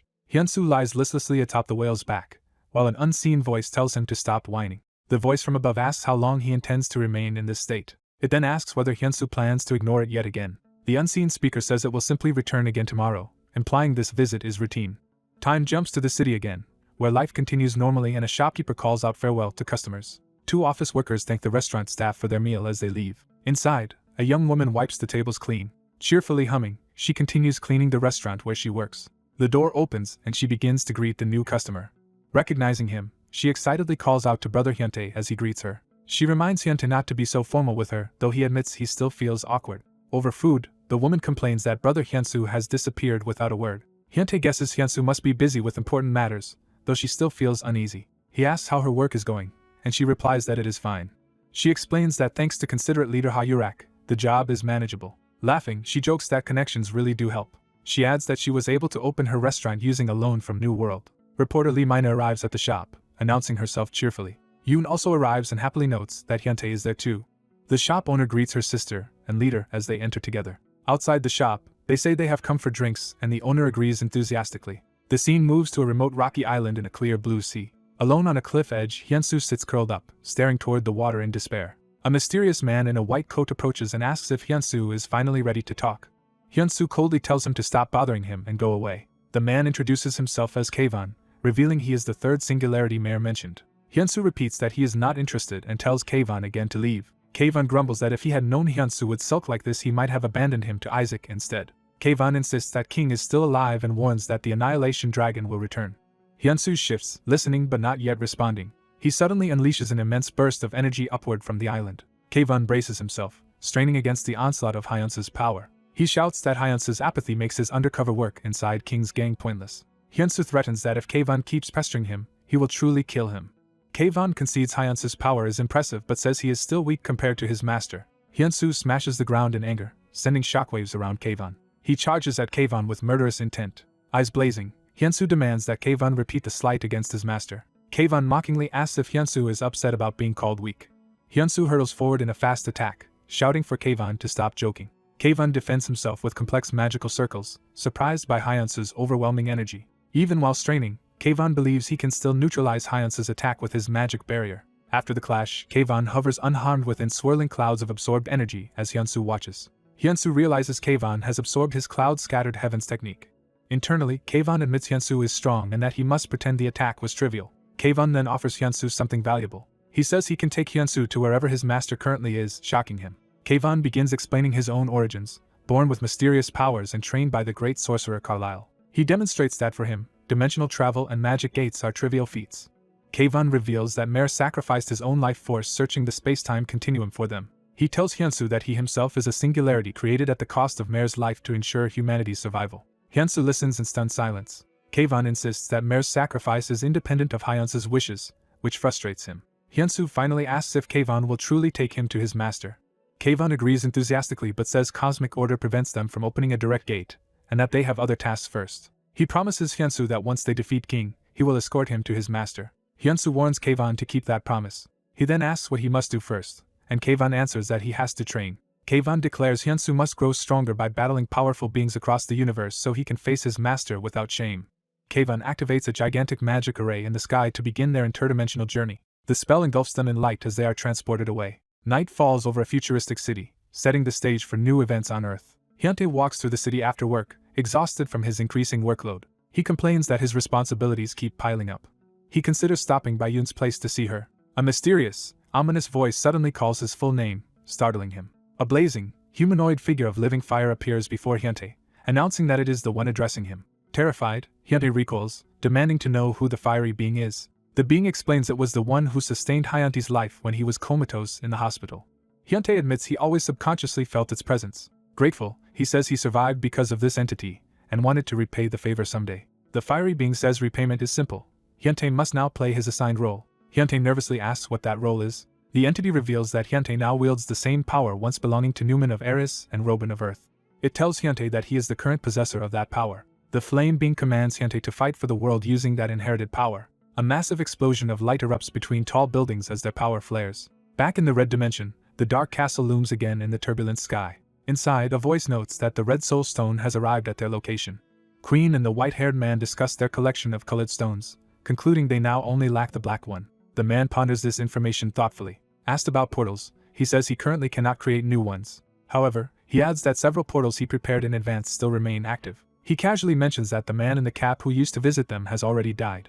Queen reacts in surprise to this revelation. She asks if a singularity killed him and whether the singularity is really that powerful. King replies that it was not a singularity but a foolish nobody, who is now gone anyway. He then explains that in 2 months a cosmic grand cross centered on Earth will occur, the ideal time to awaken the Annihilation Dragon. Queen remarks that they originally planned to slowly exterminate humanity, but events have deviated from their expectations. She agrees to adjust and volunteers to go retrieve the Black Stone. King tells her there is no need, implying another plan is in place. He says that when the appointed day arrives she will understand, beginning to give her instructions. He simply tells her to enjoy herself and play around until then. Elsewhere on Earth, a large facility is bombarded and begins exploding, sending smoke and debris skyward. Civilians scream and flee from the destruction in a panic. Amid the chaos, one man yells desperately while trying to help others escape. Suddenly blood splashes across the sky and buildings, signaling brutal slaughter. A sinister armored figure, soaked in blood and holding a blade, appears as the likely source of the massacre. The bloodthirsty figure's sword demands more blood, and he orders his followers to provide it quickly. He leaps high into the air, power swirling around him as he prepares another strike. He cleaves through a massive winged monster with a single devastating slash. The Dark Warrior continues carving apart the creature with rapid, merciless attacks. Onlookers watching the battle realize how overwhelmingly strong this mysterious attacker is. The enormous monster crashes violently to the ground, its impact shaking the surroundings as the battle rages on. A hulking monster enraged at a human charges through buildings with flying creatures around it. A silhouetted fighter in the sky calmly tells the noisy monster to shut up. The monster unleashes an attack called Demonic Human Scratch toward the fighter. The monster is slashed by swirling, blood-like energy that carves through its body. Red lightning surges over the monster's arm as it prepares another strike. The empowered claw descends, but an ominous figure intercepts. A dark swordsman appears on a rock, shocking an onlooker. The dark swordsman cleaves the monster's head with his sword. The severed head flies off, the monster confused in its final moment. The monster's body collapses violently, smashing the surroundings.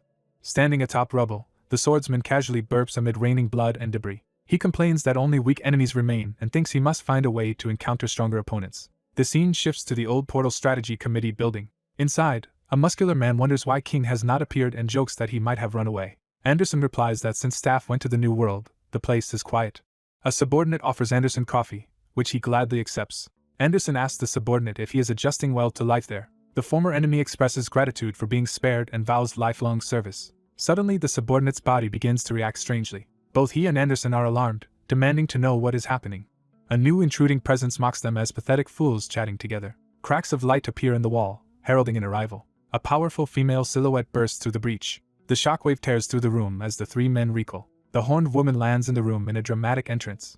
She angrily demands to know who claimed she had run away. The subordinate stammers in fear as he recognizes who she is. Anderson identifies her in terror as Queen. One of the men drops to his knees. Queen towers over the kneeling subordinate as he begs her for mercy.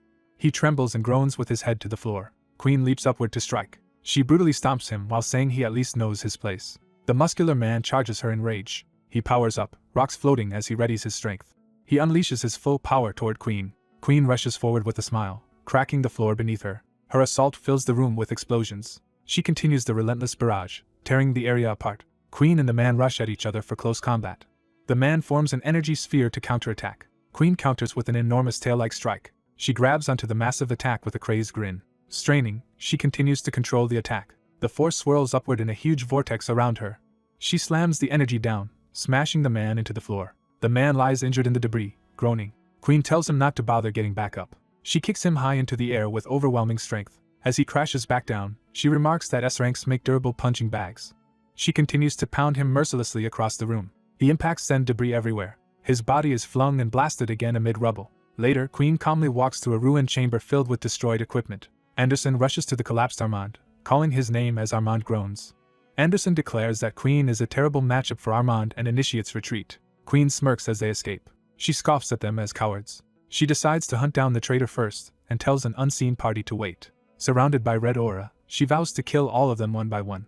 The scene shifts to another modern building. Inside, Anderson appears on a screen reporting from his hospital room to two women. The pink-haired woman accepts instructions and promises to prepare in advance. The girl in red notes that Queen's appearance means they must ready everything again. The pink-haired leader orders everyone to move in pairs since Queen's next attack is unpredictable. A bald, bearded man on screen replies that they already operate in pairs. The elderly fighter grins that he would love to fight Queen. Immediately, a dark presence approaches him, saying that is great. Queen appears before him, saying she expected that and came for him first. The old man roars and charges her, intending to kill her. Queen casually blocks and counters with a kick that smashes the ground. She mocks him for being slow. He desperately tries another heavy attack with a large rock. She still knocks him away through walls with superior speed. Rising from the dust, she criticizes his crude attack yet acknowledges it was not bad. She lunges at him again with renewed ferocity. The old man activates his ultimate defense, proclaiming his indestructible Alexander mode and boasting she cannot harm him. Queen dashes in, telling him to shut up. She punches him so hard his body cracks under the blow. Close-up cracks spread across his hardened torso. His supposedly indestructible body shatters as he spits blood in agony. Looking down on him, Queen calls him an insect. Armand and Anderson watch the battle feed and shout Alexander's name in horror. Armand, stunned, realizes that even an S rank is vastly weaker than Queen. Suddenly dark energy swirls into their hospital room.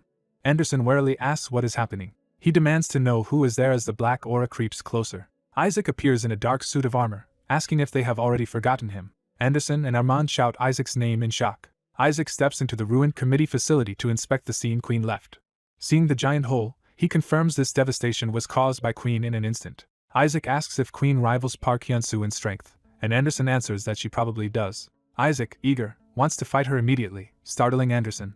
Isaac's sentient sword excitedly suggests eating Anderson first, and Anderson freaks out as Isaac tells the sword to behave. Isaac then asks if the gravity training room is available. Anderson says it is and asks why, and Isaac replies that he wants to train. In the gravity room, Anderson explains that Park Hyun-soo usually trains at 10 times normal gravity. Isaac decides to start at 20 times gravity instead, shocking Anderson. Time passes and the scene returns to the exterior of the building. Inside, the main fighters gather for a strategy meeting. The healer checks if the girl in red is alright, and she says she is almost fully recovered. Armand wonders why Anderson is absent, and is told Anderson is busy training Isaac. Another fighter is surprised to hear Isaac has finally returned. The healer suggests pulling Isaac from training to join them since they will need everyone against Queen, and the girl in red agrees. Armand reminds them how stubborn Isaac is. The large bearded man demands to know where Haxon, their strongest member, has gone. The girl in red counters that Park Hyun-soo is actually their strongest and wonders where he is during this crisis, noting he is on another level. A secretary rushes in, calling for the captain. The healer asks what is wrong. The secretary reports that Monk Lim has an urgent message. One fighter asks who the monk is, and the girl in red explains Lim is famous for his foresight. Trembling, Lim says fear drove him to come unannounced. He reveals a prophecy on which the life and death of all humanity depends. The vision shows that in about 2 months a cosmic grand cross will begin with Earth, awakening the Annihilation Dragon. The gathered fighters react in alarm to this revelation.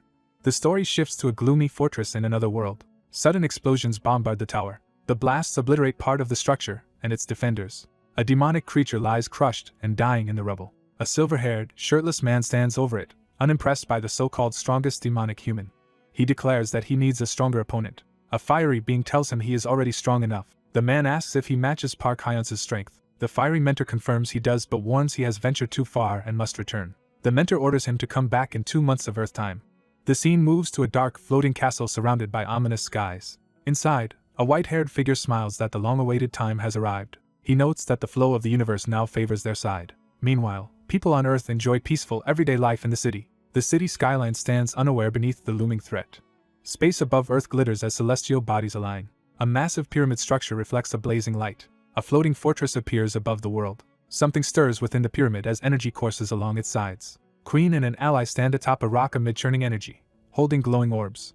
A beam of light shoots into an envelope, activating a ritual. The beam erupts from the pyramid's peak, sending energy into the sky. Queen and King descend toward the pyramid's open top. The grand cross alignment of planets intensifies in space. Inside the pyramid, King addresses the Annihilation Dragon, announcing they have come to revive it. Queen, confused by King kneeling, wonders why he is doing so. King tells Queen she will now serve a new master, and is merely a cornerstone for their lord. King's ally declares herself the black stone necessary for the dragon's revival. Queen angrily demands an explanation about this so-called new master. King explains that even her creation from 4 ancient king's cells was only for their lord's purpose.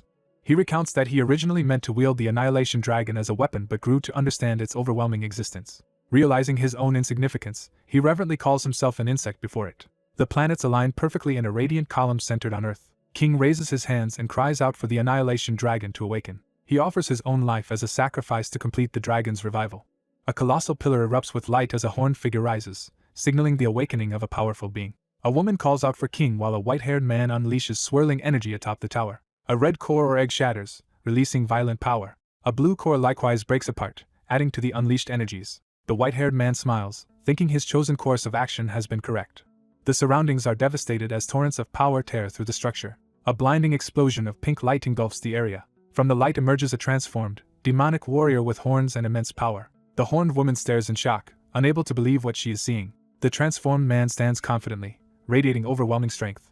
He praises someone's efforts and declares that they will remain part of him forever. The woman realizes this is the Annihilation Dragon and suspects that King has been absorbed into him. She senses that this new being's energy far surpasses King's. Accepting his supremacy, she kneels and pledges her loyalty to the Annihilation Dragon. The Annihilation Dragon declares they will burn everything and create a new world, then moves to act.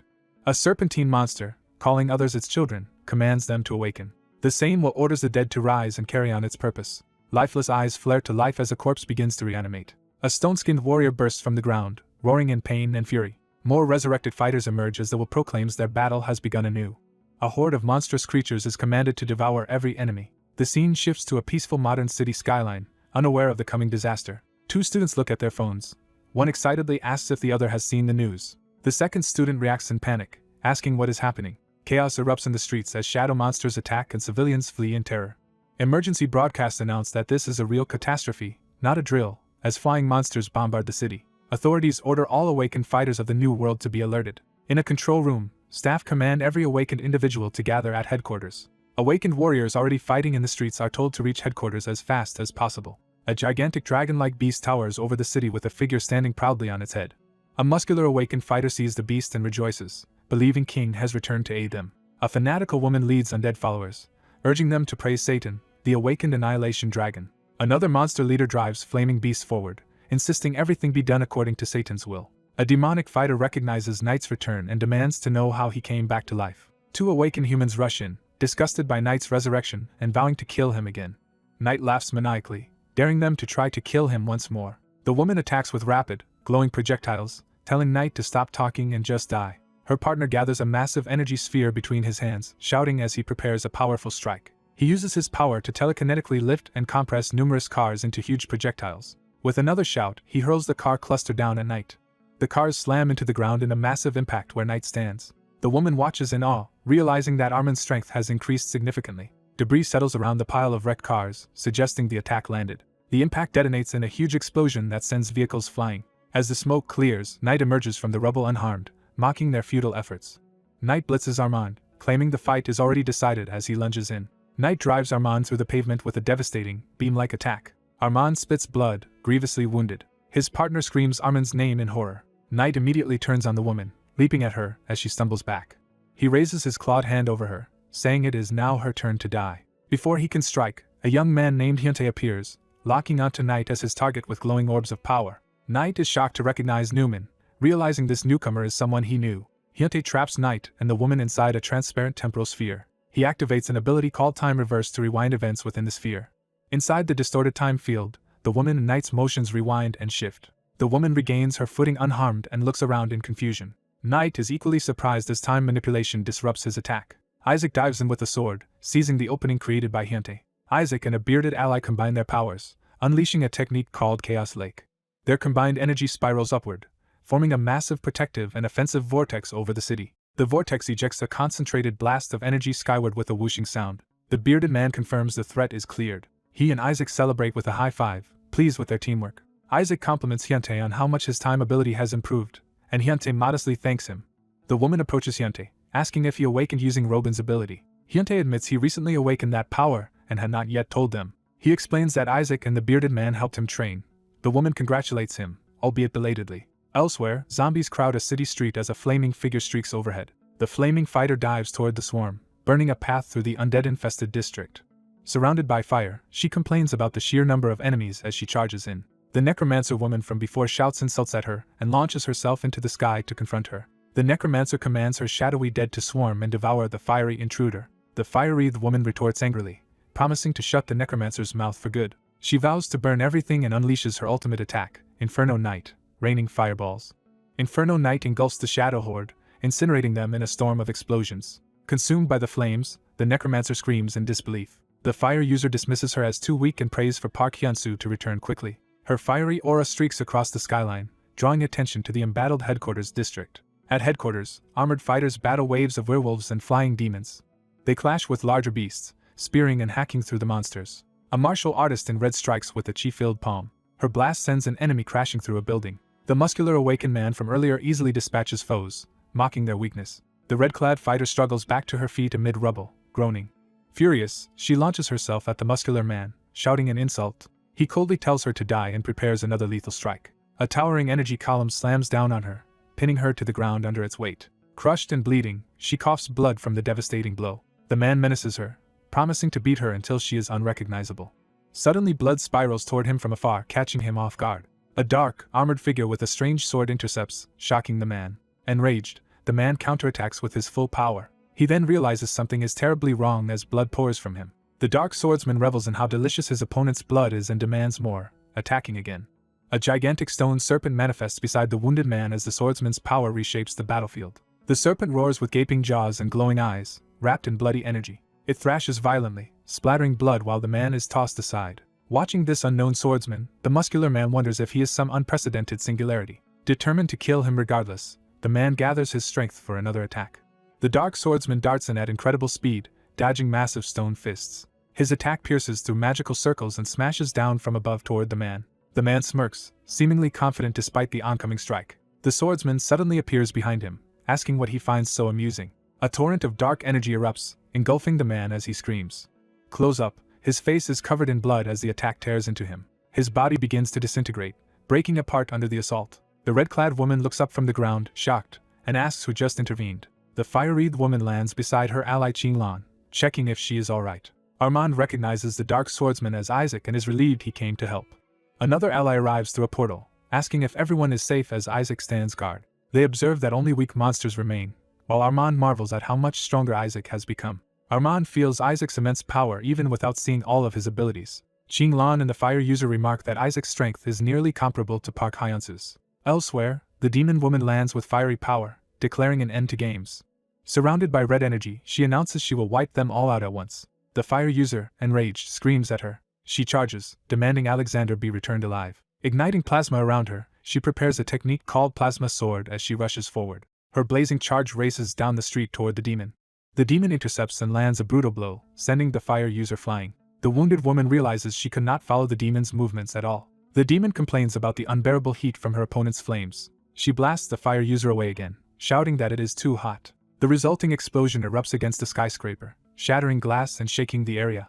Armand, bleeding, despairs at how outclassed they are and wonders if they can defeat this foe. The bespectacled mage grabs the demon from behind in a desperate grapple. He yells for Takeshi to slash, urging his ally to attack regardless of his own safety. Takeshi hesitates, protesting that attacking will cut the mage as well. The mage insists Takeshi ignore him and just strike.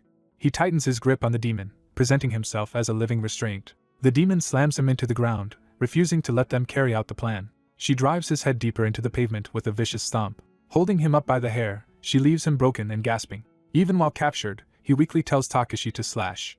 Takeshi, battered and watching, whispers his friend's name in anguish. The demon contemptuously flings the mage aside. Takeshi screams Anderson's name and rushes in with his sword. He vows to cut the demon into pieces. He activates his ultimate technique, Sword of Spacetime, creating a glowing grid around her.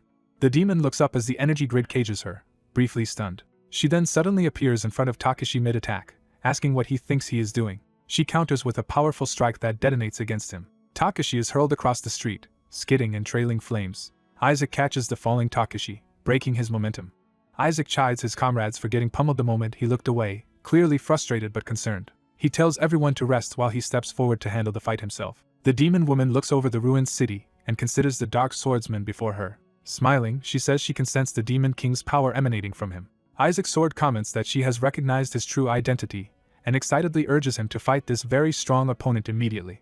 Isaac launches toward the enemy, signaling the start of the fight. The horned woman calmly raises her bloodied sword, facing Isaac. Isaac charges in with a powerful, glowing slash. The woman effortlessly deflects his sword strike. Isaac reels back, shocked that his attack could not cut her.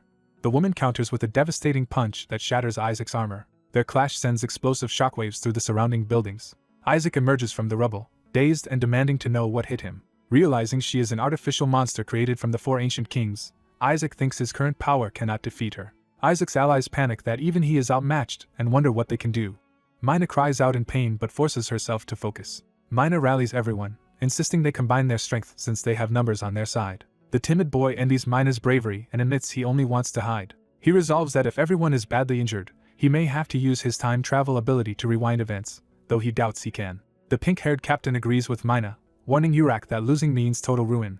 The captain reminds Yurak they are at war, and Yurak apologizes for hesitating. The big man regrets not preparing formations, while the small fighter insists even this monster cannot endure a fully combined assault. The injured swordsman tells the big man to rest while they continue. The swordsman refuses to stand down, insisting he is not dead yet. He vows to land at least one massive blow on their enemy before he dies. 2 allies volunteer to attack first and coordinate their moves with Mina. Queen mocks the group for whispering and launches herself at them, calling them cowards. The male fighter unleashes a powerful tornado technique. Yurak charges up a green glowing force with a determined scream. Boulders are transmuted and lifted by Yurak's green energy. Together they hurl the green-charged rocks into the tornado toward Queen. The swirling winds accelerate the boulders into a massive spiraling barrage. Queen notices the incoming attack and narrows her eyes. The combined assault detonates in a huge explosion around her. Queen scoffs at the attack as mere child's play while smashing the rocks apart. The barrage continues to explode violently around her position. The big man observes that Mina's strikes, amplified by Armand's tornado, are dealing immense damage. Armand prepares a follow-up technique he calls Tornado Inverse. The inverted tornado engulfs Queen, and someone exclaims that it swallowed her whole. Queen fights inside the storm, battered by debris and shockwaves. Bleeding and annoyed, Queen curses how persistent her opponents are. Armand dives down, calling this his finishing blow as Queen braces herself. Queen is sliced and bound by crisscrossing energy lines that cut into her body. Isaac watches, face splattered with blood, seething with rage. Queen erupts in a furious red aura, screaming in frustration. She stands battered but alive, glaring at her foes. She admits the last attack hurt her, turning toward the exhausted swordsman. Enraged, Queen leaps into the air, screaming insults as she charges. She performs lunar impact, smashing down with overwhelming force. The impact sends shockwaves through the city while another ally takes to the sky. The small fighter transforms with burning wings, vowing to kill Queen even at the cost of her own life and rebirth. Queen turns, hearing someone yell her title. She looks up to see the winged girl descending in a blazing sphere. The fiery girl closes in, taunting that Queen seems weak to heat. She drags Queen upward in a pillar of searing flame. Clinging to her in midair, the girl declares they should die together. Queen, refusing that end, roars that she will not let it happen. Queen drives a burning fist through her opponent's torso at close range. The winged girl feels her consciousness fading as her arm blackens. Queen mocks them that even combined attacks cannot change the outcome.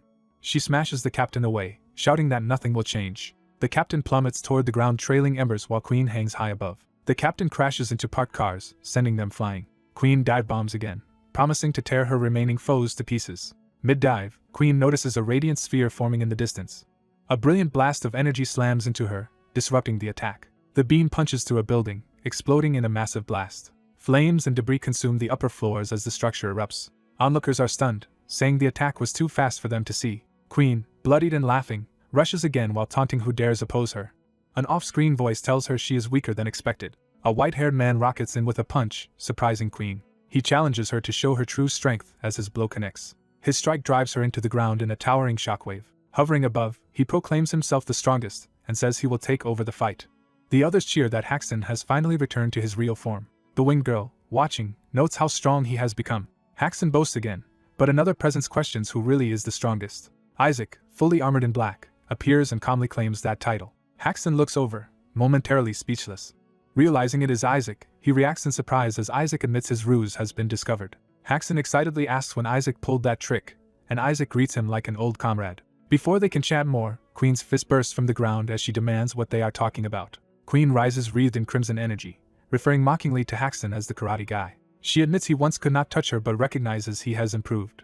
Haxton introduces himself formally and vows that Queen will die by his hand today. Queen only laughs darkly in response. Another violent explosion erupts as their clash resumes. Queen, furious, dives at Haxton shouting that he is mocking her. She unleashes a huge slash toward him. Haxton casually catches her attacking arm. Queen is shocked that he stopped her blows so easily. Haxton grins and repeats that he is the strongest. He unleashes a rapid barrage called Flash Knuckles, pummeling her relentlessly. Queen staggers, confused by the overwhelming speed. Haxton charges a glowing energy orb in his palm. He fires a massive beam that engulfs Queen. The blast explodes against a building, showering the area with debris. Haxton narrows his eyes, gauging the result. Queen suddenly looms gigantic behind him, her power swelling. Haxton realizes she has grown to an enormous size. She swats him away with a colossal strike, sending him flying. His body tears through rooftops as he crashes down the line of buildings. The impact continues with vehicles being tossed aside in the street. Isaac's allies worry that at this rate Queen will overpower Haxton. Queen admits she only let them hope briefly because she found it amusing. The winged girl prepares another fiery charge, shouting to ensure her attack is working. Queen shrugs off the flames, her arms still burning but functional. Isaac's eyes flare as he realizes the fire alone is not enough. The winged girl laments that her attacks do nothing to Queen. Queen stomps Haxton into the ground, dominating him. She smiles cruelly and says it is time to end things. She slams the ground repeatedly, focusing brutal blows where Haxton fell. The pounding continues in a destructive frenzy, tearing up the street. Dust and blood surge outward as her assault devastates the area. The timid boy despairs, wondering if this is the end for all of them. Nearby, a manhole cover stands ajar, hinting at an underground route or presence. Elsewhere, someone walks through shallow water toward an unknown destination. The boy breaks down, praying not to die and admitting he is too scared to fight such a monster. He staggers forward through the dark facility, wondering where his brother is and what he is doing. Isaac, sprinting with sword in hand, tells his inner partner they should proceed with a certain plan. The inner voice responds with interest. The inner entity reminds Isaac of their contract and warns that if they do this, it will be allowed to consume him. Isaac considers the terms in grim silence. He accepts, saying he remembers the contract as he raises his sword. He plunges the blade into himself, triggering the pact. Isaac screams as the dark power floods his body. The unleashed entity erupts in a fiery, monstrous form amid explosions. Queen rockets down the street toward the source of the disturbance. She smashes into the ground to confront it head-on. Standing over her target, she taunts that he did not run away and asks if he can still move. Isaac's allies recognize something terrifying and react in alarm. Above them, the flaming entity ascends, making everyone below stare up in shock. The captain calmly states that since they will die anyway, they should fight with everything because humanity's fate depends on this battle. Queen sneers that their resolve is cute and assumes this is their final struggle. The captain charges up one last desperate, blazing attack, screaming. She hurls herself at Queen in a fiery arc while Queen braces on the ground. Queen vows to respond with full sincerity and rushes forward to meet the attack. Suddenly her arm is sliced, shocking her mid-punch. She looks down in alarm as her limb is severed and something races past. Isaac, now fully possessed and radiating blue-black energy, rushes her from behind. His transformed devil form crackles with power, overwhelming even Queen's presence. Queen senses this aura and realizes the feeling is unmistakable. She recognizes Isaac's new state as that of a devil. The others see Isaac's latest transformation and exclaim that he has changed again. Someone corrects them, saying this being is no longer Isaac at all. The possessed body declares that it craves blood as it dives toward Queen. Queen powers up her own body in response, preparing to clash. She raises a crackling arm toward the sky, gathering power. She acknowledges that Isaac's form carries the inherited might of the 4 ancient kings. Even so, she calls it counterfeit and moves to smash him aside. The captain watches, astonished at how fierce Queen still is. Queen screams in pain as new wounds open across her face. The entity explains that even reviving a severed arm uses the royal blood within her, fake or not. He then prepares to act on that knowledge, energy surging around him. He declares he will tear that stolen royal blood to shreds so it can never be regenerated, lunging at Queen within a deadly lattice of energy. The horned woman is hurled through the air, her body cracking and dark energy tearing at her. She smashes into the city street, creating a huge explosion of rubble and dark shockwaves. Amid the settling smoke, a confused inner voice wonders what is happening. The woman, bloodied and pinned in a crater, questions what she is doing right now. Nearby hunters rally as one of them shouts for everyone to attack together with their powers. Before they can act, the flaming demon orders them to stop with an outstretched hand. The demon chastises them for interfering and says he is not fighting for their sake. He warns the hunters that this battle is his entertainment, and he will kill them if they join in. Smiling from the crater, the woman taunts that they are fighting an unwinnable battle. The demon, slightly flustered, is told he does not need to say such things.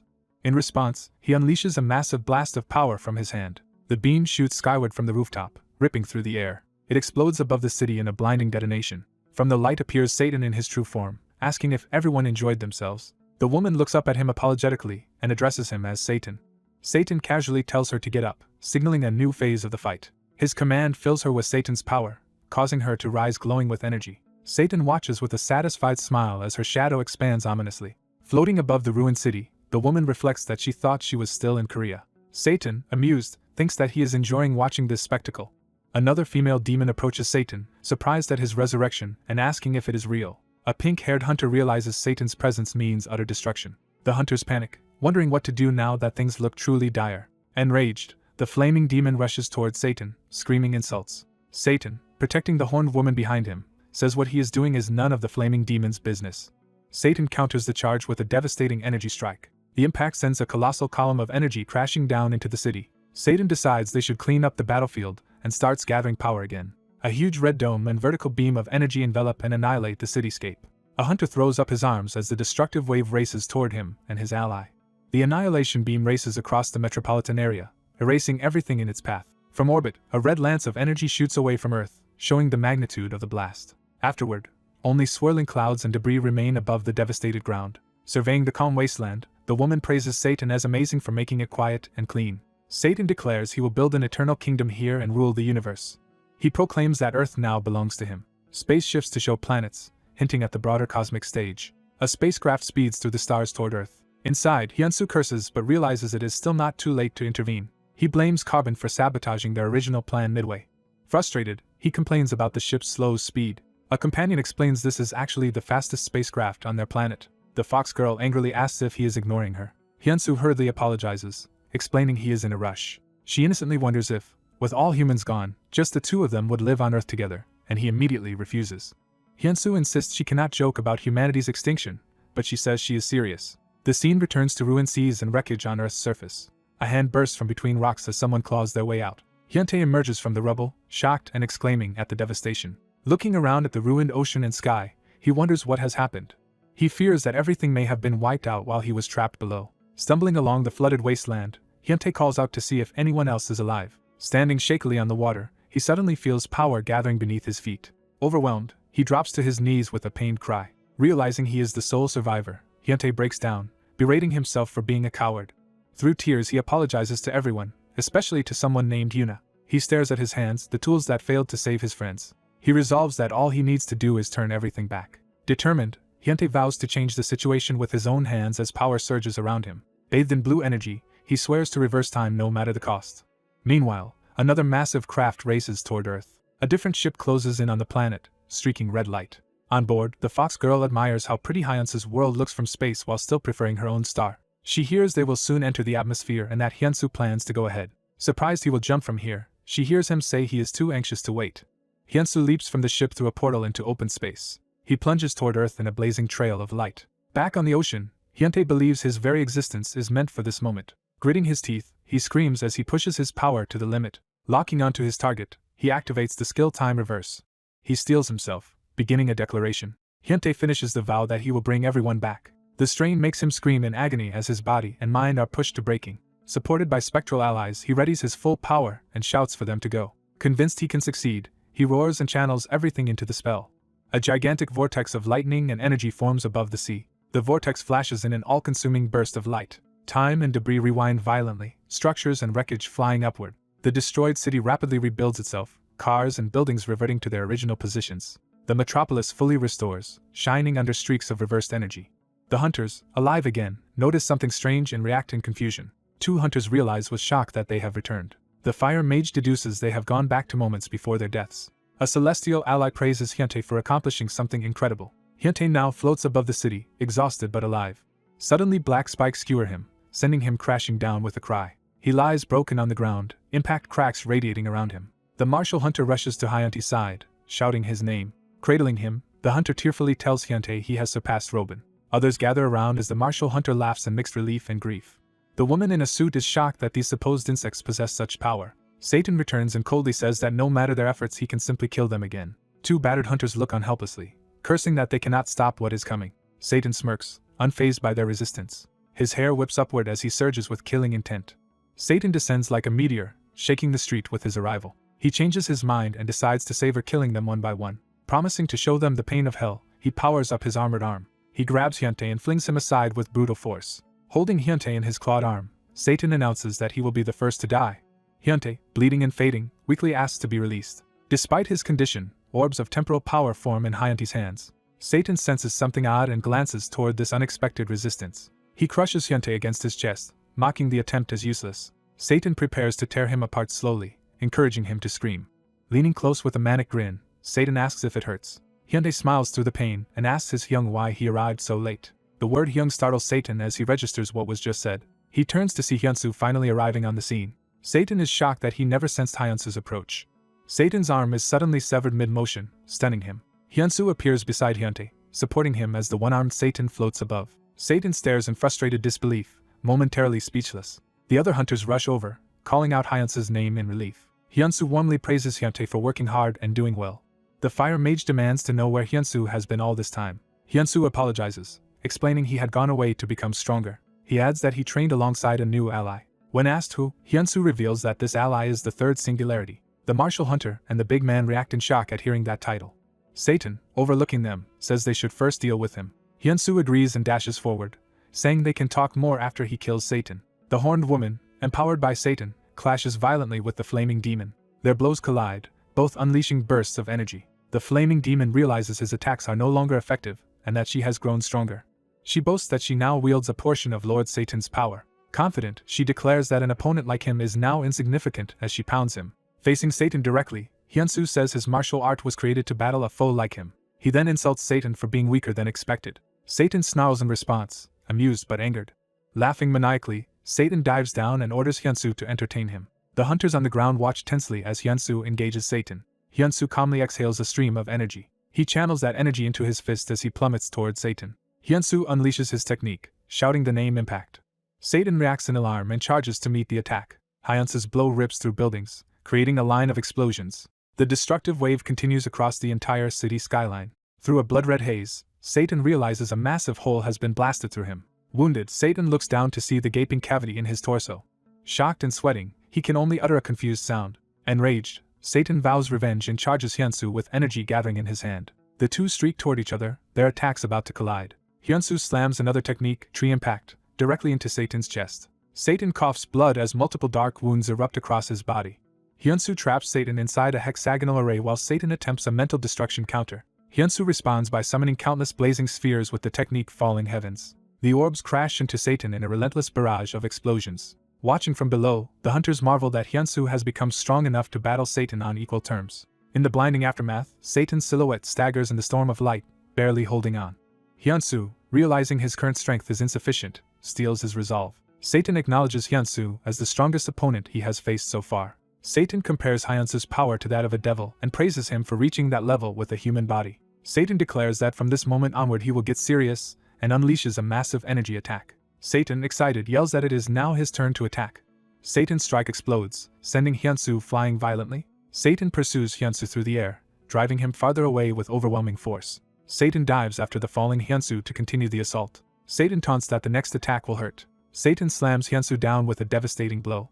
The impact pierces the sky and devastates the city below. A huge column of destruction carves through the city streets. The assault culminates in a massive explosion. Ruined buildings and smoke show the catastrophic aftermath of Satan's attack. Satan emerges from the rubble, surprised something is off. He realizes Hyunsu has vanished right in front of him. Satan identifies Hyunsu's escape technique as a skill called Heavenly Demon Soul Shed. He suddenly senses a threat appearing from behind him. Hyunsu reappears above him, activating the technique Heavenly Demon Ruler's Descent. Satan looks up in shock as Hyunsu dives toward him. Hyunsu's attack crashes down, shattering the surroundings.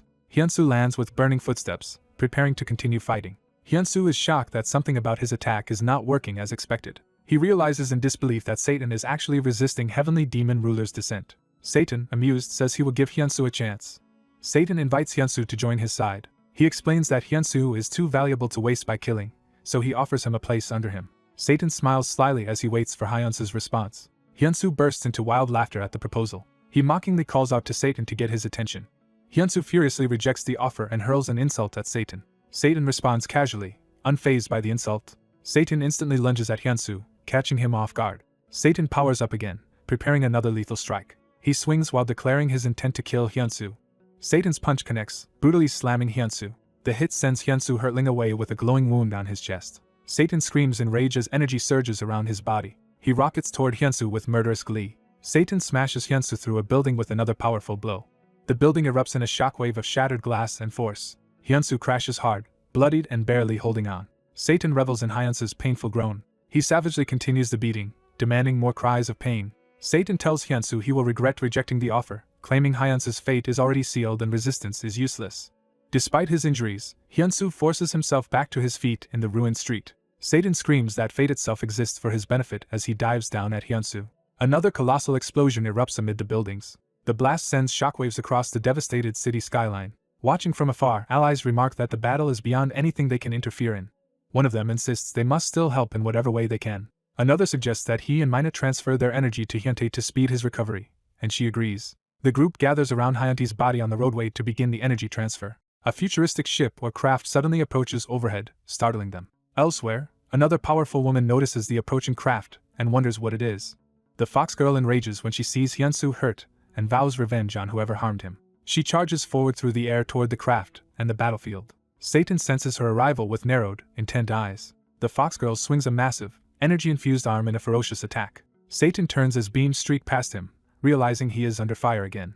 He looks down in surprise as an attack actually leaves marks on his body. Satan examines the shallow wounds and smirks. He admits the blows stung a little. The fox girl is dismayed that her strike caused practically no damage. Satan counters with a kick that sends her flying.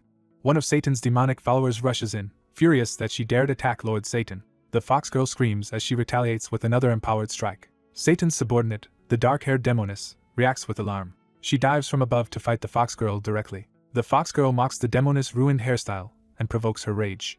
The demoness launches a deadly energy wave at the fox girl while shouting that she must die. The demoness then slams the fox girl into the ground with overwhelming force. The fox girl cries out in pain amid flying debris and shattered glass. Hyunsu struggles upright, admitting Satan truly is strong. He concedes Satan surpasses any other devil he has met, yet affirms that even such foes have fallen before his heaven-obliterating demonic fists. Satan, bored of words, commands Hyunsu to struggle and threatens to torture him with endless flaying if he fails to entertain him. Hyunsu lets out a small, grim chuckle. He stomps the ground, beginning to power up again. Hyunsu activates Heavenly Demon Emergence, his aura surging to a new level. Satan is stunned that such immense power can come from a mere human body. Hyunsu's hand trembles as even more energy gathers around him. He warns Satan that this is no time to relax. Hyunsu's aura intensifies as he rises, readying a decisive move. He rushes forward using a skill called Seed Impact. Satan scoffs, asking if Hyunsu thinks he will be hit by the same trick again. Hyunsu reveals the visible seed impact was a feint as he attacks from an unexpected angle. His punch lands squarely on Satan's face. Hyunsu follows up with a furious barrage, driving Satan downward. Satan crashes into the ground, roaring in pain. Hyunsu yells accelerate, and boosts his speed for another dive. He streaks high into the sky, gathering massive power above the fallen Satan. Hyunsu explains that he has amassed the power of fallen heavenly demons specifically to destroy Satan. He declares this attack will end everything and plummets towards Satan like a spear. The Demoness Queen looks on anxiously at what is happening to her master. The armored subordinate calls out urgently to Lord Satan. Satan's eyes widen in fear and fury as the attack nears. Hyunsu, mid-dive, reacts in shock as events shift unexpectedly. The Demoness Queen throws herself between them, taking the lethal blow meant for Satan. She screams in agony as her body is riddled with deadly holes. The force of the strike sends her crashing brutally into the ground. Hyunsu is stunned that Queen sacrificed herself to shield Satan. Satan reappears beside Hyunsu and says he squandered his best opportunity. Satan kicks Hyunsu away, sending him flying once more. His follow-up blast detonates along the street, obliterating everything in its path. A huge explosion engulfs the area where Hyunsu lands. Satan stands over Queen's broken body, calling her a lovable child for protecting him. He tells her that, like another being called king, her fate is to become his nourishment. Satan promises she will live eternally within him as he begins absorbing her. Queen's body glows violently as she is consumed by Satan's power. The fox girl watches in horror, stammering at what she's seeing. She realizes Satan has literally absorbed his own subordinate and calls him insane. The empowered Satan flexes his arm, his energy rising further. He smirks darkly, letting out a low laugh. Now massively strengthened by Queen, Satan unleashes a terrifying surge of power and laughter. Hyunsu confronts Satan again, calling him disgustingly vile. Hyunsu declares that no other devil is like Satan, once more taunting him by name. Hyunsu notes that Satan's body has actually shrunk even as Satan beckons him to come. Hyunsu dives down towards Satan in another high-speed assault. He grits his teeth and throws himself into the attack with determination. Hyunsu unleashes a sharp energy slash straight at Satan. Satan easily dodges and comments that Hyunsu is too slow. Hyunsu yells in frustration as he forces himself to attack harder. His barrage of strikes explodes around Satan but fails to connect decisively. Satan counters with a single precise blow to Hyunsu's chest, calling him slow. From a distance, Satan states Hyunsu is far too slow as his attacks explode harmlessly. Hyunsu, battered and bleeding, realizes Satan's power is now on an entirely different level. Satan charges a powerful crystalline energy in his hand, aiming at Hyunsu. He fires the beam, which tears cleanly through Hyunsu's body. Hyunsu stares in shock as blood and energy burst from him. The blast hurls Hyunsu across the plaza, where he crashes violently. The fox girl screams Hyunsu's name in panic. Driven by rage and grief, she vows to kill Satan and not let him go. She rockets towards Satan with all her strength. She shrieks and leaps to deliver a powerful downward strike. She descends on Satan, but he calmly prepares to counter. Satan raises his clawed arm and insults her attack as vulgar. He blocks and slices through her assault, calling it crude. Despite being badly wounded, the fox girl insists she is not finished yet. Satan counters again, smashing her to the ground in another punishing blow. The impact explodes across the street as debris flies around Satan.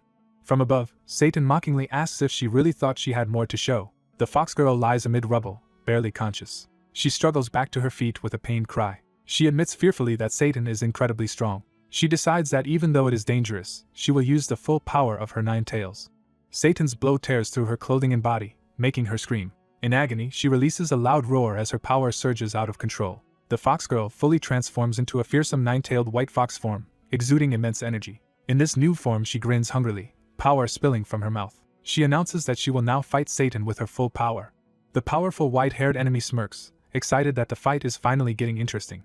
Hyunsu stops Iris with a hand and refuses to let her act. Furious, Hyunsu declares he is going to kill the villain, while Iris shouts his name. Hyunsu and Iris charge forward together to face the enemy. The enemy mocks them, saying Hyunsu still has not composed himself. Iris unleashes a crisscrossing barrage of red energy beams at the enemy. The enemy is caught inside the red beams and reacts in shock. He strains against the attack, starting to power up. Hyunsu dashes in at high speed to continue the assault. Hyunsu lands a hard body blow on the enemy's side. The enemy staggers, angrily cursing at Hyunsu. He laughs maniacally, calling Hyunsu's efforts cute. Enraged, the enemy announces he will stop holding back and powers up violently. His unleashed power erupts across the city, sending out massive energy waves. The explosion tears through the cityscape, lightning and smoke engulfing buildings. Amid the destruction, Hyunsu plants his foot on a rock, preparing a counterattack. He rockets through falling debris surrounded by blue energy. Leaping high, Hyunsu readies his technique, exploding heavens above the enemy. A protective blue sphere suddenly forms, startling Hyunsu. Within that sphere, the enemy rushes Hyunsu and kicks him away. The enemy brutally smashes Hyunsu, sending him flying and bleeding. Hyunsu lies bloodied as his vision blurs and blood splatters around him. As Hyunsu falls, Iris dives after him in panic. Iris catches Hyunsu from behind and cushions their crash. Carrying him, Iris anxiously asks if he is alright. The enemy board begins forming a deadly purple energy projectile to finish them. He fires a massive red beam downward and bids them farewell. Strange blue energy waves suddenly sweep through the city. The enemy is surprised as the blue energy surrounds him. A green barrier sphere forms around someone below, intercepting the attack. Inside the green protective sphere, Iris realizes what is shielding them. Kayvon appears within the barrier, boasting that protagonists always arrive late. Iris and Hyunsu happily greet Kayvon, relieved he finally came. Kayvon explains he was late because he had many preparations to make as power surges. Elsewhere, someone senses the heavenly demon and shouts that he must not proceed. The dark silhouette of the heavenly demon promises to return soon through a portal. He jokes about not using the classic line "I'll be back" as he steps into the portal. The heavenly demon emerges in the sky within a gigantic swirling blue vortex. Hyunsu and Iris stare upward as a voice muses about missing the dirty air of Earth. The heavenly demon manifests fully in his restored body, radiating power. Hyunsu realizes who it is and starts to speak in shock. He then shouts joyfully, calling out to his master. The master turns, revealing his face as he regards his disciple fondly. Floating above the city, the master tells Hyunsu he has grown stronger. Overcome with emotion, Hyunsu happily calls out to his master again. Meanwhile, the enemy dives back toward the city, with Hyunsu chasing after him. The master indignantly asks how the enemy dares interrupt a teacher-disciple reunion. The enemy realizes this old man is Hyunsu's master. He vows to eliminate the master as well and charges at him. The master deftly dodges the blow, telling Hyunsu to evade. Power crackling, the master declares the battle is far from over. He slams a devastating lightning attack into the enemy. Countless bolts of energy rain down over the city from the sky. Hyunsu and Iris shield themselves from the blinding storm. Hyunsu thinks that his master is even stronger now, perhaps due to reclaiming his body. The master and the enemy square off midair as electrical energy circles them. The enemy grimaces from the damage, crying out. The master says he recently created the heavenly demon method and calls the enemy a monster for enduring it. He notes that regaining his body and coming to this world implies something important. He concludes that it means no one can stop him now as a dark shadow looms behind him. The master blitzes the enemy with another overwhelming strike. The enemy panics, unable to read the master's movements. Seizing the opening, Hyunsu slams his seed impact punch into the enemy's stomach. The enemy reels again, gasping in pain. Hyunsu remains poised to continue attacking, framed in a circular view. The master praises Hyunsu's attack with a satisfied compliment. Iris unleashes pink beams upward, shouting to join the offensive. The enemy senses his body malfunctioning after taking the old man's blow. Blood spirals around him as he gathers power, clearly destabilized. A demonic blue flame entity remarks that recovering took time but arrives not too late. That dark entity races alongside the enemy, eager to land its own hit. The enemy rages at the group, starting to threaten them. He fully transforms into a terrifying form and vows to send them all to the next life. Observers panic, fearing that he is about to explode and endanger everyone. Hyuntae, injured, weakly calls out for his brother. Kayvon appears and shields Hyuntae with a barrier, startling him. The enemy unleashes a colossal beam upward as energy spirals around him. Far in space, the Earth is seen from afar as the attack expands. A gigantic energy wave envelopes part of the planet. The beam carves a glowing chunk out of Earth before reality starts to fracture. The massive explosion shatters rock and space, debris flying everywhere. Energy twists into a brilliant symbol as the blast reaches its peak. The enemy laughs in space, mocking the humans for daring to oppose him. He curses the old man, acknowledging he will need time to recover from the damage. Suddenly he hears the master addressing his disciple and is alarmed. Hyunsu, standing beside his master on a white surface in space, confirms he used mystic circulation to arrive. The enemy is shocked and demands to know how they followed him there. Hyunsu calmly answers an unheard voice that he can hear it clearly. On Earth, Kayvon confirms Hyuntae and the others were safely teleported, though Hyuntae is still in shock. Kayvon tells Hyuntae he is now free to act as he wishes. The master explains that since Satan is weakened, now is the time for Hyunsu to show the power of heavenly demons, and Hyunsu agrees. Satan nervously begs them to wait a moment, protesting against their plans. Master and disciple join forces, preparing a combined exploding heavens attack. They plunge downward together, driving the combined blast straight at Satan. Satan screams that he cannot withstand it as the attack overwhelms him.